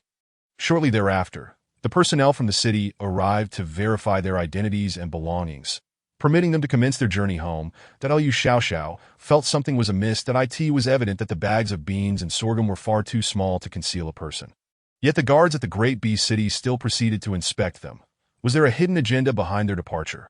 Lu Xiaoxiao suddenly thought that perhaps this was the Great Beast City's attempt to lower the guard of that group of beastmen. It seemed that the return journey would not be easy. During their return, both Lore and Ayue carried a considerable load, while the 2 females were assigned to the unburdened back of Hulu, escorted by the Great Bear. Due to the need to accommodate Nanshan's pace and the added weight, Yuchuan's human form would suffice to keep up, which is why Lu Xiaoxiao was placed under his care. This arrangement was simply too delightful. Lu Xiaoxiao could hardly contain her joy, her lips curling into a broad smile. With no tasks at hand, Chunhan could only wander back and forth, cleverly seeking a role as a scout. If he returned to the tribe empty-handed, he feared he would miss out on future opportunities. The weather had been splendid these past few days. The forest carried little moisture, and Lu Xiaoxiao could only observe the vibrant flora along the way. Not a single mushroom in sight. They were likely among the first to depart, and for a considerable distance, their group was the only one on the path. Ayue, a chatterbox, had been walking in silence for a while before he burst into conversation. Upon our return, there will be a bonfire to welcome the young master. That I hope those fellows can hunt a tender prey. Your teeth are in poor condition, he jested. Nonsense. I merely believe that when Yin and Xiaoyu arrive at our tribe, their first meal should be something soft. Ayue angrily bared his sharp teeth, which were his trusted companions in hunting. Let me bite you, and you can see if my teeth are about to fall out. Xiaoyu giggled at his antics. Yin glanced at Lu Xiaoxiao, then at Chiran, and inquired, will many people gather at the tribe? Of course. This is one of the tribe's largest events. Hulu was also quite looking forward to it, as it was something that should have been fulfilled before their arrival. It was the young master. That I am strong. I know, he added. These fellows were straightforward, utterly transparent about their feelings towards the females in their tribe. Lu Xiaoxiao felt compelled to interrupt their chatter. While it's fine to discuss this in the tribe, we are out here on the road, where it is unsafe. Yin, filled with curiosity, asked, Young master, what kind of beastman are you? I am disabled, not a beastman, Lu Xiaoxiao replied without a second thought. Yuchuan halted in his tracks. Yin and Xiaoyu exchanged puzzled glances, seemingly unable to grasp the meaning behind disabled, not a beastman. Yin was the first to speak. Is the young master an original beastman? Upon saying this, both her and Xiaoyu's eyes lit up simultaneously. Did I in our former tribe? Original beastmen were the guardians. Legend has it that if the beast god cherished a tribe, they would allow original beastmen to descend upon it.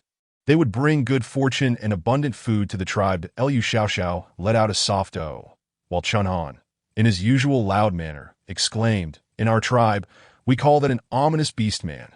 The moment he finished, Xiaoyu, who had previously regarded him favorably, immediately turned cold, scoffing, "Pfft.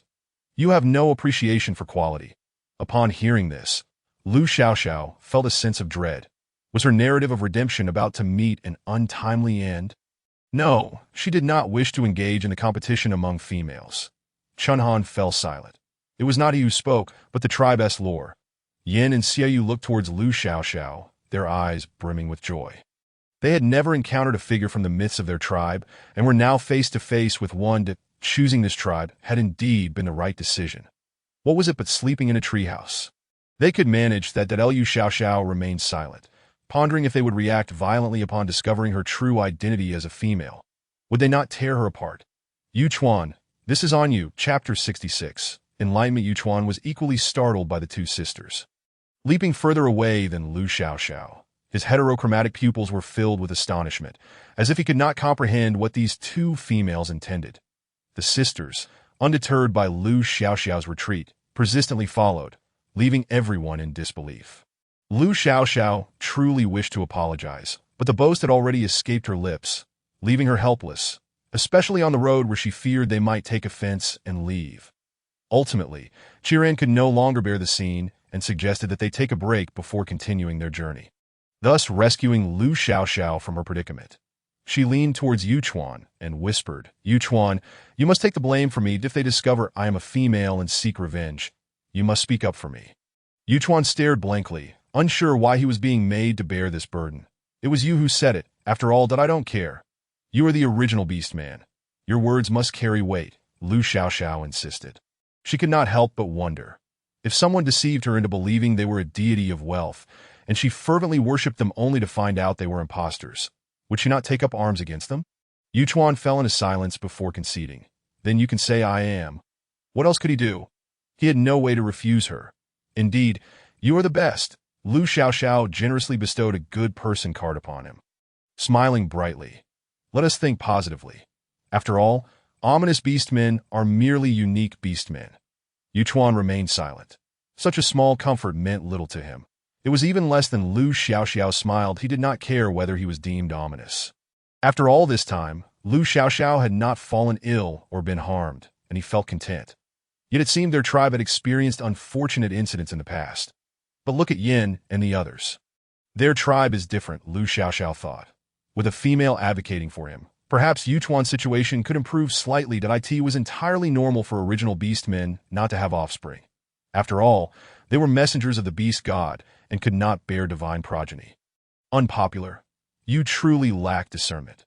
While females cannot bond with original beastmen, the original beastmen willingly dine with fortunate beastmen, eager to share their luck with others. Yin and Xiaoyu continued their tirade against Chun Han and the two less noteworthy beastmen beside him, genuinely expressing their outrage that if only their tribe had possessed an original beastman, perhaps they would not face the present predicament and would not have to endure the life of choosing a new tribe. How fortunate they were, yet they remained oblivious to their blessings.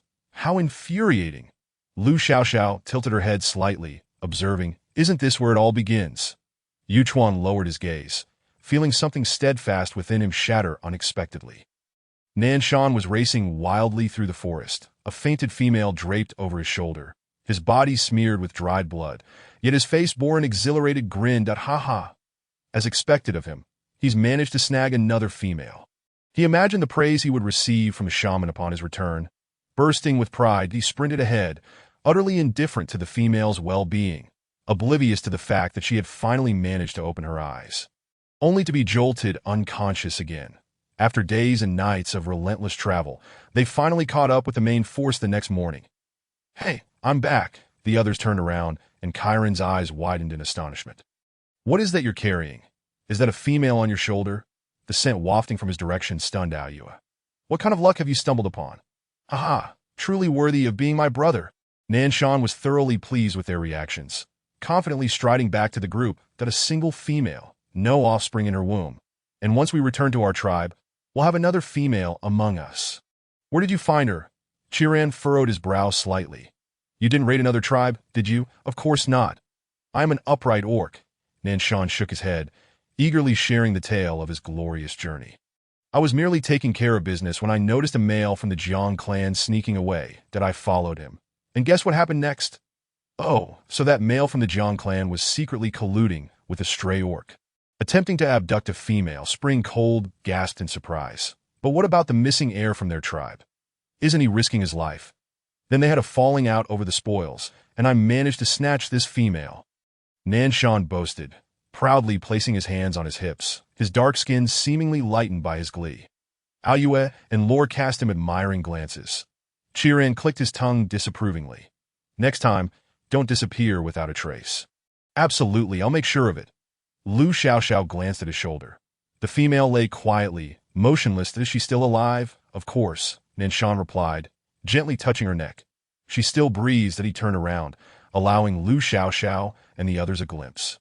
The gray hair fell downward, obscuring the female's face from view. The gray hair eliminated any possibility of Nanshan mistakenly bringing back Jiangxi as a free female, and Lu Xiaoxiao let out a sigh of relief. Though reckless, this guy was indeed quite fortunate. Had he brought back Jiangxi, and if the Jiang clan spotted her, believing her to be one of their kidnapped females, it would have been a disaster. As they neared their destination, the group's pace quickened. The eerie silence of the forest was unsettling. With a precious female in tow, they needed to return to the tribe swiftly for peace of mind. It feels a bit too quiet, Hulu remarked, listening intently, realizing the birds had ceased their chirping. That it does feel that way. Spring Cold volunteered to scout ahead. That I'll go take a look at the Haya tribe. They were being overly oppressive. Indeed, the forest was eerily silent, clearly indicating that trouble was brewing. That Lu Xiaoxiao pondered. Shouldn't they be the first tribe to depart? Why are they still here? Her gaze turned to Nanshan as she grasped the situation. The chosen male lead was beside her, unwittingly drawn into the plot. Chapter 67. The highlight moment combined. Everyone was aware that the Haiha tribe never acted without reason, yet faced with the situation, their feet obediently carried them toward the commotion. The urge to witness the spectacle was ingrained in their very DNA. Even Yuchuan, often so reserved, flowed seamlessly alongside Nanshan, following the excitement without hesitation. Then there was Chiran, who, despite voicing complaints about the trouble, couldn't tear his gaze away from the source of the noise. What a bunch of hypocrites, he thought from a distance. They maneuvered through the underbrush to find a good vantage point. Parting the foliage, they beheld the Haiha tribe in a standoff with another tribe. That Lu Xiaoxiao squinted, sensing a hint of familiarity. Which tribe is that? The Jiang clan, the one you've encountered before, Yuchuan explained as he stood closest to her. Lu Xiaoxiao felt her vision caught between clarity and blurriness, often unclear, yet occasionally sharp, especially with the orcs' booming voices echoing from afar. Haiha tribe, do you wish to declare war against us, the Jiang clan? Jiang Shan, already tormented by the loss of the heir, had finally tracked down the traces left behind. Upon their arrival, they discovered it was the Haiha tribe. You wretched scoundrels, you can only exchange for females without tribes. Hai Qing, you have committed an offense that the beast god would detest. Return our heir. What heir? I don't see one. The Haiha tribe members would never admit to it that it was utterly preposterous. After all, these females were not taken from them, but rather seized by their own prowess. Nonsense. You lie through your teeth, Scram, or our Haiha tribe isn't made of pushovers. Just because you say he is your heir doesn't make it so. This is the female we exchanged for.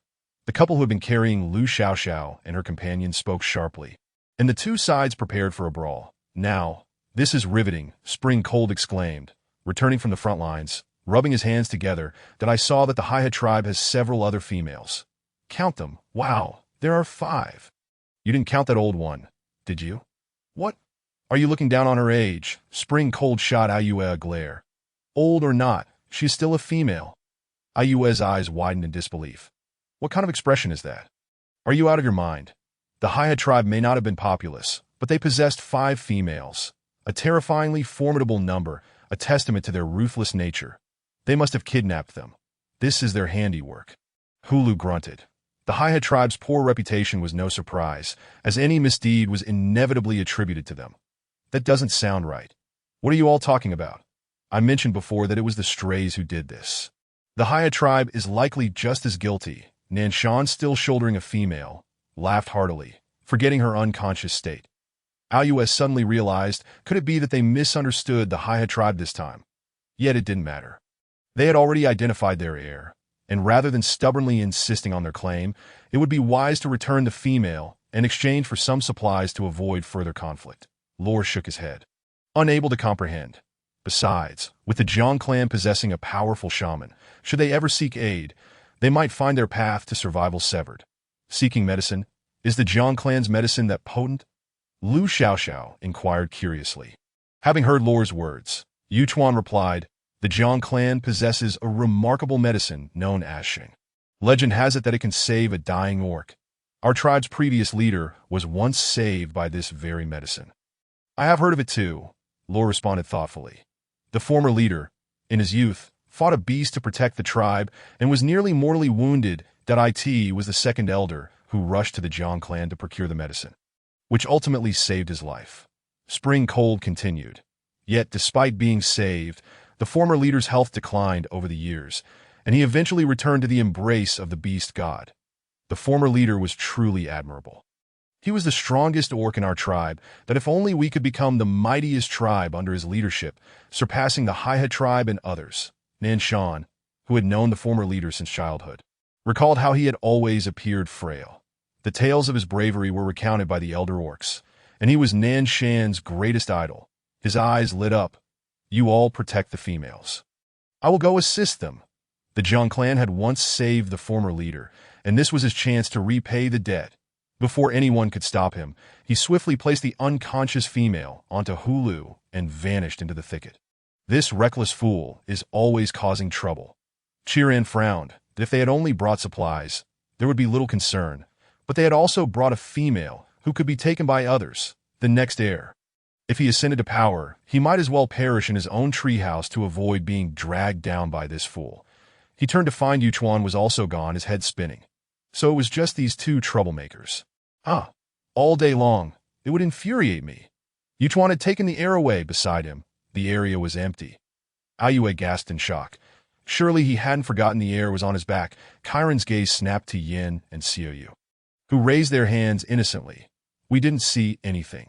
How suspicious. They had indeed seen, but the orc had waved them off, signaling them to remain silent, and they had no choice but to comply.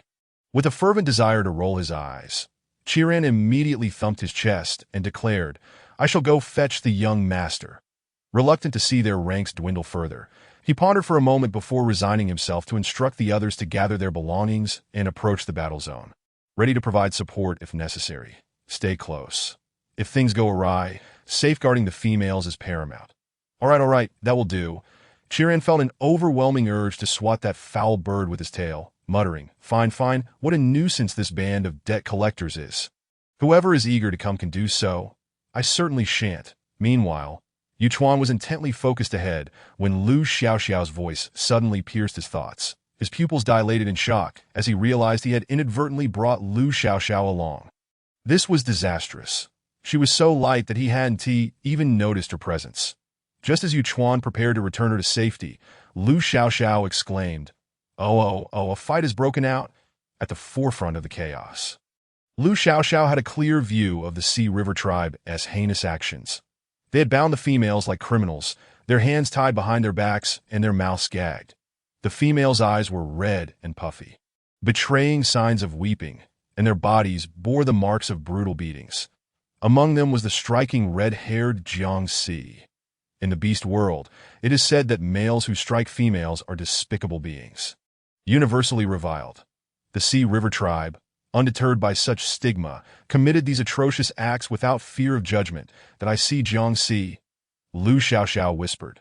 They were indeed guilty. The very person in question was right before them. Yet they still feigned innocence. Sea River tribe, I shall contend with you. Observing the pitiful Jiang Si, Jiang Shan let out a fierce howl, a magnificent black bear baring its massive jaws, furiously charging forward to unleash its sinister claws. His young master was ahead. He must rend apart these vile beast men. Ha! You think you intimidate me? A vibrantly colored python materialized from thin air, stretching over 30 meters in length that Liu Xiaoxiao feared its fervor might inadvertently lash out at them as the serpent and bear became enmeshed in a fierce struggle.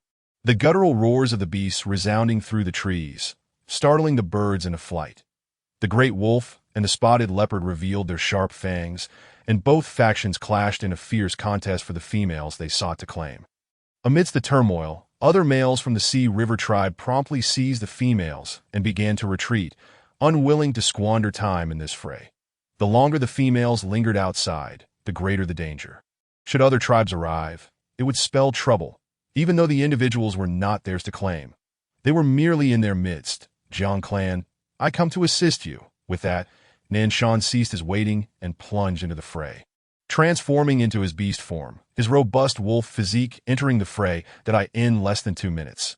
He displayed formidable prowess, tearing a substantial chunk of fur from another wolf of the Sea River tribe, exposing its pale skin beneath. Nanshan, is your Blackfeather tribe also opposing us, the Sea River? The couple who had yet to fully withdraw shouted menacingly to Dio not think that just because you once defeated Haya, you can act with impunity before us. Impunity is my forte. What can you do to me? Nanshan bared his sharp teeth, leaping onto the giant python entangled with Jiangshan, and struck a solid blow against its tough skin. Hiss! The python's scales were torn asunder, the pain akin to ripping the hide from a furry beast, causing it to involuntarily loosen its grip, allowing Jiangshan to seize the opportunity and strike down hard with his mighty paw. Don T run. His eyes were wild with desperation. If the young master were taken back to the Sea River tribe, rescuing her would become a daunting task. The young master was so delicate and precious. How could she endure such torment? Jiangxi, unwilling to accompany them, constantly glanced back, yearning for the tribe's warriors to rescue her from danger. She had never anticipated that a traitor lurked so close. Yu Chuan felt a tightening in his chest as he witnessed the brawl. Though Nanshan was strong, the members of the Sea River tribe were no weaklings either. Shu, assessing her range, Liu Xiaoxiao had, unbeknownst to her, knocked an arrow, aiming at the adversary who was exchanging threats with Nanshan. Having honed her aim with a slingshot since childhood, she had later become enamored with archery after an accidental participation in a promotional package at an archery range, frequently returning to indulge in the thrill of shooting away her troubles. Fingering her rudimentary bow, Liu Xiaoxiao was eager to test whether her crafted arrows could strike true. If they could, she would be able to gather provisions for herself, alleviating any future hunting shortages for Yu Chuan. The tip of her arrow silently pointed at the chest of the male beastman, pondering if the rugged skin of the male beastman could withstand her shot. She drew back the bowstring, releasing it in a swift motion. The arrow soared through the air, exploding into a burst of crimson upon striking the beastman's chest. The beastman appeared utterly stunned, unaware of the branch that had come from seemingly nowhere. Though the arrow pierced his flesh, it did not strike a vital area, but he swatted at the arrow, letting out a piercing roar. I will kill you. Seeing this, Liu Xiaoxiao knocked a second arrow without hesitation, accurately striking the beastman's shoulder. Unlike the first arrow, this one penetrated deeply. Yu Chuan's eyes widened in disbelief. He could scarcely fathom that Liu Xiaoxiao could inflict harm upon a male beastman with merely a piece of wood and a string. A whoa! The beastman's agonized roar turned all eyes toward him. Even those preparing to retreat could not help but look back. His female companion turned, her pupils constricting. Hai Yang, tasked with covering their retreat. He found himself unencumbered by any beastmen. So how could he be wounded? For Liu Xiaoxiao, this couple was merely intermediaries in the trade of abduction. She harbored no compassion or emotional ties toward them. Yet, as she wielded a weapon against a fellow being for the first time, a flicker of discomfort stirred within her. Clenching her fists, she trembled slightly, but she could not simply stand idly by while Jiangxi and these innocent females were taken away. If they were to be taken for a life of luxury, it would be one thing, but the Sea River tribe was unworthy. Yu Chuan, pursue them. Young master, return the young master to us. Members of the Jiang clan exerted themselves to the utmost, employing suicidal tactics to rescue their young master, disregarding all costs. In the face of such reckless determination from the enemy, the Sea River tribe retaliated with equal ferocity. Ugh! Jiangxi struggled desperately, attempting to break free from her bonds. And the nearby females joined her in their frantic efforts, significantly hindering the group's advance. The leading male approached and viciously kicked Jiangxi, sending her and 2 or 3 other females tumbling to the ground. "What can you do? I'll kill you." He raised his foot to stomp on Jiangxi's abdomen, intent on subduing her. Having just been kicked, Jiangxi was in excruciating pain, and there was no way for her to evade this blow. She looked up in terror at the male's raised leg, wishing ill upon him to never bear offspring of his own, her fear rendering her momentarily forgetful of closing her eyes. In that instant, a branch shot forth with the speed of lightning, piercing the male's raised leg. Blood sprayed forth, obscuring Jiangxi's vision. In that moment, it felt as though time itself had slowed. Jiangxi could clearly see each droplet of blood suspended in the air, along with the beastman's astonished expression as he opened his mouth in a wail of agony. Thud, thud, that he collapsed to the ground. The excruciating pain accompanying the violent pounding of her heart rendered her mind blank. The beastman, overwhelmed by the agony of his wound, instinctively staggered back, seething. Who did this? Who? The fallen females, still able to move, hurriedly scrambled to their feet, supporting one another. However, bound by their restraints, they struggled to rise, only to fall back down again, suffering greatly in the process. The nearby beastman appeared astonished, glancing around in confusion, desperate to discern the source of their enemy. "Let us go." Liu Xiaoxiao felt a surge of confidence. Whether or not arrows were silent weapons, the beastman's senses were insufficiently attuned, allowing her to strike with ease. Wei Yuchuan was astounded that the arrowhead he fashioned could inflict such grievous wounds. He obeyed Liu Xiaoxiao's command, moving closer to reduce the shooting distance. Whoosh! Another arrow flew forth. Liu Xiaoxiao faced yet another stationary target, hearing a dull thud as the beastman failed to dodge, the arrow striking cleanly through his arm.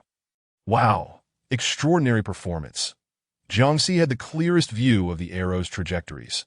She turned in disbelief, her fiery red hair whipping through the air, her beautiful eyes glistening with tears as she beheld Yuchuan and the beast skin-clad youth upon his back. Liu Xiaoxiao and Yuchuan had drawn close to the group, their figures now exposed, and Yuchuan could easily contend with these foes alone. Liu Xiaoxiao reached back for another arrow. She inadvertently knocked off the beast skin cap, revealing her deliberately adorned visage, adorned with beast skin, her black hair intricately braided, her brow exuded confidence. With a slight smirk, she knocked another arrow, declaring, "Leave the females." Yuchuan felt a wave of despair wash over him.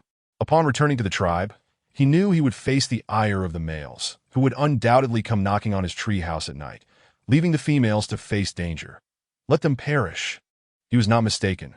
They were utterly exposed before the enemy at that very moment.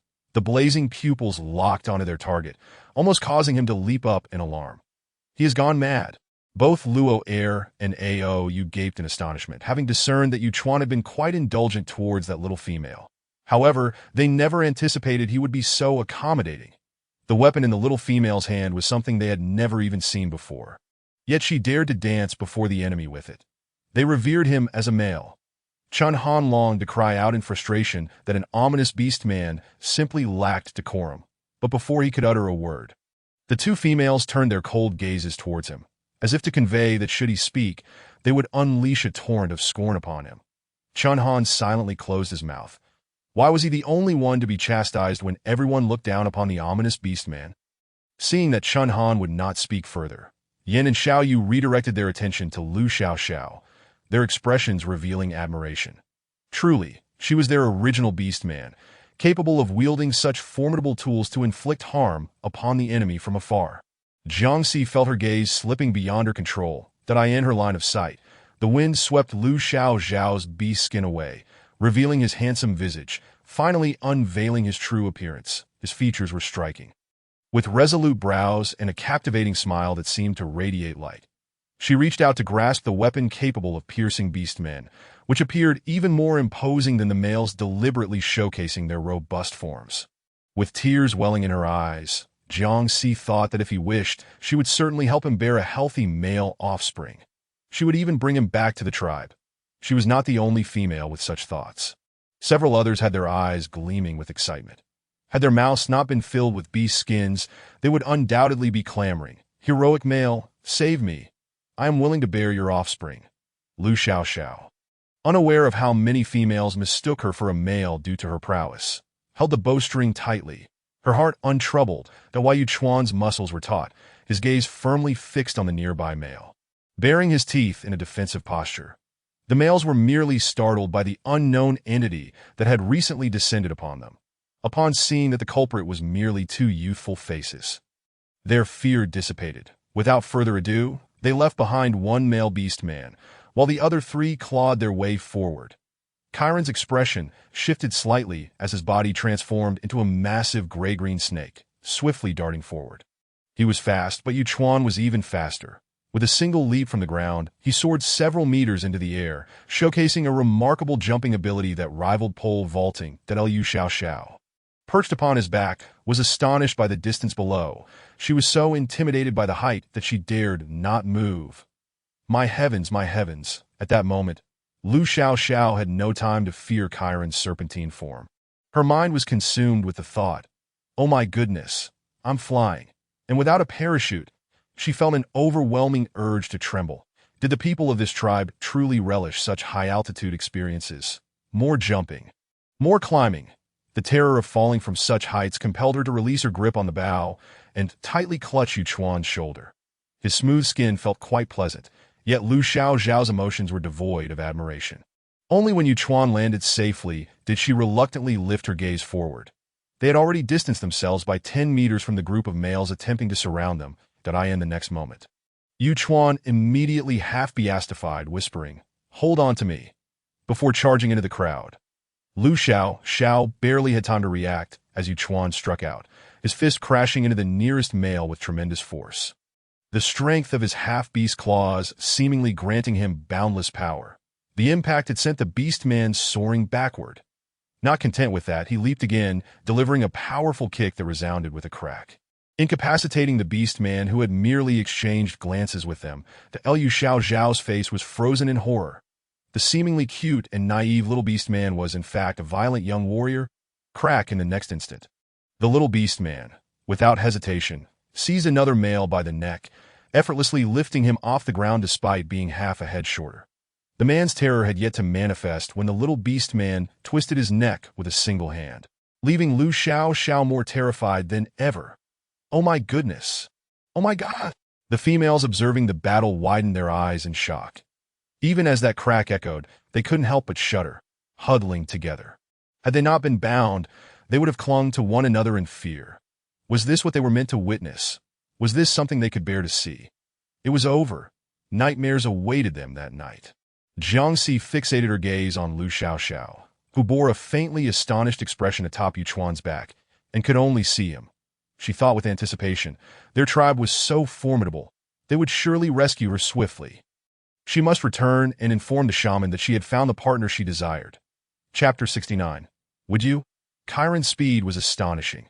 Scarcely had Yu Chuan dispatched 2 males when he eliminated the remaining one. With a casual flick of his serpentine tail, he discarded the defeated foe and transformed back into his human form, striding over to Yu Chuan and reaching for Lu Xiao to bring her back.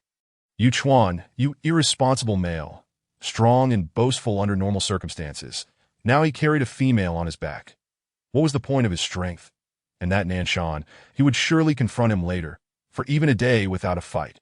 These individuals would leap into the treetops to dance. Yu Chuan, aware of his own shortcomings, complied readily. However, the disobedient Lu Xiao, recovering from the shock of Yu Chuan's relentless slaughter, clung tightly to his neck, declaring, I want to stay with him. Yu Chuan blinked in surprise, his furry ears twitching instinctively in a moment of adorableness. That Lu Xiao adored this violent young warrior's charm. She was nearly overcome with the impulse to marry him on the spot. Darling husband, I am your long-lost wife. Don't you remember me? Chiron's hand froze, his usually carefree and handsome face contorting with disbelief. Young master, you all are so strong.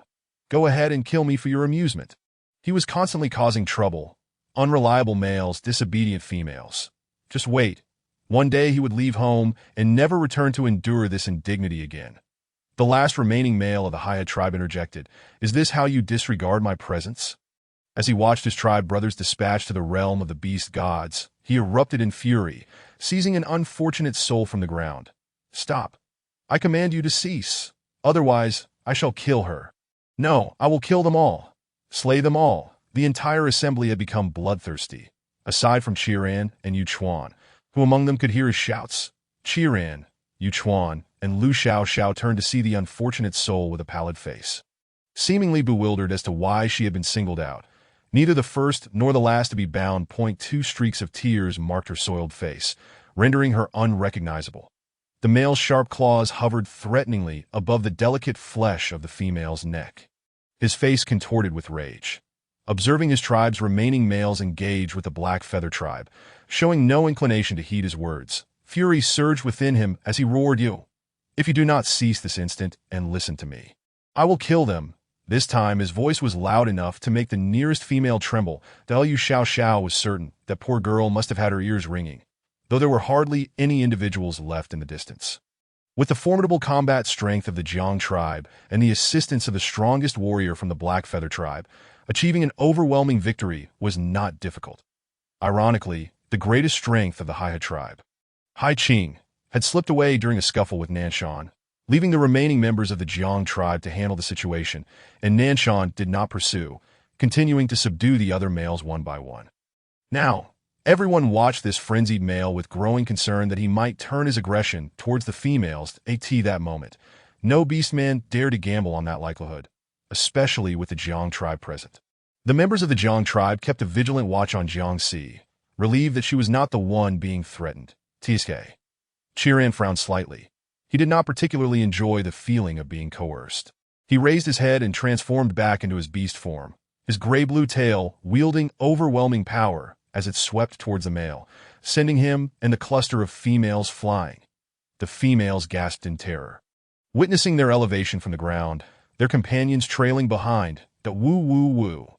The large beast form of Chiran, which had previously attracted the females, caused their admiration to vanish in an instant. They could not scream, lest they vent their frustrations. What kind of male was this? Lu Xiaoxiao was stunned. The reason Chiran remained single until now was evident, that if these females fell, they would certainly require several days of recovery. The massive serpentine tail deftly cleared the extraneous elements from the crowd, precisely coiling around the vines, binding the group of females, lifting them high into the air before gently setting them down. The entire process fluid and seamless. As the snake's tail withdrew, the silver-haired, strikingly handsome man tossed his hair, strands flying, his golden eyes narrowing, concealing his prowess and achievements. Plop! The previously boisterous male was forcefully flung away by a blazing tail, crashing against a tree before collapsing to the ground in a heap. Young master. Jiang Shan's heart clenched in anxiety. Upon witnessing the young master land safely, he disregarded everything else and hurriedly sprinted with his short legs to Jiangxi's side, swiftly tearing away the vines binding her hands and compassionately extracting the beast hide from her mouth. His rapid movements nearly caused the still-adjusting Jiangxi to bite her own tongue. "Jiang, young master, oh, it is I who failed to protect you." Jiang Shan, a hulking figure, wept as if he were a 500-pound behemoth, cradling Jiangxi tightly in his arms, fearful that she might vanish again. The nearby females exchanged frantic glances, silently urging, "Hurry, assist us in freeing them as well." The Haihe tribe had dwindled to a mere handful, and with the safety of the females secured, they were all swiftly taken. In that moment, no one cared for notions of innocent slaughter. If they had been the defeated today, it would have been their lives at stake, with the return of the Jiang clan's young master. They surrounded Jiangxi, who was now being carried on Jiang Shan's shoulder, fervently expressing their gratitude to the Nanshan. "You have bestowed immense kindness upon our Jiang clan. Should you require our assistance, we shall not hesitate to oblige. You have previously rescued our former chieftain.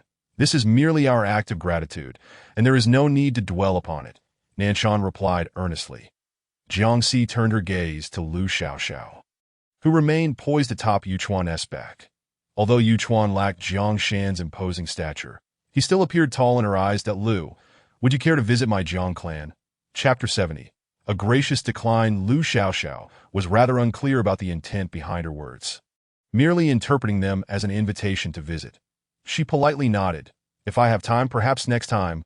Should they wish to pay a visit, she would certainly go to the Jiang clan, for she was quite curious about the life-saving herbs. And their dried meat was rather delectable.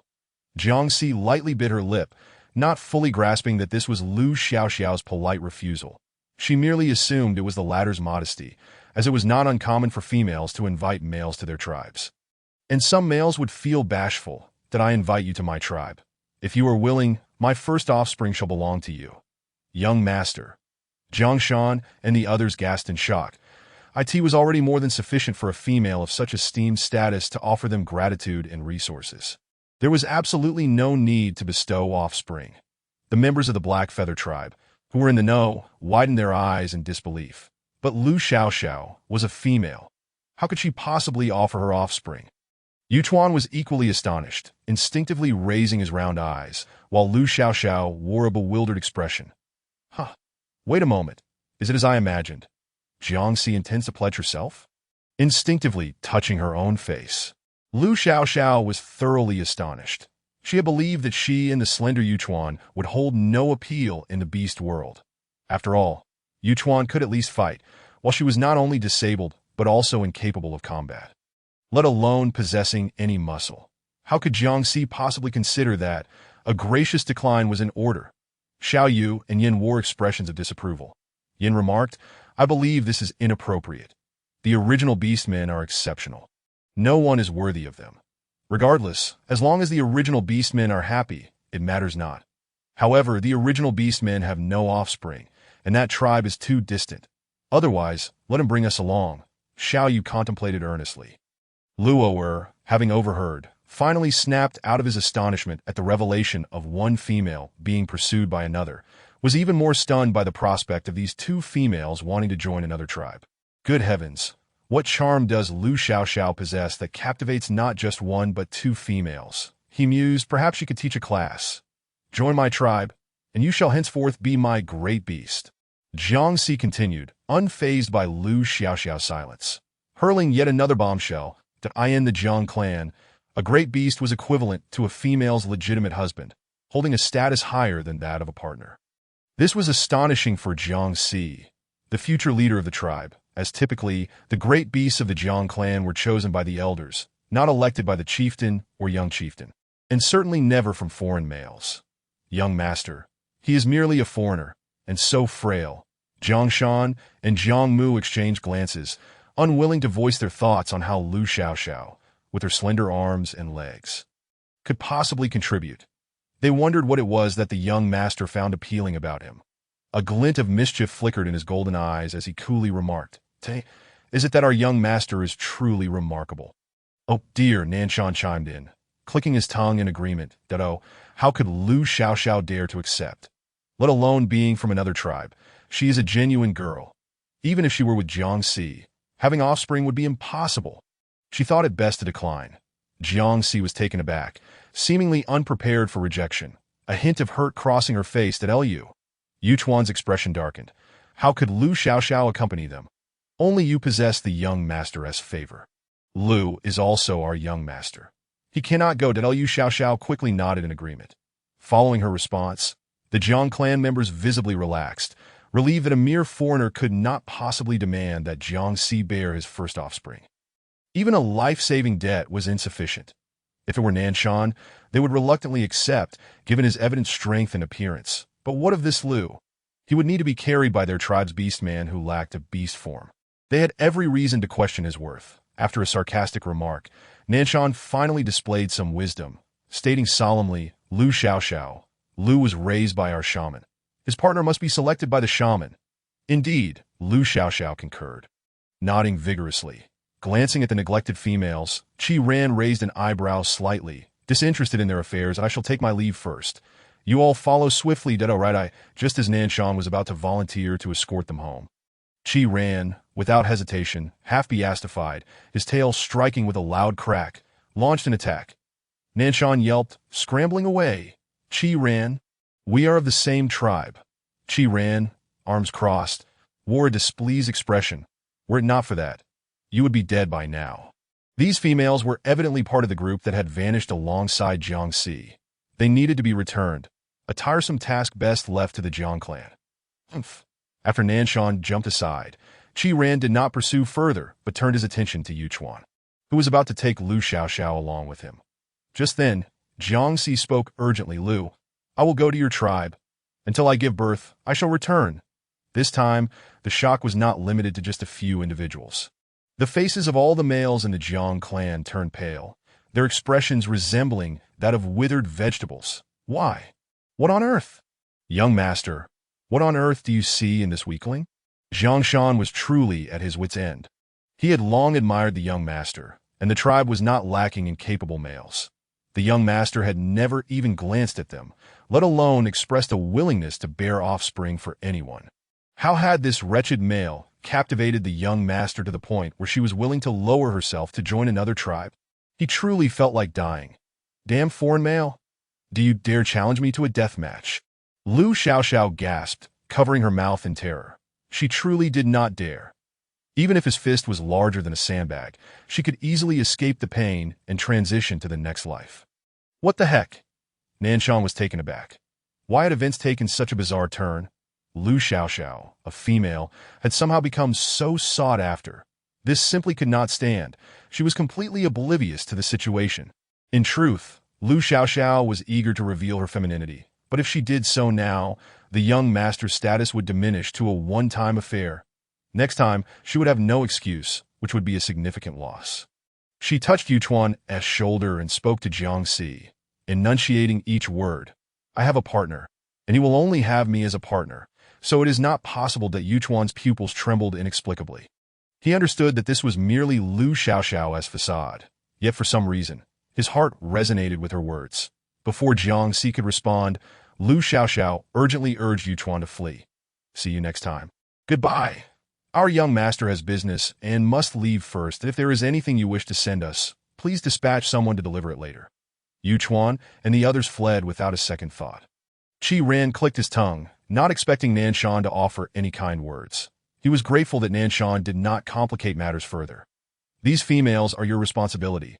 We have matters to attend to. So we shall take our leave. With that, he pointed his tail at Nanshan, as if to say that if he did not depart, he would indeed strangle him. Nanshan promptly took off running. Humph, this snake only knows how to rely on his length. I shall not stoop to his level. Jiangxi could not comprehend why she had been rejected. She pounded on Jiangshan beneath her to pursue, yet no one heeded her, leaving her helplessly watching as Lu Xiaoxiao and her group vanished into the woods. Gradually losing her composure, she cried out, You! How dare you disobey me? Jiangshan and Jiang Mu lowered their heads, enduring her scolding and strikes, remaining immobile. That lad was wise to keep quiet. Otherwise, they would not have spared him. Ultimately, the loosely organized group dispatched individuals to untie the other females and inquire about their tribes. Those females finally experienced relief, silently expressing gratitude. Thank you. You finally remembered us. Chapter 71. Return to the tribe. The female among the couple was not treated preferentially due to her gender. Yet she was no mere damsel in distress. She was as slippery as an eel. Both she and her partner possessed keen instincts, akin to the strongest warrior, seizing opportunities to flee. With their escape, the Jiang clan and the Black Feather tribe had solidified their enmity, but none present seemed to care. Chiran believed that since they had arrived, they might as well fight. Who was afraid of whom? Ayue felt justified in their actions, while Yuchuan, having previously pilfered supplies, beasts, herbs, and even Lu Xiaoxiao from the Haya tribe, showed no fear. However, it seemed that after the brawl, he fell into silence, carrying Lu Xiaoxiao without uttering a word, allowing her to initiate conversation while he remained taciturn, embodying a withdrawn demeanor.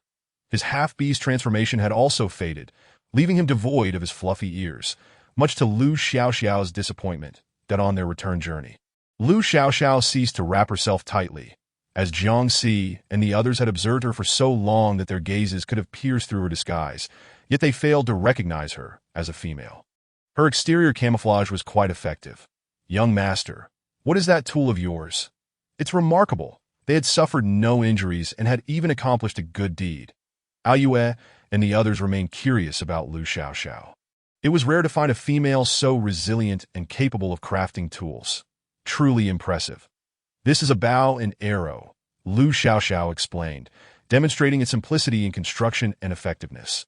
The results are astounding. With this, we could strike our prey or enemies from a great distance, Aoyue remarked earnestly, his eyes betraying admiration. Young master, you are truly exceptional that I have another one, Lu Xiaoxiao replied with composure, hanging the bow back and retrieving her slingshot.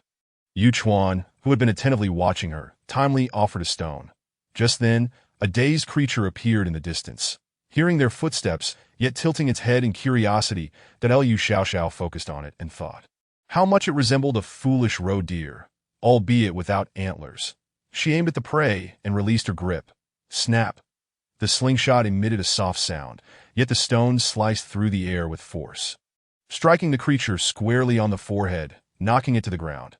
Chunhan dashed over to the dazed creature, which had merely been stunned by the blow to its head. Not killed, he grasped its neck and swiftly twisted, exclaiming, "What a convenient feeling!" At that moment, everyone regarded her with admiration, causing Lu Xiaoxiao to straighten her back. Feeling quite proud of herself, that Yu Chuan's earlier excitement gradually waned as he discreetly touched his braid. Lowering his gaze, after days of arduous travel, they finally returned to the Black Feather tribe, their surroundings becoming increasingly familiar, allowing the tension in everyone's hearts to gradually ease as they neared. Chunhan exhaled a sigh of relief. The patrol team was the first to learn of their return, exuberantly shouting, "Nanshan, cheer in! You're back! What did you bring? Are there any females?" Wow, so many females! The tribe had managed to bring back 3 females, a significant number. Although they were unaware of where Nanshan had acquired the female, he adamantly insisted she was free and not a lost one. That Lu Xiaoxiao attempted to interject, but Nanshan waved her off, indicating that she was doing well. Albeit tired, which was difficult for her to explain, that no one had ever seen someone so exhausted that they slept for 5 or 6 days straight, that in reality, Lu Xiaoxiao was unaware that the girl had woken up at night to eat and relieve herself. And despite Nanshan's indifference, she still assisted the other beastmen. She did not inquire, and no one spoke of it. The other 2 females held their heads high, prepared to join the new tribe with a fresh demeanor. This place looks promising, Yin mused, noting that the beastmen here appeared quite robust. The patrol team promptly sent word to the tribe, announcing the return of their warriors, and preparations for a bonfire feast could commence the following day. They had long awaited this day, anticipating a hearty meal, that we exchanged a few items, Nanshan replied, surveying the assortment of various goods that he glanced at the rods and particles, noting the remaining dried meat, pottery, and other unclassifiable supplies, plenty in quantity. They still had a significant amount of goods left to trade, and remarkably, there were even surplus rations. Most importantly, they had brought back a considerable amount of salt. That's good. Did Lu Xiaoxiao choose all of this? Everyone had grown accustomed to the days at the trading market where valuable items yielded little in return, yet they remained hopeful about Lu Xiaoxiao's ventures that we don't understand. We can only know when she tells us. Nanshan remarked oblivious, while he nibbled on a particle he found hard. Indeed. Rest assured, everyone will fare well during the rainy season. What a sight it was to behold the tribe, capable of such sentiments. Lu Xiaoxiao wished she could facepalm. That sounds splendid. Chapter 72. Sweet satisfaction radiated from the faces of the beastmen, as their expectations were simple: to procure more food, ensuring their survival, which was the greatest happiness of all, upon seeing them. The chief and the shaman wore even broader smiles, their faint wrinkles seemingly smoothing out as they exuded vitality. "Welcome back, brave warriors of the tribe. Oh, Nanshan, cheering females. There are females." Yin and Xiaoyu stood tall, their eyes scanning the gathering of males in the tribe, assessing who would be the most suitable partners for them. The shaman, beaming with delight, regarded the items they had brought back, raising a hand to silence the jubilant cheers. "Warriors, what treasures have you brought back for the tribe?" Nanshan opened his mouth, instinctively glancing at Lu Xiaoxiao. That Lu Xiaoxiao had yet to explain the uses of the particles and rods. "That I brought back some pottery," one male stated quietly. "That is mine," Lu Xiaoxiao interjected, shaking her head. "That I brought back some dried meat." Another chimed in. Lu Xiaoxiao pointed at the bulging sacks on Luer and Aoyue's backs, declaring, "I returned with legumes and sorghum. This food can be stored for extended periods and tastes quite good." Nanshan and Qiran were momentarily taken aback, then somewhat disappointed, as they had both tasted these items before and found them rather unpalatable. To be honest, They wouldn't have wanted to chew on them unless they were starving. Even they found it laborious to eat, let alone a female. Lure transformed back into a lion, while Alus shifted back into a tiger, opening the bags to showcase the round or flat legumes. Initially, spirits were high, but upon seeing them, the males who had tasted them before suddenly looked disheartened, exclaiming, "This is quite unappetizing." The Black Feather tribe had no access to particles or crops like sorghum or wheat. But the males hunted everywhere and had developed a fondness for fruits. So many beast men recognized these items. This is exhausting to chew, and it leaves a gritty residue. Females cannot eat it, and it hurts the throat. The shaman's expression did not shift to disappointment. Rather, he looked at Lu Xiaoxiao, awaiting her response. "The items are excellent. Just place them in a container, add water, and boil them. Even cubs and the elderly can consume them." Lu Xiaoxiao revealed without any pretense. The chief and the shaman had likely conferred before granting her the opportunity to exchange goods, accepting the potential waste of resources this year. There was no need for her to keep them in suspense, risking disappointment for everyone. Boil them? Yes, bamboo or stone can suffice. Just create a covered vessel and let it simmer to prepare the meal. Without additional seasonings, the taste might not be exceptional, but that is not an issue. Lu Xiaoxiao grabbed a handful of legumes, declaring, "Tonight, the females shall have some." Many females present had lost interest upon hearing the males describe the food as unappetizing and painful to eat. However, Lu Xiaoxiao's resolute declaration and invitation prompted enthusiastic participation. "Hooray! Ye, Jiang, and Heiyu have always been very supportive, especially since they hold Lu Xiaoxiao in high regard. Moreover, Lu Xiaoxiao has provided the tribe with a method of salt production. They have resolutely decided that even if the food is not palatable, they must extol her virtues to ensure she does not feel disheartened. After all, they are profoundly grateful to her for revealing the means of salt making and for the dried meat." Following Lu Xiaoxiao's departure, the high priest specifically assigned orcs to guard the meat, diligently tending the fire each day and vigilantly checking for spoilage. Days turned into weeks. 1 day, 2 days, 3 days, countless days passed, and the meat remained intact, even exuding a peculiar scent that was not the foul odor of rot. However, they remembered they could not eat it yet and needed to document whether the meat had spoiled, so everyone curbed their curiosity and took turns observing the meat. Until yesterday, the meat still showed no signs of decay. What an astonishing phenomenon! They had previously attempted to dry meat, but the forest humidity and frequent rains made it a challenge. Often, they hesitated to sacrifice too much meat for experimentation. Due to the peculiar climate, the meat would only become waterlogged and subsequently rot, emitting a putrid stench that if they insisted on eating it, they would have to face the beast god. Eventually, no orc was willing to casually waste their meat. Lu Xiaoxiao was truly audacious. With so much meat, enough to last her several days, she generously utilized it. Everyone eagerly anticipated her safe return to inquire how she managed to preserve the meat in such a manner. If she was reluctant to share her method, they could barter with her. Surely, she would be amenable. But what could they offer? The orcs glanced at the poles they carried, each one scrutinizing the objects with newfound seriousness. Curiosity sparkled in their eyes, for sorghum did not exist in the Black Feather tribe or its neighboring forests, and few recognized it, though many similar crops were abundant. Did I ask it to read? It looks like a segmented tree pole. What purpose do these poles serve? People around her began to chatter, and Lu Xiaoxiao glanced at the sweet stalks wrapped in mud and leaves to retain moisture, a faint smile gracing her lips as she instructed Yuchuan to fetch one. Knowing it was edible, Yuchuan retrieved a stalk and helped her clean off the mud and leaves that Lu Xiaoxiao whispered something, her fingers swiftly slicing the sweet stalk into dozens of segments, each no longer than 2 finger joints. Taking one segment, she bit into it. The mud and leaves preserved the moisture remarkably well, and a subtle sweetness enveloped her palate. As she chewed and spat out the skin, everyone watched her crunch away. Their curiosity piqued regarding the flavor. Lu Xiaoxiao directed Yuchuan to distribute the sweet stalks among the high priest, the tribe leader, and the females present, inviting them to savor the taste. "This is sweet. And I specifically exchanged it for the females. Sweet?"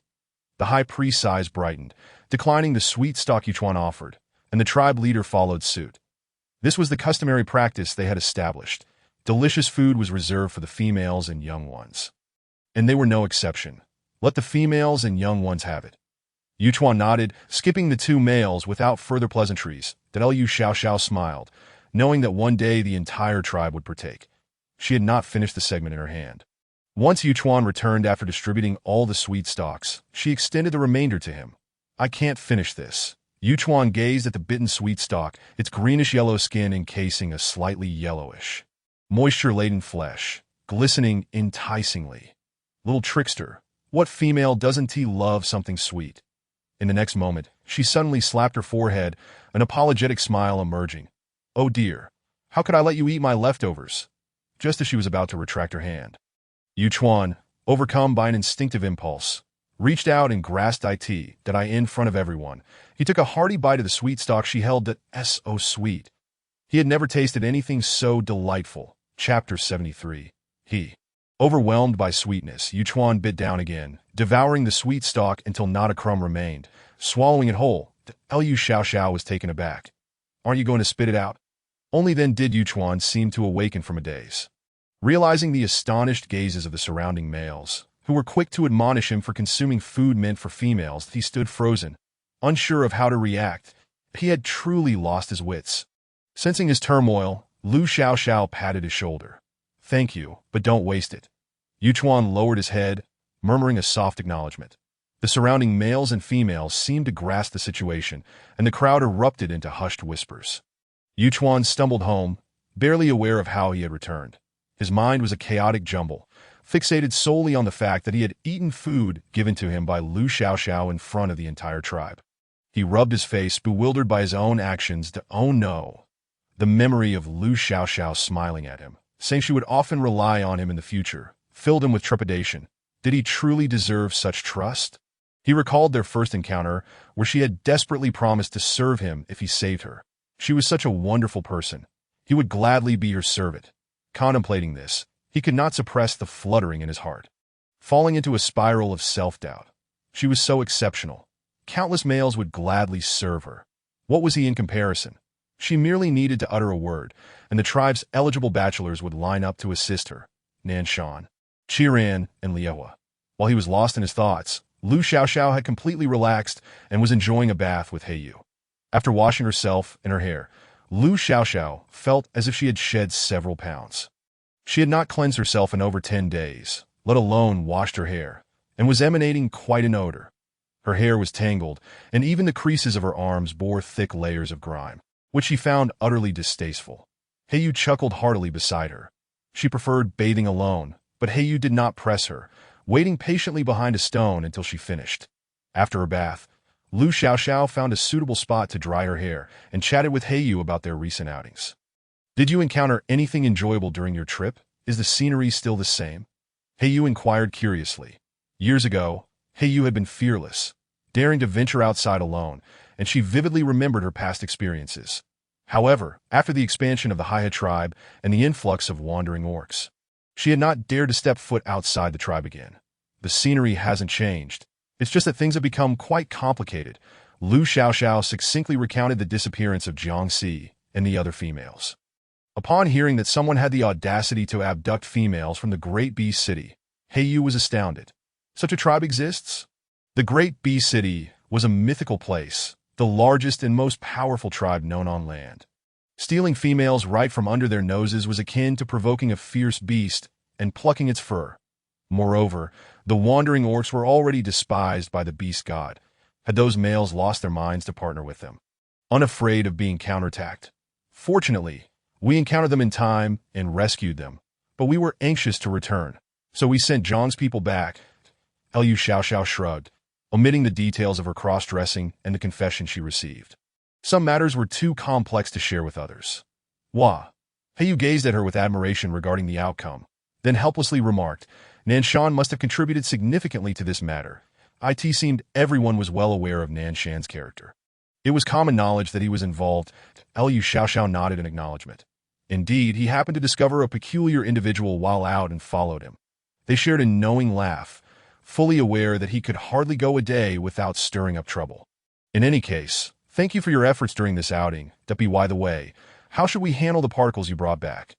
Liu Xiaoxiao had mentioned in front of everyone that the food should first be enjoyed by the females, though she was still somewhat unclear about the proper procedure. First, soak some particles in water for a while, Lu Xiaoxiao suggested, lacking an accurate sense of time. Soak them for a bit longer, probably about the time it takes to walk back and forth from my place to Yuchuan's. That's quite a while. Yuchuan resided at the very edge of their living area, and the trek from Lu Xiaoxiao's new home would take a considerable amount of time, enough to tire their feet. However, it was evident that Heiyu comprehended the duration. She gazed thoughtfully at Lu Xiaoxiao, her fair skin and smooth black hair cascading over her shoulders, exuding a serene yet subtly captivating beauty that the orc you fancy. Yuchuan? Although the idea had long been conceived, Lu Xiaoxiao's actions did not shy away from the gaze of others. Heiyu originally believed that her behavior stemmed merely from a sense of gratitude. Little did he expect her to be entirely serious that Lu Xiaoxiao, contemplating her intention to win Yuchuan over, wished to be more direct, yet the timid little leopard still seemed somewhat perturbed by the scrutiny of those around them. She was reluctant to impose too great a psychological burden on him. Take today, for instance. Perhaps she had been a tad reckless, and this fellow would surely continue to evade her for the next few days. She glanced at Heiyu, neither affirming nor denying anything, merely rising to her feet and stating, "My hair is dry. It's time for me to head home." Sometimes, actions speak louder than words. Heiyu watched her depart in silence, then turned his gaze to the distant mountains shrouded in mist, barely discernible. She had always recognized Lu Xiaoxiao's bravery. After all, the female had persisted despite suffering grave injuries. However, she had not anticipated that Lu Xiaoxiao would possess the courage to choose such a partner. A twinge of envy flickered within her for that audacity, mingled with confusion, as she opted for a path entirely divergent from that of the other females. Chapter 74. Desiring not to be disliked upon returning home. Lu Xiaoxiao rested for only a brief moment before being summoned by the high priest's envoy. The reason for her summons was quite simple. They were uncertain about how to handle the beings and required her guidance. Since they were all to dine together that evening, Lu Xiaoxiao naturally obliged. Feeling as if she had been crafting trinkets for Yuchuan for several days, she found herself somewhat dazed. She chided herself for being idle and allowing her mind to wander. Upon reaching the entrance of the high priest's cave, she discovered a throng gathering firewood and preparing a stone pot filled with boiling water. Nearby stood a barrel brimming with numerous beans soaking within. As soon as they spotted her arrival, everyone hurried over to greet her, calling out, "Lu Xiaoxiao." Lu Xiaoxiao approached, scooping up a handful of beans from the water and squeezing them. They still felt quite firm and required further soaking. "Not yet," she replied. "It's not ready to Lu Xiaoxiao. Was your outing enjoyable?" The females were all curious about the world outside. There were several foreign females within the tribe, but their tales had grown tiresome and offered little to reference. Is there truly vast, dark waters beyond? Are the males out there just as tall? What is the great beast city like? Do the males there resemble us? The females' inquiries were undeniably adorable in their simplicity. Fixating on the scenery and the males beyond, Lu Xiaoxiao responded, "The landscapes outside are incredibly diverse, featuring expansive grasslands and towering mountains, and even barren areas devoid of grass, for instance in the plains without high mountains. The beastmen residing there do not need to climb. They only need to run with all their might, for the prey is swift as well." Wow, how fast must one be to accomplish that? Faster than the high mountains?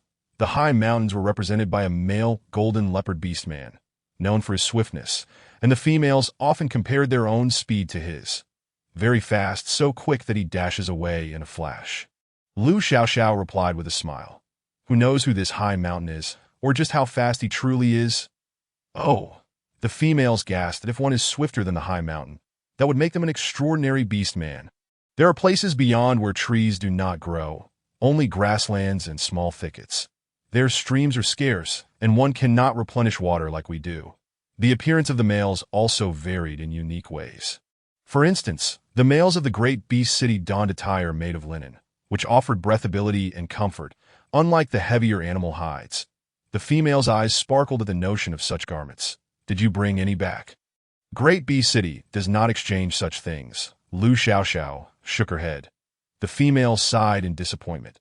They yearned for those comfortable garments. Observing their reactions, the males quickly took note, resolving to procure some for the females should the opportunity arise. Lu Xiaoxiao did not proclaim her ambition for everyone to wear linen clothing. She intended to progress gradually, one step at a time. The animal skins they wore were not without merit in the complex forest. The leather skirts were less likely to tear, and if a female felt overheated, she could opt for a segmented skirt that revealed her shoulders and midriff, thus remaining comfortable. Hence, this was not an area in dire need of immediate improvement. Enhancing the quality of life should commence with better food. As the conversation unfolded, they were unaware that many had gathered around them, including Yin and Xiaoyu, who had come specifically to see the original beastmen. Suddenly, they seemed to perceive something amiss at Lu. Why is she dressed like this? It was well known that males typically displayed their bare upper bodies, showcasing their sculpted chests and waists, exuding a distinctly different aura from the females. Yet at this moment, having ceased consuming the medicinal concoction, Lu Xiaoxiao's attire, a dress, allowed them to unmistakably identify her as a female. What Lu? Her name is Xiaoxiao, Lu Xiaoxiao.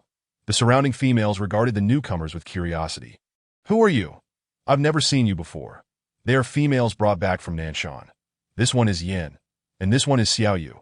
Heiyu introduced, indicating that both were newcomers that the realization dawned on them that these two sisters had only joined the tribe for less than half a day, making their unfamiliarity quite understandable. That I am Xiaobai. Lu Xiaoxiao introduced herself. Call me Yao Yao. You can call me that too. That moment, Xiaoyu and Yin were too overwhelmed to engage in introductions. They felt a profound sense of betrayal. Where has their original beastman gone? Who is this person? In the midst of their conversation, Lu Xiaoxiao sensed that the beans had soaked sufficiently and directed that they be added to the pot for simmering. It felt akin to preparing a rich congee, filled with all manner of ingredients. Everyone complied with her instructions. Nanshan arrived with Yuchuan and Heifeng, drawn by the commotion. Heifeng had not seen Lu Xiaoxiao for quite some time. After she had cleaned herself, her aura felt refreshingly different, and he couldn't help but exclaim, Lu Xiaoxiao is quite unlike anyone else. Many females did not favor frequent bathing, while they bore no unpleasant odors. Heifeng preferred the cleanliness of those who did. However, his preference mattered little, as females often thought, as long as I feel good, your opinion is irrelevant. Nanshan shot him a sidelong glance and promptly delivered a playful smack to his head. No, she is the same. Startled by Nanshan's sudden action, Heifeng jumped up, indignant. What was that for? His outburst caught the attention of a nearby female, whose skin was fair, with mid-length brown hair and deep gray eyes. Upon spotting Heifeng, her gaze brightened, and she waved, softly calling, Heifeng. Nanshan observed with a smirk, Oh, I.S.N.T. that Yongbai. Weren't you quite fond of her earlier? Have you changed your mind? Yuchuan, unfamiliar with the tribal gossip, discerned that Heifeng was not particularly loyal, given that the female clearly harbored affections for him, that he had once shown interest in her as well, so it seemed they were well suited. Heifeng had no reason to suddenly develop feelings for someone else. No, that is not true, he protested. He wanted to clarify that Yongbai had been equally indifferent to him until today when she so eagerly called out to him, leaving him rather surprised that I've made no promises to her. Nor has she to me, so I am not a bad male. Yet Nanshan had never held him in high regard. He believed Heifeng was not suitable for Lu Xiaoxiao. Do you think I believe you? He turned to Yuchuan, who maintained a neutral expression, finding the situation rather dull. That don't you want to see Lu Xiaoxiao? What? Heifeng suddenly comprehended that he personally did not mind that Yuchuan was an ominous beastman. Otherwise, he would not have volunteered to visit his home to fetch a female. However, he did think highly of Lu Xiaoxiao. Was Heiyu engaging in underhanded competition? Yuchuan shook his head. His eyesight was quite good. If he wished to see clearly, he could simply climb a tree. That Lu Xiaoxiao had always been surrounded by admirers, and he preferred not to intrude and create an awkward atmosphere. Perhaps, with enough instances of annoying behavior accumulating, she might come to dislike him, but he did not want to be the object of her disdain. To go on. Nanshan urged, having already conferred with Lu Xiaoxiao. Furthermore, she had made her feelings quite evident. She clearly held an affection for Yuchuan, and his foolish brother remained oblivious to seizing the opportunity. What about that sweet stick earlier? Was it all for naught? Heifeng had remarked on how Lu Xiaoxiao fed Yuchuan, which was quite clever of her. You are truly despicable, deliberately attempting to win a female's favor while remaining outside. Nanshan, even while making a face, exuded a charm that drew admiration that he declared with pride. Nonsense, that is merely skill. Surely, It was Yu Chuan's valiant efforts to rescue the female that had captivated Lu Xiaoxiao, solidifying her choice of him. Haifeng felt a mix of anger and confusion. He recognized that Yu Chuan was not entirely without admirers within the tribe. Given his evident capabilities, though his blooming season was brief, it was vibrant and impactful. The females sought a better life, and having one more capable male would surely ease their burdens. Did Lu Xiaoxiao perhaps share this sentiment? Chapter 75. A fortunate gain. Standing amidst the crowd, Xiaoyu and Yin were on the verge of collapse. They felt utterly deceived. One cannot help but ponder the thoughts of Lu Xiaoxiao. After all, Yu Chuan is devoid of beast-shaped beings among the beast men, which may pose significant challenges for future survival. Whenever the conversation turns to Lu Xiaoxiao, her audacious actions inevitably come to light. Allowing Yu Chuan to take on a partner seems plausible, provided another male is found for hunting purposes, as it is not a requirement to have only one companion. Another individual adopts a nonchalant stance, remarking that had Yu Chuan not declined, they would have been quite inclined to take him in. What is your issue? After all, he has only just reached adulthood, and his prime years stretch far ahead. During this period, he is still quite capable in the realm of hunting. Indeed, this is true, originally overwhelmed with despair.